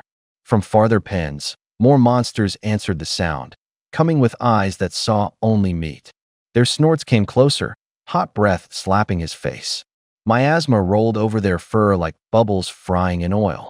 They wanted to tear flesh off, to rip people limb from limb. Su Ming's twin blades came down in a steady rhythm. The edges ripped, bones snapping with clean cracks. The metallic sweet stench of hot blood filled his mouth and nose. Blades flashed like raindrops. Flesh exploded into fragments in midair, falling into the mud and sending up ring after ring of black blood. He narrowed his eyes like a hunter watching his prey, murderous, swift, cold. Each cut rang like a bell in his chest. This was a feast. Someone had to eat. He was the knife. Uffed. Su Ming moved like a tireless slaughter machine, charging through the herd. The blades sliced the air. Pig heads, like lanterns ripped off their poles, tumbled into the mud. Hot blood spattered his face. The metallic stench burned his nose. Boom, boom, boom. Explosions kept detonating, shaking the ground. Li Jiao had turned into a blood-red purgatory. Growth progress, 813-1000.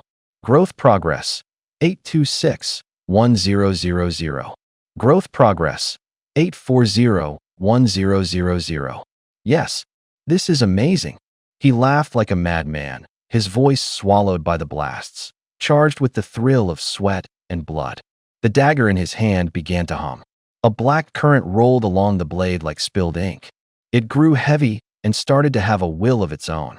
If he cleared these mad pigs, the dagger would break through. Little Black would hatch. It was as good as done. Then a wave of cold slammed over him. His chest tightened. It felt like ice needles. Like invisible eyes were watching from afar. He stopped on instinct. Stepped back 2 paces, giving himself space. Ever since that pocket watch of fate fell into his hands, he didn't dismiss any premonition. The watch vibrated before danger, yanking him awake from sleep. This time the feeling was amplified tenfold. He forced his eye of truth to the limit. His vision sharpened, every speck of dust crackled like it carried a charge. At that moment, the pig carcass he'd hacked open suddenly detonated. Craw! Flesh blew into a bloody mist. Bones cracked with brittle snaps. The smell intensified into a fiercer reek. From the blood cloud, a dark red energy line slid out. It didn't drift aimlessly or scatter. They had direction like rivers pulled together. They all rushed toward the same point. What the? Su Ming's pupils shrank. He spun around. There was nothing there. No one. No shadow. No visible anchor. How was that even possible? Processing error, failed to fetch. Processing error, failed to fetch. Processing error, failed to fetch. He writhed in the gaps between vines and flying leaves. Mud kicked up under his legs. Blades of foliage sliced past his ears. The attacks didn't stop. They came like a downpour, dense as a net of knives. Every strike aimed to destroy him. He sucked in a breath. His shoulders burned and went numb. His whole body was taut, a string pulled to its limit. A leaf glowing with a faint red swept his arm. Cold, like an ice blade. The flesh at the cut darkened instantly, the edges blackened, a putrid stench rising. Poison. Su Ming breathed the word. His source blood surged. The most primal force in him, like molten magma, pressed down on the insidious toxin. In his veins it felt like fire burning and ice melting at the same time. He stiffened for a moment. The crisis came. A blood-red vine shot from the ground like a whip. It ripped with tearing force and slammed into his back. Thunk! He took it like a sledgehammer and pitched forward. He spat black blood that smelled of metal and earth. Flame like pain lanced through his back. It felt as if a thick rod would snap his bones. He collapsed to the ground, chest heaving. Despair rose like a tide. He remembered being driven to the brink by the heart demon. It was the same abyss. Epic, he muttered, a bitter smile in his voice. The monstrous opponent didn't stop. The creature, the Warden Huaima, looked like an ancient tree with teeth. Its vines were thick as trunks, sweeping like iron chains. A new giant vine, 10 times thicker than any before, bore across from straight ahead with a crushing momentum. The wind sounded like an avalanche. There was nowhere to dodge. That strike could turn a person into pulp. Shit. Su Ming's eyes flashed red. Grasping at a thread of luck in the middle of despair, a blue and white porcelain teacup appeared in his hand out of nowhere. The glaze felt slightly cool against the sweat on his skin. It was the serene cup Zhao Gang had traded him, half filled with a gray liquid that looked like condensed drizzle gray rain. Get the hell away, he shouted. He aimed the cup at the sweeping vine and hurled its contents. The gray rain arced through the air. Droplets shattered with tiny clinks, like metal on metal, like pebbles skittering across water. A last-ditch gamble. The next second time seemed to freeze. Every gray droplet hung, suspended in midair. The vine's motion stalled for an instant. The world was so quiet he could hear his own heartbeat. The vines looked like blood-red steel cables alive, heavy with flesh and energy, hard as rivets that could crush a tank. Gray rain fell. It was gray rain, a liquid gray like water and like acid, able to wipe out every supernatural power. The moment it touched the vines, the sound was like cracking porcelain. The vines shriveled instantly. Leaves curled, colors leached from crimson to gray-brown. Flesh split open with the smell of dry rot. The pulsating energy was sucked out, gone without a trace. They stopped writhing. They became deadwood, thin, brittle, harmless. That splinter of deadwood slammed to a stop less than half an inch from Su Ming's brow. Sawdust fell, fine powder hung in the air. Silence pressed down like a tomb. Absolute, deadly stillness. The vines fluttering in the air hung frozen, as if time had been stretched. On the trunk, the enormous single eye suddenly opened wide. For the first time it looked bewildered, like a great beast with its throat choked. It didn't understand what had happened. Su Ming's face didn't change. No relief, no joy, only colder killing intent. His eyes were knives. There was no trace of gratitude, because he knew he was still weak. He couldn't afford to waste a moment. Seizing that instant of stupefaction, a rush of blood hit Su Ming's head. His chest jolted, and he shot forward as if propelled by a spring 10 meters, 20 meters, he charged. The locust demon bellowed, an enraged roar after its momentary daze. It had woken utterly furious. The blood-red vines withered one after another before him. They seemed devoured by flames, thinning, shattering, turning to dust. Su Ming forced himself to carve a path out of the dead hush. Closer, step by step. The smell of blood grew stronger. But the price was equally brutal. The gray rain could still dissolve the vine's forms. But it couldn't stop the poisoned leaves falling from the sky. PSSHD. A leaf sliced his skin. A strip of flesh was cut free, hot blood splashed on his face. PSSHD. Another one. The pain burned like fire under the skin. PSSHD. The leaf carried a rank, rotten reek. Touching it felt like an icy blade stabbing into meat. He tasted the metallic iron of blood. His vision dimmed, his mind washed by a tide. Consciousness began to tilt. Blood loss and poison were doing their work inside him. But he could not stop. He clenched his teeth, wounds for kills, life for life. A low guttural roar exploded ahead. The massive locust tree demon, seemed to sense the resolve. Its movements became frenzied.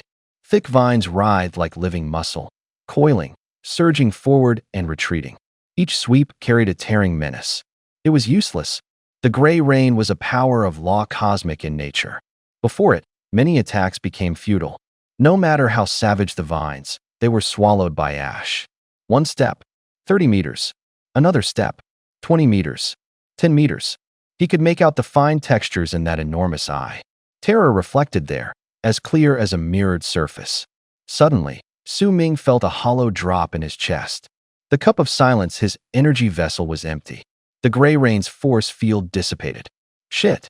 He cursed under his breath, but there was no time to hesitate. The pain of pierced skin surged like a tide through every nerve. He leapt. His body became an arc in the air, a last duelist lunging for the single eye. The tree demon made no further restraint. A thick trunk tore apart in midair with a thunderous rip. The sound of wood splitting was like a giant bell shattering. A hellish maw tore open, darkness coalesced from within. A vine condensed into a spear. It was no ordinary plant. The spear looked like the essence drawn from the depths of sacrifice, with the texture of flesh and an absolute, bone-deep chill. It was black enough to seem to swallow light. It fired, faster than sound. The pocket watch of fate on Su Ming's wrist vibrated. Its face flashed a patch of blood red. That zone marked inescapable death. A killing blow. No way out. For a moment, Su Ming's mind went almost blank. No, the vines were still moving faster, harder, like a black spear driving straight for his brow. A wash of red hovered before his eyes. Death felt as close as a cold wind against his skin. There was the sound of air being pierced, so cold it made his teeth chatter. At that hairbreadth moment, a tiny flame suddenly flared. So small it was like the head of a match on a fingertip. SSS. The flame licked the vine. Fire seized its surface. Then it blew up. Boom. The black vine burst into a ball of char. The acrid smell hit his nose. Black flakes rained down like droplets, pattering the ground with brittle snaps. In the deepest darkness, even the faintest light, the flames swallowed the vine as chant, and the words scattered on the wind. Su Ming was no longer on the ground. He hung above the single giant eye. In his hand was a short dagger, the soul dagger. The blade was still hot, its edge like it had just come off a grindstone. He had just hurled that little match of hope. Fire. Hope. The spark burned through the vine as strength and bought him a single chance. Enough. His voice ripped the air. No grand speech, only a clipped command. Shatter. The source blood in his veins flared. It was the most primal blood, the heat he kept pressed against his chest. Blood raced through his arteries as if trying to turn him into a living blaze. Below, new blood vines burst from the earth. Their razor leaves lunging up, poisonous blades like knives slashed the air. Blade and man became. The black rift spread like a plague. In an instant it swallowed every inch of the Huai demon's bark, every branch, every blood-tinted leaf. Boom. The giant tree blew apart. Not into flesh, not into dead wood. It shattered into billions of pitch-black particles, like night torn open and sprayed toward the heavens. A jet of pure black shot up from the trunk. It pierced the sky like a spike driven through heaven and earth. The sky was swallowed in that instant. Clouds were yanked together as if gripped by a massive black suction cup, hurriedly coalescing. All of Jiangzhou saw it: the bustling streets, the outlying fields. Anywhere you looked up, the black cloud that bridged earth and sky was churning. Pooh! The shockwave from the rupture hit Su Ming's chest like a giant hammer. He was lifted, a kite with its string cut, hurled dozens of meters. Stones and scorched earth detonated beneath him. He rolled several times before he could barely steady himself. A sweet metallic tang flooded his throat, and another mouthful of scalding blood spat out. The wound felt possessed by fire, burning like hell. Still, he laughed madly, without restraint. Ha ha ha. He D1. He D-survived again. Alone, he had crawled out of that legend-like catastrophe. Teeth gritted, he braced himself and rose. His gaze never left the center of the black column. On the scorched ground lay two faintly glowing objects, painfully conspicuous. Spoils. He walked toward them one step at a time. Each step felt like treading on broken glass. The first was at his feet, about the size of a fist. A ball of charred roots tangled together, the tendrils writhing like creeping vines that squeezed the sphere so tight, not even a sliver of light could escape. In its center was a narrow slit, like a half-closed single eye. Red light flickered in the gap. Then the slit opened, as if awakened. Dark red sigils surfaced, like a line of cold fire dancing in the air. The sound was faint, yet it was as if someone whispered a name right beside his ear. Name: V-shaped altar heart Huai demon. Luster: dark red, with the acrid scent of scorched old wood. Rarity: so rare it felt like a legendary treasure. Light spilled from the orb. Temperatures shot up. The air felt cut by a blade, and the silence thrummed with a low, resonant vibration. Function: can permanently fuse with any altar, altering its form and abilities. Description: the core condensed after an altar's demise. It is both the echo of death and the seed of rebirth. Caution: single-use consumable. If forcibly removed, the altar heart will dissipate. Holy shit! Su Ming's breath stopped. His heart felt like a snapped string, missing half a beat. Permanent fusion. Could remodel an altar. And irreversible. He couldn't help but do the math. Use it on another altar. At most he could perform one more ritual. But if he fused it with his own crimson throne? The air seemed to be sucked out.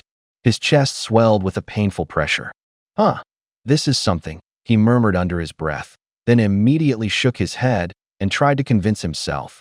If it doesn't work, pry it off and toss the thing. He spoke lightly, but his hands trembled. Greed flashed in his eyes. He felt like he was about to get rich. Su Ming forced down his emotions and, fingers shaking, tossed the V-shaped altar heart into the dimensional vault. The vault swallowed it. The surface reflected like blood. He turned to his second spoil. It was an emblem that reeked of rot. Tiny black pustules dotted its edge, like scabs on a wound. Name: the rotting mark. Quality: legendary. Effect: your soul is branded with a trace of decay. Grants strong resistance and affinity to all decay-related negative forces. Su Ming raised an eyebrow. Legendary? For this? He scoffed inwardly. He'd expected some god-tier device. It turned out to be just a passive resistance item. And what good is an affinity? He was about to toss it into the vault when a new line of blood-red text flashed before his eyes. No warning. It felt like a blade carved across his retina. You have stirred in the sleeper a faint, long-lost interest. It looks forward to meeting you properly. The blood-red words struck him like a splash of cold water. The smile on his face froze completely. A chill crawled up from his soles, like a wind burrowing into bone. The crown of his head felt as if something had suddenly pinched it. He remembered the name. A name that gnaws at the world in darkness. Child of decay. The air filled with the smell of rotting flesh, and somewhere in the distance something sounded like fabric being torn. His hands began to shake. Cold sweat crawled down his spine. It was 10,000 times more terrifying than the time he faced his master, Huaymo. Just thinking of those 3 words made his heart drum in his ears like a cracked drum. Altar V-177, and that so-called feeder, called the Huai demon, were fighting tooth and nail to protect whatever was about to be born. Damn! Su Ming's eyes darkened. He clenched his fist until his knuckles went white. He thought he killed the feeder, destroyed the breeding ground. It should have been over. It wasn't. That thing hadn't died. Worse, it had set its sights on him. Like a joke. Like an ant being ridiculed. He felt like an ant, straining to shove aside a pebble in his path. When he looked up, the pebble turned out to be nothing more than a flake casually flicked off by a passing giant.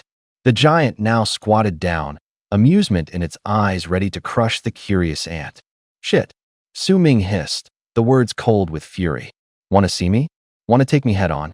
He muttered. The words fell like hard little stones. Just wait, you bastard. Wait until I get stronger, I'll tear your head off. He stopped circling and moved immediately. This place was no place to linger. The towering black pillar stabbing into the sky was the clearest landmark. The whole city could see it. The government and the military would notice. Secret groups like Black Shadow would show up. And all the monsters and powers hiding in the dark would converge. This spot would become the eye of the storm, fast. He'd barely taken 2 steps. Buzz. The decay mark he'd just acquired in the dimensional rift vibrated. The sound was low, like the echo of distant ice cracking.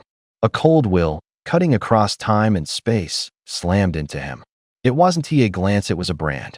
An indelible mark, like a god signing his skin. A chill ran up his back, from spine to nape. His scalp prickled like needles. Su Ming snapped his head up. Who? He barked. His voice was raw. In the pitch-black storm, a silhouette hovered at the edge of perception. Blurred, but real. As if someone had stepped out of a black hole. The gaze was a blade. Blurry. Dim.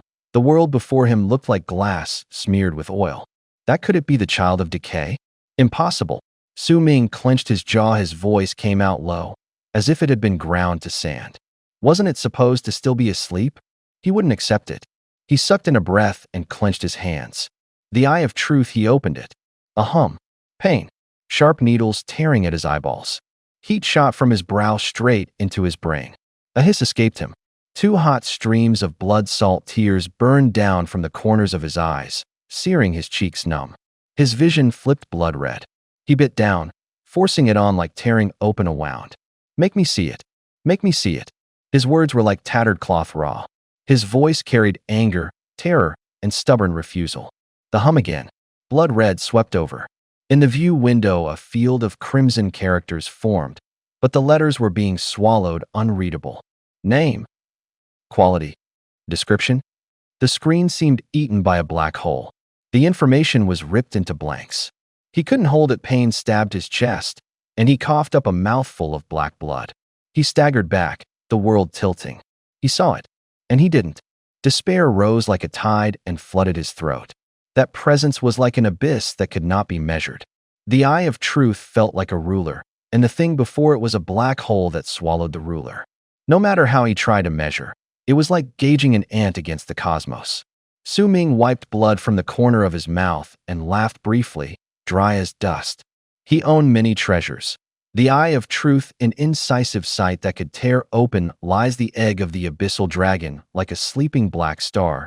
Hiding annihilation, the crimson throne, soul dagger, heart of the brood nest, star of hope, chalice of tranquility, any one of them enough to cow the mortal world. But in front of that thing he was an ant, tiny, fragile, unable to mock fate. Damn, he whispered and looked up at the sky. The shadow was gone. Jiang City, Bureau of Anomalous Affairs. Alarms went off like a beehive being smashed, a high, harsh buzzing that became a single, relentless roar. What is that? Someone called, voice trembling. People pressed to the windows. On the distant horizon, a black column of light clawed up into the sky. It looked like a tear ripped open in the heavens, dragging the deepest dark toward the city. All field squads, level 1 alert. Be ready at all times, respond to anything. Team 1, Team 3, prepare to move. Professor Zhou, report to headquarters immediately. Qin Feng's orders came one after another, like flung torches. The radio let out a short, sharp zzz, like a heartbeat magnified. Zhou Yan's face darkened. He stood up, rubbing his fingertips along the edge of the table, as if tallying an endless ledger of troubles. Outside the window, a black column of light jabbed at the sky, a blade thrusting through the clouds. He picked up the transmitter, his voice low. Headquarters, Jiangzhou Branch Emergency Situation Report. Requesting assistance. He glanced once at the shaft of darkness, paused, then enunciated each word. Incident code Black Sky. In the upscale villa, Yen Ruashua snapped awake. The room was silent except for a low vibration pushing inward from a distance, like someone knocking against her ribs. She went to the window and pressed her palm to the cold glass. The black pillar on the horizon was a spear piercing the heavens. She grabbed the phone. Her voice came out fast, like a verdict. Lording, listen, stop whatever you're doing. Call every hand you can mobilize, every elite. Target, the black pillar. Assemble immediately. Across the city, gazes snapped toward that point. In a top office tower, a programmer with black-rimmed glasses by the window stopped typing. His fingers hung over the keys. He turned to watch the sky-piercing column. A shadow reflected in his lenses.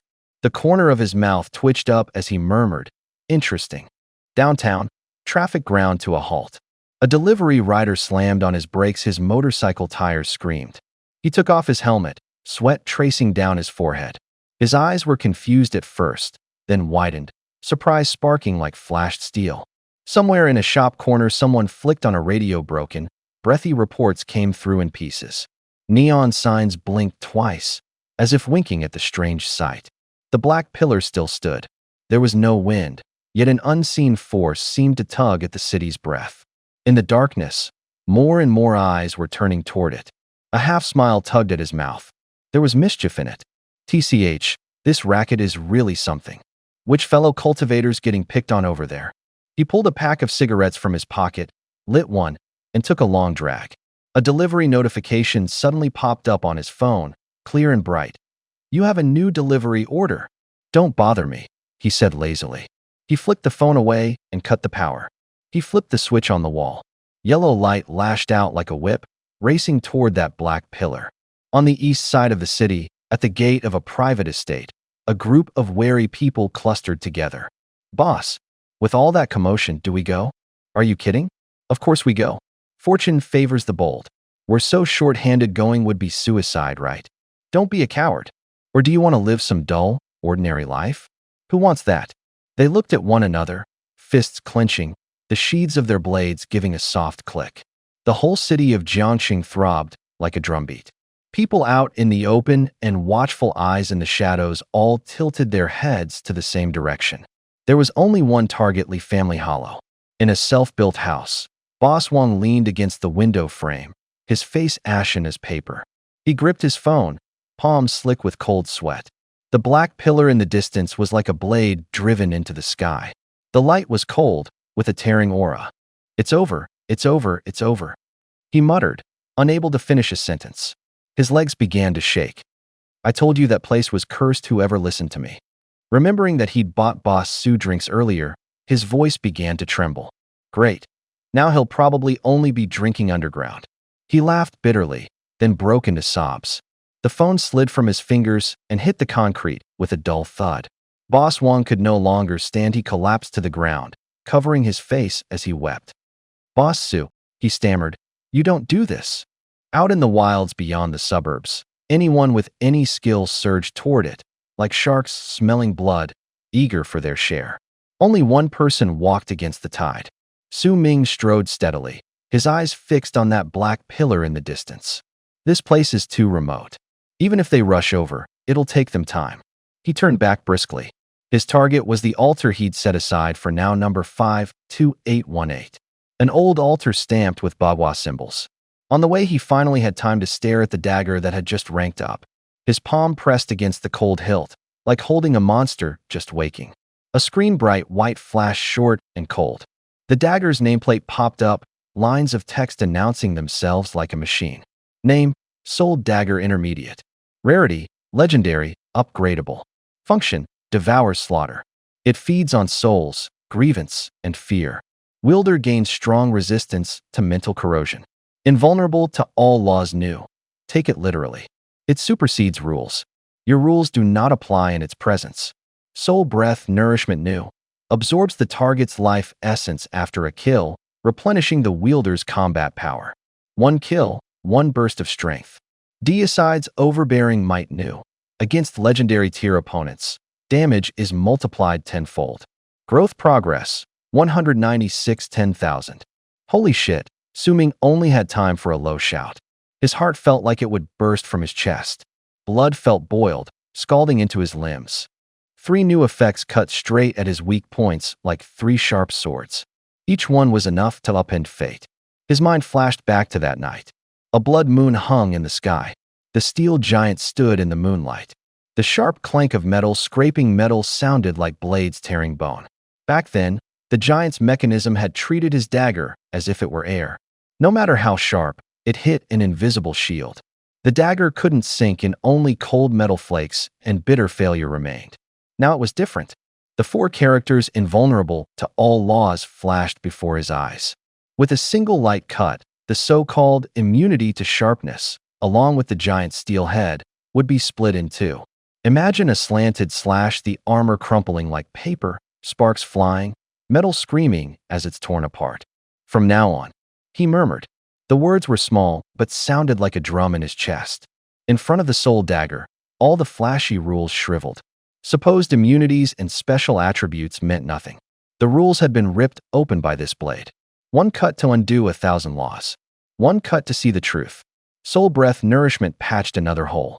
Before, long fights would exhaust him, his inner strength would dissipate as if drained. Now, with each kill, the dagger drew the foe's life essence up and along the blade, pouring it back into him like a hot current. It was a burning replenishment, like downing a piping hot, rich broth that warms the chest and returns power to the bones. His fingertips tingled. The blade felt cold and heavy, as if licking the air. The deicide's overbearing might numbers danced in his head. Against legendary foes, damage increases by 1,000 percentage points, in other words, tenfold. Thinking of that steel giant being sliced in 2, he laughed, disbelief in his voice. Man, that's badass. He mocked himself and congratulated himself at the same time. Pebbles kicked up under his feet, snapping crisply. The distant wind beat the leaves into rhythm. Night behind him remained cold, but his blood was no longer merely chilled, it was racing. Killing sustains. As long as the killing continues, he 1T tire. 1T fall. He moves like a perpetual machine. Blood isn't his fuel, yet it burns inside him.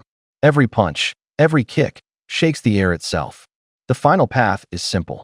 No embellishment. Just 1 word: deicide. You think I can do it too, don't you? He murmured to the dagger in his hand. It hummed, like a bee trapped inside a glass jar. The metal vibrated faintly, as if answering his hunger. He stared at the blade, eyes sharp as a cutting edge. The name Rotborn slid off his tongue, like paper tossed into flame. He leaned into the wind, smirking. Give me time. I'll sever the head of a god. Minutes later, he returned to the old mailbox altar. The rusted metal was pocked with pinprick holes in the paint. Wind whistled through the thin iron, making it scream like a wounded thing. Beside the altar, someone had left paper and a pen. The paper was white, curled at the edges, cold to the touch. He didn't need the pen.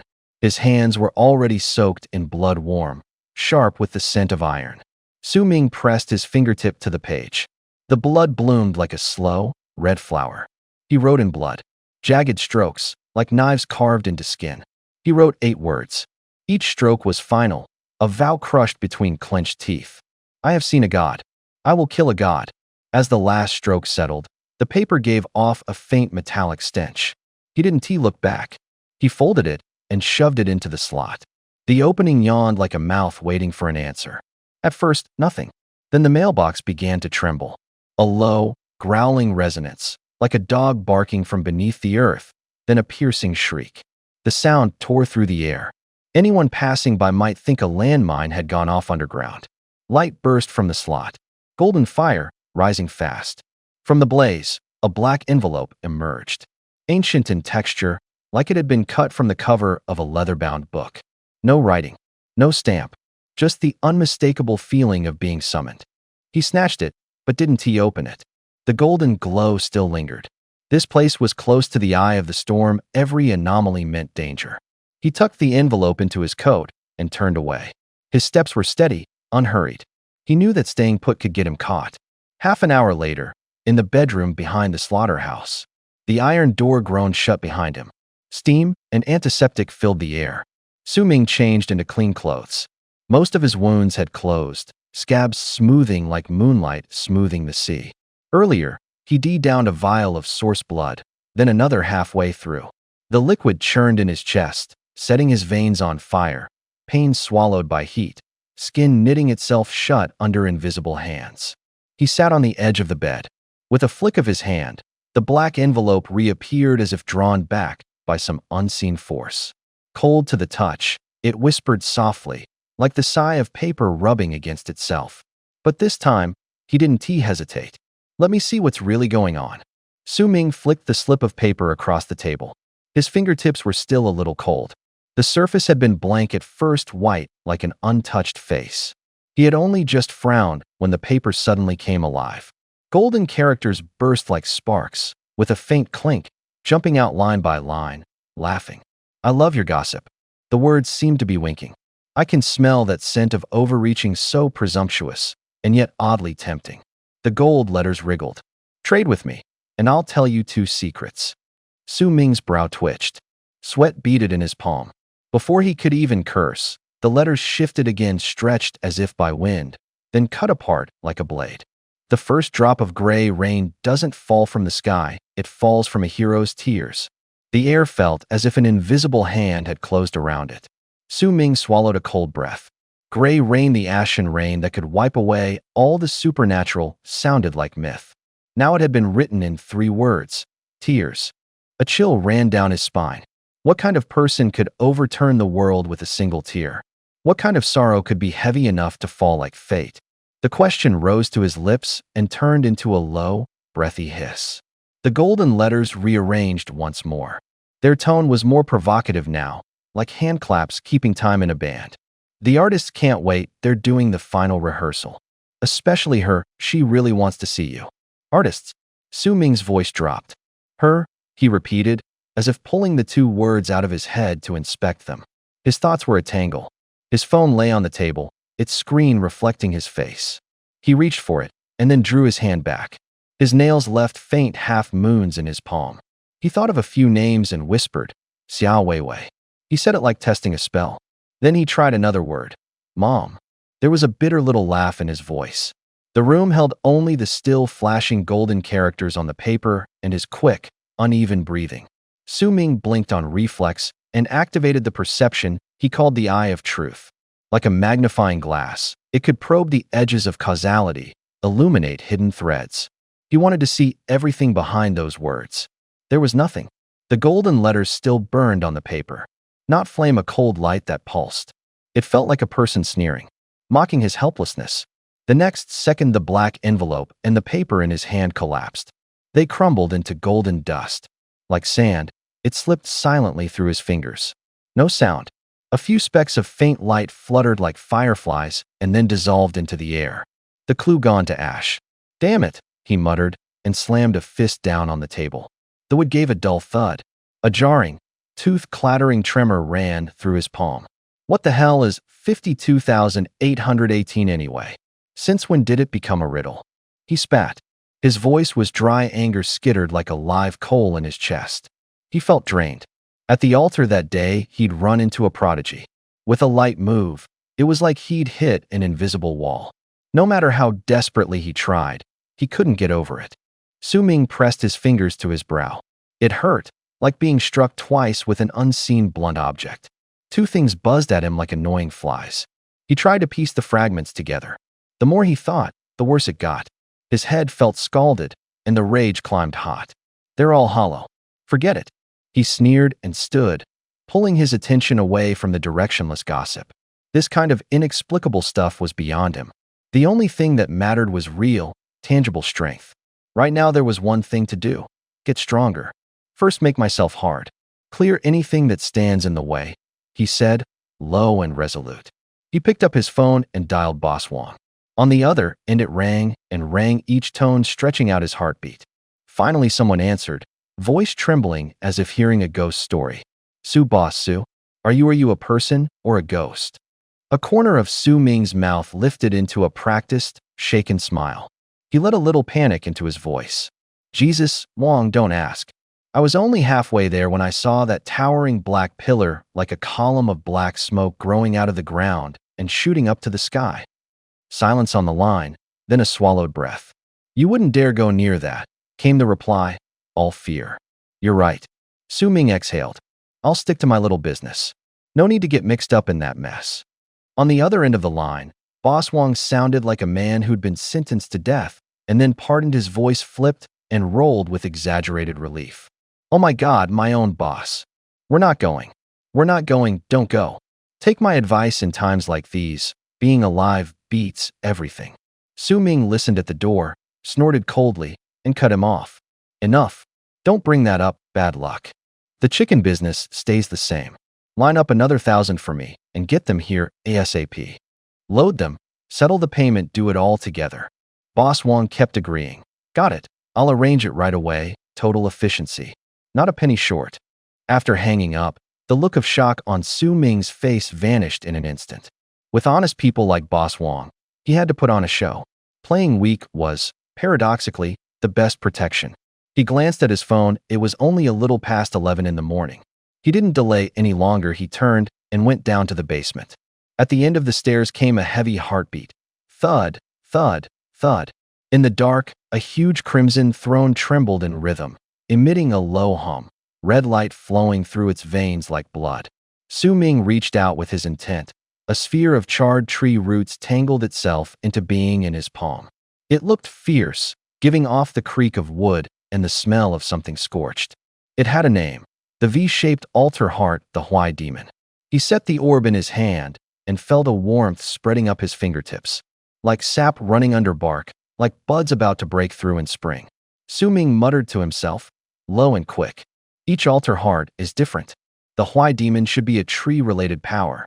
He ran through possible uses like checking items off a list. Healing, extending life, reattaching what has been severed. It could force vines to grow, reshape the environment, even trap enemies with roots. Control, toxins, all possible. Comprehensive, almost no blind spots. The air smelled of damp earth. Every beat of the throne felt like it was testing his resolve. Su Ming inhaled deeply, his chest tightened. The temperature in his palm rose and fell, like poker chips trembling on a table. This was a high-stakes gamble. He whispered, lose, and it's a waste of a legendary artifact. Win, and the Crimson Throne's foundation will be steadier. He tightened his grip on the black sphere. His heartbeat matched the throne's rhythm. In the basement, there was nothing left but red light and the scent of wood. It was about to undergo a world-shattering metamorphosis. The returns would be beyond imagination. Hey man, wake up. You know what this is? This is a V-shaped altar heart. Extremely restorative. Like shoving concentrated essence straight into your body. Su Ming waved the grotesque orb in front of the Crimson Throne. Then he smiled and said, mind if I fuse this to you? Speak up. Silence stretched. The throne said nothing, motionless as stone. You're not going to say anything? Fine, I'll take that as consent. Remember, don't eat it. This isn't something to turn you into source blood being a concentrated life essence. If you mess around with it, I'll rip your heart out and kick it like a ball. After the warning, Su Ming stopped hesitating. He gently placed the V-shaped altar heart in the center of the Crimson Throne. Open. SSSS. A curl of bluish smoke rose. The air filled with the stench of rotting flesh, that sour, metallic smell when an old wound is torn open. On the orb's surface, a single closed eye snapped wide. Crimson detonated in its pupil. In an instant, it shot out countless black tendrils, as thin as hairs. Hissed like vipers come alive, they plunged into the throne's outer layer. They wanted to take root, to parasitize. Thud. The Crimson Throne's heartbeat exploded. The sleeping king, finally provoked by such an ant-like insult, woke and raged. Fury unfurled like a volcanic blast. Boom. Within the throne, thousands of crimson veins surged up. Blood vessels tightened and became raging tentacles. They lashed like whips, thicker, harder, more brutal. The tentacles lunged, coiling tightly around the black tendrils. They tore. They crushed. They devoured. Blood rolled between the appendages with a viscous sound. Bone-like fragments crackled, like someone snapping dry wood. Holy shit, did I blow it?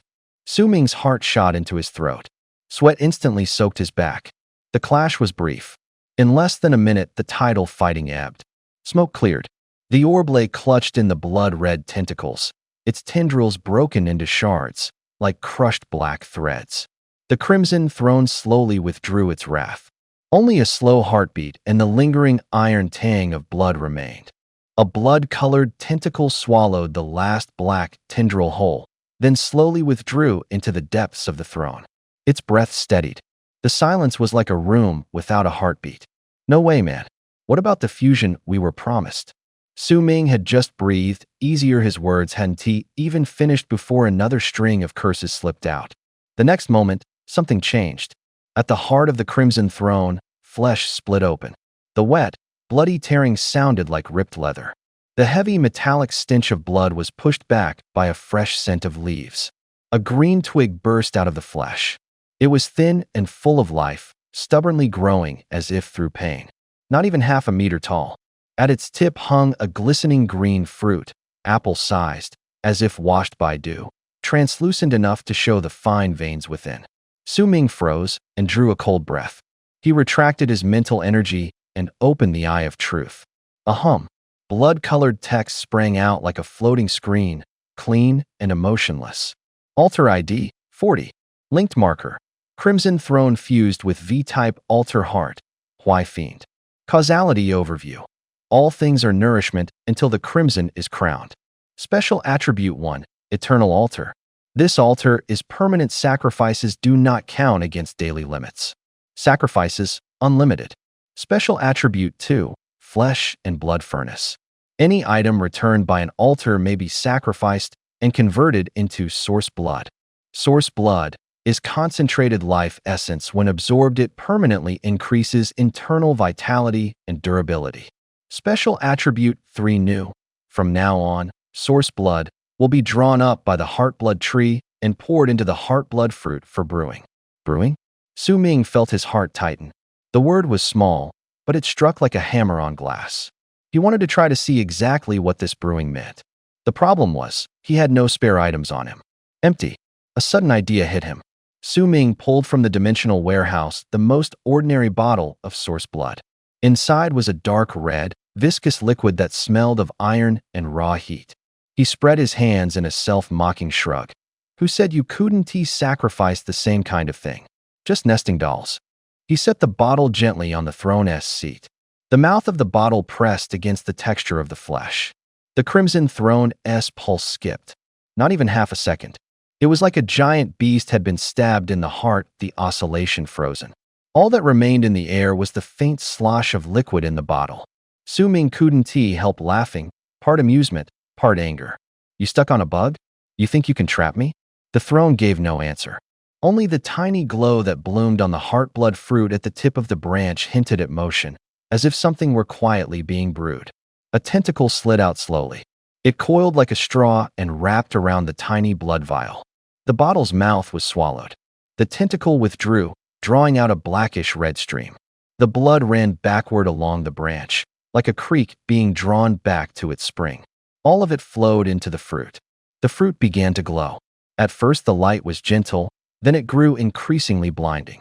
After a moment, pop! A soft crack. The fruit's surface split, and a new vial of source blood fell silently. Su Ming saw it clearly. This blood was no longer that sullen, dark red from before. Inside it danced countless tiny green pinpricks of light, like minuscule sprouts. The air carried a faint warmth and the smell of earth. Life was breathing. The eye of truth activated. Name: source blood, heart blood purified. Quality: common grade. Not top tier, but refined. Function 1. When ingested, slightly increases vital energy and blood permanent. Function 2. Mild medicinal properties. Can repair surface wounds, purify the bloodstream, and dispel curses, rot, and toxins. Slower acting, but stable. Su Ming's breath hitched, then grew hot. His palms sweated as he gripped the vial. His knuckles went white. Memories exploded like sparks. Zhao Gang's daughter, lying on a sickbed, waxen-faced, a clear for dripping into her vein. The doctors shook their heads. The father wept helplessly. He had feared that full-strength source blood would tear that fragile body apart. Now a purified version had appeared, gentle and effective. It could almost drag the dying back to life. "This is good stuff," he murmured, the excitement barely contained in his voice. He looked up, calculation shining in his eyes. If epic or legendary grade blood could be purified like this, Even the most near-death life might be restored to the vigor of youth. Su Ming narrowed his eyes. He tucked the vial carefully into his shirt, hands moving hurriedly. In an age of monsters and calamity, something like this was priceless. Someone who could drag a person back from the edge of death. What did a miracle doctor like that mean? A pass you could cash in for a life. A mobile resurrection point. All he had to do was open his mouth. Countless powerful people would pounce like predators smelling blood, clamoring to beg him to act, fighting to give him everything. Even before this whole anomaly, it had been like that. Lose your health, lose your life, you were nothing. Knowing Uncle Zhao, if I really could save his daughter. Su Ming calculated internally. Saving someone wasn't just worth a thank you. It was a chip you could trade for loyalty. Uncle Zhao wasn't ordinary. He understood money, had wide experience, had eaten his share of hardship. He survived by using his brain. Once you owed him a favor, he'd throw his entire network, resources, and firepower your way. Far more loyal than men bought with cash. The return on that kind of investment was incalculable. Good, good, good, he muttered, pleased. He pulled out his phone, ready to hit the forum and drop a hint. Wait for Boss Wang's runners to get in position. Wait for the flattery and the scramble. But the next moment his face froze. What? He blurted. His phone screen hit him like a bucket of ice water. He'd assumed the stir he'd just caused would be the top story across the net, headlines awash in gore, his name scrolling in the live comments. Reality was crazier than he'd imagined. There were posts about the black glow in Jiang City. A few, but they were completely swallowed by another blood-red wave. Row after row of headlines stabbed at his eyes like knives, blood red, bold, pulsing. Crazy. Fengdu Town, the paper effigy capital. Every paper person and paper horse has collectively come back to life. Fengdu Town famous for making paper figures and paper horses. The funeral paper offerings piled into mountains. Now they were moving. They're fucking banging drums in the street, like they're holding some kind of wedding or funeral. Not for the faint of heart, contains high residential images. Jin City's urban legend come true. Midnight. Mahjong tiles clattering in the south side neighborhood, echoing across the sky. Paper effigies set afire and animated by the living dead, burning paper horses walking down the alleys. Video here. The thumbnails showed ashen paper faces, paper clothes fluttering in the night wind. Drums rolled, gongs wailed. Someone was live streaming. The comment stream was insane. People spammed, don't look, and still couldn't stop. Su Ming's hand went ice cold. He wanted to push his good news up, but now the whole city's attention had been ripped away by something else. Processing error, failed to fetch. It all broke out at once this very morning. A chill ran across Su Ming's scalp. Since the blood moon, the world no longer followed the old rules. Calm. That no longer existed. The crimson catastrophe that had swept the globe acted like a sieve, shredding the old world into fragments. It was more like a sowing. Horror was taking root underground. New altars rose up in silence. The corrupted altars, like parasitic mycelium, could fuse with soil, iron, and corpses, quietly changing everything. The air carried a constant tang of blood and rust, like wet, old sheet metal. He clenched his fists, palms slick with sweat. He bit down on his teeth. Action had replaced thought. Creak. Outside the yard, the vibration from the truck's engine snapped him back to reality. Su Ming collected himself and stepped out the gate. Boss Wang stood by the truck, his eyes moist with relief. Thank God, Boss Wang whispered. The kid's okay. 20 minutes later, the slaughterhouse gates slammed shut. The iron shutter fell with the sound of a verdict. Blades began to rise and fall. Chunks of meat flipped across the chopping block. Blood spatters flew, hitting the floor with a sharp sizzle. Steel met bone in crisp, decisive cracks. The instant the air was cut, it carried a cold, metallic tang. Su Ming's movements were more than just his hands. His eyes ticked like timers, sweeping constantly. The knife in his grip never eased. His steps were carved from stone. Yet his mind kept unpicking clues. Turn his grief and fury into strength. The altar numbered 52818 was a trap, so violent made him furious. Su Ming squinted. A coldness spread from his chest like a blade. He gritted his teeth. He had to get back what he'd lost. For Am. Su Ming let out a long breath. 1,000 chickens, all taken care of. The smell of blood still clung to his fingertips. Sweat slid down from his temple. On the screen, a line flashed. Hatching progress 88.5%. He frowned and muttered, still too far. The dagger called Soul Dagger was more than 9,000 experience points short. 10,000 were needed for the next upgrade. It was as far away as a lighthouse on the horizon. He sheathes his knife. His body ached as if it had been kneaded, but he could walk. First, go to Uncle Zhao. That was a crucial part of the plan. No mistakes could be allowed. He called and waited. For a long time. A very long time. Hello. The voice on the other end was dry, hollow like a puppet with its stuffing pulled out. There was no warmth in it. Only the sound of wind through torn paper. Su Ming felt his heart sink. Uncle Zhao, I'm coming right now. Where are you? City 3rd Hospital 7th floor. Zhao Gang's voice sounded as if it had been dragged up from a deep well. He gave the address. The last words were squeezed from his throat. Then the line went dead with a click. The elevator doors opened, and a blast of disinfectant and medicine powder hit him. The hallway lights flickered. The machine's beeps ticked like a heartbeat. Su Ming hurried down the corridor, his steps heavy and decisive. At the end stood Zhao Gang. He looked thinner and older than the last time they'd met. The whites of his eyes were rimmed with red. His hair stuck up like windblown straw. His back was bent forward, as if life had crushed him in half. He clutched the doctor's white coat sleeves with white-knuckled hands, knuckles swollen. Dr. Zhang, please. His voice trembled violently, like a taut steel wire about to snap. There has to be a way, right? There has to be. He pressed his face against the doctor's chest, as if grabbing a life-saving straw. His voice grew hoarse. Any medicine will do. I'll pay whatever it costs. Even if it's an overseas miracle drug, I'll go buy it right now. The woman beside him was ashen, her eyes swollen and raw. Tears had washed her cheeks until they looked like faded cloth. Her voice came in ragged bursts, as if someone were choking her throat. She must be his wife. Please, doctor, she choked, every syllable soaked in despair. The doctor's face was written with exhaustion. He pried Zhao Gang's hand away. The fingers cracked coldly. The soles of his shoes squeaked softly on the floor. He spoke very slowly, each word landing in the air. We've exhausted every option. He paused, looking away. The cells are degenerating very fast. It's spreading like wildfire. He swallowed. His voice was dry. At this point, it's not something medicine can fix. I'm sorry. It was as if someone had drained the strength from Zhao Gang.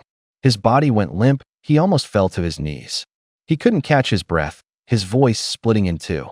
How could this be? We tried so hard. Every day we were careful, gave the infusions on time. Did every test. Why like this? The doctor's brow moved. He held a dog-eared chart. A sigh squeezed out of his chest. There was nothing comforting to say. He murmured, sometimes effort doesn't produce visible results. I'm truly sorry. Su Ming stood to the side, silent. His gaze swept over their faces, as if restraining some thought. Then he stepped forward and patted Zhao Gang's shoulder lightly. Just a gesture, a little warmth. Zhao Gang turned back, numb. Bloodshot veins spidered across his eyes. Seeing Su Ming, he forced a scrap of expression out of himself. Mr. Su, he choked, laboring to introduce the man to his wife at the bedside. The three of them walked into the room together. The instant the door opened, the sharp smell of disinfectant hit them. The monitor beside the bed clicked and chimed in steady beeps. The oxygen tube hissed a faint breath. The girl in the bed was fragile as a sheet of paper. Her skin was almost translucent. Blue veins mapped her arms. The nameplate at the head read clearly, Zhao Xinghe. Her eyes were large, but without light. When she saw her parents, her eyelids fluttered and a tiny spark flared at the back of them. She forced a smile, so pale it looked like a crack in paper glued back together. Dad, Mom. Her voice was like a candle on its last flicker, barely there. Her gaze drifted to the stranger by the door, Su Ming, with a puzzled, thin wariness. She tried to lift a small hand. Her fingertips trembled violently. She whispered, voice like wind crumbled paper. You, who are you? The air in the ward was cold as porcelain. The smell of disinfectant hovered at the edge of the nose. The monitor made a steady, ticking sound. The little girl lay there. Illness had reduced her to skin and bone. Her hair clung to her forehead like wet straw. Her breathing was thin, like the tremble of a candle. Uncle, her voice was so small it was almost inaudible, a thread thinned by wind. Zhao Gang's wife propped herself against a cabinet and turned away, her shoulders jerking. She buried her face in her sleeve and made a low, stifled sob. Zhao Gang knelt at the bedside. His knees pressed against the cold tile. His hand rested on his daughter's dry palm. His fingers bumped against her knuckles and shook. Tears ran down the back of his hand, falling on the sheet with faint, wet sounds. The girl's eyes were rimmed with moisture. She forced her face toward her father and reached out a thin hand. Her fingertip touched his face light as a feather. She tried to be strong and was gentle at the same time. Her fingertip, roughened by illness, stroked his tear-streaked skin. "Daddy," she said, voice catching, "am I going to a very, very far place soon?" Zhao Gang opened his mouth, but couldn't answer. Only sobs filled half the room. "It's okay," she smiled, a faint thing, as if using her last strength on that smile. "I read in a book that good children become stars in the sky." There was a light in her eyes, weak as a dying bulb but real. "I'll be up there, the brightest one. I'll always watch over Mom and Dad." Each word pointed toward the night sky. "So when you miss me, just look up at the night." She drew a breath, as if hiding every sentence in her chest. "I'm Xinghe in the Milky Way." A doctor at the door had been about to leave. His steps stopped. His shoulders stiffened, the rustle of papers in his hand quieted. He had witnessed countless farewells and years of practice, but now he turned his head. Something tightened in his eyes. He leaned against the doorframe and looked out the window, deliberately not looking at the bed. The warmth of that family was like a beam of light stabbing into the hospital's hard, cold air, and it made the heart ache. Su Ming stood to the side and watched quietly. He said nothing. He walked over to Zhao Gang and gave his shoulder a steady pat, like a rock you could lean on. Half supporting, half pulling, Su Ming led Zhao out into the corridor. The fluorescent tubes hummed. The walls threw back that peculiar hospital white. The smell of disinfectant grew stronger. Zhao leaned against the cold wall, emptied out like a deflated bag. His voice was hoarse. "The doctor said with things as they are, at most half a month." The words dropped like a heavy weight. Only the breaths of the two men remained in the corridor. Far off, a nurse's hurried footsteps sounded like retreating thunder. After a long silence, Su Ming broke it. He crouched down to meet Zhao's eyes. There was no pity in his gaze, only a hard conviction. "Uncle Zhao," he said quietly, "sometimes heaven really doesn't have eyes. It doesn't see all you've given." He paused and wiped a little dust from the wall with his finger, as if gathering strength from it. "But I saw it." His voice was calm, and like a stone cast into water, ripples spread. Zhao looked up, a survival instinct flaring in his eyes. He met Su Ming's dark stare, a light that didn't go out at night. Su Ming's mouth moved slightly. He drew in a deep breath, as if inhaling many words, then let them out slowly. "Maybe I can find a way to help you." "There's a way." The three words detonated like a bomb in Zhao Gang's chest. His dead, silent heart flared into a blaze. He had no time to ask, no time to doubt. He took a step and dropped to his knees on the cold floor. Thud! The sound was heavy, echoing under the fluorescent lights. Both hands clutched at Su Ming's pant leg, knuckles white. The fabric rasped beneath his fingers. Zhao Gang buried his tear-streaked face at Su Ming's feet. His cheeks were wet and salty. His throat felt blocked. He choked on sobs and couldn't force out a single word. He was terrified. Terrified that this sudden sliver of light was just a cruel illusion. Terrified that hope would only turn into a deeper despair. Su Ming did not reach out to steady him. The machines in the room ticked monotonously. The smell of disinfectant was sterile and cold. He leaned down slowly. Zhao Gang's collapse was reflected in his dark eyes. His lips moved. His voice was barely a whisper. Like a pebble dropped into still water, the sound rippled far. "We can try," he said softly. "It could save her, but the price is steep. It will hurt. It could even be more dangerous." Zhao Gang's pupils constricted hard. He forced out one word as if denying the whole world. "No. No way." He shook his head like a man gone mad. It was absurd. It was too dangerous. To stake his daughter's life on some unknown? How could he? As he shook, his hands began to tremble. His eyes drifted back to the small face in the bed. The monitor's heartbeat sounded like a line being stretched thinner and thinner. That newly kindled hope, like wildfire, overwhelmed his fear. Gamble. Why not gamble? He barreled back into the room and staggered toward his wife. The words came squeezed from his throat, rushed and broken. "Xinghe." Someone has a way. It might save her. Are you crazy? Mrs. Zhao's eyes went wide, her voice full of horror and disbelief. Her body drew in, as if to shelter their daughter in her arms. She looked at Su Ming, who had followed them in. He stood so steady, like a stranger posted at the doorway, handing their daughter's life over to this stranger's medicine. Her hands began to shake. Her gaze dropped again to the little bed. Zhao Xinghe lay like a flower with no water, so thin, so pale, her lips tinged purple. Her breathing was shallow. Her eyelids were half closed, but she forced herself to look up. Mrs. Zhao lowered her voice, clutching her daughter's hand and feeling the coolness under the knuckles. Xinghe, uncle, he says there's a medicine that might save you. It might hurt a lot. It might even be more dangerous. Are you afraid? The girl on the bed was barely audible, her voice as thin as wind through a curtain. She shook her head, the movement as light as a falling leaf. Xing is not afraid of pain, as long as she can stay with mom and dad.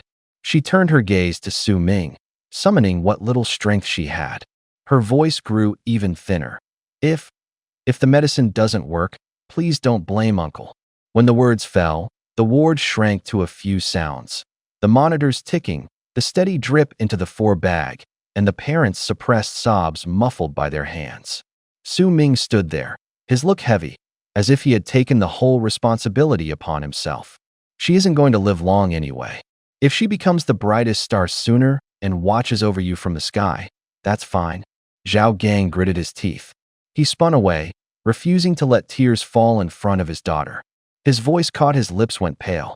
He glanced at Su Ming and nodded hard, as if pleading, as if handing something over. Su Ming said little. He reached into his pocket, his fingers moved like they were feeling a living thing. He produced a small vial. Green light flickered in the liquid, like a bundle of life trapped in glass. Mrs. Zhao's hand shook badly as she took the bottle, disbelief in her eyes. She brought the mouth of the vial to her daughter's lips with the care of someone cradling an infant. When the cap came off, a low hum rolled into the room like a tide. The air seemed to take on a temperature, pulled outward. Waves of green light churned at the bottle's rim. Mrs. Zhao fed the liquid down without leaving a drop. At first, nothing happened. The fluid slid down with a faintly cool metallic taste. Then, seconds later, the change exploded. Zhao Xinghe shuddered, her thin chest heaved violently. The monitor at the bedside went into a frantic flurry, beep, beep, beep, the rhythm like a rapid drumbeat, the trace a tangle. Footsteps sounded in the hall. Dr. Zhang, alerted by the alarm, hurried over. Make way! Make way!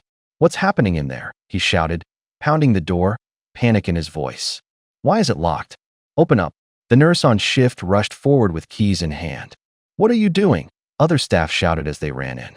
Inside, Zhao Gang and his wife felt their hearts lodged in their throats. Their breathing was shallow. Their hands clenched beneath the sheets until the knuckles whitened. They were nearly suffocating. Then the line on the screen suddenly turned. The racing numbers slowed, as if someone had switched to a slow drum. The tone eased, the alarm cut off. The taut air loosened halfway. Zhao Xinghe's face went from ashen to a healthy flush. A moist sheen rose on her skin. Her small chest no longer heaved, her breathing steadied. Zhao Gang's voice wavered, barely audible. Xinghe, how do you feel? The little girl slowly opened her eyes. They were glossy, like they'd been washed by dew. She kept her mouth closed, her voice was as soft as wind through grass. It feels so good, she said, surprise and relief mingled in it. Then, even softer, she added, just a little. The room fell unnaturally quiet. Everyone held their breath, waiting for the rest. A little hungry. The words dropped, and Zhao Gang and his wife went as if the last string inside them had been plucked away. Tears burst through like a broken dam. They clutched their daughter's tiny hand, their hands trembled, knuckles white. There was hope, real hope. The monitor let out a sharp beep. The ECG line suddenly leapt up from the flat line. The ventilator readings crawled back. The oxygen saturation ticked upward, one notch at a time. The little girl's color returned. Her breath no longer fluttered like a scrap of paper in the wind. Her chest had warmth. The ward door banged open with a spare key. Dr. Zhang pushed it and froze in the doorway, his voice choked. How is this possible? Su Ming showed no impulse, no celebration. His gaze was like a slab of ice, cold and deep. Don't alarm the others, he said, his voice low and carrying an unquestionable authority. I used a relic from the altar. He reached into his coat and produced a small jade amulet. Under the light, it gave off a faint blue glow. The moment he placed it on the girl's chest, it was as if the cold were being forced out, bit by bit. Energy, like a warm current, flowed beneath the skin. Dr. Zhang's face changed. After the shock came a hard, instinctive clarity. He wasn't a fool, he knew this was a dangerous clue. Anyone who could pull something like that out had powerful backing. "I'll arrange follow-up tests," Dr. Zhang said, swallowing, his voice trembling. "Don't worry, I won't spread this around." He turned and hurried out of the room. The door slammed behind him. Zhao Gang and his wife nearly dropped to their knees fast and fierce, as if trying to crush themselves flat. Su Ming reached out and gently held them back. The movement was simple, but it carried the weight of finality. "This isn't what I want you to. Keep talking." His voice was low and terse. "Uncle Zhao, I'll wait for you downstairs." The little girl tugged Zhao Gang's sleeve. There was a thread of nervousness in her tone. Zhao Gang froze for a moment, then gave a heavy nod, as if persuaded by something. "All right, I'll be right there," he replied, his voice uncertain. Su Mingqiao walked toward the ward door. His steps weren't hurried, but they had direction. He reached the threshold, then stepped back. "Oh, Xinghe," he stopped and glanced around the room. The family of three looked up at once. The mother gripped the sheet with white-knuckled hands. The child's eyes were wide, and Zhao Gang's face was tight with anxiety. Su smiled, a little self-mocking. "Next time we meet, don't call me uncle." He waved a hand. "It makes me sound old." He turned his back to them and lengthened his stride, walking out. The door closed softly behind him. The hospital corridor echoed with urgent footsteps and the ticking and beeping of machines. The smile vanished quickly. The sunset stretched his silhouette long across the floor.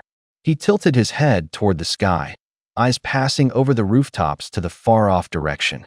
Above Lijiao, the black pillar still stood. It was like a gigantic black spear, its tips stabbing into the clouds. Its edges gave off a cold light. The air around it seemed to have had a degree of warmth sucked out. "That's not right," he said quietly, his brow knitting into a deep frown. Logically, the one once called the Huai demon had been killed. The altar was shattered. The power devoted to it should have dissipated. The strange phenomenon from this morning should have faded long ago. But it hadn't. It was still there. His chest tightened for no clear reason. His palms grew slightly sweaty. He pulled out his phone. The screen felt cold in the sunset, like a shard of porcelain. His fingers tapped across it fast. A forum popped up. The search box waited. He hammered 2 words into it. Black light. The results poured in like a tide. Posts full of images, pictures that made his stomach turn. Photos of torn flesh, a severed arm lying at an angle in the mud. Comments crying out in panic, reposts asking for confirmation. Most of the threads read the same. Someone's sacrifice went wrong, a disaster-class entity was summoned, and the site was slaughtered in retaliation. Standard fare. High-def on-site photos, so bloody they made you hold your breath. He didn't rush through. 8th one done. Su Ming narrowed his eyes. The black column of light hadn't fully dissipated. It looked like night ripped open by a knife, the edges twitching. The air smelled of metallic singe, like old wiring burning out. He knew what that meant. It meant a V-shaped mutated altar had completely collapsed. The altar's heart had been torn open. Energy, like a bow with a snapped string, burst outward in ring after ring of ripples. In other words, he was the first to publicly deal with this altar. But he wasn't the only one. Sirens were already rolling down the hallway in the distance. The city's emergency vehicles were howling. Someone flashed into the alley. Within half an hour, some accounts had uploaded on-site footage. Someone in a corner was quietly offering congratulations. There were official people making moves. There were organizations working under the radar, quietly closing their nets. And there were lone, powerful operators like him. People capable of handling an epic-level anomaly were far more numerous than he'd imagined. The scent of competition rushed in like a tide. Such a grind, really, Su Ming laughed, a weary sound. He shook his head self-mockingly. Everyone's competing might as well compete properly. "Wanna buy some liver pills?" The words sounded half to himself, half a joke aimed at whoever was in the corridor. Outside the hospital, the crowd flowed like a river with no direction. The automatic doors hissed open and shut. A distant Pennsylvania announcement came and went, choppy, like the wheeze when a ward loses power. The stink of disinfectant was being drowned by human sweat. Someone was smoking in a corner. The smoke stung the nose. Zhao Gang walked steadily through the crowd. His pace wasn't fast, but each step drove into the ground like a stake. His shoulders were set as if supporting something heavy. Tear tracks marked his face. His eyes were rimmed red and glossy. The tears had dried, leaving only the salt traces. There was no despair in his eyes. There was a fire. Not fierce, not gentle, more like the glowing core in a blacksmith's forge, slowly reworking him out of the past. Someone murmured, "He's changed." On the other side, a guard's hurried footsteps clattered. A monitor in a ward clicked out its steady beep-beep. Wind slipped through the door crack, bringing the greasy tang of late-night club kitchens and the leftover sorrow of the hospital from the day. Su Ming watched Zhao Gang. Step by step, the man pulled himself out of the shadow, like hauling himself up from a bog, like fastening broken chain links back together one by one. Those few dozen meters felt like a whole lifetime. Memory fell over him like a sudden shower. Flickers passed through Zhao Gang's mind. Oil popping and spitting from a fryer, a hawker's booming, calls a kid wiping grease off his mouth and smiling, honest and bright. And that familiar, rough voice. "Boss, 2 more drumsticks, extra meat, please." The sound and the smell came back together. Sunshine seemed to return to his mouth. Zhao Gang's shoulders steadied. His stride straightened. In the night, he looked like a newly forged spear, finally finding the direction to throw. "I'm not trusting this cup." Zhao Gang held the cup unsteadily. His fingers had gone white. His voice was low and dry. "I'm trusting the scene I just saw. A father willing to risk everything for his daughter. I saw that light in your eyes. It's not extinguished yet." He suddenly spat a curse, as if cursing a heaven that couldn't see people. "Heaven might be blind. It can't see your effort. But I can." In the silence, he looked up, eyes hard with resolve. "I might have a way." His heart leapt at those words, pounding like a sledgehammer in his chest. In that instant, trust became tangible. The cold wind, the traffic, the noise, everything was swallowed. The world narrowed to 2 people and a single cup. Zhao Gang stepped forward and reached out. Su Ming froze, then smiled a short, sharp smile. Their hands met, palms were damp with sweat. No more needed to be said. A nod was enough. 10 minutes later, inside Zhao Gang's cramped room, Su Ming sat on a battered couch under dim light. In front of him was a pile of junk heaped like a small mountain. 17 ordinary, common items. Knives, an axe, a mask, names as plain as price tags at a flea market. A sharp axe, a rusted short sword, a mask that shrouded shadows. A few other trinkets nobody would call treasures. Su Ming pulled a small device from his belt. It looked like a magnifying glass with a cold light at its center. He called it the Eye of Truth. The beam swept over each item like a searchlight, humming low. "They're all real." He set the device down, voice steady. "Well done." He didn't say more. He simply raised his hand, slow and deliberate, fingertips like blades.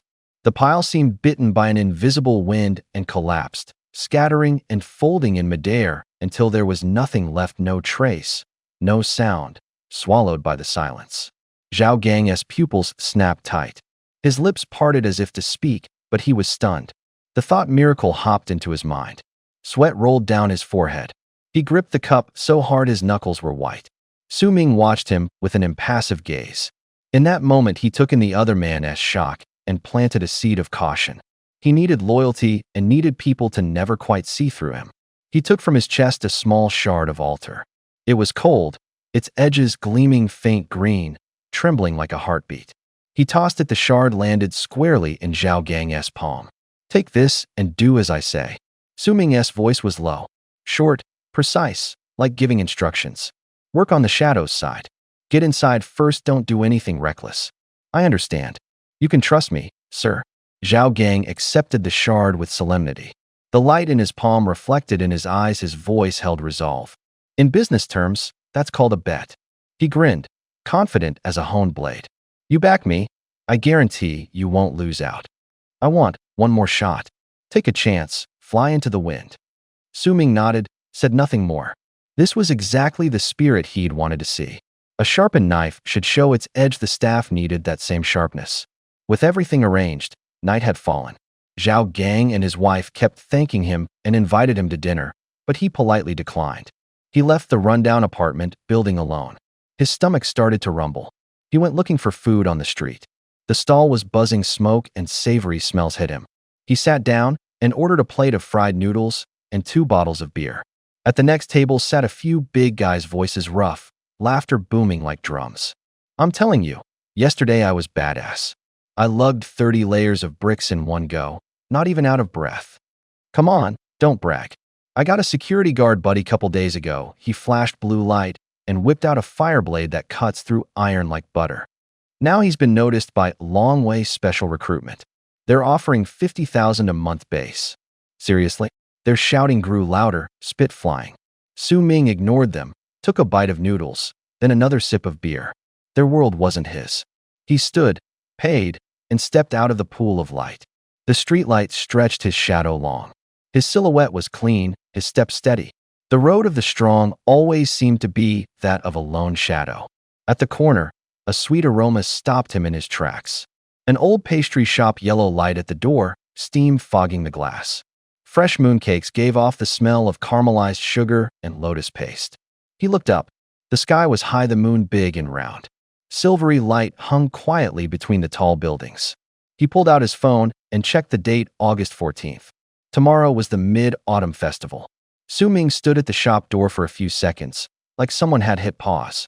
Boss, give me a few boxes of mooncakes, he said, his voice calm. A voice answered from inside, and the wooden door jingled. What fillings would you like? A few of each. Fresh out of the oven, thin crust, plenty of filling. Got it. All old-style craft, made fresh and packed on the spot. Salted egg yolk, lotus paste, red bean, salt and pepper, snow skin, everything. The shop was noisy. A man in a white apron called out briskly. What filling would you like? Young man, first time here, right? Not sure which to pick. Listen to me. The salted egg yolk lotus paste is the signature, most popular. Take some home for the family. They'll love it. Su Ming stood at the counter, his eyes sweeping over the neatly stacked gift boxes. The short, bright lights made the mooncake's golden edges gleam. He pointed to a few. More of the salted egg yolk ones, some salt and pepper and red bean too. But no 5-kernel. 5-kernel? The owner asked, puzzled. That's the one with mixed nuts and candied fruit. Lots of people like it. My parents can't stomach it. Su Ming said it softly, like setting a piece of glass back on the table. The owner nodded and packed everything efficiently. He handed over the money. The paper bag handles made a faint scraping sound. Night pressed the city tight. Streetlights stretched his shadow. Then the next lamp swallowed it, stretched, swallowed, over and over like a heartbeat. By the outskirts, the lights thinned and the air grew damp. The soil smelled of grass. In the distance, a dog barked now and then. He stopped and tore the plastic seal off the gift box. The thin film ripped with a crisp sound. He took out a salted egg yolk lotus paste mooncake.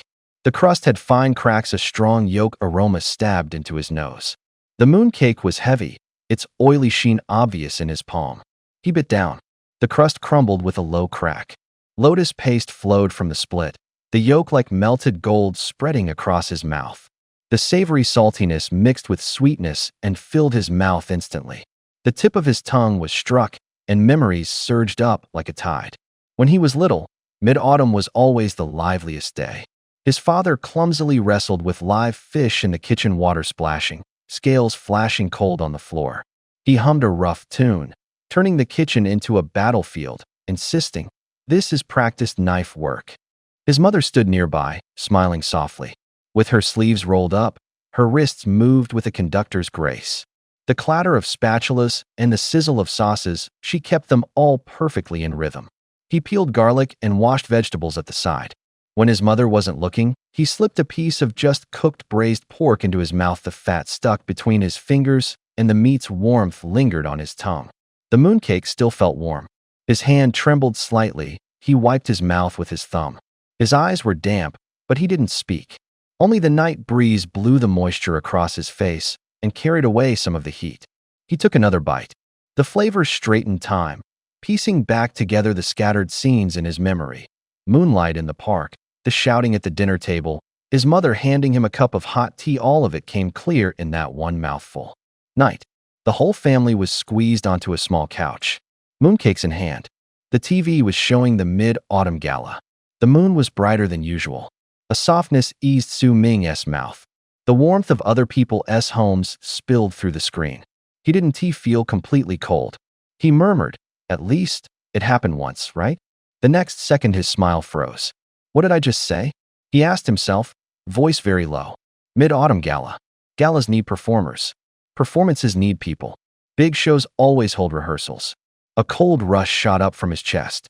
The words on the scrap of paper from the altar jumped inside his head. Those artists can't wait, they're doing their final rehearsal. Especially her. She really wants to see you. The sentence struck his forehead like pieces of ice. Who is she? Su Ming looked up at the cold moon, disbelief in his voice. I really don't know any woman into the arts. The wind rose. A faint singing drifted over, part cry, part song. Thin and drawn, with a tearing edge. It rode the night breeze into his ears like an ice blade across skin, like someone grinding moonlight and slowly pouring it into the seams of his bones. He felt cold, from the roots of his teeth straight to his spine. His hair stood on end. His breath clouded white in the air. Who? He shouted. His voice was swallowed by the waves of grass. He flipped his wrist, the soul dagger slid into his palm. The blade was ice cold, as if he'd snapped iron from winter. Killing intent welled up at his fingertips like a lit fuse. All around was empty. Only waist-high scrub grass rippled in the wind, whispering. The singing wavered, coming and going. It crowded in from all sides, like a breath at the nape of his neck, blowing endless resentment into his ears, mouthful by mouthful. In this deathly silent countryside, the sound was exactly like the wails of people in a graveyard under a full moon. Unnaturally cold. So sinister it made his heart falter. Cut the ghost act. Rage shot up from his chest. Short. Cruel. It wasn't just fear. It was that voice ripping open an old wound. Like salt thrown on a scar. It stung. And hollowness followed. He put the half-bitten mooncake back into the gift box. His movements were cold as a blade. Expressionless. His fingers trembled a little. That small bit of warmth was severed by a blade of chill. Damn, I was actually in a decent mood. He muttered under his breath. Weariness and hatred threaded his voice. Coming out here to sing that wailing cry, are you trying to make things worse on purpose? He grumbled. He pressed the lid shut. Like sealing a mouth, like delivering a verdict. He crouched down and melted into the night. Dry grass rasped against the tops of his feet. Cold wind cut his cheeks like knives. The wail kept going. Closer. Emptier. He skirted the last clump of waist-high weeds. The space opened up all at once. Moonlight spilled over the ground like water. An abandoned open-air theater slumped there. Tiles flaked, steps split. It looked like a withered corpse. The seats leaned askew like tombstones. Like waiting eyes. Su Ming felt them full of invisible people. Pressure tightened at his chest, like someone sitting on him, making it hard to breathe.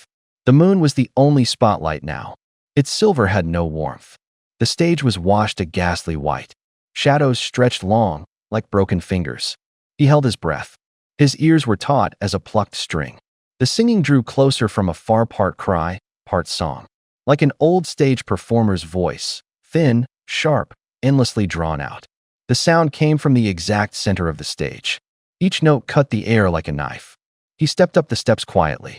The wood groaned underfoot with a low creak. Each step rang out close, coarse. The stage was empty. Only moonlight and dust drifted slowly downward. The voice seemed to crawl up from the cracks in the floor, slide past his ears, and wind itself around his heart. Then a note turned a corner. It wasn't the usual tremolo of opera. It was a familiar melody. A childhood lullaby, something his mother had hummed. Only someone from home would stretch the tale that way, like teasing at a sore with a fingertip. Su Ming's body stiffened for a beat. Then his face changed violently. No, that voice wasn't anyone else. It was calling his name. He could tell. On the stage there was not just one voice. There were three, completely different. They came from three directions, each singing its own tune. Strangely, they did not drown one another out. Together they were like three blades crossing neat, intersecting, and making the skin crawl. The voice on the left was low and desolate, like a cold wind over the plains, like a suppressed roar beneath war drums. Forging swords for the state, the blade turns on itself. Each syllable sounded like iron on a grindstone, like hooves trampling over corpses. Martial pride rushed through the phrasing. Under the fury, though, lay a deep grief and unwillingness like fire buried under earth.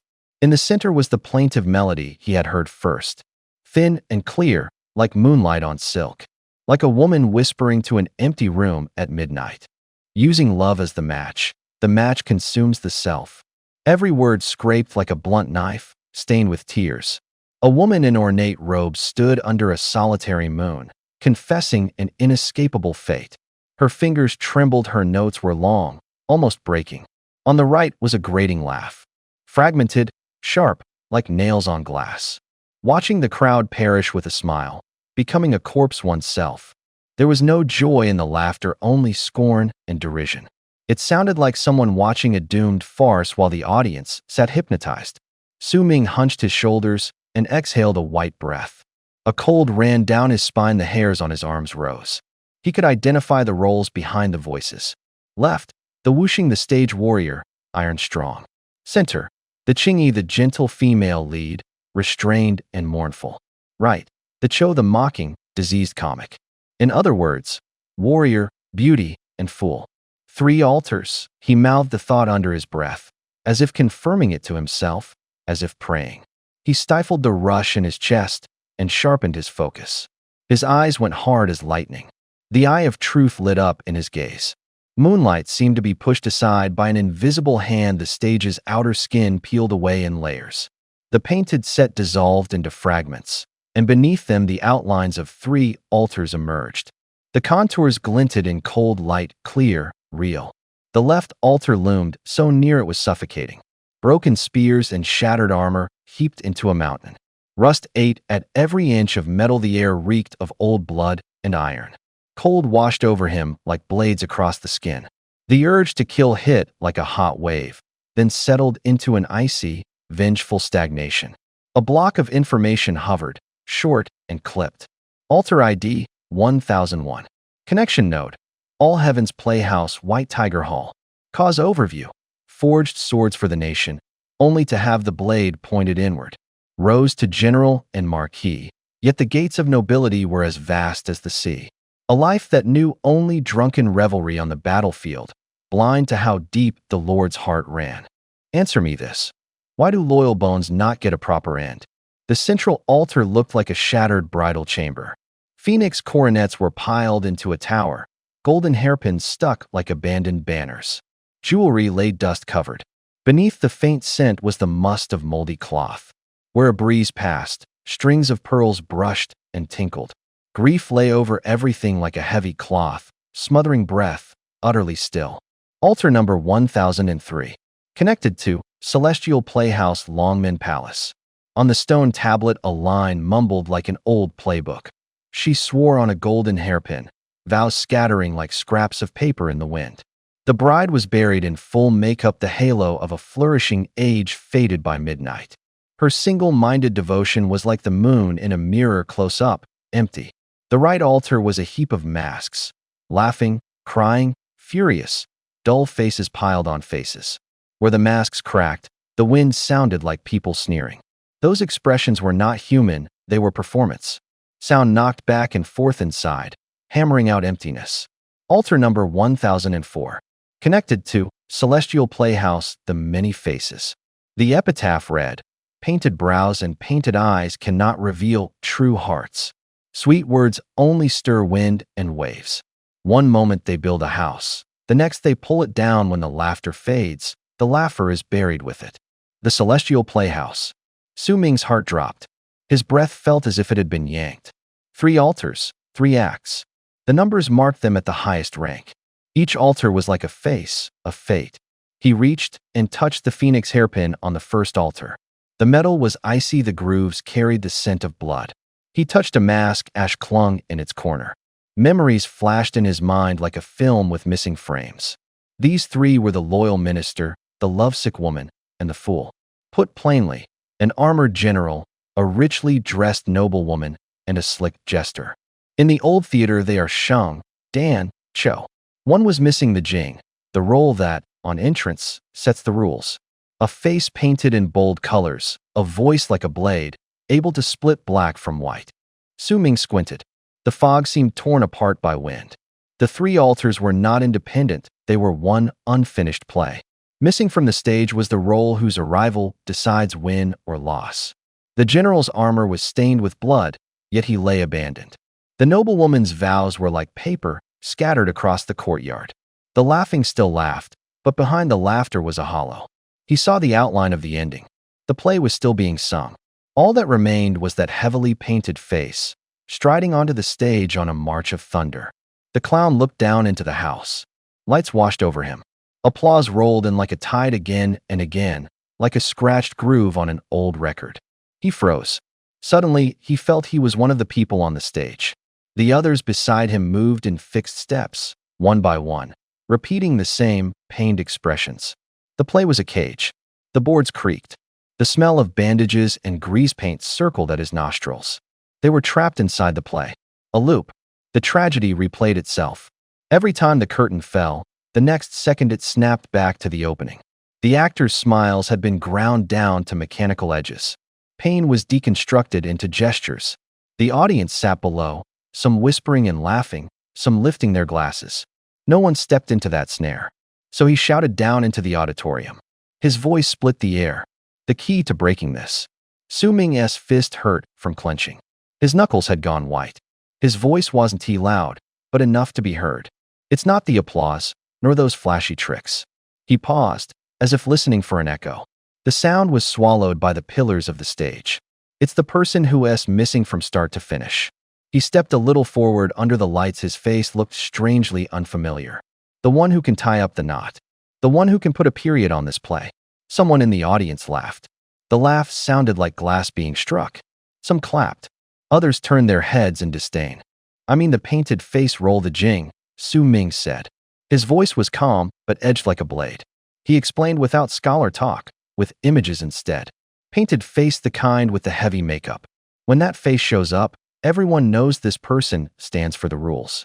For right and wrong. On stage, he is like a scale, putting weights of good and bad on either side, sorting things cleanly. A few in the crowd frowned. Someone asked, "Where do you find a painted face like that?" Su Ming didn't answer. His gaze drifted back to the old radio from his childhood. The radio often played the opera. A low voice, drums like a heartbeat. His father sat beside it, and there was a softness on his face that didn't show up often.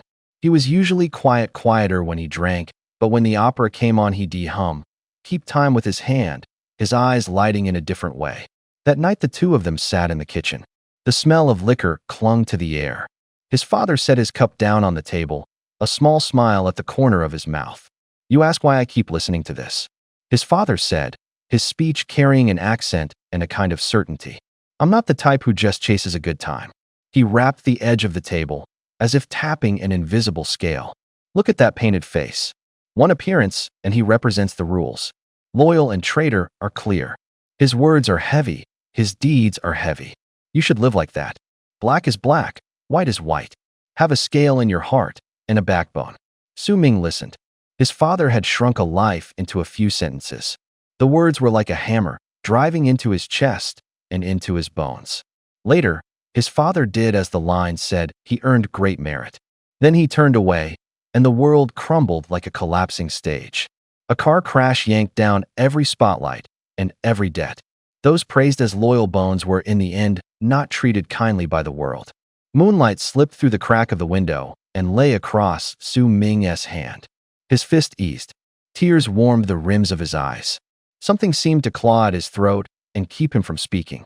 His voice grew fragile and honest. "You were right," he whispered, as if to his father and to himself. "But where do you find a person like that? Where do you find a scale that can sort right from wrong?" Wind came through the window. The paper panes whispered. The drumbeat from the stage rose again in his memory, near, then far, like the tide. Su Ming closed his eyes. The grease paint on his face caught the moonlight and gave off a faint gleam. He thought of his father's words, a lighthouse, an alarm, striking him each night he had to choose. "Tiskett's fogging up." Mom stood there. Time had smoothed her face, fine laugh lines sat at the corners of her eyes.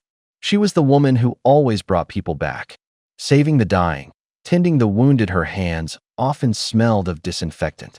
Her white coat had once been pristine, now its lapel was stained red. The smell of rust and chemicals braided together and slipped into his nostrils. Someone in the audience murmured, "Like it really looks like." Like what? Like who? He heard it, but he did not agree. Then anger erupted, sudden and volcanic, as if a mountain that had been held down for eons finally blew. Hard. Absolute. First he laughed low. There were tears in that laugh. Madness too. The laugh was a blade, cutting the night. The tall grass trembled in the wind. The sound made everything around him drop into an eerie silence. He stopped hiding. One step. He stepped out of the shadow. Moonlight poured cold over him, washing his face into a pale, ghastly white. On stage, the three entwined vocal lines, the leading man, the leading lady, and the comic clown, snapped off. Only dead silence remained. Time felt paused. He walked toward the stage. Each step seemed to press down on the air. The atmosphere around him tightened. Sounds began to rise, rumbling like thunder in a deep cavern. Your loyalty, your grievances, your so-called destiny, they're all rootless duckweed. He spat, each word pulled out as if excavating something. You've been performing this for centuries, for thousands of years. Isn't that enough? His voice rose. Every sentence tasted of blood, like someone tearing open an old wound. What you lack isn't spectators to shed a few tears. He paused, as if to slam the line into the ground. Nor do you lack mortals who come to explain things to you. He reached the edge of the stage, bent over, reached to straighten his clothes, that cheap hoodie, thread still loose. His fingers were practiced, the movements of an actor making final preparations. Tonight, that ragged garment in his hands felt as if it could become a magnificent costume. He lifted a hand and, with his fingertips, brushed the stray hairs from his forehead. The motion was gentle, like someone about to go on stage, performing a final courtesy. He looked up. In the moonlight, his face was even paler. He straightened his clothes as if giving a salute, as if issuing an invitation to the opening act. The point wasn't the stage, nor those three dilapidated altars. The point was the role he had to play. The kind his father always talked about, the painted face, black and white, upright, unflinching Jing. Not an abstract title. The sort of figure who, once he steps up, can press the very air down. I say, your play is missing. Someone who dares to overturn this table. A Jing. Before the last shout died, Su Ming lifted his right foot and slammed it down. One step, onto that battered stage that had borne 1,000 years of joy and sorrow. Thud. The stage shuddered. A war drum that had slept for a millennium was beaten awake. The sound dropped like a boulder into the heart of a lake, rattling his ribs. He turned. The audience looked empty. Rows of seats stood like tombstones. But in the dark, countless gazes had sharpened into needles. There were battle robes that had once drunk beside generals on the plain. There were palace maids who had cried themselves hollow with noble ladies. There were common folk who had seen the world's cruelty in the clown's sneer. And there were his parents, holy and cold, like people stepped out of an old photograph. Please, he said, bowing. His movement was slow and exact. Not to heaven, but to the congregation of ghosts beneath the stage. Silence, heavy as a graveyard. It was no empty house. It was a sold-out attention. Then three vocal lines burst out at once. Like three different knives, they slashed his ears and stabbed his heart. The warrior's voice was a horn, and a war drum anger turned into a charge that struck his chest. The refined heroine's singing was thin and icy, like layers of river ice sharpened into blades, slicing through his veins. The clown's cackle was a laughing saw, crude and brutal, scraping grooves into his reason. The three grievances braided together. They did not speak. They tore. They wanted to drag him into a bottomless black hole. Beside him, the sole weapon appeared, a spirit dagger. It was smoke and steel, spinning around him, its cold edge blurred. It whistled as it cut the air, smelling faintly of metal and static. Su Ming closed his eyes. He slowed his breathing. He counted like listening to the drum. When he opened them again, he was no longer that frail boy. His waist and spine snapped straight. His shoulders opened like two slabs of rock. Steady, oppressive. He stood on the stage like a mountain. Left hand floated. Right hand formed a palm at his chest, the standard opening pose of traditional opera. He sank a little, breath settling in his dantian. His breathing tightened like a drawn rope, sound reverberated in his chest. He pulled his gaze back. A blade of sight plunged into the dark. On the stage, the figure that Wind could not move finally prepared to speak. He was no longer Su Ming. He was Jing. Only that name could push this long-running, half-lived tragedy forward and finally close the curtain. Jing's lips parted slightly. His voice was low, but it carried a force that would make gods and ghosts strain to listen. A general's merit is great, what crime is that? The stage was an altar heaped with broken spears and shattered armor. The old metal and cuirasses gave a dry clatter. The sobbing lament that had been wailing a moment before snapped off. Jing didn't look at the pile of iron, nor did he look at the central dais, empty of a person. He looked up at the cold moon hung high, then into the moonlight at the phantom in the dragon robe. He stepped forward slowly. With every step the boards trembled. Moonlight stretched and warped his shadow, like a dark-faced judge risen from the abyss. "Afraid the sovereign will be jealous?" he asked. His voice was steady, an ice blade cutting the night. "Afraid that once you succeed you'll be cast aside?" With each step the stage shook harder. A chill crawled up through the cracks between the planks. His voice yanked higher, snapping like an overstrained string, a grievance hurled at the old wrongs of the White Tiger Hall altar. "You hate the slanders whispered in the hall." He spat out each word like a hammer on stone. "You hate heaven's injustice, the shadowy hand that blinds the sky. 10 years of campaigning, and you still can't buy yourself a single word of trust from the ruler." His pace suddenly quickened. His figure threw off afterimages, like a battle standard ripping in the wind. Beneath his feet it sounded like iron hooves crossing a wasteland, carrying a metallic chill. "I hate that a lifetime's worth of loyal bones was buried in nameless dust." He ground his teeth, his voice tasted of blood. Before the words had fallen, he spun. Flames burst across his eyes as if he could set that pile of armor ablaze. "Thousands of loyal bones under your command lie buried in the yellow sands." He raised his hand as if to conduct a trial. "Brothers who lived and died together, you won't avenge them. Instead you sit there, self-pitying, crying that great merit threatens the throne. Are you fit to be a general?"